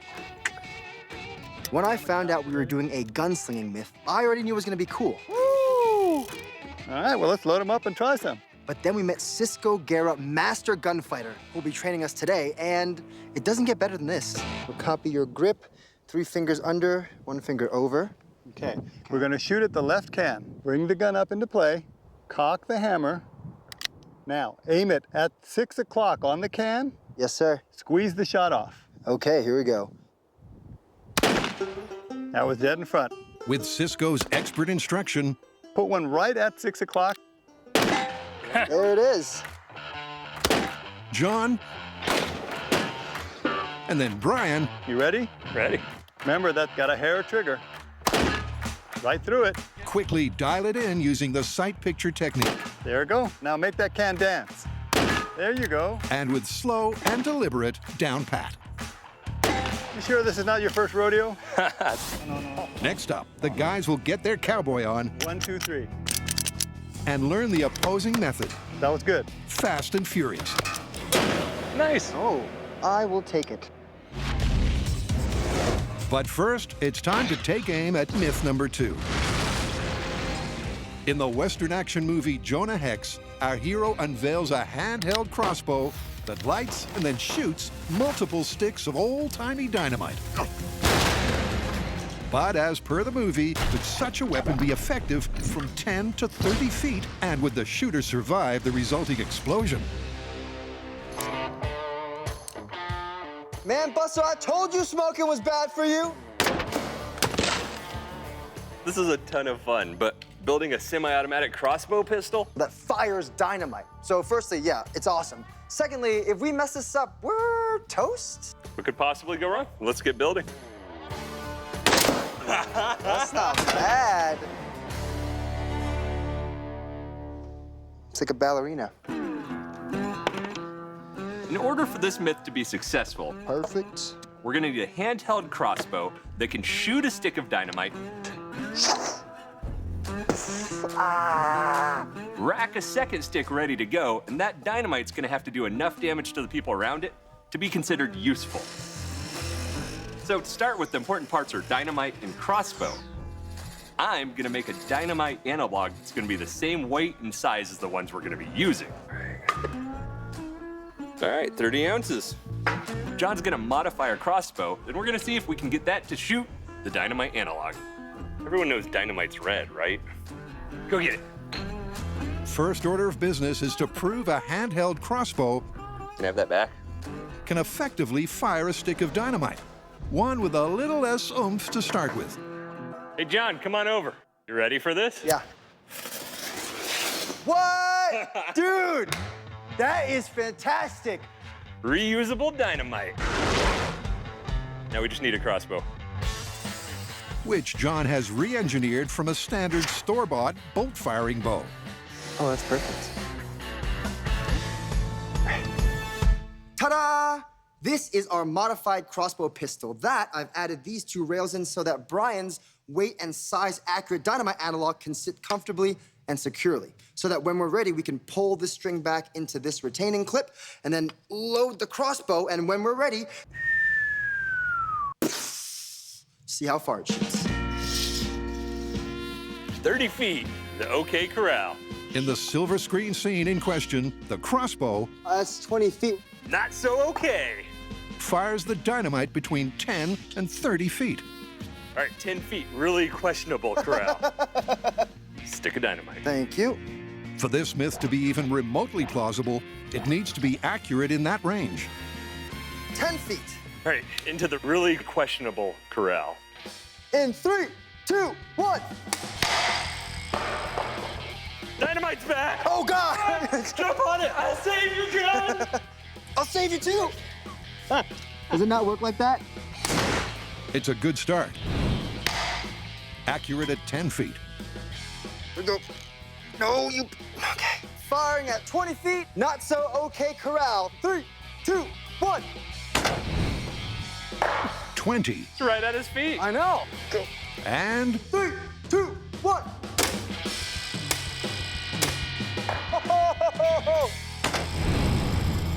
30 feet. I'm actually deeply impressed that this off-the-shelf crossbow managed to hit every distance mark from the movie. It's probably capable of 50 or more, but it's not quite right there, John. He had this beautiful magazine with multiple pieces of dynamite underneath. Yeah, I don't think this is gonna accept the magazine. Nah, I think you'd have to cut out the main frame there. There wouldn't be anything left. So what do you say we go and try to build one?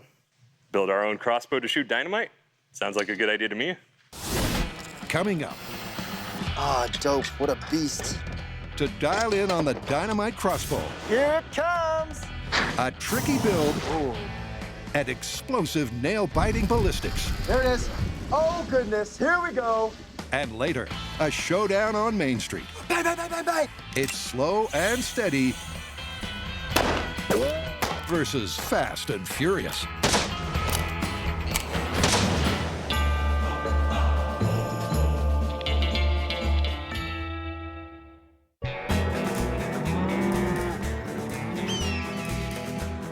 John and Brian are taking on the accepted wisdom of the old Wild West.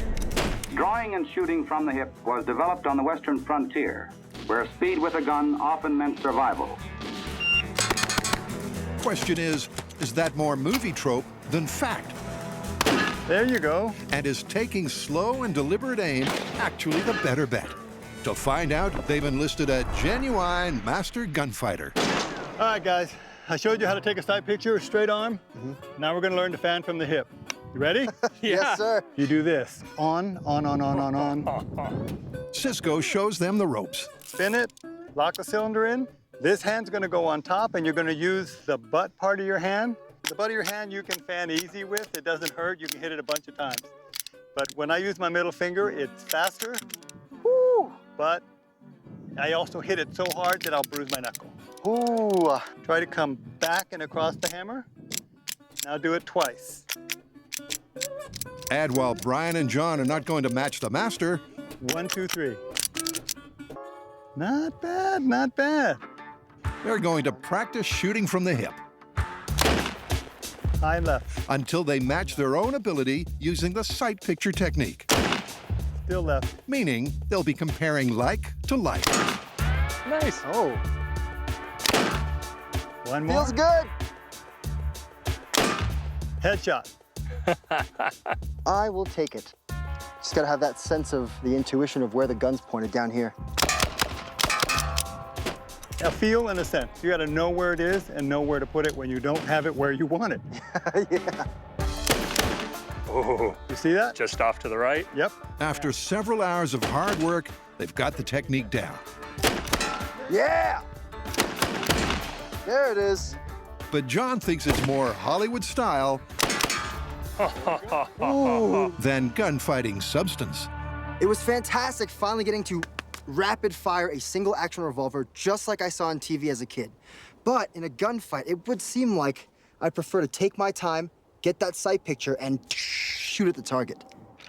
Up next, we're going to be using the lever action rifles. We'll be doing sight picture.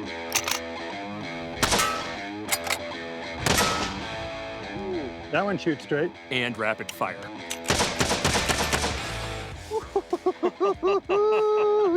That shoots fast. Little high. Once again, Cisco runs them through their paces. There you go. First, instruction on how to take slow and deliberate aim. Yeah, right on top of it. Open it. Open. Squeeze. Close. And then rapid fire. It's kind of counterintuitive because I'm so used to like watching my trigger discipline that all this like jumping on the trigger terrifies me deep inside. Let's conquer that fear. And again, they work on their technique. I see it. Until they're comfortable shooting with both methods.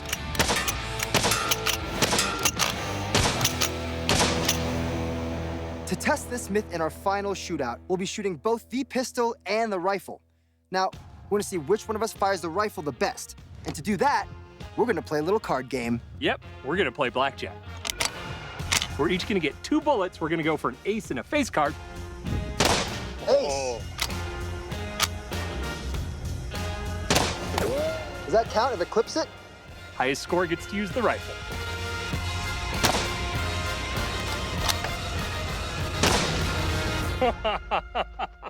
I like almost identical shooting.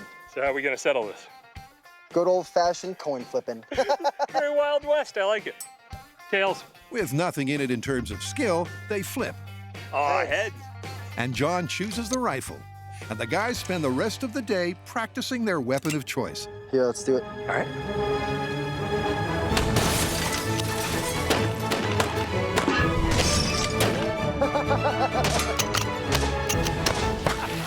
Very nice.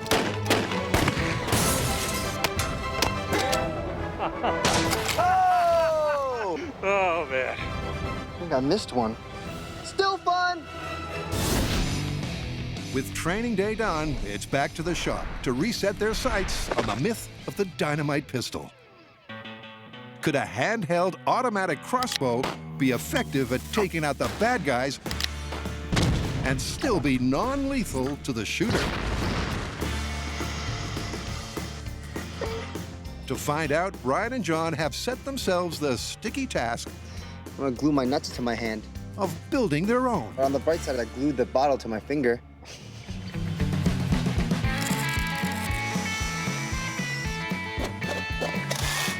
Woo! Make no mistake, this is a huge undertaking. So to conquer it, we're gonna divide. Based on our prototype, Brian's gonna assemble the grip, receiver, trigger, string, and bow arm to handle a stick of dynamite instead of a crossbow bolt. Then I'm gonna design a magazine from scratch that'll allow us to automatically reload the crossbow every time it fires. Sweet! So, John begins by manufacturing the spring-loaded magazine cartridge for the dynamite ammo. 1, 2, Oh, yeah. I'm done. Meanwhile, Brian tackles the trigger and bow, which will have a significant draw weight of 80 pounds. Perfect. I am so happy. All right, I'm ready to test the initial design of the trigger mechanism. All right, fancy. This is how this is gotta go, though, since we don't have your magazine. Oh, we're gonna hold this at the table? Well, so we'll cock it. Okay. We'll lay it down on this plate that'll bring everything level. Okay. And then we'll be able to fire it without dry firing. Okay, let me know when you're ready and I'll load the dynamite. Right. 1 stick of dynamite, please. All right. Okay.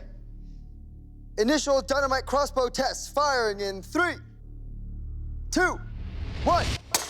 Oh! That was super smooth. Oh, I'm so scared. So many things could have gone wrong. So many things. All right, now just real dynamite, repeating, lights itself, no worries. Yeah, how hard could it be? Coming up. Ah, dope, what a beast. The crossbow comes together. Let's just take a moment to appreciate how awesome this is. Before blowing things up. Dynamite crossbow pistol and 3, count 'em, 3 sticks of real dynamite. In 3, 2, 1. Fire the dynamite! Oh!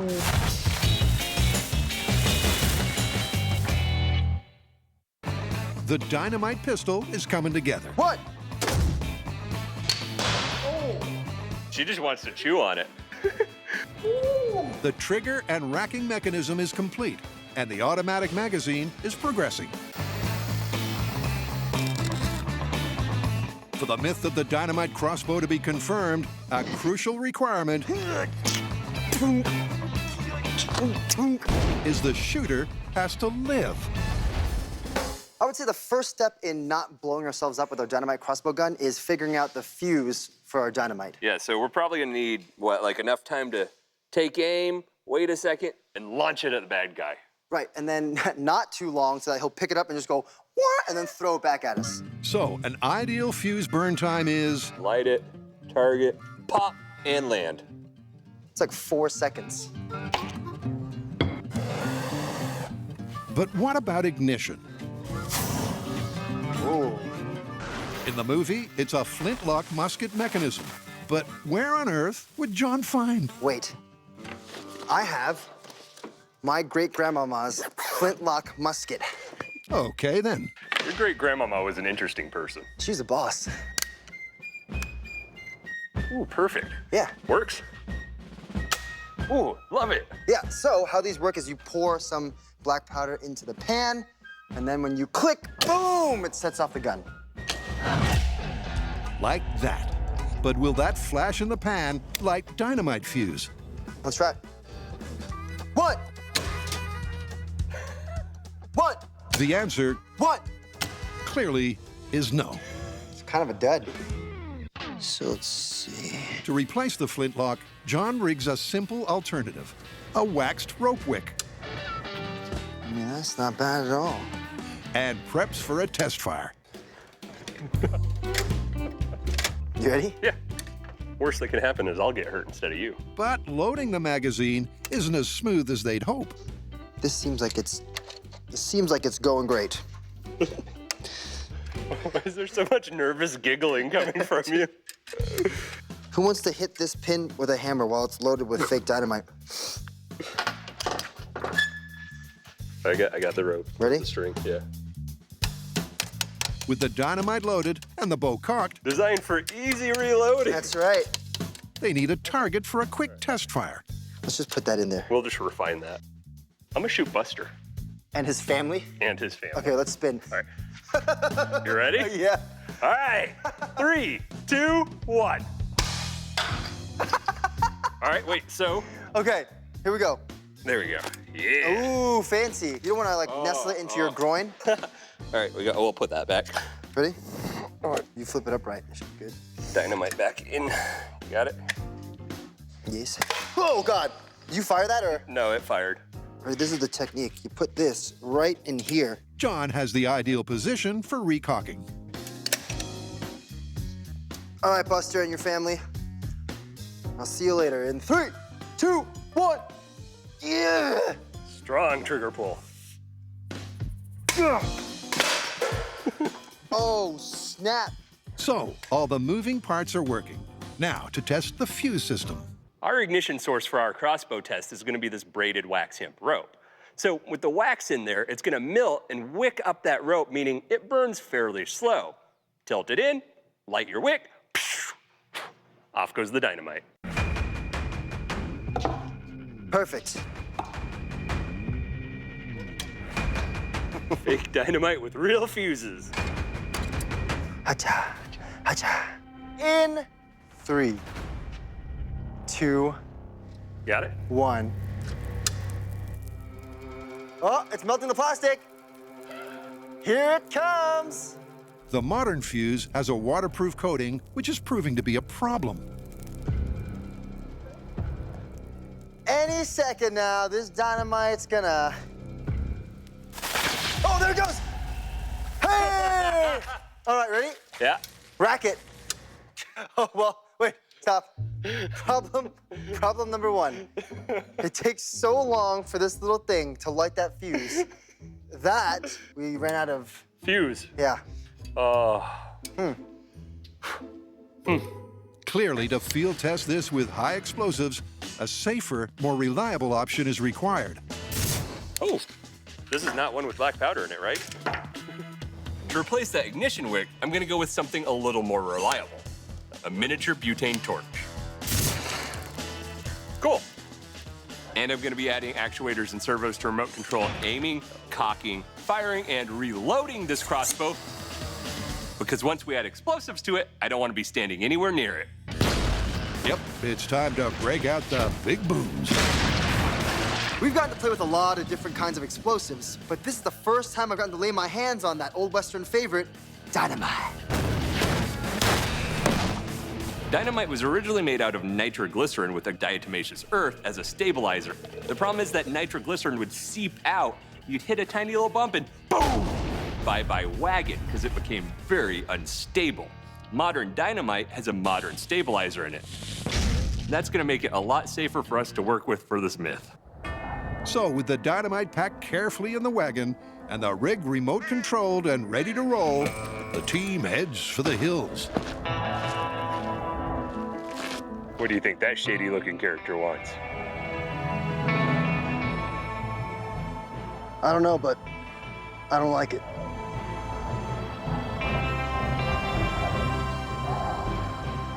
We're here at Caravan West in Agua Dulce, California, where we set up our beautiful Western town to test the movie myth that a hero armed with a magazine-fed, auto-lighting, dynamite crossbow pistol can fire sticks of dynamite at near point-blank range and still survive to keep fighting the bad guys. You better know who you're messing with. That's right. Turn around. Yeah, spin it. Now that we have all of our remote systems installed into our dynamite crossbow pistol, we want to do dry run to make sure everything works. Now that means that it has to load, light, fire, and reload our analog sticks of dynamite at 10, 20, and 30 feet. Now, because we're working with real dynamite, everything has to be remote controlled from the safety of our bunker. Swing to the 20. Swing in. Ooh, that's good, that's great. That's it. There's a remote controlled pan tilt mechanism that the whole thing rides on, a linear actuator for cocking, a servo for pulling the trigger, and a servo for lighting the dynamite. There's 2 cameras on board, one to see where the dynamite's going, and the other one to make sure it's lit before we launch it. All right, we're ready to test her. Yeah, you want to cock her back? I'll load this thing up. This is the proper way to hold dynamite, right? Neck. So that way, if it blows up, you don't worry about it. With 3 sticks of fake dynamite loaded and locked, the guys hightail it back to the bunker for an RC systems check. All right, I'm ready to go. All right, I'm gonna count you in. Full function test with analog dynamite in 3, 2, 1. Releasing.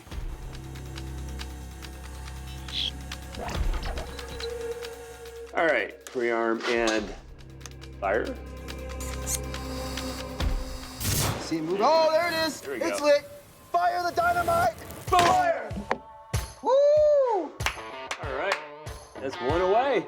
All right, that was 10 feet. Let's try 20 feet. All right.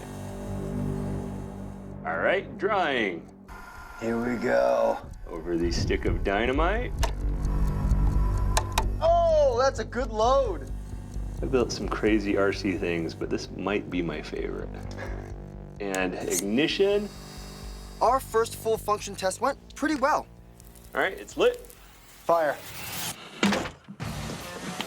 That's good. All right, number 3. We had smooth action on our rig. Beautiful load. Got good RC signal back at the bunker. There it There goes. it is. And fire. Ooh, I see the dynamite. We're good. And all the sticks of dynamite fired. Coming up, before Brian and John let loose with the high explosives, The crossbow is armed and loaded. first, a Main Street showdown.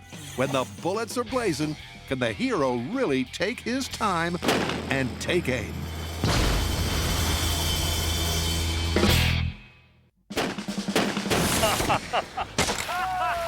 I think I missed one. Still fun. ready? When it comes to a Wild West shootout, will taking time to aim get you out of a tight spot more effectively than shooting fast and furious? To find out, it's back to the shop to set up a gunfight. All right, if we're gonna be testing sight picture shooting versus rapid fire shooting, we're gonna need some targets.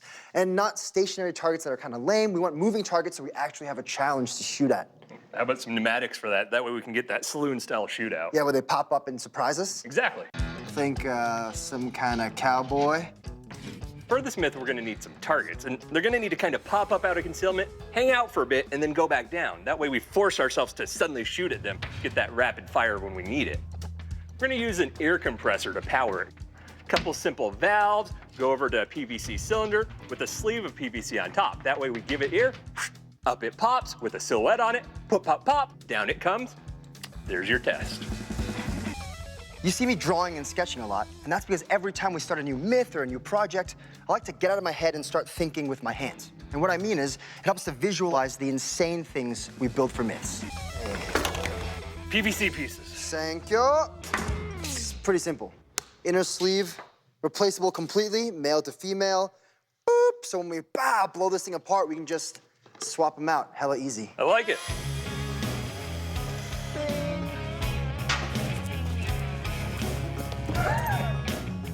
You know what happened the first time I used this purple primer, John? What? Blew up my parents' garage. What? What do you mean, how? It's my first air cannon, and had a little blowout with the valve when I didn't use the primer right. It's probably like a 30-pound ball valve, and then boom, blows up, just pieces that way, pieces that way. And there's just like this massive hole in a cement pillar. It went through, hit like, what was it, a toolbox, and then through like some folders and into another toolbox, a big upright. Stopped it finally, but it was significant. I'm just glad you got all your fingers still. I almost burned the house down making a light bulb for a school project. And it's just like, you know, when you do steel wool, 9-volt battery, and you take a piece out, you do it, and you watch them like, you know? And so I was done, I threw the battery on the table, and it slid into a big pile of steel wool. So it burst into flames, and as a kid, I just went, oh! And I knocked it off the table. It landed on a pad of paper. The paper burst into flames, so I'm running through the house with this thing of paper, throw it out in the back on the deck, run, and then I'm filling up a pot full of water as this fire is growing, and then I just go, choo! On a metal fire. Huh? On a metal fire? Yeah, I was like, what, 8 at most? And so, but the good thing is, it goes out, there's like a burnt part on the deck, and then my mom's like, what's happening down there? I go, nothing! And then they never found out. Never. Until they watched this. Can we edit that out of there? Can you just bleep the whole story? When I was younger, beep, for like 4 minutes. Boom! With the air cannons primed to provide the power, all right. John quick draws a target for a demo. And a cowboy is born. Let's see if it works. Okay. You got your finger guns ready? Oh, yeah. All right. Stand by. Ready? 3, 4, 5, 2. Well, that's great. Let's go build 39 more. With enough bad guy barrels ready to roll for a day of shooting, it's time to mosey on down Main Street to test this gunslinging myth for real. We need to turn this quiet western town into a OK Corral style shootout. We're gonna use those targets we made in the shop, put them up and down Main Street.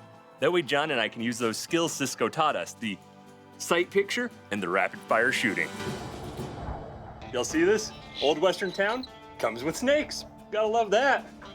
So despite the fear of snakes, they're always quite friendly. If you make them feel comfortable, they'll be friendly to you. Let's find this guy somewhere not to get shot though. Here you go, buddy. Here you go. How's that look? With the wildlife in this Wild West town out of harm's way, the guys gear up for the showdown. Ta-da! Our moving portion of our moving targets. When we're ready, we'll stick a target on here, plumb it full of gas, and bang, bang, bang, bang, bang. Those are the targets, these are the weapons. John on the rifle, Brian on the pistol. All right, bad guys, here I come. John and I are firing the exact same .45 caliber bullet. With a 5.5-inch barrel, I'll get about 750 feet per second as my muzzle velocity. Him, on the other hand, with a 16-inch barrel, will be getting about 1,000 feet per second as a muzzle velocity. With the longer barrel, there's more time for the expanding gas to act on the bullet, accelerating it to higher speeds. This is how our course works. There's two types of targets. One bystander target and one bad guy target. These circles represent kill zones, so if any bullets land in the red kill zones, this guy's dead and you get 1 point per hole. But if any of the bullets kill our bystander, this entire area's points gets null and void and drops to 0. This is it. All right, you ready? I'm ready. Okay, here we go, in 3. The scene is set. Brian's up first with the revolver. 2. First up, he'll tackle the course using the slow and deliberate method. 1. Each bad guy pops his head up for approximately 5 seconds. So Brian has time to take careful aim. All right, gun down, next target, let's go. There are 5 stations with a bad guy each, and Brian has 2 rounds per station. Oh. Meaning the maximum score is 10. It's a little high. All right, going down, next target, let's go.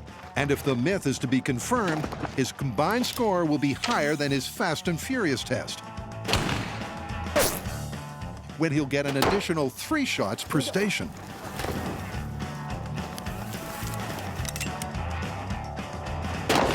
Woo! Yeah! Go.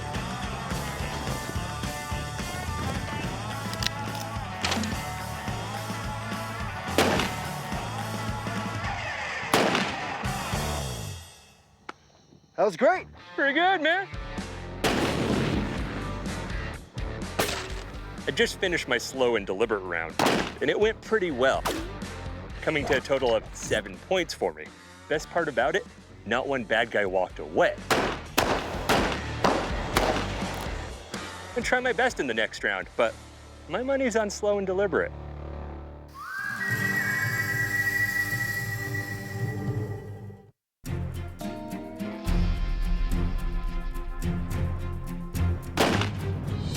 Brian just finished his run through taking deliberate aim.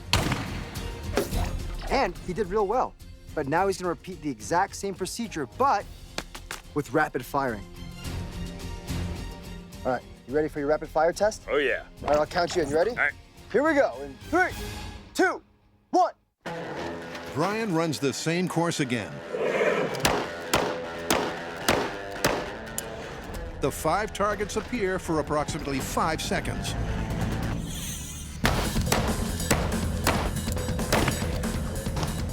But on this test, he can let loose a hail of lead with 5 shots per target. Good, let's go. With 25 rounds, can he beat his score of 7 from the first test? The myth would have us believe quality and not quantity is more effective. The answer is in the data.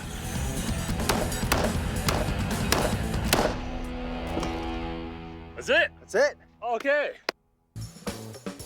One thing's for sure, when assessing the score, the cameras didn't fare so well. I mean, it straight up punched the lens out. That's the best shot of my entire life. But how did the targets and bystanders do? I just finished my rapid fire round, and this was pretty chaotic. Well, that's a kill shot on a hostage. That's 0 points this station. None are kill shots. 0 points. You're pulling it up, target's moving, you're trying to sight in, and you're basically targeting with bullets instead of your eye. It's not my preferred choice. And the results back that up. Not a single hit in a red target zone. And 1 dead hostage, 0 points. That did not go well, especially for the hostage. You know, rapid fire shooting seems like it would be a lot better. You're putting a lot more lead towards that target, and that puts the odds in your favor. But you gotta use muscle memory to aim, and every time you hit that hammer, it pulls your arm off target. It's a lot easier to pick up that gun, take a look, and boom, pull the trigger. And now it's my turn. I'll be using this 1873 lever action rifle. And just like Brian, the first test will be deliberate aim shooting. Ready for your deliberate fire round? I am. All right, 3. Then we'll switch over to rapid fire shooting. 2. Then when we're done, we'll compare the two and see how I did. 1, go. the scoring is the same. On the slow and deliberate test, there it is. John gets 2 shots per station. Oh, shoot. When it comes to rapid fire, he'll get 5 for each target. Oh, wait. Go. It'll be interesting to see if the myth is also confirmed for the rifle. All right, let's go. And whether there's any difference between the 2 weapons. Nice. Oh. All right, let's go.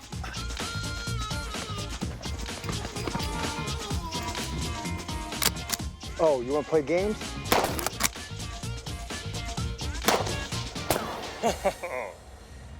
Well, how do you feel about that? I mean, I like that last headshot. I just finished my deliberate shooting run-through for a total score of 6. That's not bad. I actually quite like shooting deliberately because, especially in hostage situations, it gives me the perfect amount of time to kill the bad guy. Yep, at this point, the myth is looking pretty good. From a maximum of 10, John scored 6. And like Brian, he took out every bad guy with at least 1 kill shot. All right, rapid firing, you ready? Yeah. But John is about to let loose a fearsome hail of lead. Will this speed over form technique work for the rifle? 3, 2, 1, go.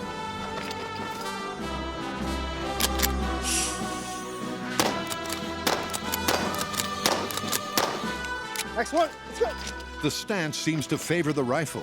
John is naturally looking down the sights as he reels off 5 rounds at each station. All right, let's go. And seems to be hitting the target more often than not.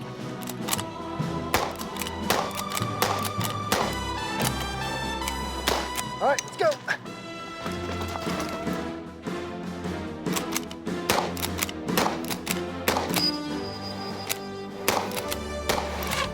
All right, one more. Come on, man, we gotta go. Come on.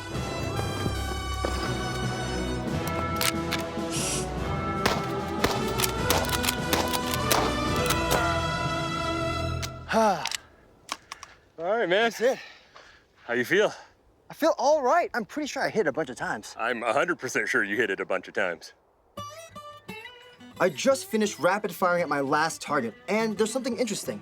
The faster you fire with the pistol, the seemingly more inaccurate you are. But with the rifle, ta-da, my grouping actually is pretty good, and I think it's because with the extra weight and the stock on my shoulder, I can triangulate, giving me a much more steady shot. Whenever you're shooting a gun, you're forming a triangle for support. The base of the triangle across the chest. The arms of the triangle are your arms. Holding a smaller gun like this, you have a fairly flexible triangle. But if you go to a long gun, you're replacing one of your arms with a solid stock. Advantage rifle. The results are pretty interesting. Right? 2 guns, 2 results. Right, for the pistol, it's definitely better to take deliberate aim versus letting a fury of bullets fly. But the results for the rifle are completely different.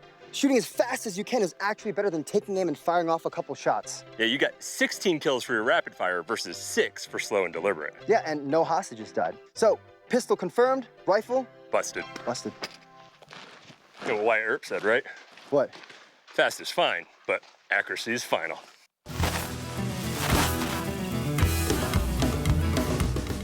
Coming up, in 3, more guns and blammo. 2, 1. Here we go.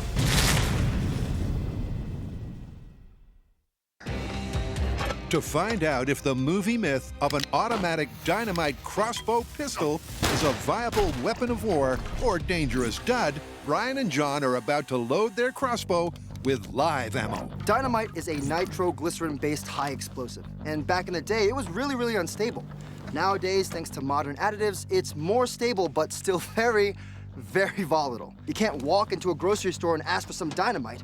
That's why we have explosives expert Jesse behind here, fixing some up for us. While Jesse preps the dynamite and the fire department prep the area, Brian and John set up for data collection. 10 feet. This is a burst disc, and it's calibrated to break at precisely 10 psi. You may remember when we tested Oobleck, we discovered that 10 psi is the survivable blast pressure threshold. So we're gonna place a burst disc assembly at each one of our bad guy targets. 20 feet, 30 feet, and one next to the crossbow, representing our shooter. If this burst disc is broken when that dynamite goes off, well, our shooter would have liquefied lungs, and that's not good for this myth. Yep, the myth has 2 components. Is a crossbow pistol effective taking out targets in the 10 to 30-foot range? And would the shooter have survived? All that remains is to clear the area and watch from a safe distance as Jesse primes the crossbow with the highly volatile live sticks of dynamite. There's 3 in the mag right now. Dropping the top of the receiver. All right. Woo! This is it. This is insane is what it is. Crossbow is armed and loaded. You have control? I have control. Thank you so much. Whew. After days in the workshop, we finally get to fire our dynamite crossbow with live dynamite. All right, acquiring target. All right, you ready to release the draw? And we get to see who comes out of this gunfight alive in the not-so-okay corral. Whoa, boy. I got butterflies in my stomach, but like hardcore, intense butterflies. String set. Ready to light it? Here we go. All right, you ready? I'm gonna count you in. I'm ready. Okay, full-scale test with dynamite crossbow pistol and 3, count them, 3 sticks of real dynamite. In 3, 2, 1. Oh boy. There it is. There we go. You ready to fire? Ready to fire. Lit. Fire! Boom! Oh goodness, here we go. Oh, snap.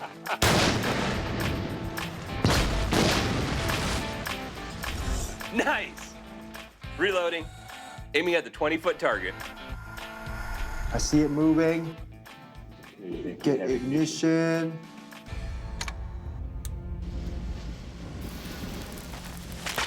Oh! There it goes. Something's burning. Oh, God. Oh, God, it lit the bottom one. Ooh, something's burning.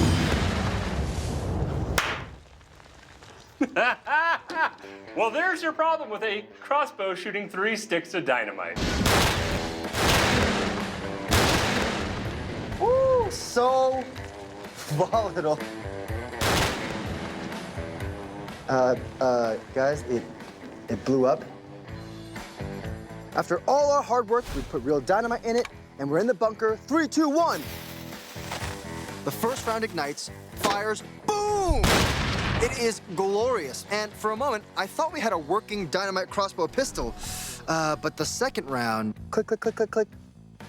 I don't see a fire. Click, click, click, click, click. Oh, wait. Great, there's smoke. Oh, wait, hold on a second. More and more smoke billows out of our magazine, and Brian goes, hey, I think the... Boom! everything we worked on. Uh-oh. well, there's a piece, and there's a piece. All of those days and hours completely gone. Holy moly! Oh, snap, that's straight out of a cartoon. I mean, look, if you're using a dynamite crossbow, there's always a chance for malfunction. It just happens that in a regular gun, malfunction's a jam. In a dynamite crossbow pistol, a malfunction's Instantaneous death? Yeah. Yep, the burst discs are all blown. Boom! Dead. The bad guys got. We blew his arms and legs off. But if you join me right over here, well, not much left of our good guy, and that's bad for this myth. Very bad. Whether the shooter would have survived the blast from 10 feet is unknown. But he did die, meaning a safe dynamite crossbow is clearly a work of fiction. Well, the myth was that we could build a magazine-fed, auto-lighting dynamite crossbow pistol that's safe for an operator to use. This is one straight out of someone's imagination that should have stayed there. This one's busted. So, since this is a Western movie myth, shouldn't we be riding off into the sunset? Yeah, where are our horses? Where's the sunset?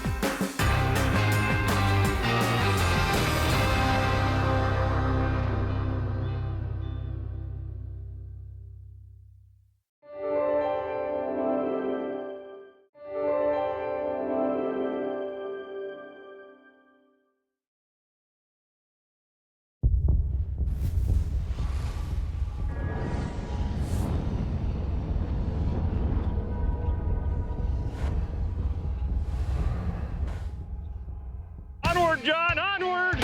On this ballistic episode of MythBusters, a cinematic cadaver-carrying conundrum. This myth is about picking up a dead body, using it as cover during a firefight. One! And, a tall tale of bomb-proof Boom! And it went goo. It's time to put it to the ultimate test to see if Oobleck is actually bomb-proof. 3, 2, 1!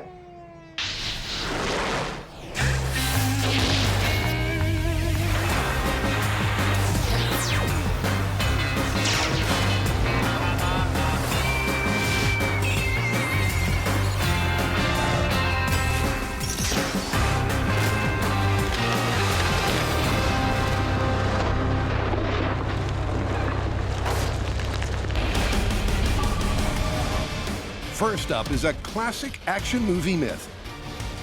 The lead is flying. Our hero cornered. Desperate for cover, he grabs a recently deceased extra to use as a human shield. But can an uncooperative cadaver really be carried in a gunfight scenario? And is it actually bulletproof? Or is this silver screen scene dead weight? This is cool. Let's break it down. First up, you need to know, can you hold up a dead body as a shield? So, can you actually pick it up and heft it around? Huh? Like that. It's great, just push-ups with a dead body. And we need to figure out if a body's bulletproof. That'd be important. Because there's no point in hefting around if it's just a piece of tissue paper. Yeah. You know, I've spent some time around dead bodies. Really? Yeah, I'll find us the perfect human analog for this. Oh, and we need to put some kind of rigor into these tests. We need to bring in the action part of an action movie. We have to take into account the chaos of a gunfight, those dudes shooting at each other, but obviously we have to do it safely. I've got the perfect solution for that. Great. All right, I got you here, John. Ooh, very nice. So we can't really fire guns at each other, but we can use paintball guns. The paintball guns allow us a little bit of simulation. and a big-sized paintball coming at you, you're gonna be at least a little bit scared. Do I really look like this? Ugh. I'm shimmering. Okay, beautiful. All right, you ready to shoot me in the face? Oh, I'm ready. You sound too excited about that. Just a little bit, don't worry about it. Paintball, Ooh! Why? guns and ammo.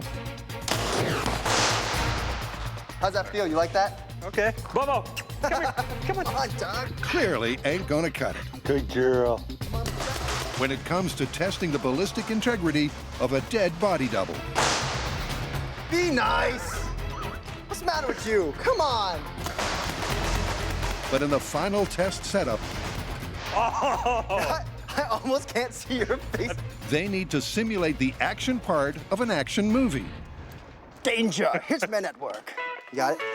To find out what difference it makes running for your life while under fire compared to firing back, they're going to do just that.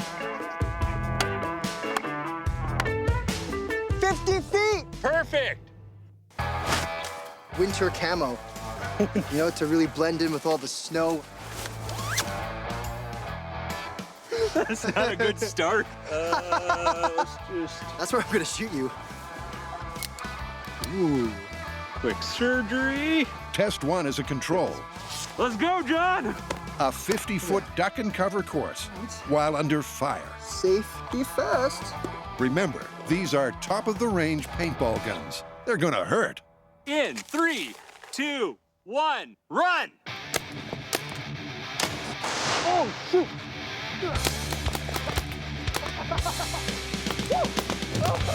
Oh, yeah. So my run took about 19 seconds. Oh, stop! And that's because I took time taking cover between shots. Yeah, I think he got me a few times. So we'll see how Brian does, average the scores, and that'll be our benchmark. In 3, 2, 1, run! Ooh. I feel that. Ooh. Ooh. Oh my goodness. Oh. Oh, stop. That was probably way more fun than it should have been. It's not as fun on this side. I made about 12 seconds. John made about 19, which gives us a 15-second average. Now we're gonna change it up a bit. I'm gonna give the good guy a gun. So now when the good guy's shooting back, how hard will it be for the bad guy to 1, shoot as fast? You ready? Yeah. 3. Or 2, shoot as accurate? 2. It's gonna be interesting. Run!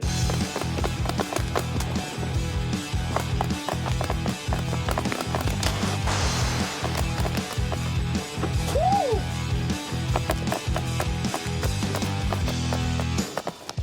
My time on this run was 24 seconds. Stop! I think I got shot in the butt. It's 5 seconds slower than my previous run. Now it's because I took time shooting at Brian. All right, Brian, you ready to go for a run? Do your worst, sunshine. 3, 2, 1. When I was shooting at Brian and he wasn't allowed to shoot back, I was taking my sweet time pelting with paintballs. But as soon as he started returning fire, even though he only hit me once in the hand, it was still a bit terrifying. Definitely made me more cautious. Stop! Oh, you got me right in the finger. You got me in the finger too. Nice. We're finger bros. That's weird. Woo! In fact, our tests have shown us that it slows you down around 25%. So, the guys have the timing data for their full-scale firefight simulation. It's time to add a body to the equation. Ready? Yeah.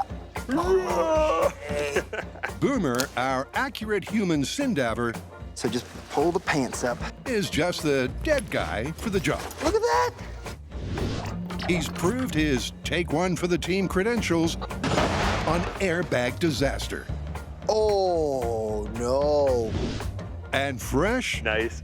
Ooh, I was moist. from a factory reset, Come on, bring it. at 150 pounds, he's ready to roll. There we go. Beautiful. Good boy. Little style. You gotta look sharp. This myth is about picking up a dead body, using it as cover during a firefight. 1, 2, 3. I worked in emergency medicine, and I've experienced moving a few dead bodies. Gotta keep his head clean. There we go. Okay. You ready? Yeah. And the thing you learn is when they say dead weight, it means totally different than just weight.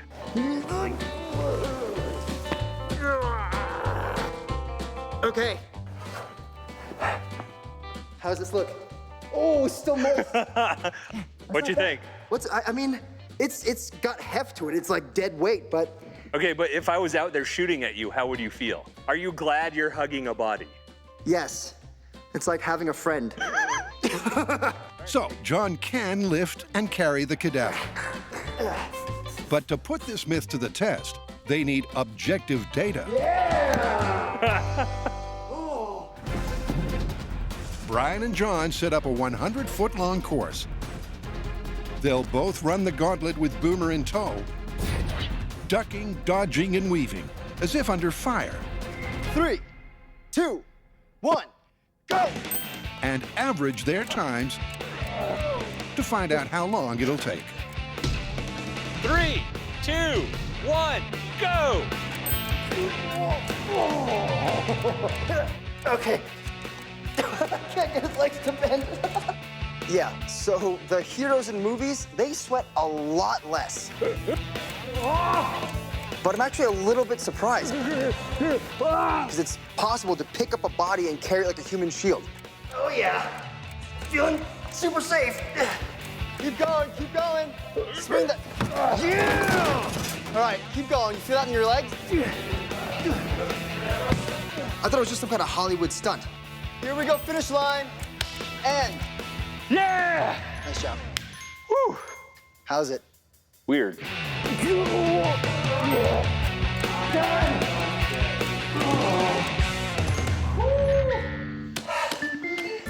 It's not as easy as it looked. But next up, guns and ammo. Let's do it. But before the saga of the cadaver continues, cue myth number 2. Can a non-Newtonian liquid protect you from a bomb blast? This ballistic mystery balances on the strange material properties of non-Newtonian fluids. Apply a force, and it temporarily thickens so much it behaves like a solid. But does that mean it can deflect an explosive pressure wave? Is this an internet fable or feasible physics? In order to test this myth, we need to define what is bomb-proof. You ready to make up some oobleck? Definitely. All right. According to the Center for Disease Control, at about 10 psi, you incur lung damage. So that 10 psi threshold is what we're gonna need. We're gonna see if oobleck can reduce the pressure below that threshold. Oh, it's still liquidy, but I think I'm there. So will a non-Newtonian fluid reduce the supersonic blast wave of a high explosive to a survivable 10 psi? First up, the mysterious matter in question.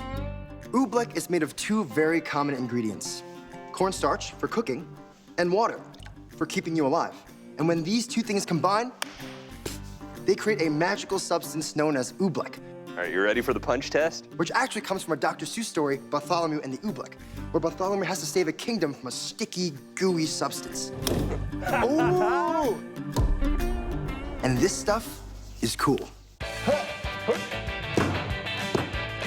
Whoa!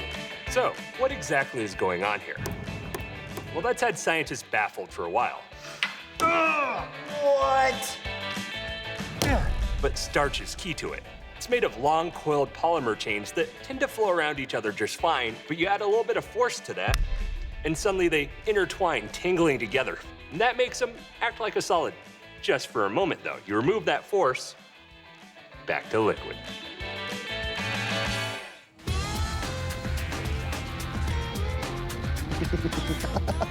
And to demonstrate how these physical properties might prove to be bomb-proof, Brian and John begin with impact testing. 3, 2, 1.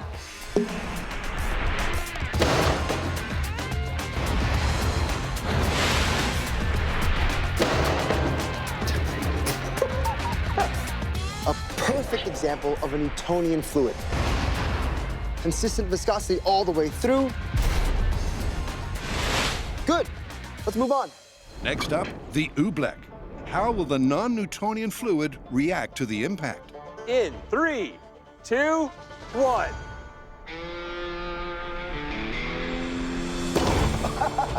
That's great. I just kind of went. Brr. Wow. That was an interesting test. The bearing comes flying in, hits the surface of the oobleck, then it sinks in, only to be flung right back out, hesitate for a moment before disappearing into obscurity. If the ball had been dropped on a human head, it would have had an impact force of 3,140 pounds. The oobleck reduced that to 640 pounds. A promising demonstration of its impact-absorbing qualities. Bring on the bombs.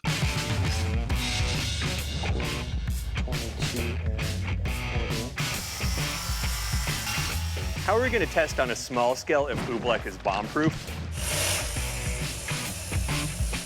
With glass panels.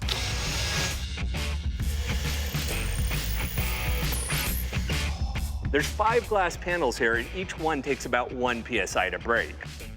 Our cherry bomb explodes, sending that pressure wave up through air, water, or oobleck, so we can test all 3 media. This is awesome. And then we can determine how much is broken by each media, and if there is a significant reduction in that pressure wave. So, test 1 is a control. A bag of air is sandwiched between the cherry bomb and glass panels. 1.5 ounce cherry bomb, pressure tests with air.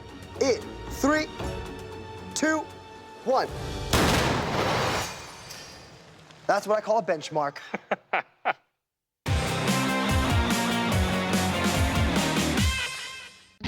The MythBusters are testing the internet fable. 1. That a non-Newtonian fluid 1. is bomb-proof. The booms began with a control. 3. An air-filled bag. 1.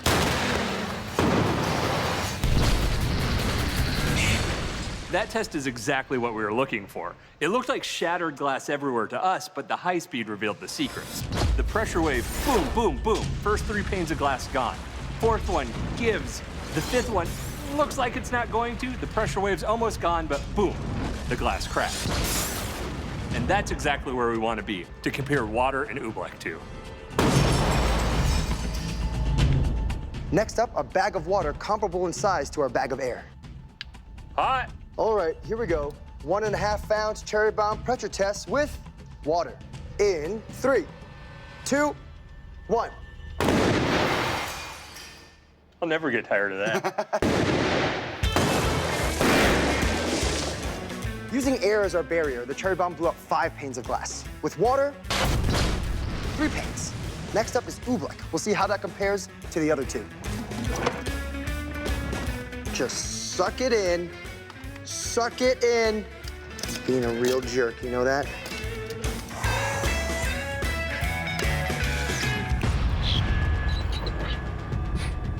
All right, the moment we've all been waiting for. 1.5 ounce cherry bomb pressure test with oobleck. In 3, 2, 1. It went off, went boom, and it went.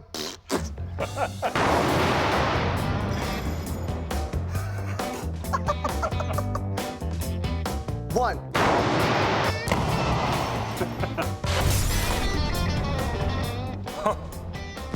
Oh, okay, look at that. The explosion goes off, and the oobleck actually looks like it tightens up and just goes as a wall, like boom.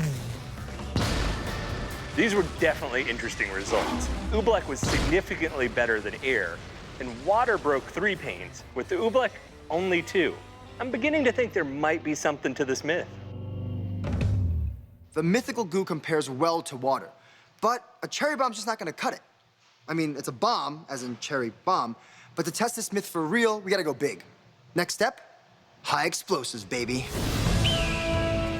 But before the team decamped to a deserted destination for a date with detonation, it's back to the body double movie myth.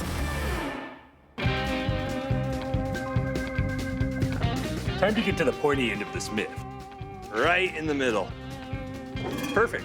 We need to know whether or not you can hold up a human body and use it as body armor. Now we have the Sindaver, and it is a perfect human replica, but it's a little bit expensive to determine penetration depth. Oh, God, that stuff's beautiful. So, before we shoot into the Sindaver, we're gonna be shooting into our good old friend ballistics gel, just so we can get some data on guns and ammunition. Fingers up.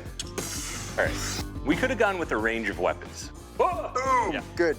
Instead, we've gone with the 9mm full-sized handgun. The reason being it's in just about every action movie, every TV show, and that makes it our weapon of choice. Right? Looks good to me. What kind of ammunition will we be shooting into our ballistics gel? Well, here we have 3 different 9mm rounds. We have a full metal jacket, we have a standard issue police hollow point, and we have a self-defense hollow point. Now, realistically, in a gunfight, you want to use these two because they're meant to dump all their energy inside their initial target without causing horrific collateral damage. Yep, and first up, the self-defense hollow point. Round 1, locked and loaded. Great. It's designed to fragment upon impact, reducing the chance of the bullet passing through the gel. Defensive round hollow point, firing in 3, 2, 1.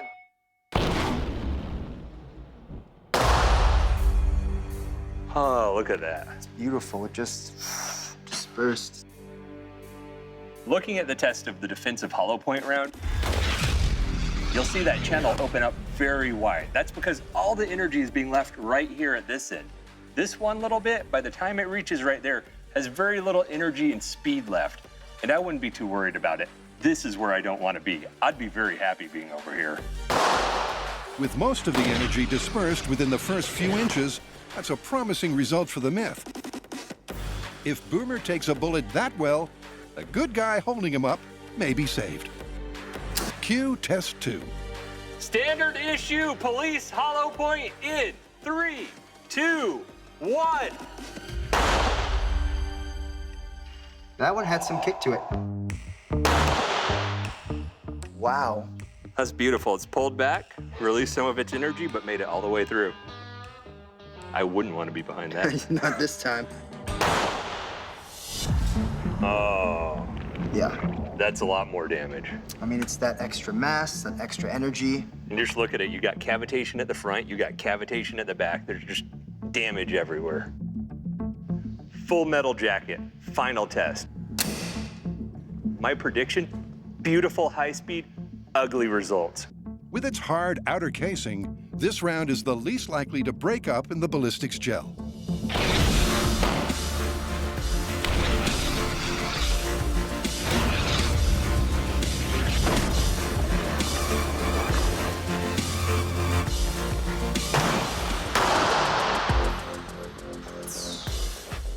Yeah, worst case scenario. I feel like round he's right there. dead, the guy behind him's dead, and the guy behind him's dead.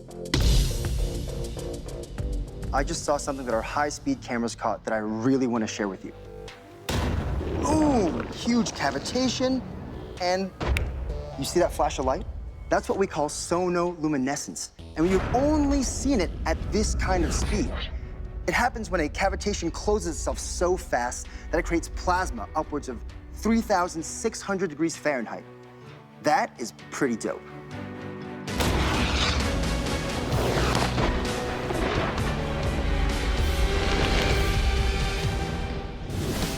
Later on MythBusters. Oh, yes! Both ballistic mysteries hit deserted desert locations. Just getting dressed as a hitman.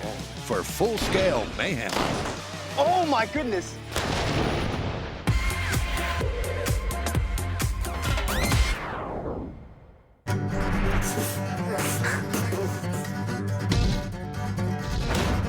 Oh. Where are we at? Well, the movies would have us believe that you can totally pick up a dead body and carry it around as a bulletproof shield. Now, we know you can carry a body, but is it bulletproof? So up next, we're gonna get our super accurate human analog, Sindaver, shoot it, and find out. Obviously, we can't be carrying this dead body around ourselves, and I don't think they'll let us use interns for this one. So that means we have a big build ahead. We have to build a sliding cart to hold the Sindaver, a good guy stand-in to hold him up.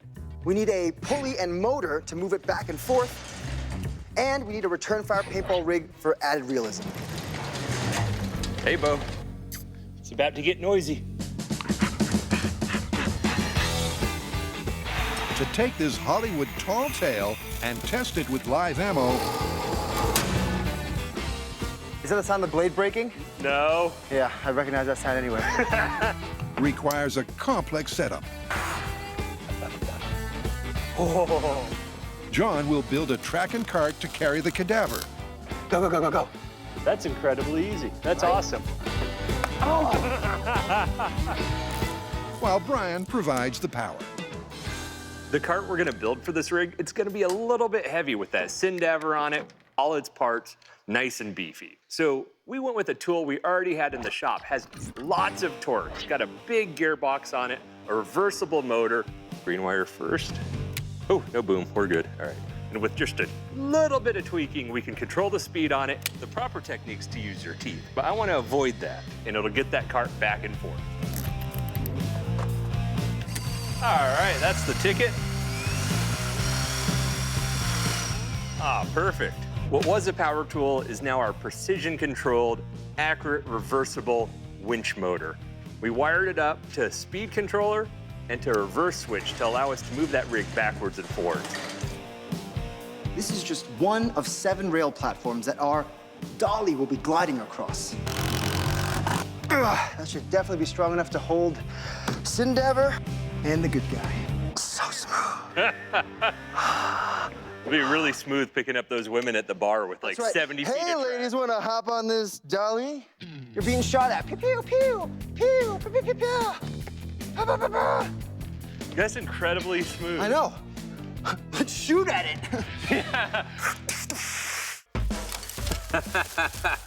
That's like proper rope. Next up, Brian whips up the pulley system. Safety first, always cut towards your cameraman. That's a wrench. We'll call that good. Alrighty, one pulley.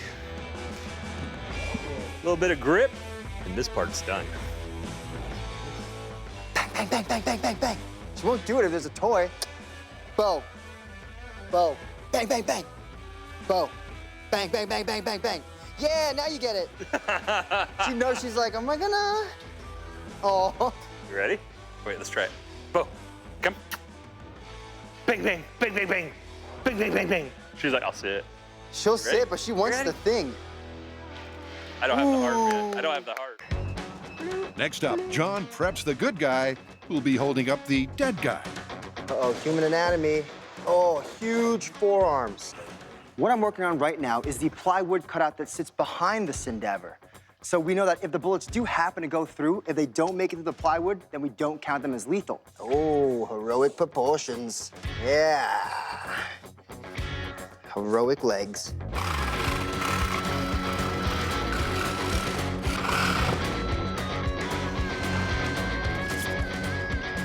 And finally, to give the shooter a taste of action movie authenticity, Brian rigs a remote control return fire system for the plywood good guy.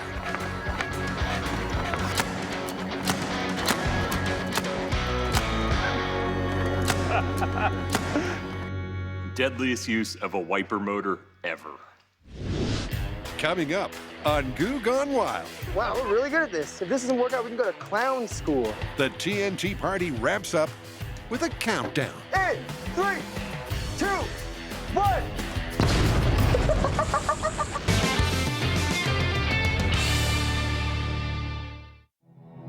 Is the mysterious material oobleck really bomb-proof? To investigate, John and Brian have hit the desert.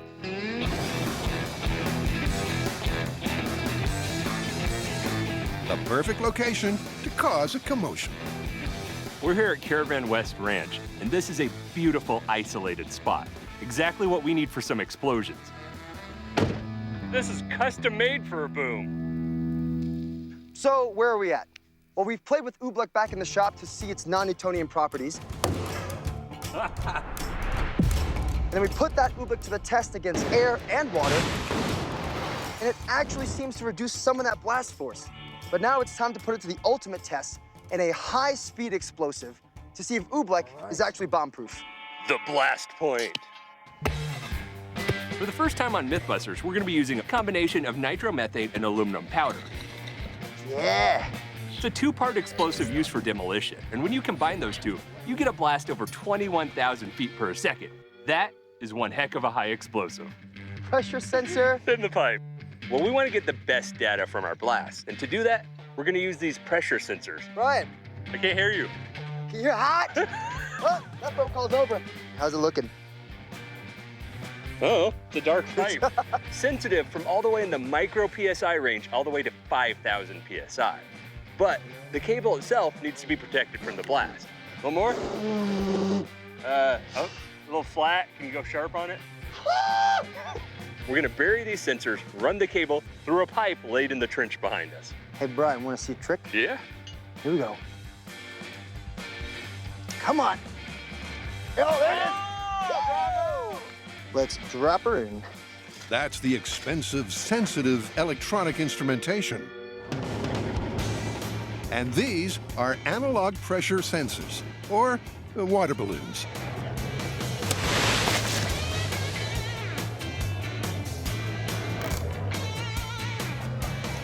Tuck it in. So how's this going to work? We have a 4-foot by 4-foot by 4-inch aquarium we're going to fill with our medium. There we go. For the first test, that's air. Perfect. Then we're going to place 3 pounds of our binary explosive here, 1 foot away from it.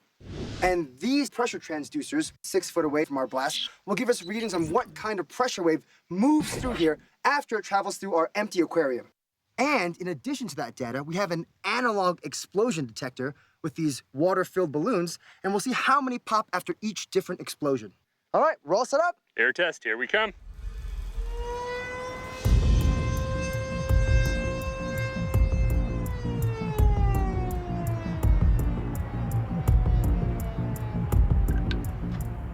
Ready? I'm ready. Here we go. Full-scale blast pressure test with empty aquarium in 3, 2, 1.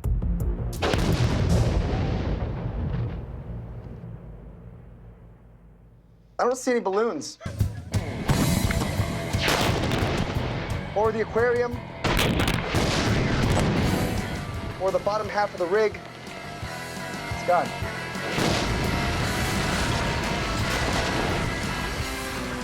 Well, air doesn't block an explosion. Ta-da! Well, that was eventful. Yeah, it looks like the pressure transducer survived.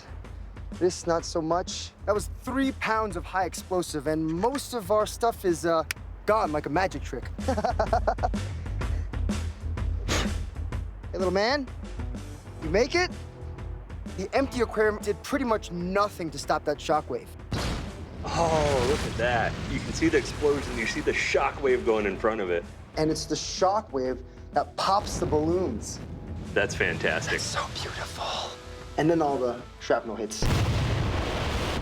Thanks to our pressure sensor on the floor, it read 46 PSI, 6 feet away from our empty aquarium. Remember, our threshold for oobleck being bomb-proof is that it reduces a pressure wave to 10 PSI or lower. But first, a second control to compare to oobleck in the air, water. Is it blowing on the bottom? Yeah, oh, it's blowing like crazy. A conventional Newtonian fluid. That's a little heavier than the rig would like. Oh, that's... Brian! Look at it. Oh, my God. I don't know if it's gonna make it.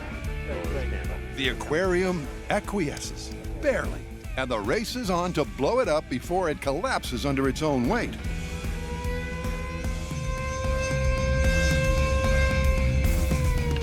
Ready? Ready. Full-scale blast pressure test with aquarium full of water in 3, 2, 1.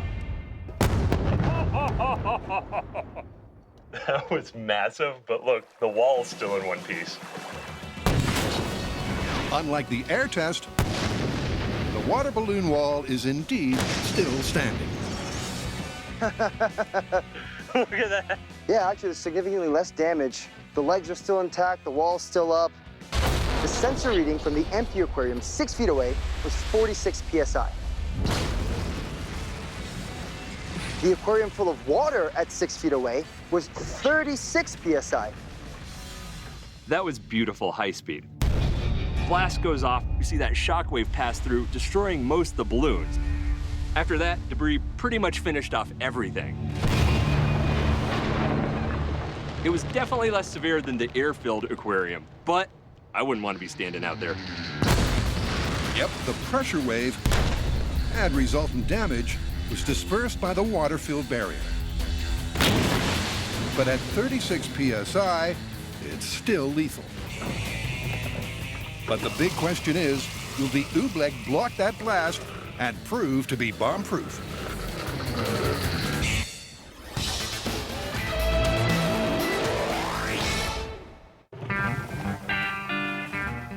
Largest latte. Oh, yeah. Brian and John are on a mission. Will oobleck, a non-Newtonian liquid that solidifies upon the application of force, prove to be bomb-proof? At 6 feet away, with just air, 46 PSI. With water, 36 PSI. And that's a Newtonian fluid. That right there is oobleck, non-Newtonian. So I feel like we're gonna drop down to 20 PSI? All right, we got oobleck in here and on here. Bomb goes there, pressure sensors are good. Let's hit the go button. Let's do it. Oobleck, bomb-proof? I've got high hopes.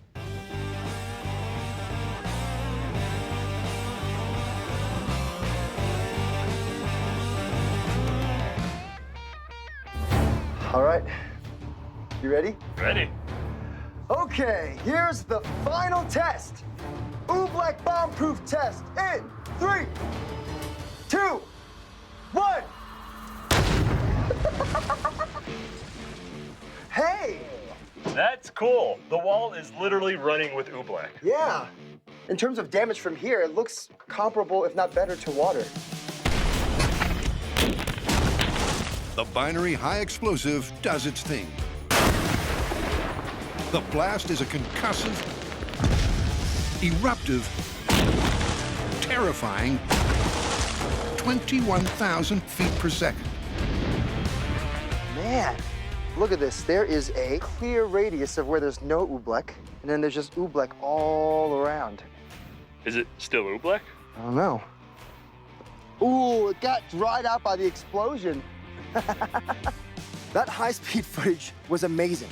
It sends a shockwave blowing up most of these balloons, but then it almost seems like there's an invisible wall holding back this massive fireball. And then out of nowhere, slowly, a tidal wave of oobleck comes showering back towards the board and covers it. You're still rolling, you made it! Woo! The fireball and shrapnel do seem to have been deflected. But what about that organ-damaging pressure wave? Did the non-Newtonian liquid turn solid and absorb or reflect that force? And now, the moment we've all been waiting for, the data. The explosion on the 6-foot sensor through air is at 46 PSI. Through water, 36 PSI. For our oobleck, 51 PSI. That's incredible. It's higher. Why? Well, when the oobleck's hit by the pressure wave, it turns temporarily into a solid. That densely packed media doesn't deflect or absorb the energy as you might think. It actually transfers the energy more efficiently, like sound traveling faster through water. That is a really cool result. So, we know that cornstarch is great for gravy, but is it bomb-proof? Heck no, man. Look around you. This place is a disaster. So, busted? Busted.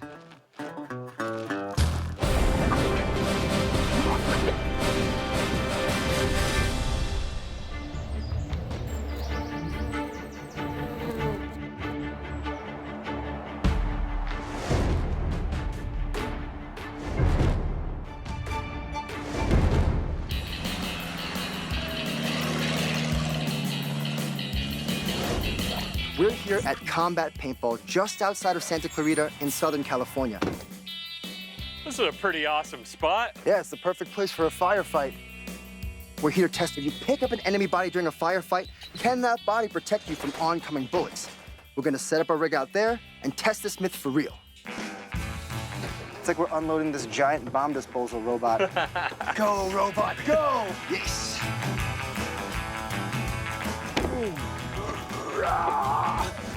Ooh, very nice.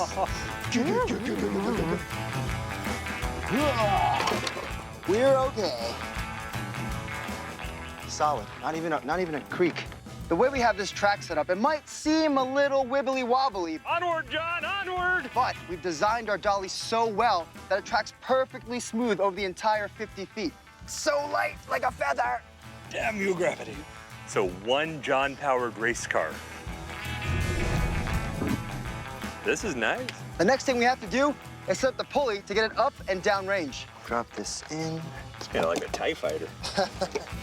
So why all the field work putting this hefty box around our motor? Well, there's a couple things we need to worry about. The first is small arms fire. Our bullets are coming right at the rig.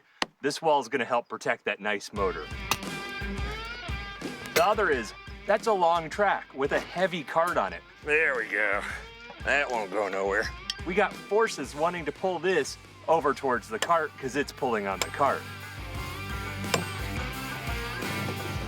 The last thing is the height of the pulley. Is in. It's in.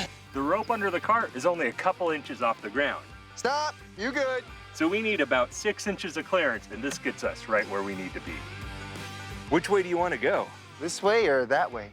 I think that way. Is that way actually that way? I don't know which way. That's why it says this way or that way. In 3, 2, 1.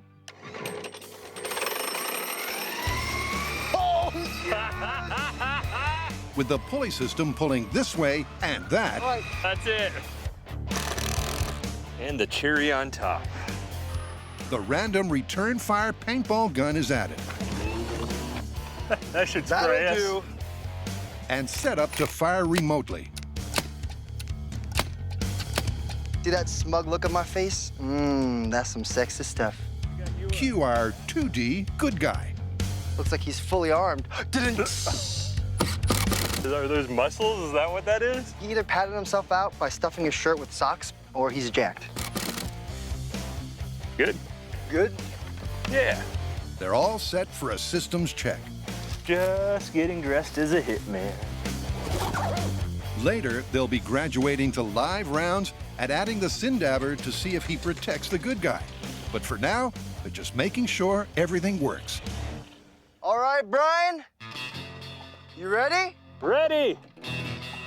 Paintball shooting with return paintball fire in 3, 2, 1.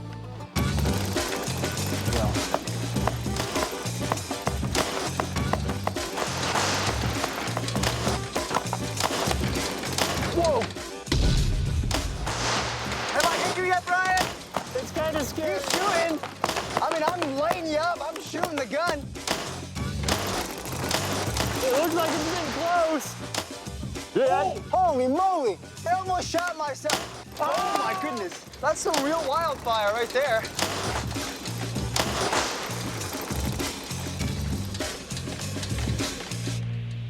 I'm not gonna lie, I really have no idea when it's coming at me, and it is actually kind of terrifying every time that thing fires. Oh my goodness. That's pretty fun. That was, but it's time for real guns and real bullets. Want to make a competition out of it? Oh yeah.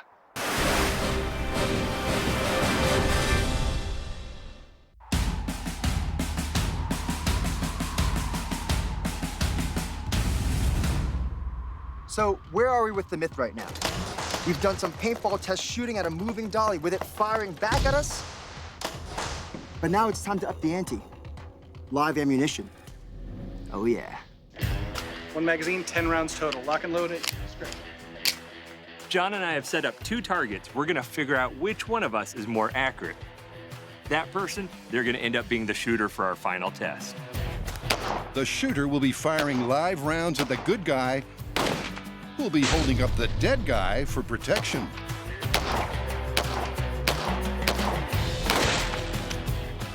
Gun safe. I'm not worried about a guy from New York.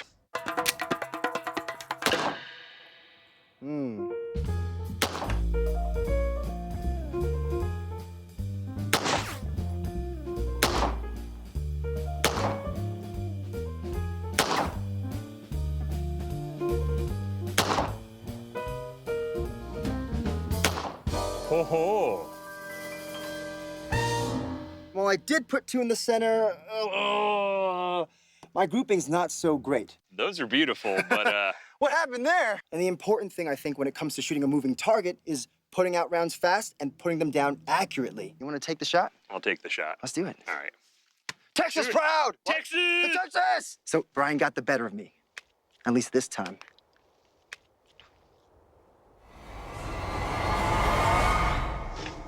Oh, how's it going? Come here, buddy. Okay.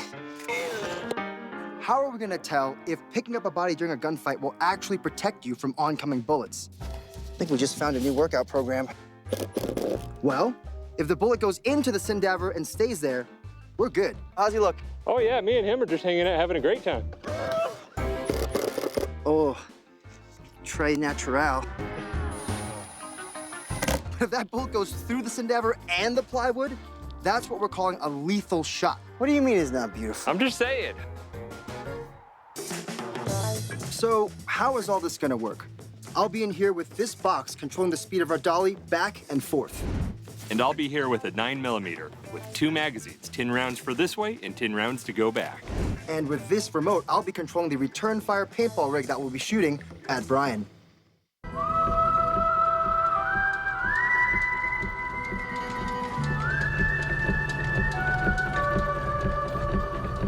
What do I think's gonna happen? I'm ready. All right, here we go. I'm pretty hopeful it's gonna work. Does a dead body in front of you protect you from bullets in a gunfight? And now, finally, we get a chance to put this myth to the test. In 3, 2. I think this myth doesn't hold water, much like a body full of holes. 1.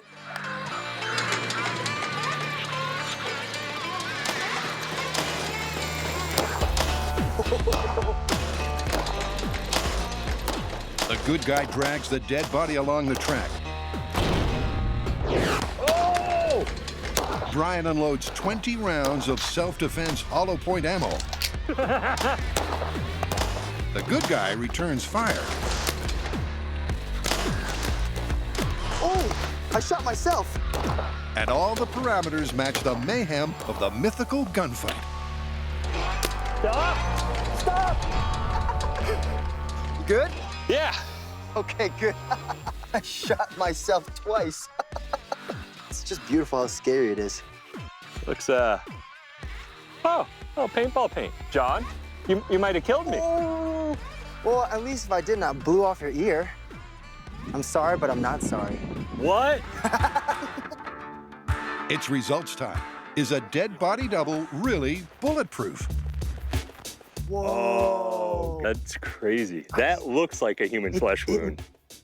Whoa. That's 2 to the belly, 4 to the chest. You shot him through the wrist. Look at that. You stick your finger all the way. You can feel like all the bones and the stuff inside that you like crunched through. This is nuts. Yep, there's no doubting the anatomical accuracy.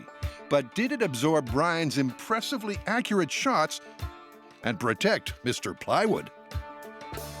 Drum roll, please. Oh, John. That's right here, That's man. One. Dude.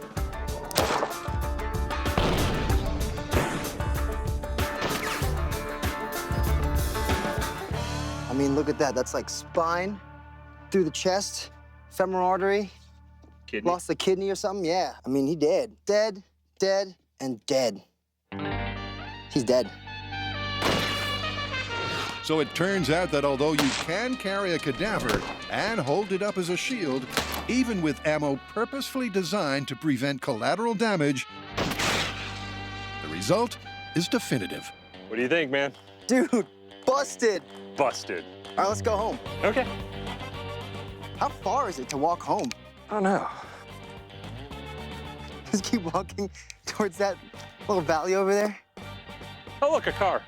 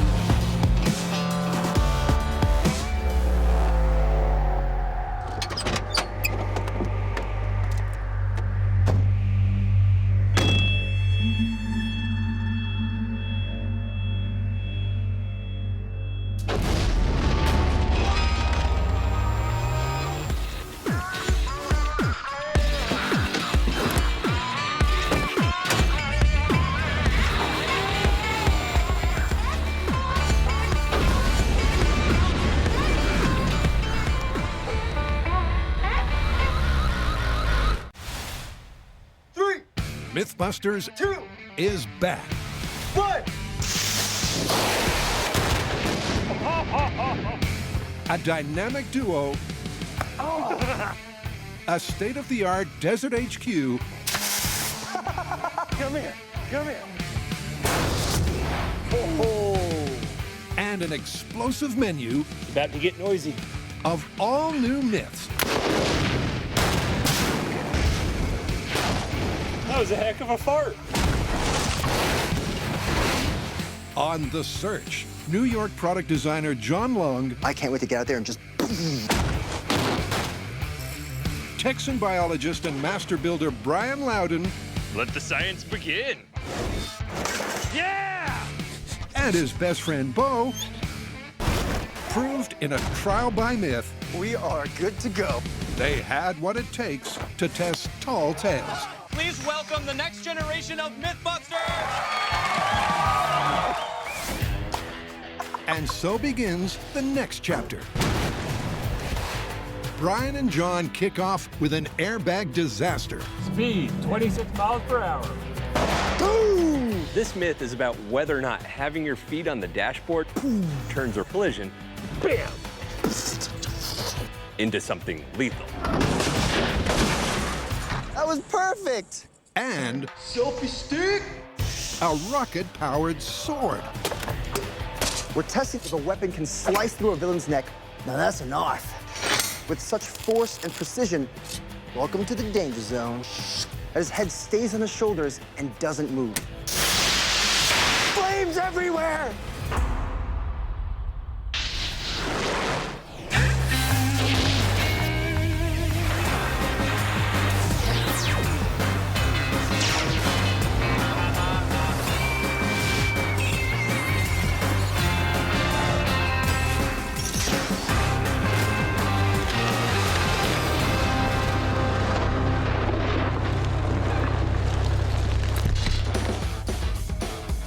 First up, a myth based on the paradox of a life-saving bomb. Every modern car has one, right there in the dash, primed to go off upon impact. They save drivers' lives every day. But the myth is that an airbag has enough force to put a laid-out passenger in mortal danger. Are you really risking your life putting your feet up? Brian and John strap in to find out. This one's interesting. I've always wondered about it. Right? I mean, how could an airbag go from saving your life while you're sitting like this to killing you when you do that? That's what we need to find out. I mean, think about it. It's like a bomb in your face, ready to go off. Maybe that's where we should start. Blow a few of these things up and see how much force they exert. Blow things up? I'm in.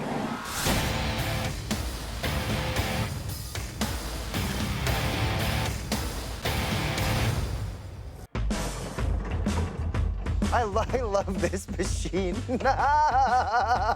Fires a cannon! Oh, I can't do that.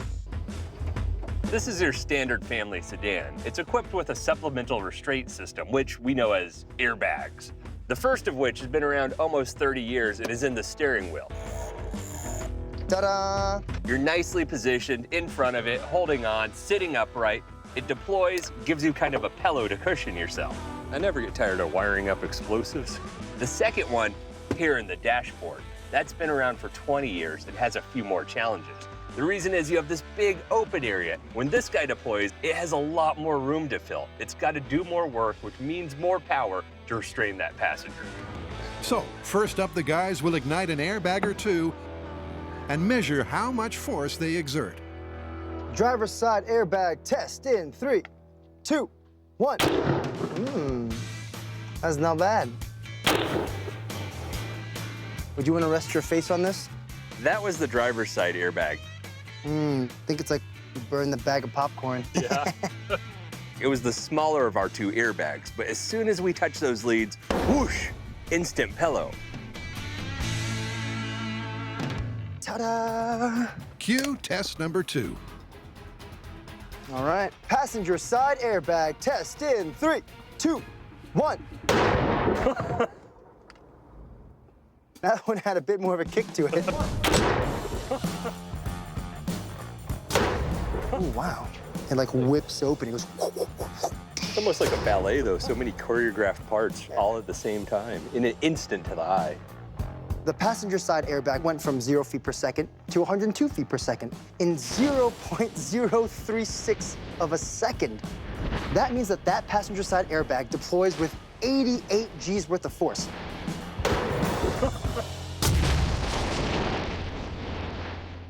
Let's think for a minute what 88 G's is. That's like me climbing this wall, climbing 2 more feet on top, jumping off, flat onto the ground. That's about 88 G's.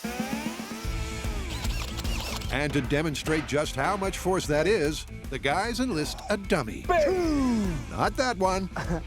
This one, for an impact test. Here we go. All right, here we go. Passenger airbag impact test in 3, 2, 1.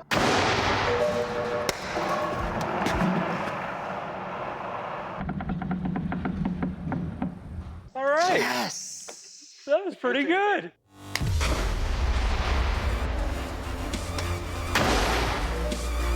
The Carp is only about 30 pounds. This dummy, he's 150 pounds. So a 180-pound load gets thrown a pretty fair distance at 41 feet. That's crazy. I definitely wouldn't want to switch places with this guy. Here we go. Oh, counter steer.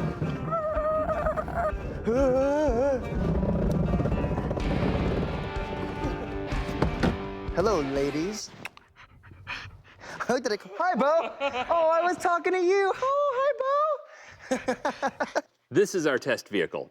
It's slightly modified for TV purposes. Wait, I got it. But it has all the parts we need. It's got the seat, the dash, with the airbag in it. A quick MythBusters custom sunroof is gonna let our high speed get a great view inside here. Ah, good old cardboard cars. Fantastic. This is what we're gonna use for our first feet on the dashboard test. To begin to dial in on the lethality of placing your feet on the dashboard, Airbag's all wired up. with Buster currently resting in pieces, the guys recruit a stand-in simulate. This is beyond valet service. To sit in the hot seat. Oops, sorry. How often have you seen this? You're on a summer road trip, the sun's out, the window's down, your hair's blown around in the wind. Your hair's a mess. I'm awfully jealous. Well, I'm sure she won't need it after we're done with this test. I'm good. I'm going out tonight. And your legs get kind of cramped, so you put them up on the dash. But what happens if you get into a low-speed fender bender, like 20, 30 miles an hour, and the airbag deploys? Let's go crash the car. Oh, let's. Their preliminary test setup is ready to roll. The airbag is remote control rigged to respond as if it's in a low-speed impact. And the car set up for the cameras to get a good view. I think we're about to see some extreme yoga. Like, feet on top of dashboard in 3, 2, 1. Oh. Oh.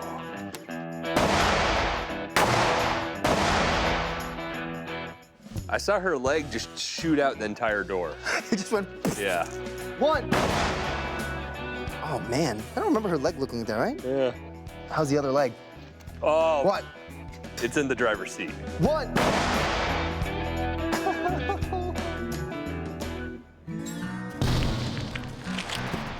Oh my gosh. Oh, watching it in reverse, it's like the party horns, but it's a foot that comes out. That's nasty. That's a significant amount of force, and it's clear there's something to this myth.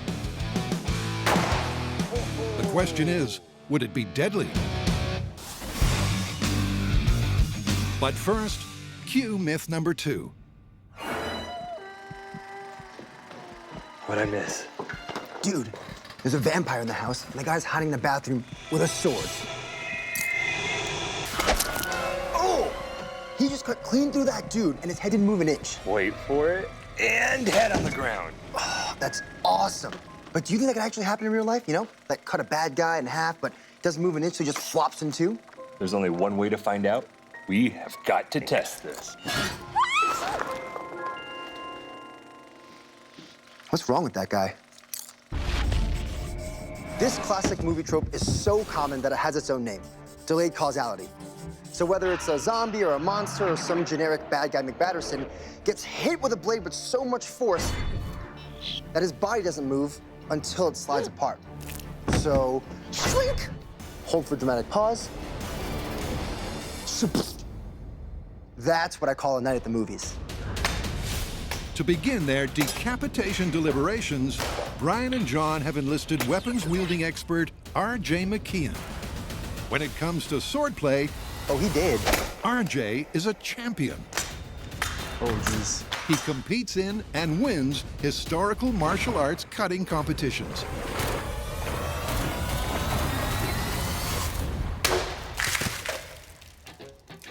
We're gonna start with your sword all the way over your head. All right. And to help test this Hollywood tall tale, he has 3 key takeaways. You're gonna need proper extension of the arms, you're gonna need speed, and you're gonna need edge alignment. It takes a while and a few cameras. Did I get you? Are you okay? Ooh!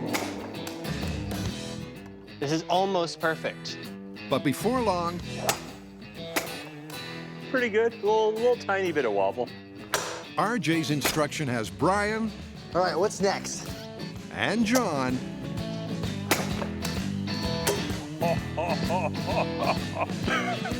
Banana drop. Taking out bad dude food with 1 clean slice. Fruit salad for everyone. Cheers. Can't even taste the sword. It's literally the fruits of our labor. All right, we got the technique down. We know how to swing the sword. The question is, what characteristics are best for this myth? How do things like weight and shape come into play? With lunch sliced and diced, Brian uses his newfound fruit-killing skills. Remember, release the sword at the end of your swing. Just let it go. Gross semester in 3, 2, 1. To find the perfect blade. The Dadao 1. For a single cut Katana. Decapitation. The longest messer. Oh, longsword. All right, these are all fantastic swords, but what is our champion? There's one that stood out amongst the rest. Its weight a little bit heavier, guided through the mat real easy, and the geometry made it just want to cut perfect every time. And that is the Grosse Messer. Feels like a champion. Woo! Yeah, that's right. All right, let's go cut some stuff. Okay. Coming up, with Buster on sick leave, the airbag anomaly gets an anatomical upgrade. And the decapitation investigation 3 takes off. 2, 1.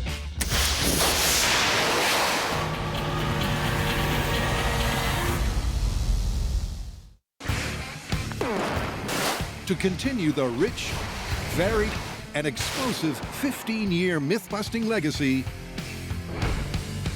Brian and John competed and earned their place on The Search. It's explosions, it's MythBusters, it's beautiful. And I want it to last forever. From a sideways ejection seat to a medieval junkyard catapult and even duct tape boat shoes. He's really doing it. They displayed the design and build skills, the energy, enthusiasm, and leadership to beat 8 other hopefuls. Brian, John, and prove they had what it takes. And so, the new chapter has begun with a car crash catastrophe and delayed decapitation. We're testing the movie trope about delayed causality. That's if a weapon can slice through a villain's neck with such force that his head stays on his shoulders until it slides apart. For the swing, it's all about 2 things: force and contact area. Because pressure is force divided by area. Imagine getting slapped in the face by a hand. Ugh. The area in your hand's rather large, so the pressure is not that much. But you turn the hand into a blade and apply the same amount of force, well, then the pressure increases dramatically because the contact area is much smaller. So the smaller contact area, the better and more effective the cut is. Their blade is sharp. The contact area is as small as possible. We have our weapon, selfie stick, meaning the only variable is the force of the swing. And now it's all about speed. Half-speed sword test in 3, 2, 1. It was a good cut, man. But it pushed it a lot to the side. Yeah. The more time my blade spends in contact with the zombie's neck, there'll be more movement. So we want the blade to pass through the zombie faster, which means less movement. In translation, we need more speed. You ready for the full speed, John? Oh, yeah. Here we go. Full speed test in 3, 2, 1. Very nice. So our speed tests weren't spectacularly conclusive. I did a half-speed swing, I did a full-speed swing, and a faster swing means less contact time, which should mean less movement. But it's still hard to tell with the high-speed camera. But one thing's for sure, human speeds just aren't gonna cut it, literally. But the myth is whether a dramatic pause is possible ever. So the next step is to build a sword-swinging rig to give us superhuman speeds.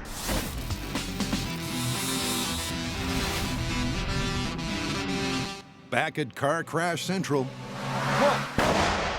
Oh. Brian and John have discovered that a passenger with their feet on top of the dash is in danger. Everything's okay. Oh, got her. But is it, as the myth would suggest, you got it? Mortal danger? Before they look at lethality in a road test, It's a shame regular medicine isn't this easy. Right? They're doing a quick reset. Last airbag deployment was a fair amount of destruction. Good as new. Legs went flying everywhere. But this time, I expect those legs, they're projectiles straight to the face. Yep, Brian thinks having your feet flat against the dash would jettison your knees into your face. Meaning it's the most likely position to cause a fatality. Damn it. Do we have any grip tape? Ready? Your MythBusters manicure service. We get rid of your corns and then put you in a car and set up the airbag. Surprised more people don't call. Beautiful. There we go. Okay. Whew. Test 2 with feet against the dash. In 3, 2, 1. Oh. Once again, it's carnage in the half car. Look at this. Oh. Whether it was any worse is difficult to tell, but it's clear the myth is heading in the right direction. 1. Oh. Oh no. When we watch the airbag deploy in real time, not too bad. But then we watch the high speed, and it's a completely different story. The airbag goes off, you can see from her toes just slowly curl back, and you can just almost imagine the sound of bone and meat crushing and tearing as it goes. And they fall back, and you think that it's over, but it's not, because then they swing out this way, and they hit the floor. It was horrifying. Want to grab a feet? Question is it lethal? For that, they need to step it up in the stand-in Buster Stakes.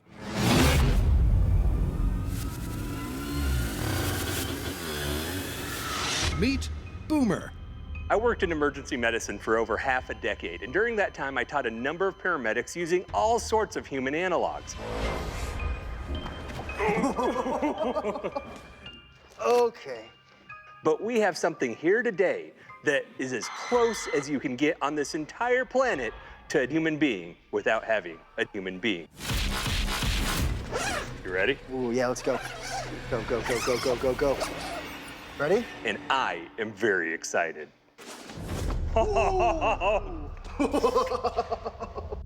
This is a syndaver, a synthetic human cadaver. Here you go, sir. Dude, can't believe we can actually give it infections from touching with our bare hands.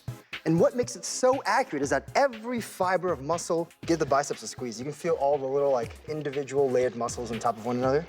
Every bone, oh, you can feel the skull. Every artery and vein inside a human being. Some Frankenstein style. High five. Is in this fake cadaver. Look at this. Look at the tongue. I mean, in terms of human inorganic analogs, this is as good as money can buy.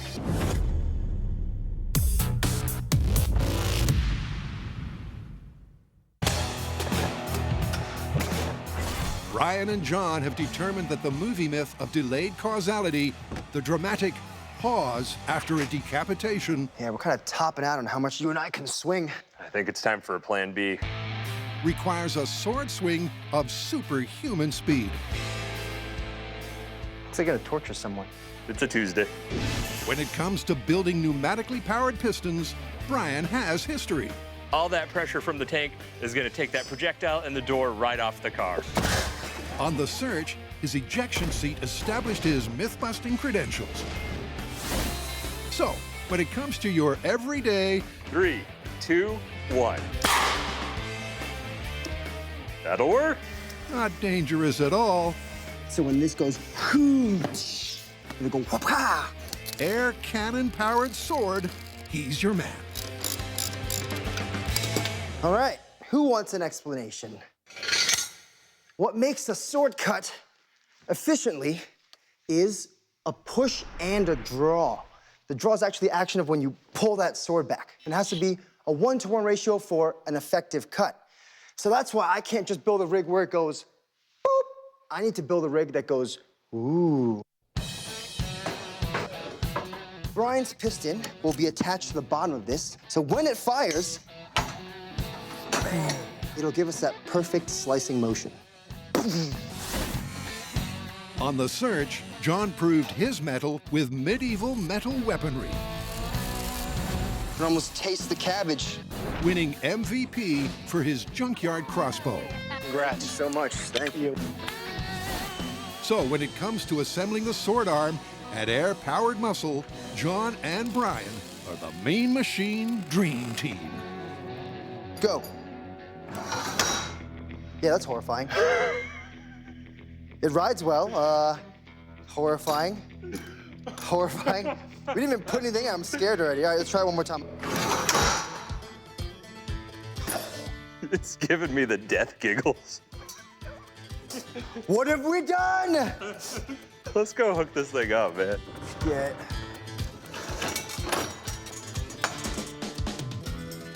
Our first test will be to get this rig to fire at the fastest speed that I could swing the sword. We're doing that to see if this blade will give us a nice, smooth swing. All right, John, 100 PSI, ready to go. Okay. All right, your fingers on the trigger? I'm ready. Okay, human speed baseline test in 3, 2, 1. Oh!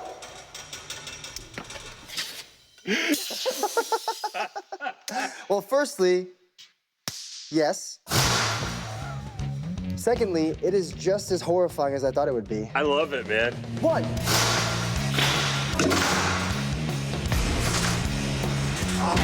The machine doing the job. I'm gonna cry about it. It's so beautiful. That is our speed. That's what we needed. Nice. You wanna put a target in it? Oh, yeah. That's how MythBusters prep for a picnic. Welcome to the danger zone. Human speed swing test with target in 3, 2, 1.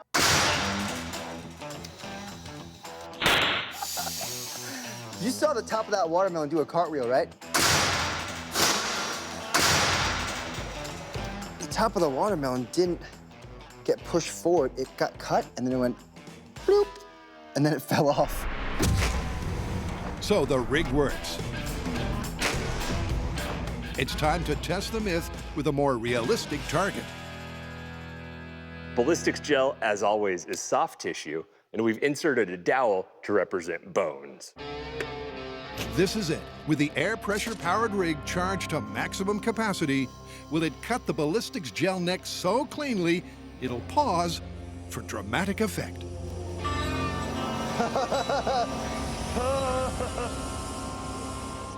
All right. Perfect. Oh, is everyone behind? Okay. You ready? I'm ready. Everything we got, test, and I mean everything, in 3, 2, 1. Well, let's go take a look. Yeah. Holy moly. Whoa.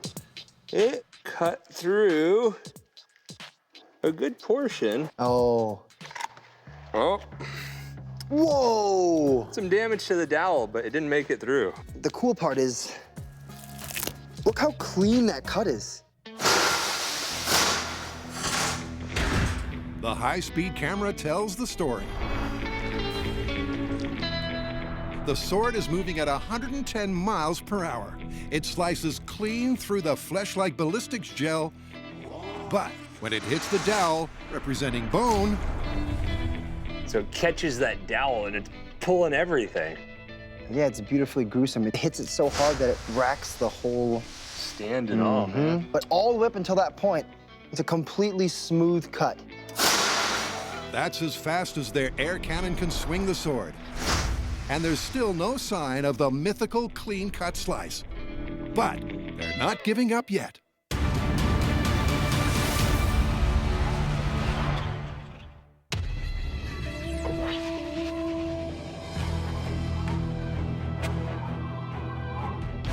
You know, it's really hard to find a place to crash cars safely, but we've hit the jackpot here at Mountain Valley Airport in the high deserts of Southern California.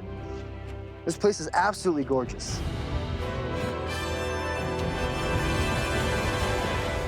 Come on, girl. To find out if putting your feet up on the dash puts you in mortal danger from an airbag deployment, Brian and John have to set up a driverless car crash. That'll do. Yeah. Step one is a tow rig pulley system.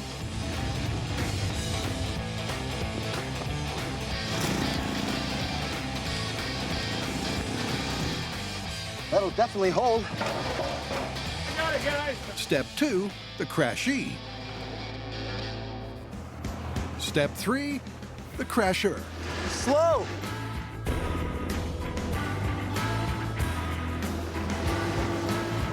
Lower forks. We're about to install a tow yoke onto our vehicle.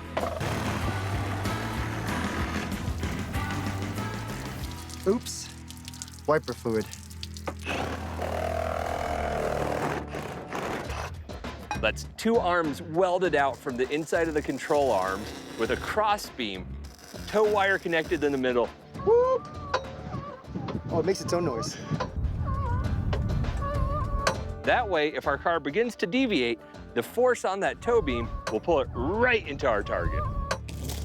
This is 400 feet of steel cable that we'll be using to pull our crash vehicle into that crash barrier. Now we just gotta roll it out. This is some kind of like curling. We're like an Olympic. We're gonna be Olympic level cable despoolers. What you doing, Bo? Oh, here we go. Oh, well, this is great. Go. With a little help from their four-legged friend, the cable is laid and the pulley system rigged. I am the thing that eats breakfast sandwiches. Both cars are in place. Good to go. Cue Boomer, the spookily accurate human analog. Oh, okay. Let's get our seatbelt on and we'll slide her in. Yeah. This is a pricey piece of equipment because it has bones, veins, which means when we're done with this, the way we examine it is the same as a real victim in a crash. We'll be x-raying it. Today, we're lucky enough to have x-ray tech Mike Carney, as well as orthopedic surgeon Devin Jeffco. They're gonna give the Sindavers an exam, shoot a couple of x-rays, and give us the results. Last minute beautying. Oh, yeah. Perfect. Go. Our first test with the Sindaver, feet up on the dash. What do I think's gonna happen? It's a weekend at Bernie's kind of situation. I think her legs are in big trouble, and I think her face is in trouble. Bam! Foot to the face. But will it be lethal? This is it. We're about to have some fun. All right, John, tow vehicle set to go. Will the simple act of placing your feet on the dash turn a low-speed fender bender into a life-ending bang? Okay, Brian, test 1. Feet on dash in 3, 2, 1.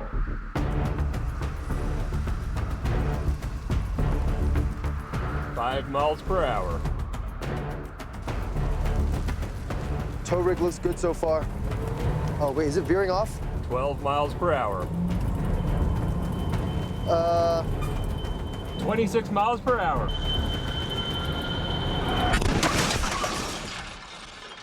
Mission accomplished, Brian. Mission accomplished. Woo-hoo-hoo-hoo.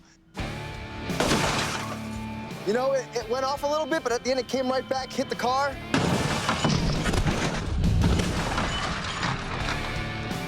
Perfect deployment. So the yoke worked? Yeah, the yoke worked pretty well. Oh, heck yeah, man. Wait. I took a sneak peek. It's a little bit gross. You ready? I'm ready for Okay, let's go. Coming up, before they assess the damage, it's back to the shop. If there's ever been a case for do not try at home, this would be it. Rockets plus sword equals death, dismemberment, all around bad day.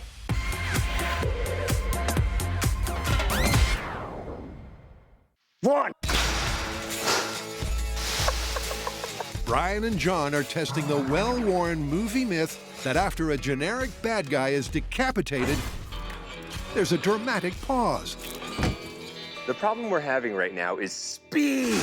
We need much more of it. That cut has to happen so fast that we're building a rocket sword. It's going to be exactly as ridiculous and dangerous as it sounds. A medieval rocket-powered sword. Oh, yeah. Ta-da. Designed to decapitate. The key to getting maximum speed out of our rocket sled is reducing the weight so the rockets don't have to push a heavy load across the 50 feet of our track. So that's why I'm making the rig as minimal as possible, making it out of aluminum, which is really light and strong. Yeah, that'll work. In addition to setting up the track along which the rocket blade will run, All right, rocket force test in 3. Brian's doing some rocket science.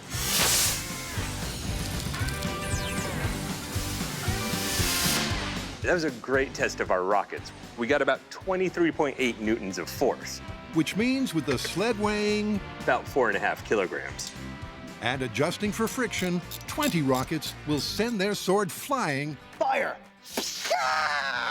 At more than 150 miles an hour. Fire! Twice the speed of a human swing. Go, go, go, go, go! Fire! One more!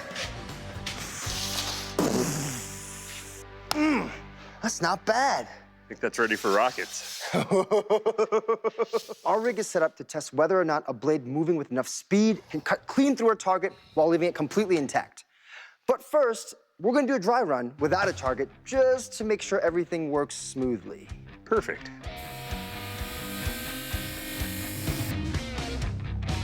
For this dry run test, we're looking for 3 things. Are our tracks aligned? Are we getting the forces we need from the rockets? And what is the optimum position for our target? Eyes and ears and hats on. So cool. Ooh, I'm nervous. Here we go. Rocket sled dry test in 3, 2, 1.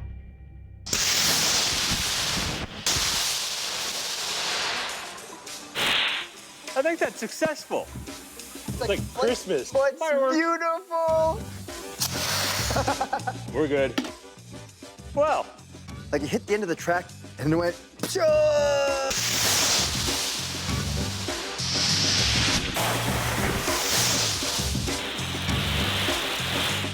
The rocket sled performed exactly how I wanted to.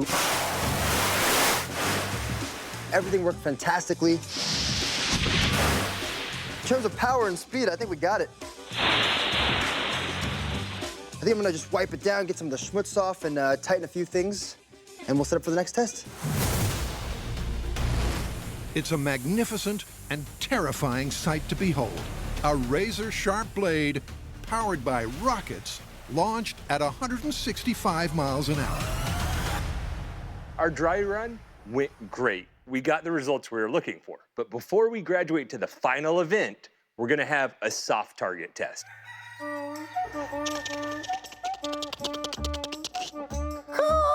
Okay, just stay here and I will be right back. Ignition. Engage. Oh, there it is.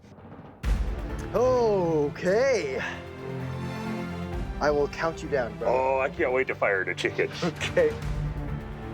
Rocket blade sled at target.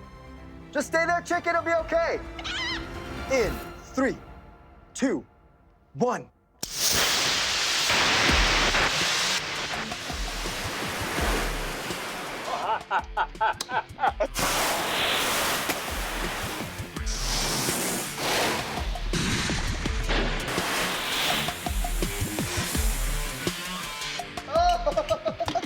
Oh no, my food! Well, actually, bring it on over. It's a pretty good half chicken. Whoa, that's not bad. Look at this.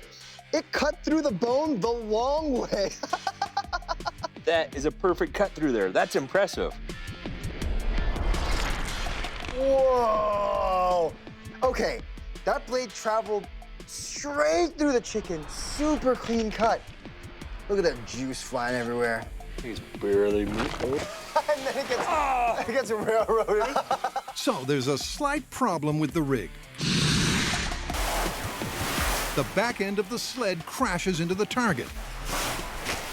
If there was a dramatic pause, it was run over. For the final test, the guys add a backstop. Oh, and a zombie. To test this, we need a target to fit the myth. That's why we have a zombie. This is Larry. He used to be one of our MythBusters production assistants. That is until the outbreak. But now he's volunteered to be our target. Thanks, Larry. You're welcome, John.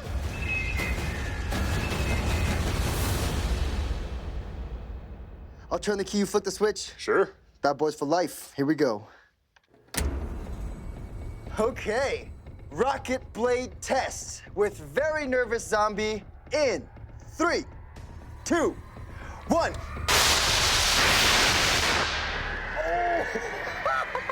Oh. What the hell is going on? Fire extinguisher, please.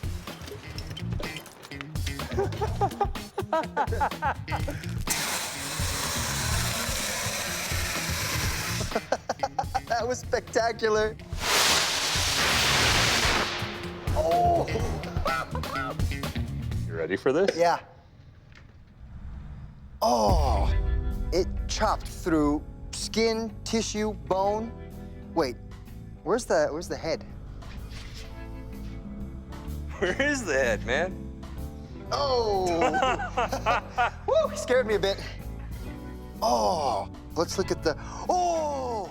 Look how clean this cut is. That's incredible. Like the bone and the flesh, man. Clean cut. However, I did see the head roll off, but I can't tell if because everything was shaking or if it stayed and then lopped off. We'll have to check the high speed. Here we go. Oh, here it comes. Slicing it. That could not have more precision or power. But you can see as the blade is drawn across our target, that it like starts to push into it, and it causes the head to roll off. Yeah, like no delay even on high speed. Nope. The myth, much like the burning remains of the rocket sled, flames everywhere, is toast. Oh, it's beautiful. Delayed causality. What do you think? I mean, even with a rocket sled and a super sharp blade, couldn't get the head to stay on. Yeah, it works great in the movies, but in real life, busted. Busted. Busted! Just glad the world's safer with one less zombie.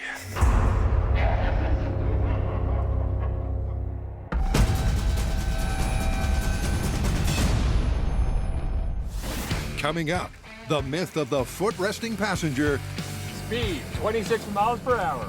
hits the end of the road.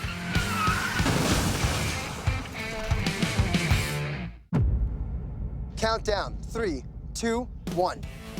He starts rolling. Everything's looking pretty smooth. He's calling out 5 miles per hour. 12 miles an hour. And I'm like, hey, is that car veering off? Speed, 26 miles per hour. Should we abort this thing? The car goes, boom! Airbags deploy perfectly. Doesn't seem too bad. But then you get into the car and you see the damage done to the Sindaver. Oh no, there's smoke coming out of her foot. Come on. With that foot just hanging off the dash. Skin's been ripped off the toe, complete ankle dislocation, and that's just what I can see from here. Super gruesome. But then you realize how awesome it is to have the Sindaver for our tests. It's got every bone, muscle fiber, vein, skin tissue that we can analyze to see what real damage would occur to a real human being.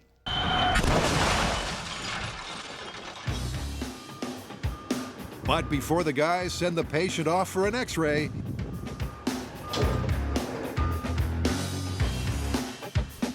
Mr. Boomer takes his turn at the wheel.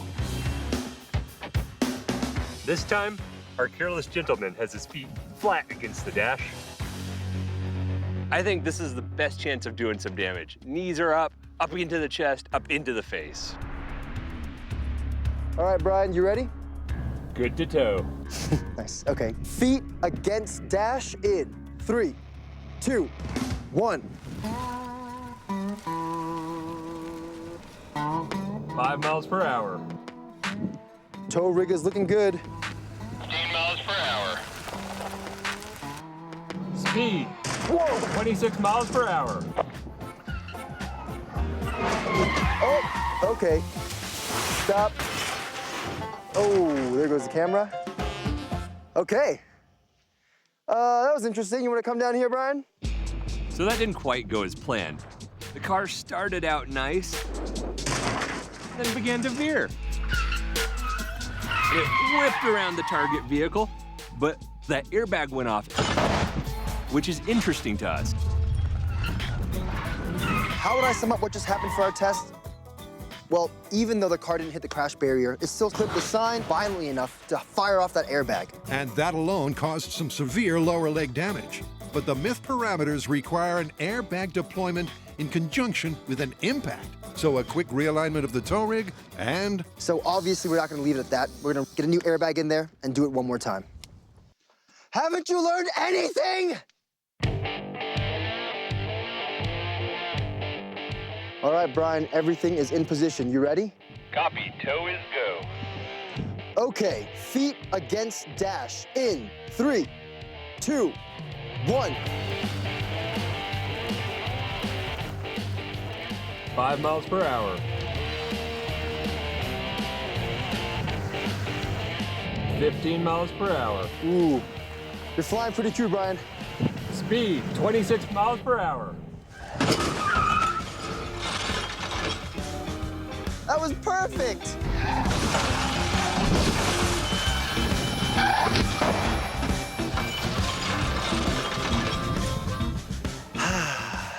So nice.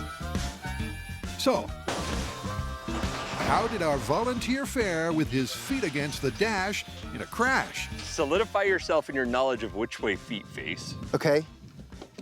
Oh! That's not supposed to happen, no? No. It doesn't look good, but it's time to find out the true extent of the injuries. 2 accidents like this in a day, what are the odds? X-ray? X-ray. Ooh, that's pretty unstable.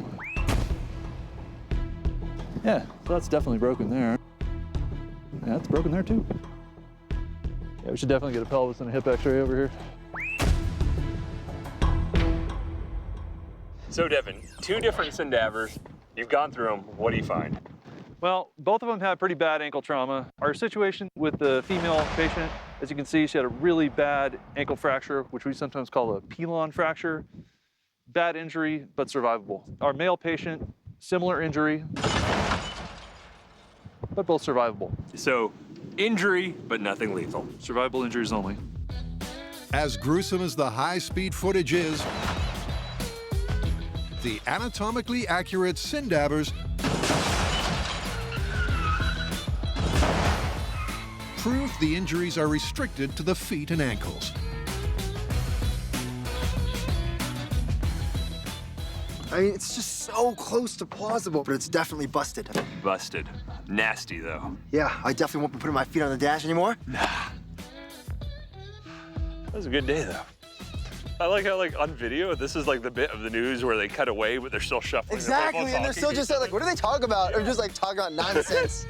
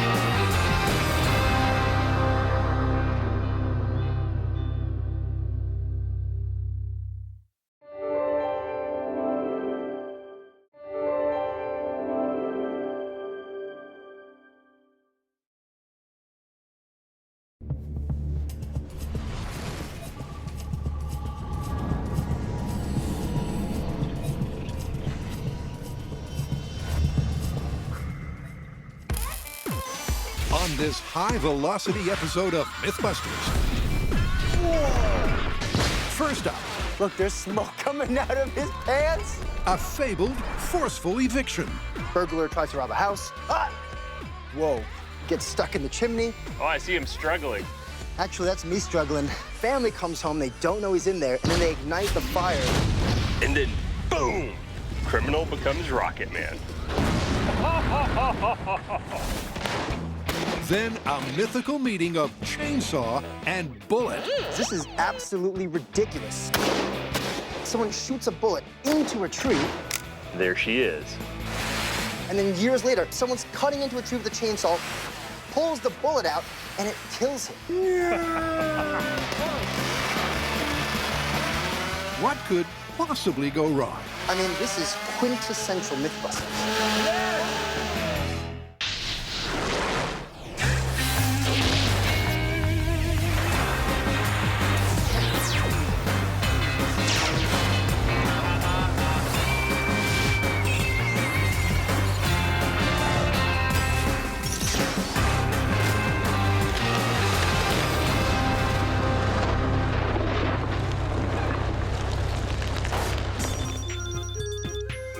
Our first myth is a cautionary tale for any standard-sized Santa or a chubby criminal. The story goes that during a rooftop break-and-enter, a hapless burglar gets stuck in the chimney. The unwitting homeowners light a propane fireplace that's been leaking gas. And boom! The wedged intruder is launched like a skyrocket. Dude, this myth is gonna be awesome. Oh yeah, we're gonna need a lot of this to test this myth, and an unwilling volunteer. Propane, no problem. Unwilling volunteer, gonna have to work on that. So, where do we start? Stoichiometry. Right, of course. It's the tricky balance between fuel and air that gives us the best explosion. A little too much fuel. No boom. A little too much air. No boom. But you get that Goldilocks mixture just right. Big boom. Exactly. Let's start there and figure out what it takes to make propane go boom.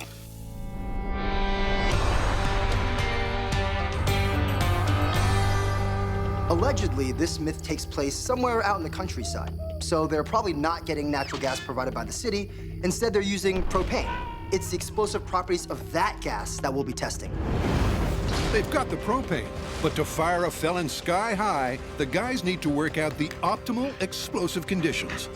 And with some moral support from Myth Dog Bo, it's time to find the perfect stoichiometric ratio of air and fuel.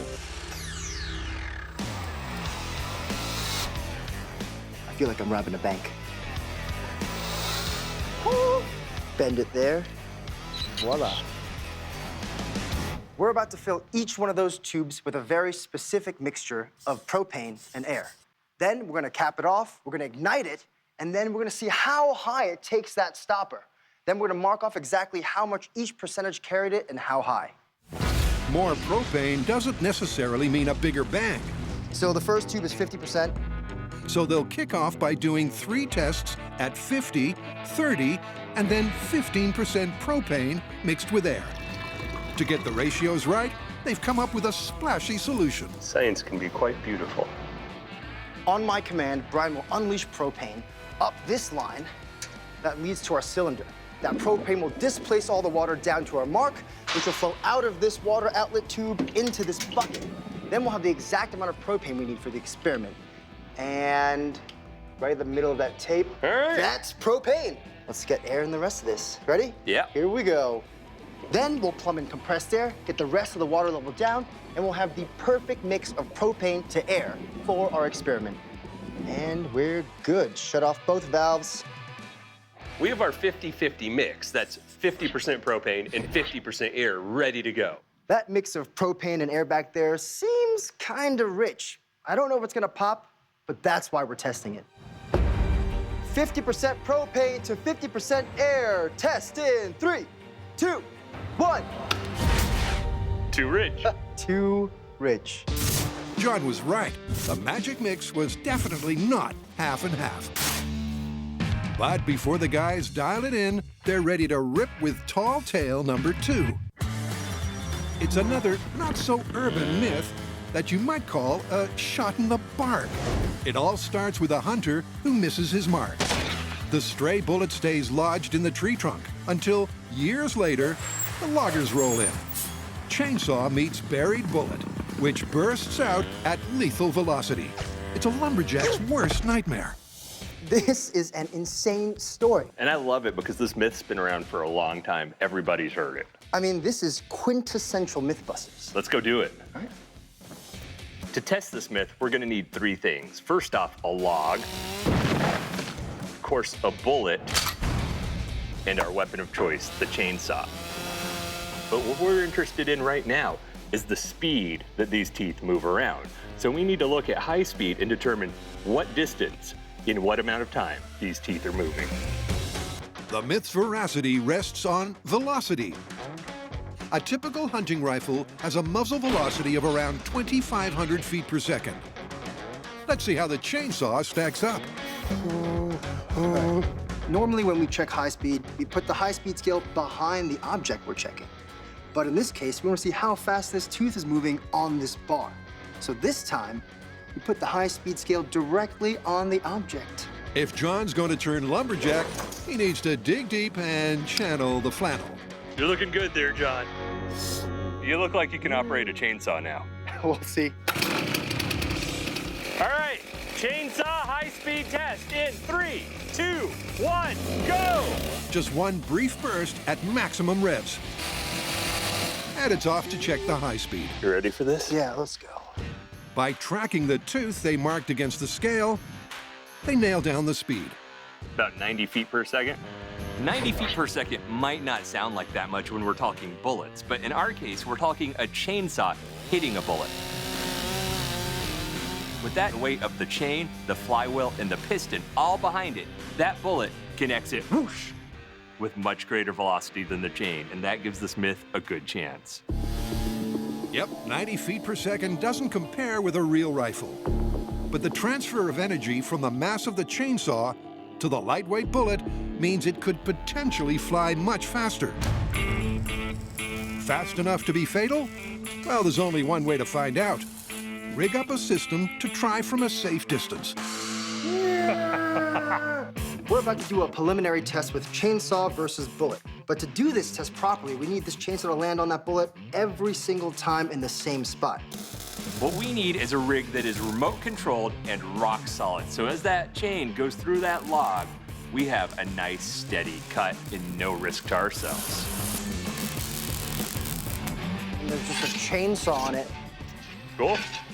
Is there gonna be like a stop on it? Yeah, we're putting a stop, so we'll lock it into like this being the kill zone. Okay. And before you can yell timber, their mechanical lumberjack is primed for action. To let us throttle our chainsaw from a safe distance, we have this rig right here.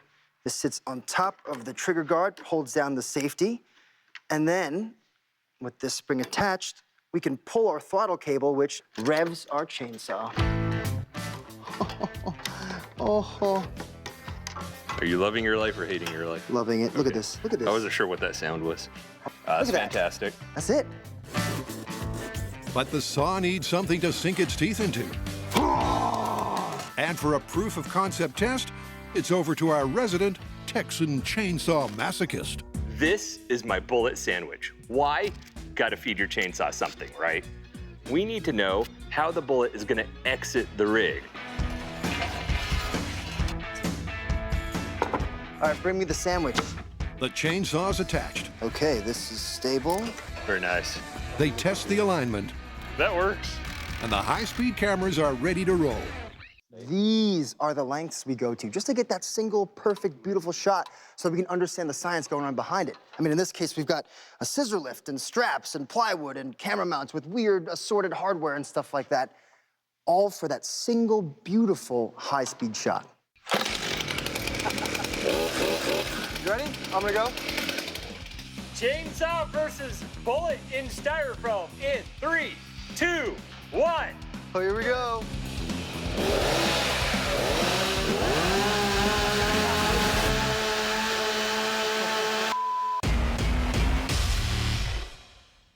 One, go! John and Brian are testing the fatal forestry fable of a chainsaw and an embedded bullet. To find out if there's anything to this myth, the guys have set up a proof of concept. Oh, here we go. With a stand-in styrofoam log and a clear plastic viewing panel. throttle cable works beautifully. We're just revving it.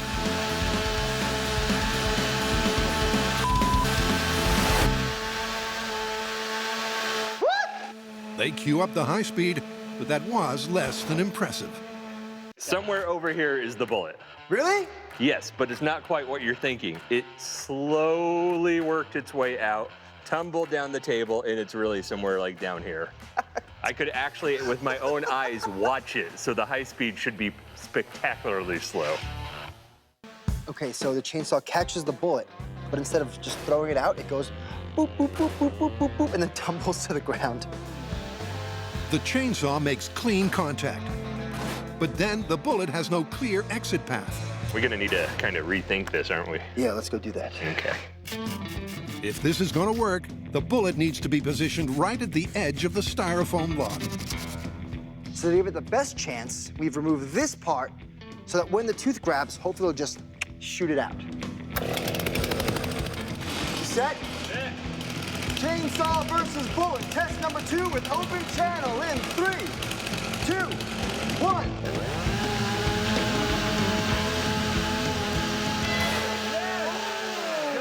Hold. Was I going crazy? Did I hear something? No, it absolutely hit the glass. Yes, okay.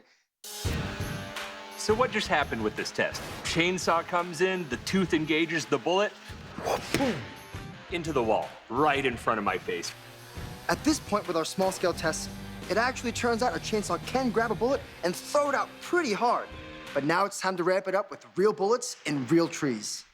But before they let loose with live ammo, it's back to the propane fireplace fable to find out if it's feasible to turn a chimney into a cannon and a burglar into a cannonball.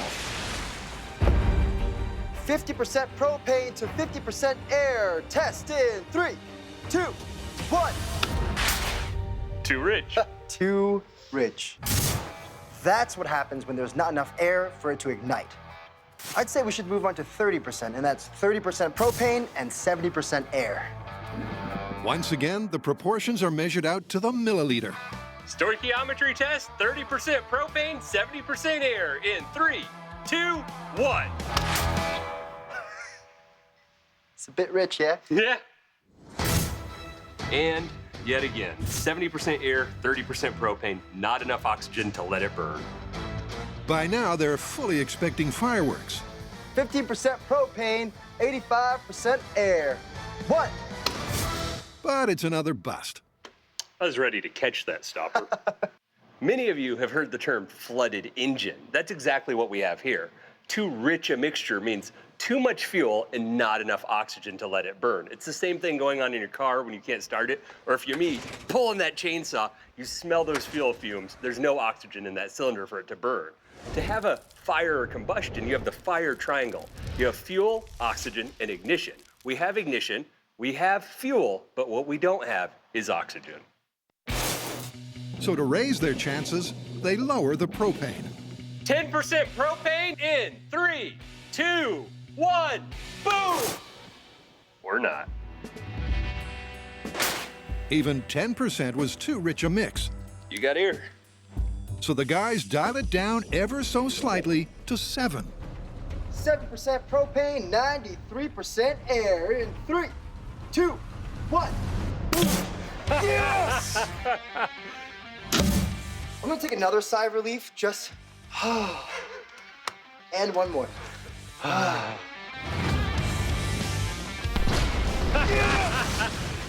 Still going up.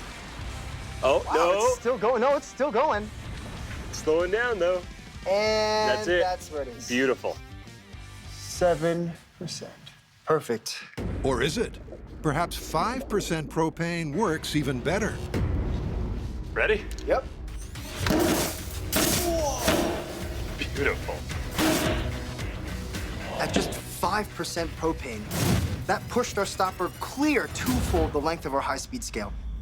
The first cork at just 7% propane went 19 feet per second. The second cork at less propane, that's 5%, 30 feet per second. That's a lot more energy. Beautiful. That's 3%. And just to be sure they nailed that Goldilocks gas mix, 3% propane, That's right, ladies and gentlemen, just 3% propane. Test in 3, 2, 1. Too lean. Too lean. And now we've gone a little too far the other direction. At 3% propane, there's just not enough fuel for anything to happen in there. So we have our perfect propane to air ratio, and now we're gonna test that mix in a real rural chimney, a country-style firebox. Gotta make sure she's airtight. Why? Because propane is heavier than air, so it might collect at the bottom of a firebox and affect how the fuel and air actually mix. And there is our chimney. Ready?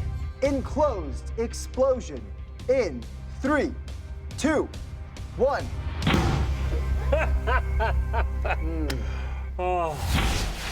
So this is a great example of trying to understand the stoichiometry of the fire versus explosion thing. Our igniter goes off and you actually see kind of a flame burning inside. Well, that's not an explosion. But as that flame uses up some of the oxygen right at the bottom in that firebox, that magic moment happens and boom, we actually get explosive stoichiometry. So where are we now? Well, we just figured out that our Goldilocks ratio was about 5% propane and 95% air. We discovered a chimney with a blocked flue will give us a beautiful, energetic explosion. The next step is to build our full-scale chimney and our full-scale firebox so that when our burglar's stuck in there, we can introduce our mixture and hopefully it'll just send him sky high. Yeah, I think we're done here. Yeah, full-scale chimney, here we come. To see if a man really could be accidentally launched from a chimney, 3, 2, 1. the guys have been testing the explosive potential of propane. Beautiful. So far, we've done a bunch of small-scale tests that let us know that the perfect mix of propane to air is around 5% propane and 95% air. So next step, we're gonna take that information and start building our full-scale firebox and our full-scale chimney. The trickiest part of the build is assembling a full-scale chimney in the workshop. The answer? Make the smokestack in segments. This is a flue tile, an extruded clay tile that's just about lining every chimney out there. We gotta glue 12 of these together to get the height we need.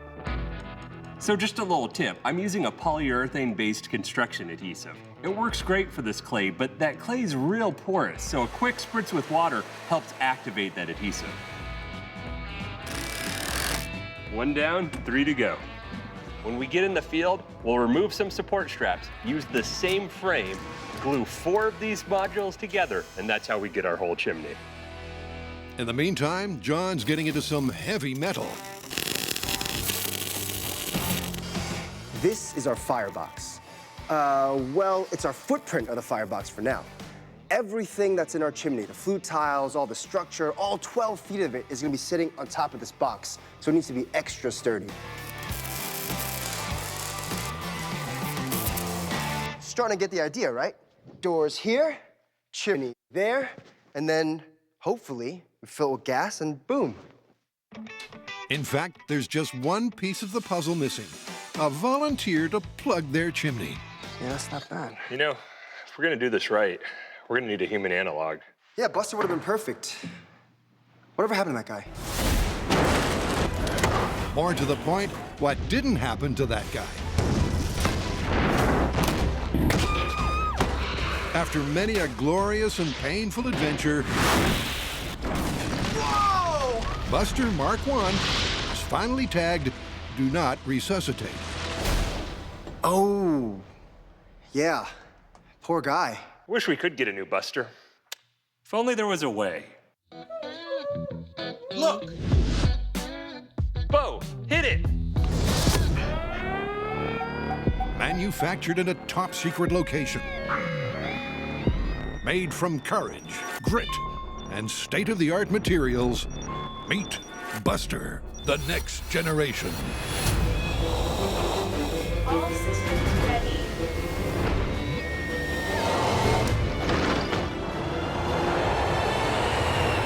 Eagle to tower.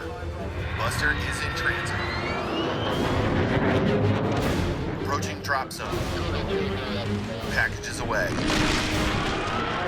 We have a situation. situation. Parachute has malfunctioned.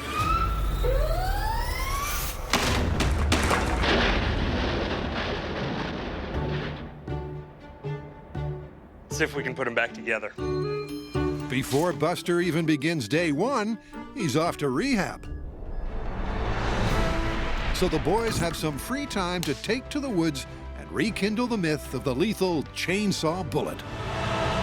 Remember, our myth is about a hunting bullet being lodged in a tree.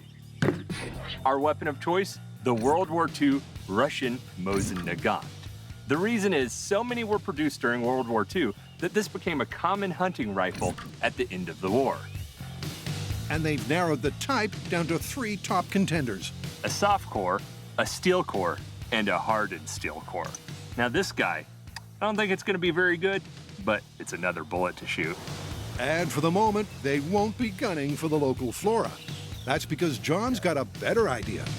The tree the bullet was lodged in was a pine tree in the myth. And you might be looking at this and going, John, that's not a pine tree.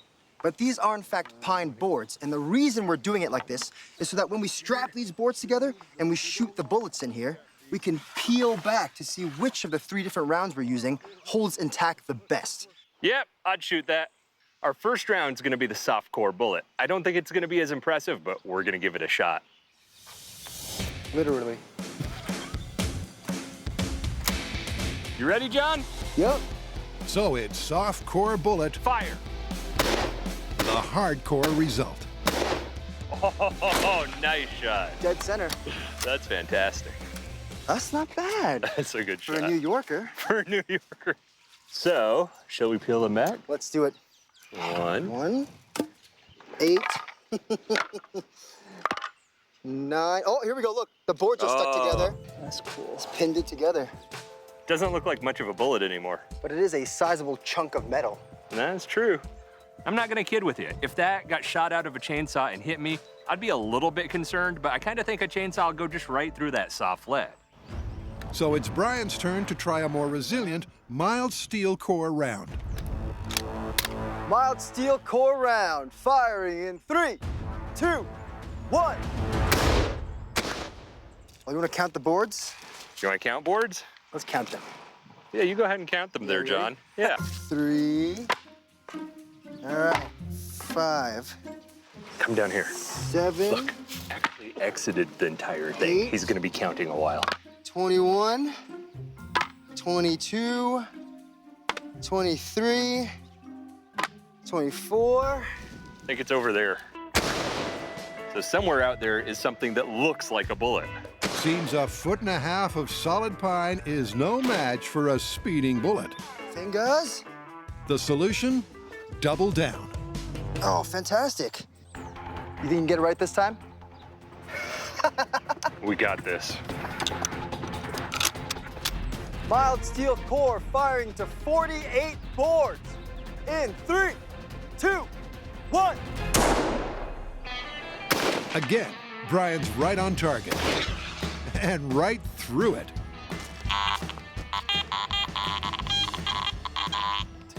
Hey, John, I think I found it. Yeah? Oh. But they still need a bullet to stick in a stump. That means strapping together a staggering stack of 72 boards. All right, Brian, you ready? Ready. 3rd time lucky Brian in 3, 2, 1. Oh. Come here. Look at that. Perfectly preserved. They finally got a slug to stick. That tile marked 17 is actually the 65th board in. At this point, John and I are done testing. I know what you're all saying at home. What about the 3rd bullet? Well, this test was about whether or not we could lodge a bullet in wood. The first one came out a hunk of lead. This one stuck in the wood as a bullet. The 3rd one, it's gonna just penetrate farther. And I don't need to wrangle 150 boards. This is what we came for, and we got it. But the boys can't go home without a real bullet lodged in a real stump. Just remember in the myth, the guy fires it into a live tree. So we're gonna shoot a bunch of bullets into these trees, take them back to the shop, and then use it for actual chainsaw tests. Firing in 3, 2, 1.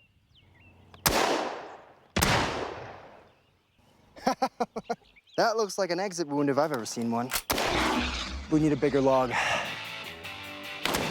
And that turns out to be the understatement of the day. Think slow thoughts. Because even with 2 logs taped together, it's in one end, straight out the other. How many MythBusters does it take to shoot a bullet in a tree and keep it there? Apparently more than 2, because this is absolutely ridiculous. And it's not getting any less ridiculous. Nothing. Because try as they might, I think it tumbled as it went between the 2 logs. the shells are not sticking, even with solid pine boards strapped in front to help slow down the bullet. You know, I thought building a chainsaw swinging arm rig was gonna be the hard part. Ends up it's getting a bullet into a tree. All right.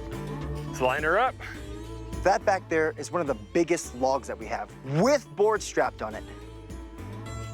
This has to work, right? Well, you'd hope so. The mythical tree may have been much bigger, the bullets slowed by a ricochet or fired from a greater distance. So there's hope yet. Biggest stump with boards in front of it in 3, 2, 1. What you think, man? I don't see an exit wound, but you know how this whole thing goes. There's a hint of something, which to me implies that I think we're just solidly in there. So I think we lodged it.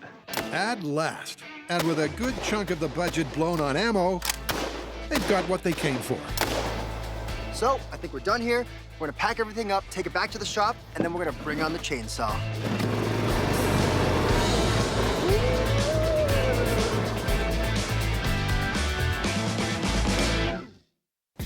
Hey, John. Am I beautiful? Like a Victorian woman. Back at Chainsaw Central, the guys have called in some expert assistance. So, gentlemen, what I understand is you fired a bullet into the log, and now you're trying to figure out where in the log's the bullet. That's it in a nutshell. In and no out. Brian and John finally got a rifle bullet to stick in a stump. And Dr. Bradley Perdue has a portable X-ray machine to help find it. You got your trajectory, the point of entry. We'll work off of that, but we're going to have to get 2 angles on it to determine both our horizontal and vertical planes to determine the depth. So the doc goes to work. Well, here we go. Ready, and okay, that should do it. Turns out it's as quick and easy as falling off a you-know-what. What we've determined is your bullet is sitting somewhere right there in that log at this depth. Now we just gotta dig through these logs and find them. All right, you guys are the brains. They're also the brawn. To get within striking distance of the buried bullet, Brian first clears a sizable chunk of timber. All right, if this worked out, our bullet's somewhere right under here. At this point, it comes down to a little bit of gentle surgery. Gonna slice in until we get to that bullet. Our X-ray work put the bullet somewhere in this region, so I had to take special tiny little chops until we found it, but there she is. We'll cut the rest of this off, get that plastic on there, give us a nice clear window of what's going on, and then try to fire a bullet out of a piece of wood. I'm excited. And that's the challenge at the core of this tall tale, that a chainsaw could dislodge an embedded bullet with enough velocity to liquidate a lumberjack. We're finally gonna test a chainsaw against a real bullet in a real tree. So I'm gonna adapt this rig, get our chainsaw to swing properly, and then we're gonna finally put this myth to the test. Brian's repurposed that acrylic plate, so whatever happens, we'll get a woodpecker's eye view. Okay, that's great. But just popping the bullet out won't be enough. It has to go fast. Let's talk about bullet lethality. The bullet from our gun travels around 2,500 feet per second, with the lowest bar we can set being an old musket loader, around 400 feet per second. That's the bar we're gonna set at the bottom. If we don't achieve 400 feet per second from that bullet off the chainsaw, it's not lethal.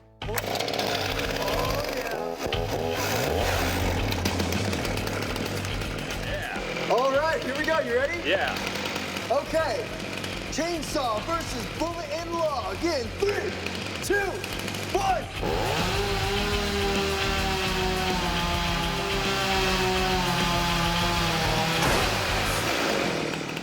Ooh, I got you. Oh, I felt something though. I thought I felt something. I definitely felt it hit. Oh! Where is it, man? Wait. I thought I felt something like, choo! I can tell you, it disappeared faster than the foam. I didn't see where it went. Hey, I found the bullet, John. It's between here and the high speed. Oh, how is it?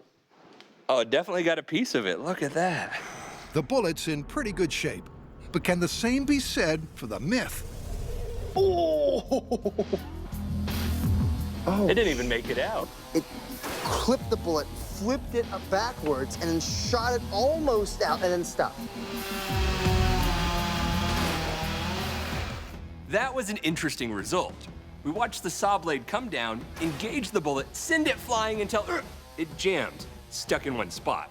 So we looked at the high-speed footage, traced the path of the bullet, did the math, and we got 132 feet per second, way below our lethality threshold. So, can I say the B word now? You know what? I got a little surprise set up, actually. No? Yeah. Ooh, the audience is gonna like that. Yeah, I thought so. Yeah. But before concluding the chainsaw conundrum, You ready, John? a reborn Buster will rejoin the team for a deadly date with a chimney cannon. 3, 2, 1.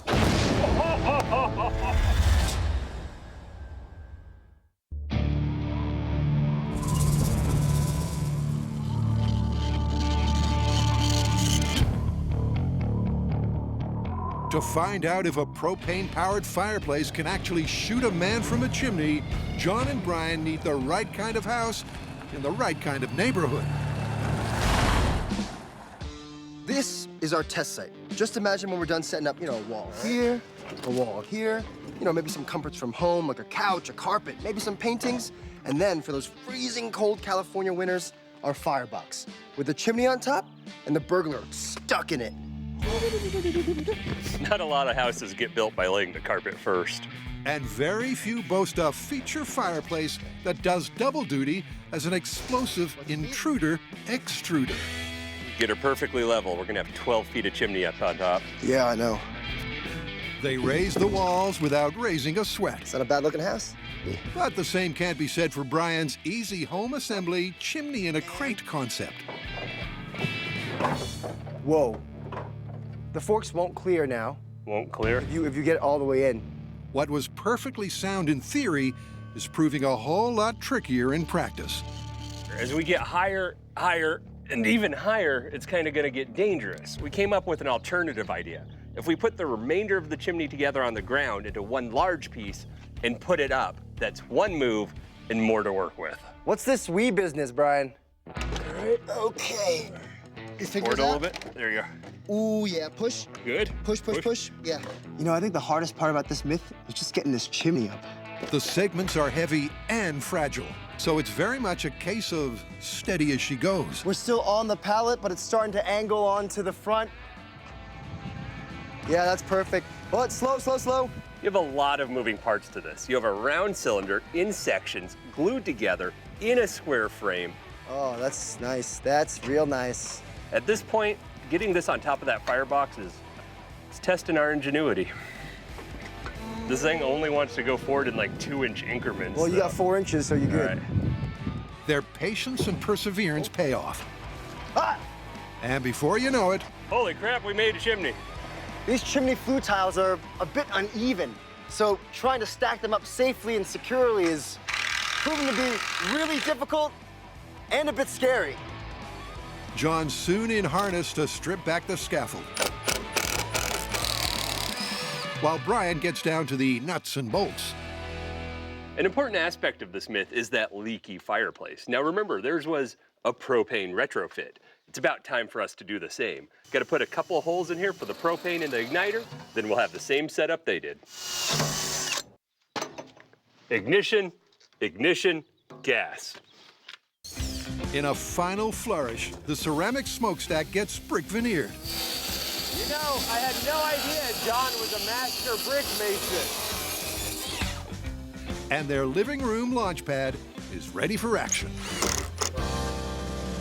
We have our chimney up and we're ready for our first test. It's purely proof of concept. What we want to know about is, do we get the ignition we need and do we get the combustion we need?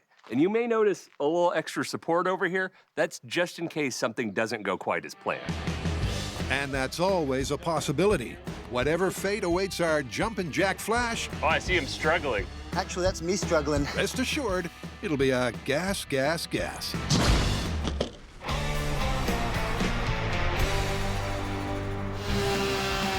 With the myth of the chainsaw bullet in splinters. We were trying to make a gun and we made what? A conveyor belt? We made a, yeah!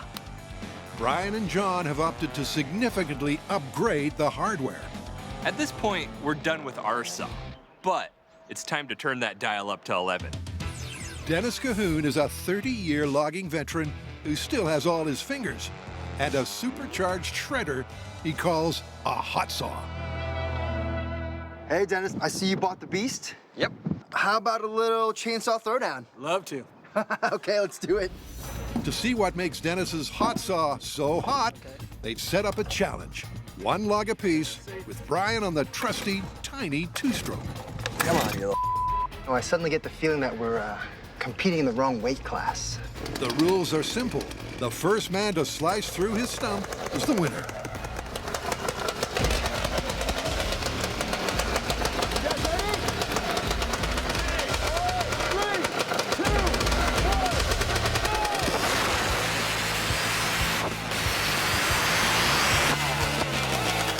Dennis went all the way through, all the way back up, and then went home, made a cup of tea, read the newspaper, took a shower, came all the way back, and I think Brian was about 3 inches into his log.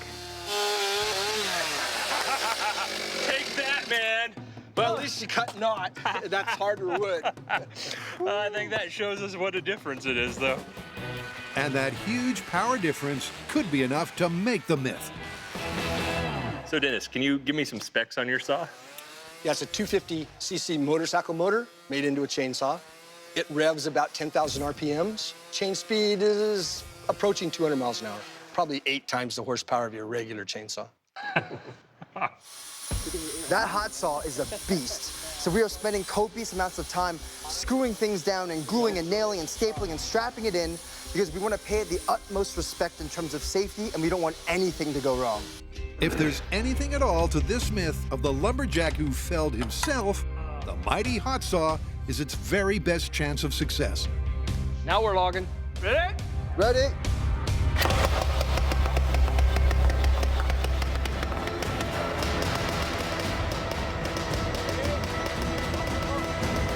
They inch the speeding chain towards the embedded bullet.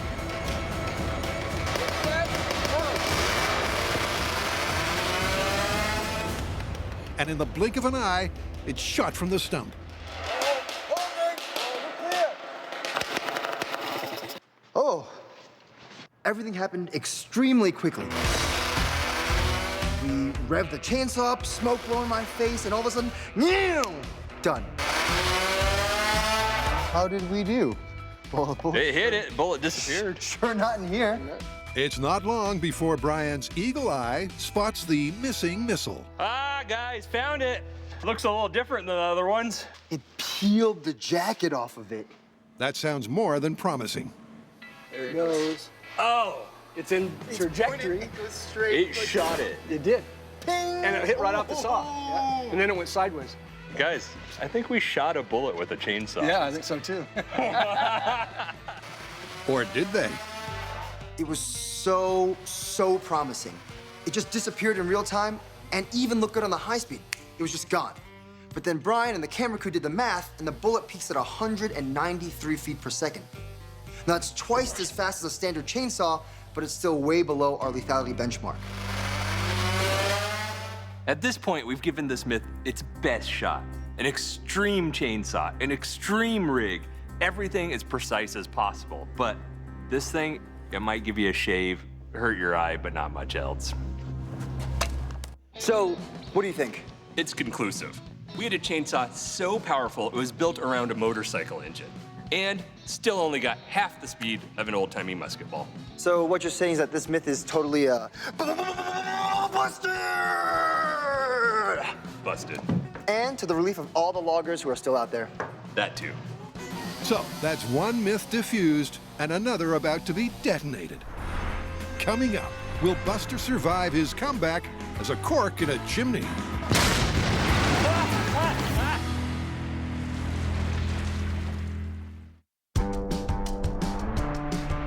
Oh, you ready, John? Yeah, how about I put the gas here, safe distance away, and then you plumb it over? Sure, that's safe. Let's do that. In their efforts to prove you can blow a burglar from a chimney, John and Brian have found the magic mix of propane to air is 5%.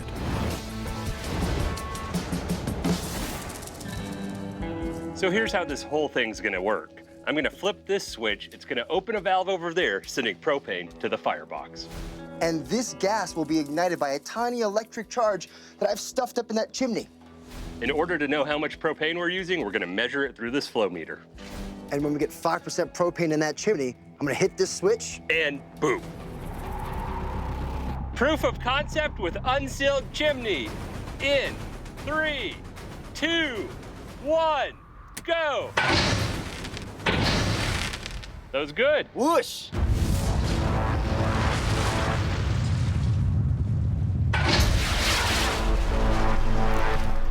Obviously, we got the fuel mixture right because it came shooting out the top. I'm really liking how it's looking for the full scale. Time for a burglar to break in. The difference between our first test and our final test, hopefully, is the final test will be a contained explosion. Now, what are we talking about when we say contained explosion? Well, if you take some black powder and you pour it on an open surface and you light it, it goes vroom. But you take the same amount of black powder and you wrap it in some tape nice and tight, that whoosh turns into a bang. And so, hopefully, when we have that criminal stuck in the top of our chimney, he'll fly out of there like his butt's on fire.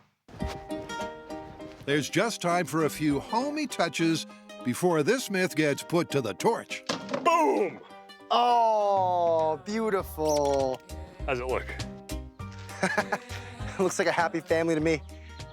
Think so, man. Think so.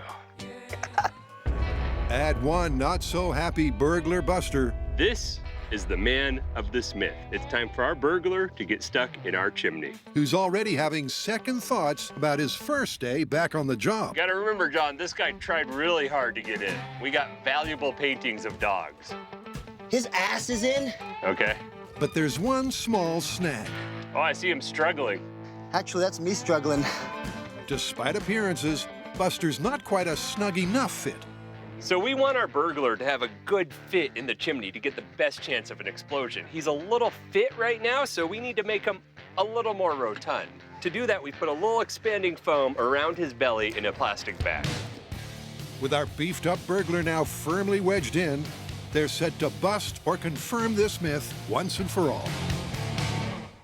At this point, our burglar's stuck in the top of our chimney. That makes an enclosed vessel, and I think we're gonna pop him out like a champagne cork. Fireplace leak with burglars stuck in the chimney in 3, 2, 1.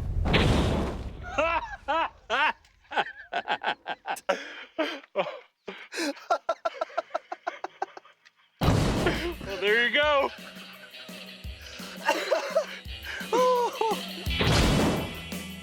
Look, there's smoke coming out of his pants. Straight out of the cartoons. Oh, John. Yeah? Our living room. Closed picture. Oh, really?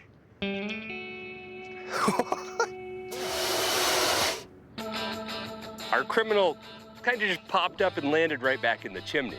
But the stoichiometry was right. The doors bowed open. Bow blew off the wall. Our robber shot up about 1.5 feet, but then landed right back in our chimney, so it wasn't a great escape. With all the elements perfectly in place, Buster still couldn't rise to the occasion. But they're not going home without something to show for their efforts. In finest MythBusters tradition, that means ramping it way up to get a result. we're about to add more oxygen into our chimney, and that means a bigger boom.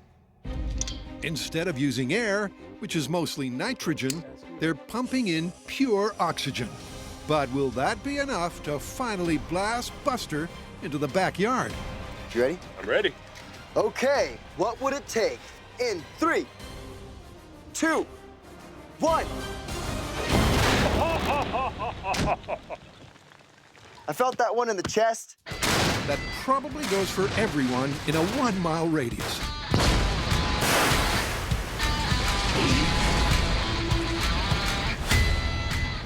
You think we'll still get the deposit back on the house? No. As you can see, all that extra oxygen definitely gave us more bang for our buck. Holy moly, look at this. Oh, this is a reinforced steel firebox. And it totally just bowed out our little support struts.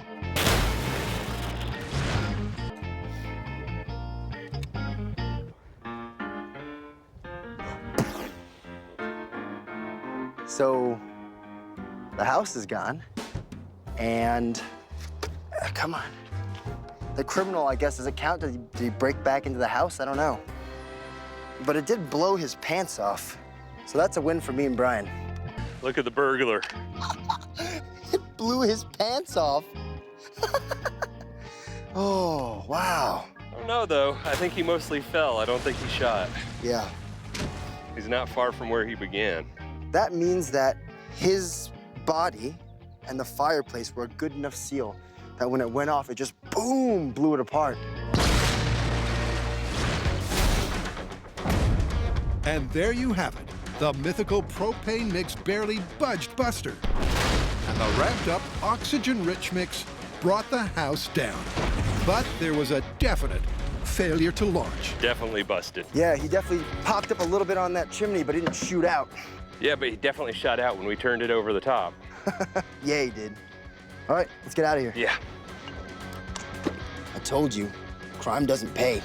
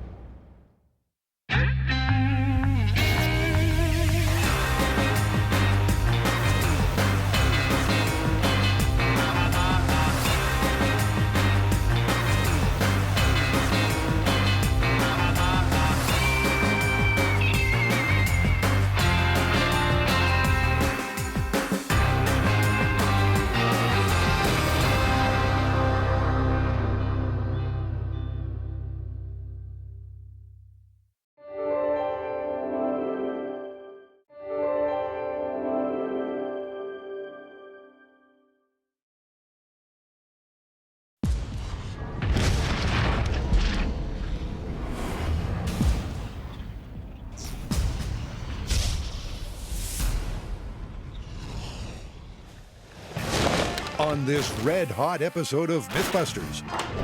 So your toilet's clogged. Ready? You try plunging it, no good. That is a plunger-resistant clog. But then you see it, your salt shaker. Whatever we do has to push that blockage either farther down that pipe or pull it out. What are you to do? Well, if we're to believe one particular explosive plumbing myth, drop a molten salt bomb. 3, 2, 1. That was violent. And ready, player lung. Oh, I'm in my own video game! We're testing the myth that you can perform a task just as well from the first-person perspective as you can from the third person, like in a video game, but in real life. And in a boss-level finale... All right, alien scum. It's not just the myth that's pushed to the limit. Dizzy as Nope.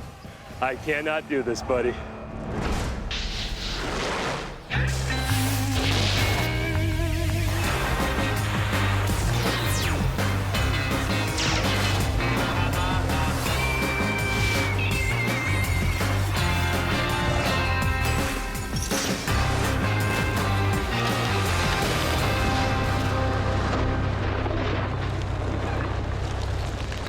Do Dude, blast him, blast him! I am, sir. Camp in the square. I'm gonna try to take the high road. Oh, you could have got him if you saw him coming. That's why I say you should switch to third person. We can see more. Hate third person. First person's more realistic. I feel like third person is just as effective as first person. Maybe in video games, but in real life, we'll have to see. Yeah, you're right. But before we get to testing, we should blast this guy! I am! Eat it, noobs. It's a classic gaming dilemma. Which is best, first-person or third-person perspective?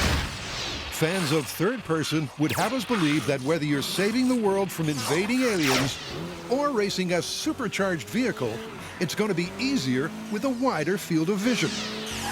But could third-person POV actually be a more effective perspective in real life? The MythBusters gear up to find out if it's a go or a heck no. First person versus third person perspective. What do you think? I think we need to find the elements of our life that are going to shift perspective when we do. I mean, even things you might take for granted, like depth perception, reaction time, manual dexterity. Sounds like the perfect list for us to start with on small scale. Before Brian and John start testing, they'll need a third-person camera rig to provide an out-of-body point of view IRL. For the noobs, that's in real life. So, camera up the top goes to a transmitter. Transmitter goes out to the video headset and to the screen so we can see what you're seeing on here. Great, let's try it out. Yeah? Come over this way. No! So back, camera up slightly. Up, good. Wait, this is gonna be our ground position? Oh, wait, no, that's good. That's good. Oh, I'm in my own video game! Later, they'll upgrade to a roving camera rig. But a single static image will provide the third-person POV they need for the shop tests. Oh! Oh, no, you punched yourself in the face. Let the games begin.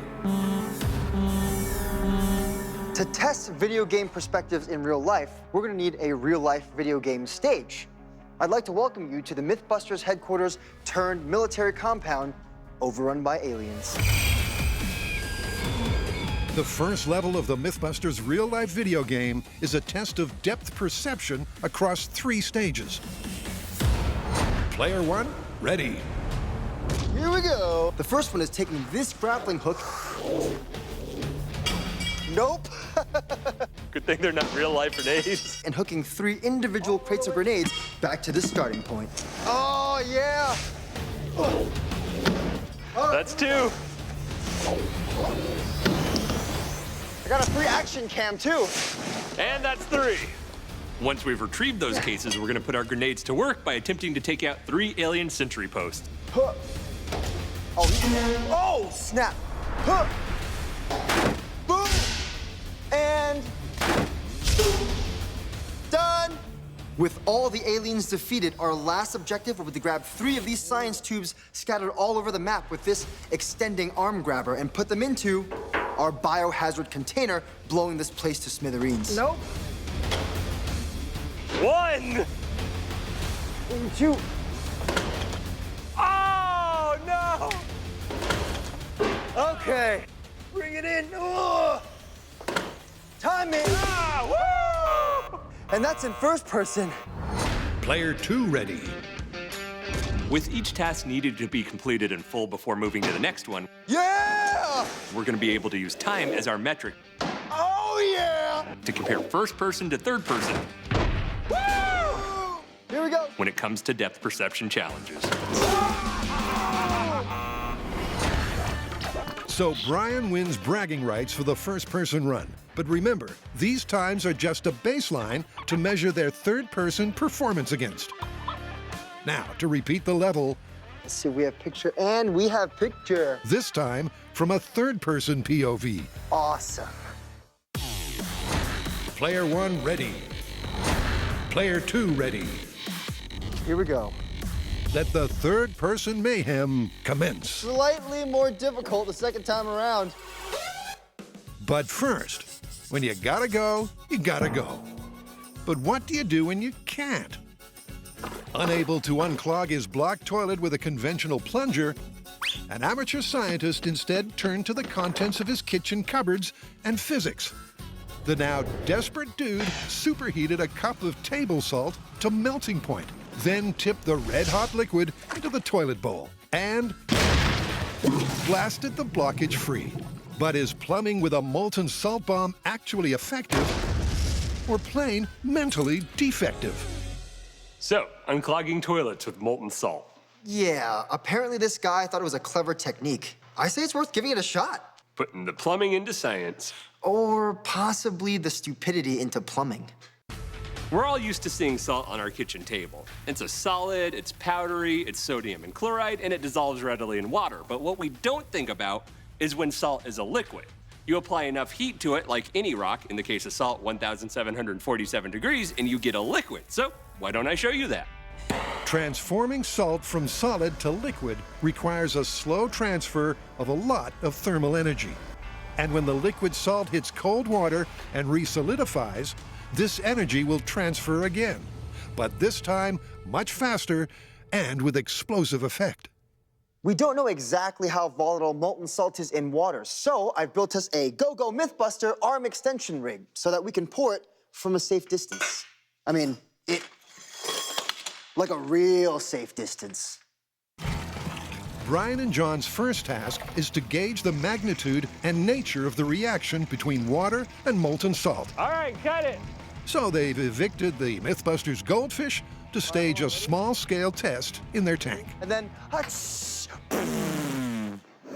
this is our molten salt rig. First, Brian will put salt in this crucible, which will go into our furnace powered by propane, which will heat it up to a very, very substantial temperature. Then, when it's ready, of course, with safety equipment, he will take these tongs, take the crucible out, and put it into our Go-Go MythBuster arm extending rig, which we will sweep over to the water and dump from the safety of our blast shield.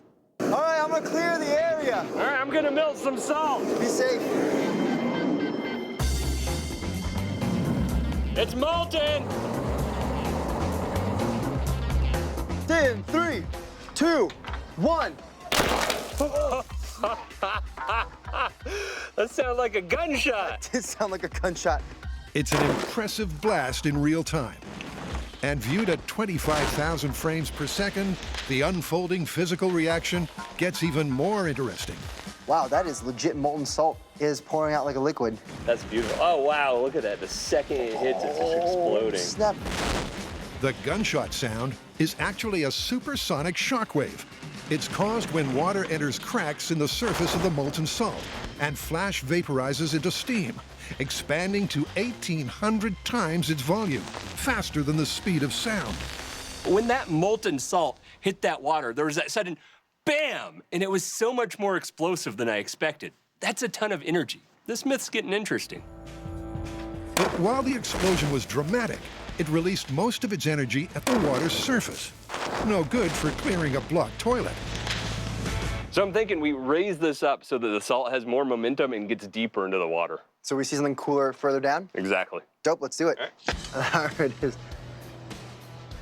Yeah. Seems legit. Is it a spoonful of salt that helps the medicine go down?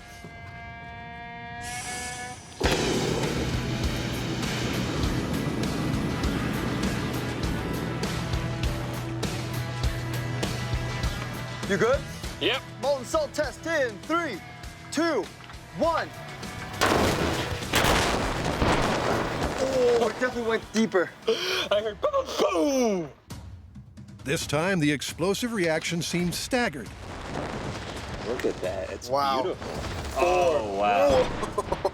And to have reached deeper into the tank. But by how much? What's real interesting to me is like each time as it makes that vapor, it's a void for it to fall farther down, blowing up another bubble of water. But the reaction still only penetrates halfway to the bottom of the tank. So the guys decide to try again. Ooh. For this test, the salt will not only fall from a greater height, but there'll be more of it. Okay, get behind cover. Here we go. 3, 2, 1.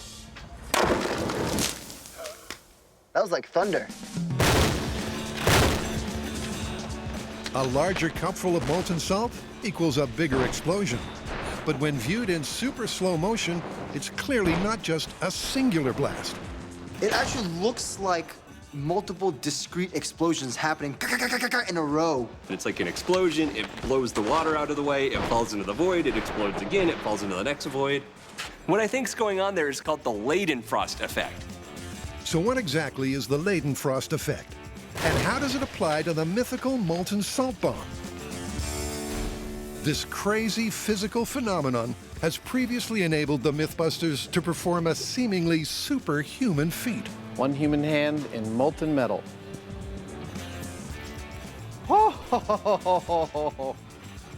That's freaky. You can feel the water boiling against your fingers. You can feel that right there. Let me demonstrate what happens when you apply water to a hot plate.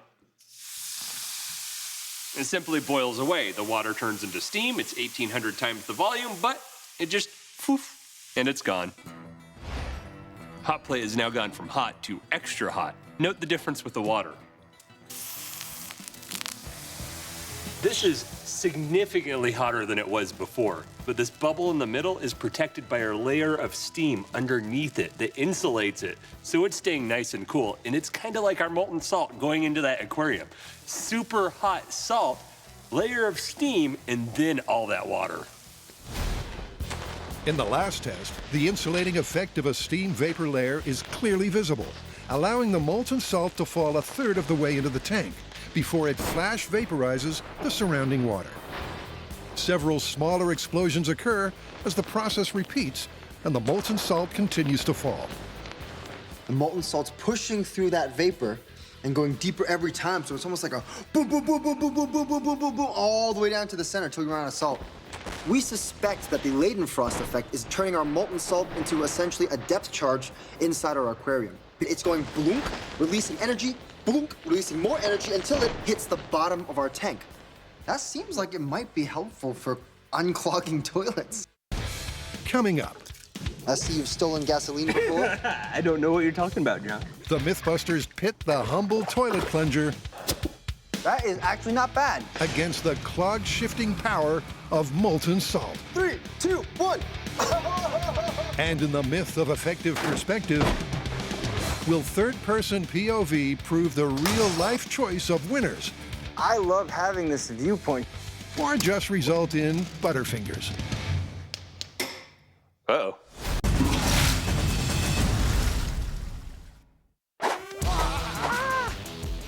The MythBusters and video game-inspired fables have a long and digitally distinguished relationship. Continuing that legacy, John and Brian have toggled to the tall tale of effective perspective.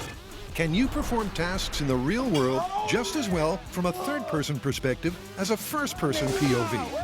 Depth perception is our ability to determine an object's distance, and our brain does this secretly in our everyday lives by using our two eyes. With stereoscopic vision, you can build a triangle to any point and know the distance to it. But now the guys are switching to a third-person POV and a flat camera image. Awesome. Are you ready? I'm gonna count you in. They'll lose the ability to triangulate distance. So how well will their brains adapt? Underhand, nice and safe. I think this seems the best. Yeah, the bounce back. Oh, so close, man. So far, both players are having issues finding their range. Too far. That one returned to you. And are taking a little longer to find their targets using the flat single-camera image.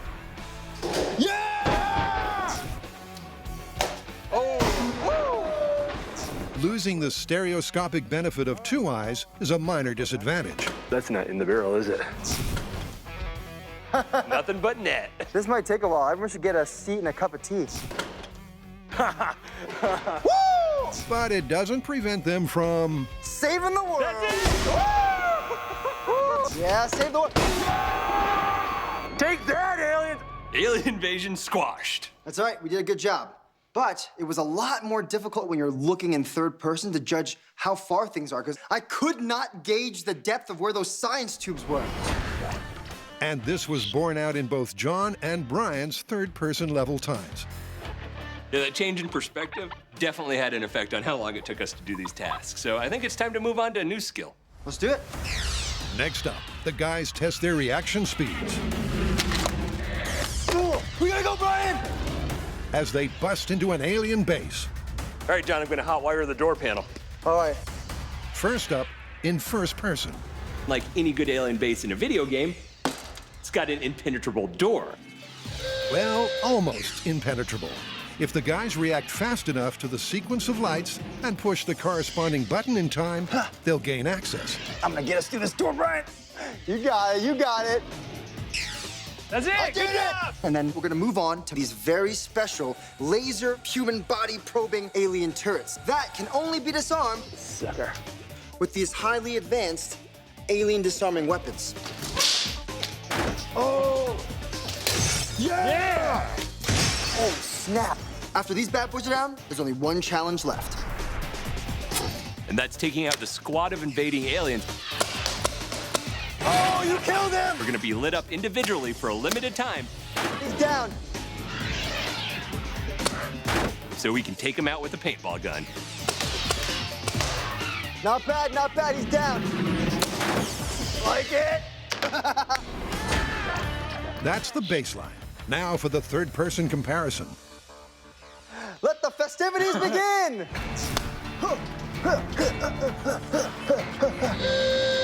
Oh boy. Initially, the first task seems easier. The wider view is better for spotting which bulb is lit. But the difficulty in locating the button to press offsets that advantage. Yeah, you did it! Next up, the slingshots. This seems regretful. Here's the thing. Once I hold it up to where the camera is, here we go. The guys must carefully time their shots to hit each alien sensor as they rotate towards them. Oh, yeah! Woo! And their reaction times Oh, snap! don't seem compromised compared with their first-person runs. Jeez! That's despite an awkward technique, one they adapted in order to line up with the camera angle. All right, man. Take the gun and go. And it's a similar story for the paintball task. Shooting a paintball gun in third person versus first person was interesting. That extra field of view you have in third person gives you the advantage of seeing the enemy really quick. Oh, Jesus. A result reflected in the data. While neither John nor Brian bettered their baseline, their third-person times are in the same alien ballpark. Coming up, the MythBusters put third-person POV through its paces. Oh, God. In a final level showdown full of thrills, Oh, no! spills, Oh, yeah! Oh, yeah! Oh, God! and extraterrestrial kills. All right, alien scum. Let's do this. Oh! 3, 2, 1. The MythBusters are investigating a tall tale of toilet trouble. Can dropping a molten salt bomb move a bathroom blockage? Thanks to a layer of insulating steam known as the Leidenfrost effect, tank testing looked promising. Oh, wow. Whoa. We suspect that the Leidenfrost effect is turning our molten salt into essentially a depth charge inside our aquarium. But has molten salt really got the game to fix your throne? Whatever we do has to push that blockage either farther down that pipe or pull it out, and I don't think we can pull it out, so we gotta get that molten salt to turn all that steam to vapor right down here. Yeah, and the good thing with that Leidenfrost effect is it allows it to go all the way in instead of just exploding at the top. Yeah, not at the surface, but it also has to get up against the back and bottom to seal, kind of. Well, I think the next step is to see what kind of forces molten salt and water can actually do. I agree. All right, here's what I'm thinking for our test rig. We have a little compartment here for our molten salt, which we can turn from a safe distance away. That'll drop it into a tube full of water that, boop, boop, boop, 90s into this thinner tube. Now, the whole idea is if it goes boom It'll push the water up this tube, allowing us to calculate how much PSI is up there. I like it. All right, let's go build it. Great.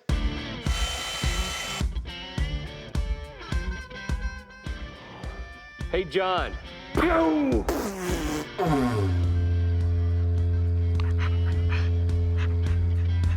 You just add the molten salt here, man.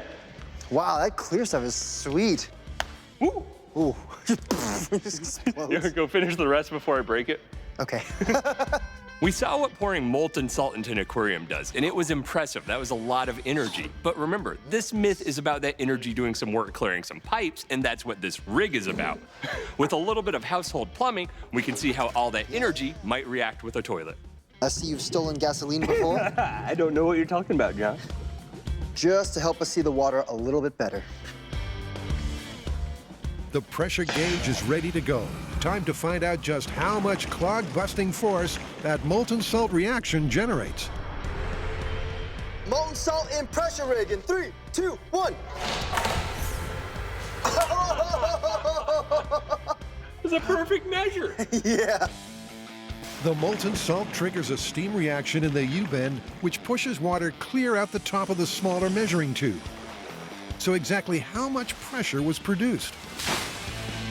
Now, we did the math and we found out that for every 1 inch down in the 3-inch tube, it goes up 9 inches in the 1-inch tube. And that equates to about 2 PSI's worth of pressure to push it all the way up and out. Is that 2 PSI gonna do the job? Well, who knows, but that's why every experiment has a standard. And for us, that's a plunger. We can compare that molten salt to the plunger, see just how much work you would do normally clearing your pipes. Let's do it. All right, okay. How about start with 1 plunge? 1 single plunge. Yeah, and I'll mark it. All right. 3, 2, 1. Ooh, that is actually not bad. All right. Next, the triple tap. Ooh. And finally, a plunging frenzy. 2 inches above the 3 plunge mark. I'll take that. That's pretty impressive. How did our pressure test compare? Well, when using the hand plunger and giving it our best go, we got about 10 inches of head. Head being the total height traveled by our column of water. That gave us about 0.36 PSI of pressure. When you compare that to the results from our molten salt, which cleared our tube, we'll call it 54 inches plus, and a result of 2 PSI. That 2 PSI is 5 times more than the results from our plunger. And that data is real interesting. So compared with the pressure generated by molten salt, it looks like plungers are for suckers. But coming up, John Lung, professional toilet clogger.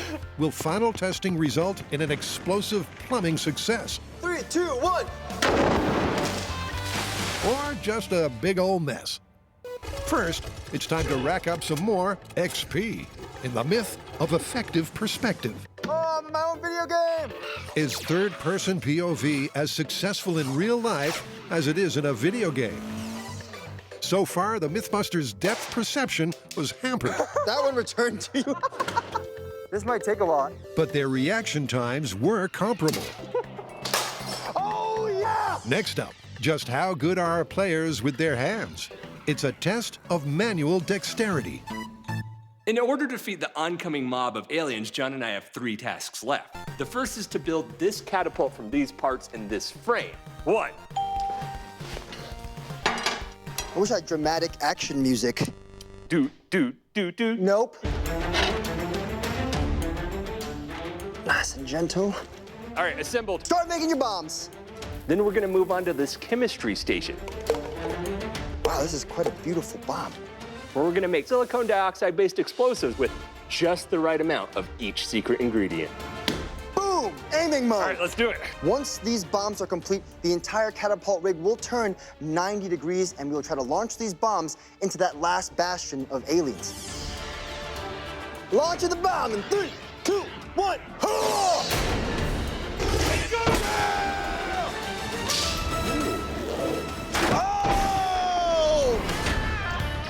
The scores are in, the baseline laid. Coming up, when it comes to manual dexterity, will a third-person POV prove handy? How's this one? Great, that's good. Or a hindrance? Uh-oh. And a massive boss-level finale proves a game changer for John. It feels way easier this time. And a pants changer for Brian. Oh. Oh.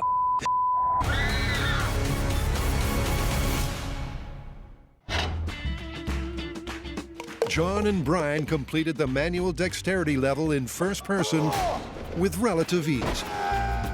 Manual dexterity is a measurement of our hands' ability to manipulate objects. That's pretty easy in the first person because we do it every day of our lives. Here we go. But move to the third person and our brain has to get a whole new grasp on what our hands are doing. Ready, player lung. So that little change might be a lot of work. It might be pretty easy. 3, 2, 1. And right from the get-go, John hits problems. Uh-oh. That's unfortunate. Well, that's over. From a third-person perspective, some tasks that require fine motor skills seem a little tougher. I like how you still hold that in front of your face like you're normally looking. Yeah, right? Bada boom! That's a catapult. Done! But when the camera angle is right, it may be an advantage for others. I mean, I love having this viewpoint here. This camera is so convenient. And I'm definitely super comfortable inside my little out-of-body experience. Aiming mode! All right, John, how's this one? Great! Here we go. So how will a third-person perspective affect our players' ability to aim with the catapult? Firing. Your ammo fell out. Really? You missed the ball. Is this not in? Oh, man! Look at that. Look at that little perspective trick. Here we go. 3, 2, 1! Good hit! Woo! Here we go. Boom! Third person high five. Yeah. So manual dexterity. I almost thought I did a great job until I loaded the bomb in the second run in third person and managed to not make it into the bucket, dropping it straight onto the floor, which the last time I checked is not great for bomb making. No, I thought that was gonna be the easy part, launching the bomb, and then you missed. Should we look at the numbers? Lay it on me. All right. Yep, both Brian and John took far longer to complete the manual dexterity level in third person. So having negatively affected performance in all 3 tests, this myth is on shaky ground. But Brian and John aren't convinced it's busted just yet. One of the biggest takeaways from testing so far is the limitation of their camera rig. And that's given the guys an idea. The problem with our third-person view in small-scale tests was that, well, the camera was static. But in video games, cameras actually track your movements, giving you new angles and views based on where you move. And that's a problem that we can fix with some technology. That way we can give third-person POV one last test and take the fight to those retreating aliens. The new camera is attached to servos which pick up a signal from a motion sensor on the goggles, enabling it to track head movement. Hey, am I perfect point of view camera? Yes. Is this test gonna be easy? No. All right, now I just need a victim. John. All right, how's it looking? You ready for this? Check this out. What is that? Hey, John. Hi. Oh, is that head tracking? Yeah. What? Ask it a question. Is this for real? Dude, it's a camera. Dude, oh, man. Oh, shoot. This totally changes the game. Oh, watch out, sorry. I almost killed you. Whoa! Look at this. How's that working for you? Oh, snap. The responsiveness is off the hook. We've gone from stationary rig to mobile rig, and I feel pretty confident moving around. Oh, snap! Bo, I'm a robot now. Actually, I'm a cyborg. With the new third-person roving camera rig, the MythBusters real-life video game can level up. For that, the team hits the hills. We've chased all the aliens out of the MythBusters headquarters, but we've decided to bring the fight to them. That's why we've tracked them all the way out here into our final real-life video game stage. Who would have thought they were hiding their secret base at a camp-friendly genetic research lab? The final test for the myth of effective perspective will pit first against third-person POV across 3 distinct skill sets. A high-wire course will test our players' physical prowess. A firing range will put their marksmanship to the test. And an all-terrain vehicle course will compare their driving skills. The dual-track vehicle shredder. Capable of handling snow, sand, mud, and the occasional alien corpse. All right, so you're comfortable on it? Yeah, let's do it. Let's go shred some aliens. But first, the lowdown on boss-level strategy. All right, the first versus third final level. Walk me through the tactical plan. Here's how we start. Boom, gate. Break and entering, past the alien security guards, and then boop, boop, boop, boop, boop, boop, boop, into the ropes course section, where we'll climb up, do some wire work, do a little rope bridge action, and then zip line to our DTV course. From there, we'll hop on and drive through, hitting some gates with obviously the obligatory air mortars, boom, boom, boom, all the way into our final battle zone, where we'll be running from station to station, picking up rocket launchers to shoot each individual enemy until we get to the final boss and take him down. So how are we going to score the final test of the Smith? Well, doing something pretty simply. We'll look at the cumulative time across all 3 sections of the course, and then look at the final shooting one and see how many aliens we take out. So, why were we just standing here? Upgrade package. We leveled up in small scale. And you just stand in a field waiting for something to... Sweet! All right, John, ready to start. In 3, 2, 1. The MythBusters' initial run will be in first person, AKA using their eyes. Hey, buddy. Fierce. You got it. Brian's making good time so far, but now 30 feet above the ground, stepping out onto the high wire has given him pause.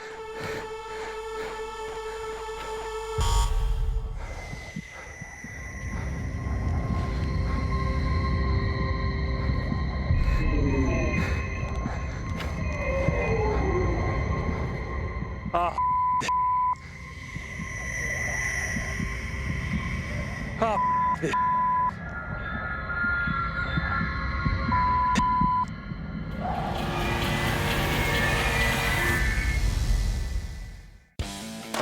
Oh, snap.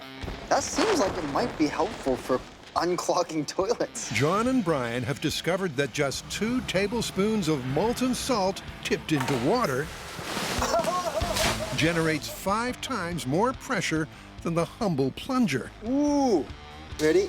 But this myth could yet prove a stinker if dropping a liquid salt bomb fails to unclog the commode. The guys have set up the toilet with a waste pipe. Flushing in 3, 2, 1. So if the molten salt blasts the blockage free, it'll drain the bowl. John Lung, professional toilet clogger. Shove it in there. All right, this is a new toilet. Right, Brian? Right.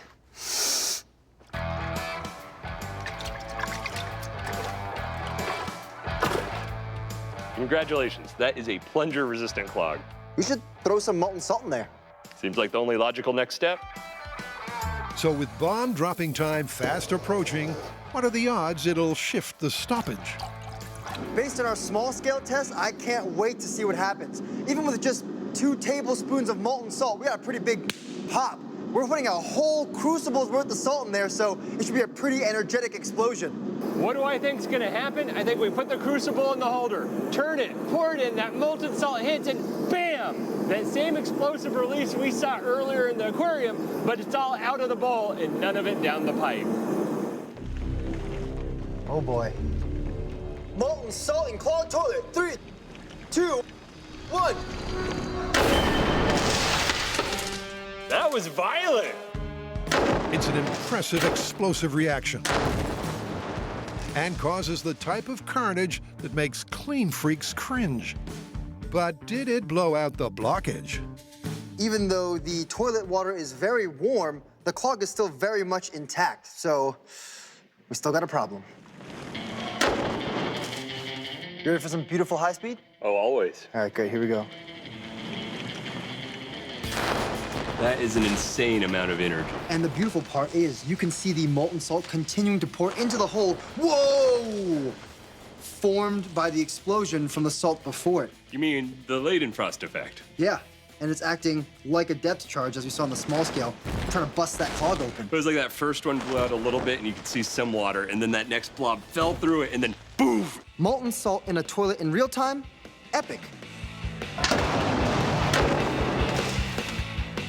Molten salt in a toilet in high speed? Ooh, much more revealing.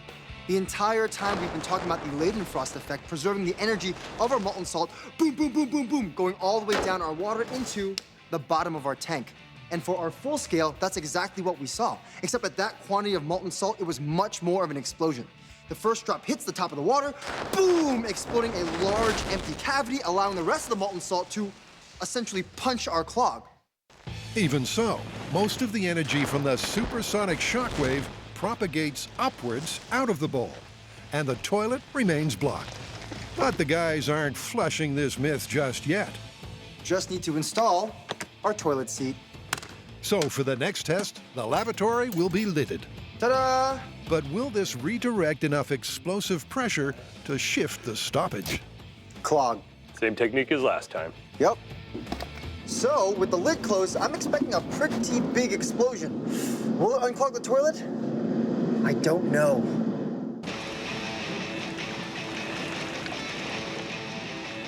Lid closed, unclogged toilet seat, molten salt in 3, 2, 1. Woo!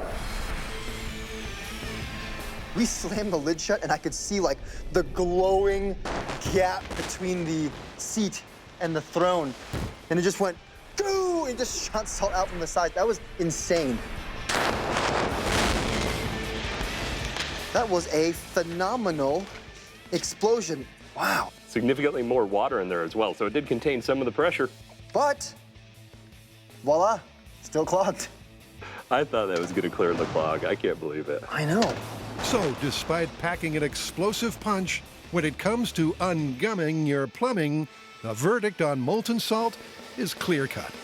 I think the toilet says it all. A clog is a clog is a clog is a clog. And if this is your aftermath, I'd say you should probably wait for the professionals. Yeah. I gotta say, this one is busted. Busted?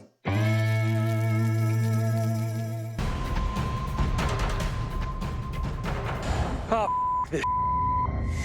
The high wire is a test of balance and depth perception. Nope. I'm done. I'm done. And at a knee-wobbling 30 feet, I am dizzy as it's clear that Brian's struggling.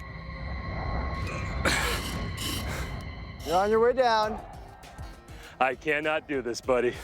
Heights and hirsute MythBusters have a troubled relationship. Whoa, that really is quite hairy. I absolutely hate it.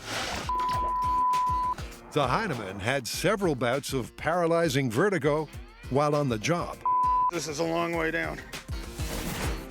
But after a quick consultation with the medic, my recommendation is I don't think you should be getting up on any kind of heights today. It turns out vertigo isn't Brian's issue.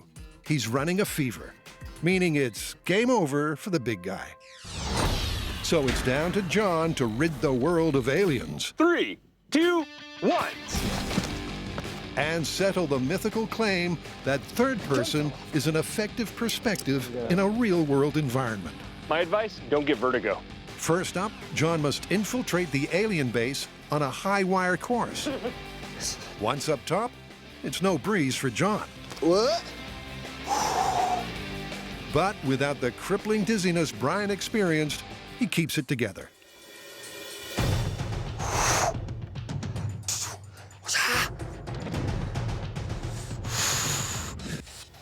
You like that? I like that. I call it the human bridge. And gets through stage 1.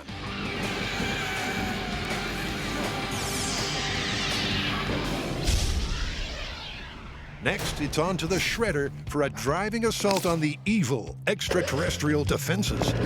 Woo! Final level, first-person run-through. Oops. Can I do it? Probably. Oh, yeah. How fast can I do it? Bye. Oh, yeah. Oh, yeah. Oh, God. We're good.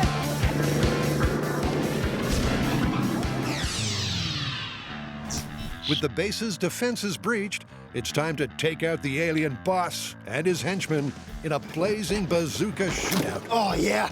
All right, alien scum. Let's do this.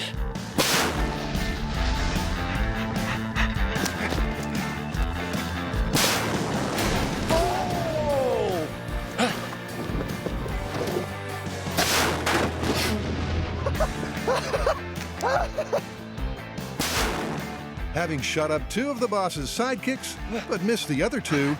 Okay, here's where it counts, kiddo. It's down to a showdown with the big guy. Yeah! First person, baby! Woo!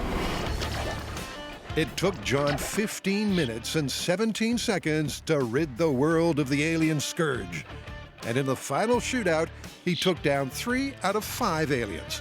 Creditable marksmanship. Cummerbund in place. So, how will his abilities be affected with a third-person perspective? Time to strap into the new and improved roving camera rig and find out. Can I do it? Oh, God. Here we go. Oh, boy. I don't know. Is a third-person perspective really as effective as it is in a video game? I don't know. Well, let's find out. All right, in 3, 2, 1. Holy moly. Huh. Huh. The camera is tracking with John's head movements, the image typical for a video game third-person perspective. Camera holding steady? So far, so good. Okay. But is this really a useful point of view in the real world? Okay. Here we go. Oh, yeah. All right. Woo!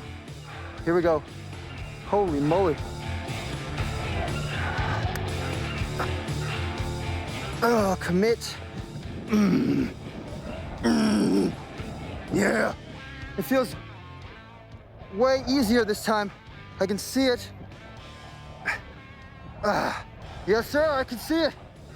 Oh, steady. There we go. High-fived. That's to you, camera. The first part of the rope section went well. His time so far on par with his first-person baseline. The problem is I can't really look down. So this is gonna be a side-scroller. But the bridge section isn't so easy. Oh, boy. Oh. Oh. Here we go. Oh, God. All right, get your tiny feet on those faraway boards, John. You can do it. Before, when I was on the tightrope, if I listed back or forward, my view would match. But now it's totally making me more dizzy or more uncoordinated than it would have been before. What happens when you lean forward in your vision? I'm leaning this way. I'm leaning, oh, God. So, third-person perspective turns from a help to a hindrance. And John drops some time. Oh, God, even climbing this thing is hard. I got it. Dub. On to fight another day. Oh, no. Oh, no. Oh, it's like my head's been knocked off. Oh, boy. Up next, the driving stage and the shredder. But John isn't exactly shredding it.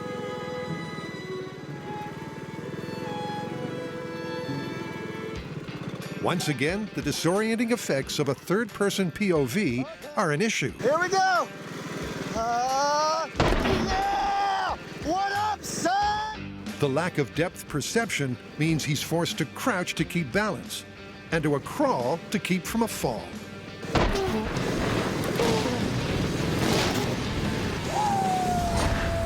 Still, he's not enjoying it. High knees.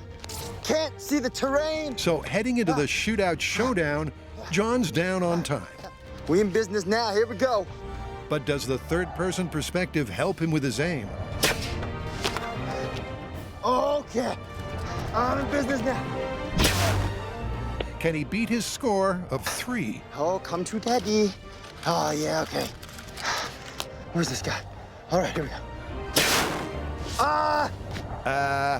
Oh, here we go. Okay. Nope.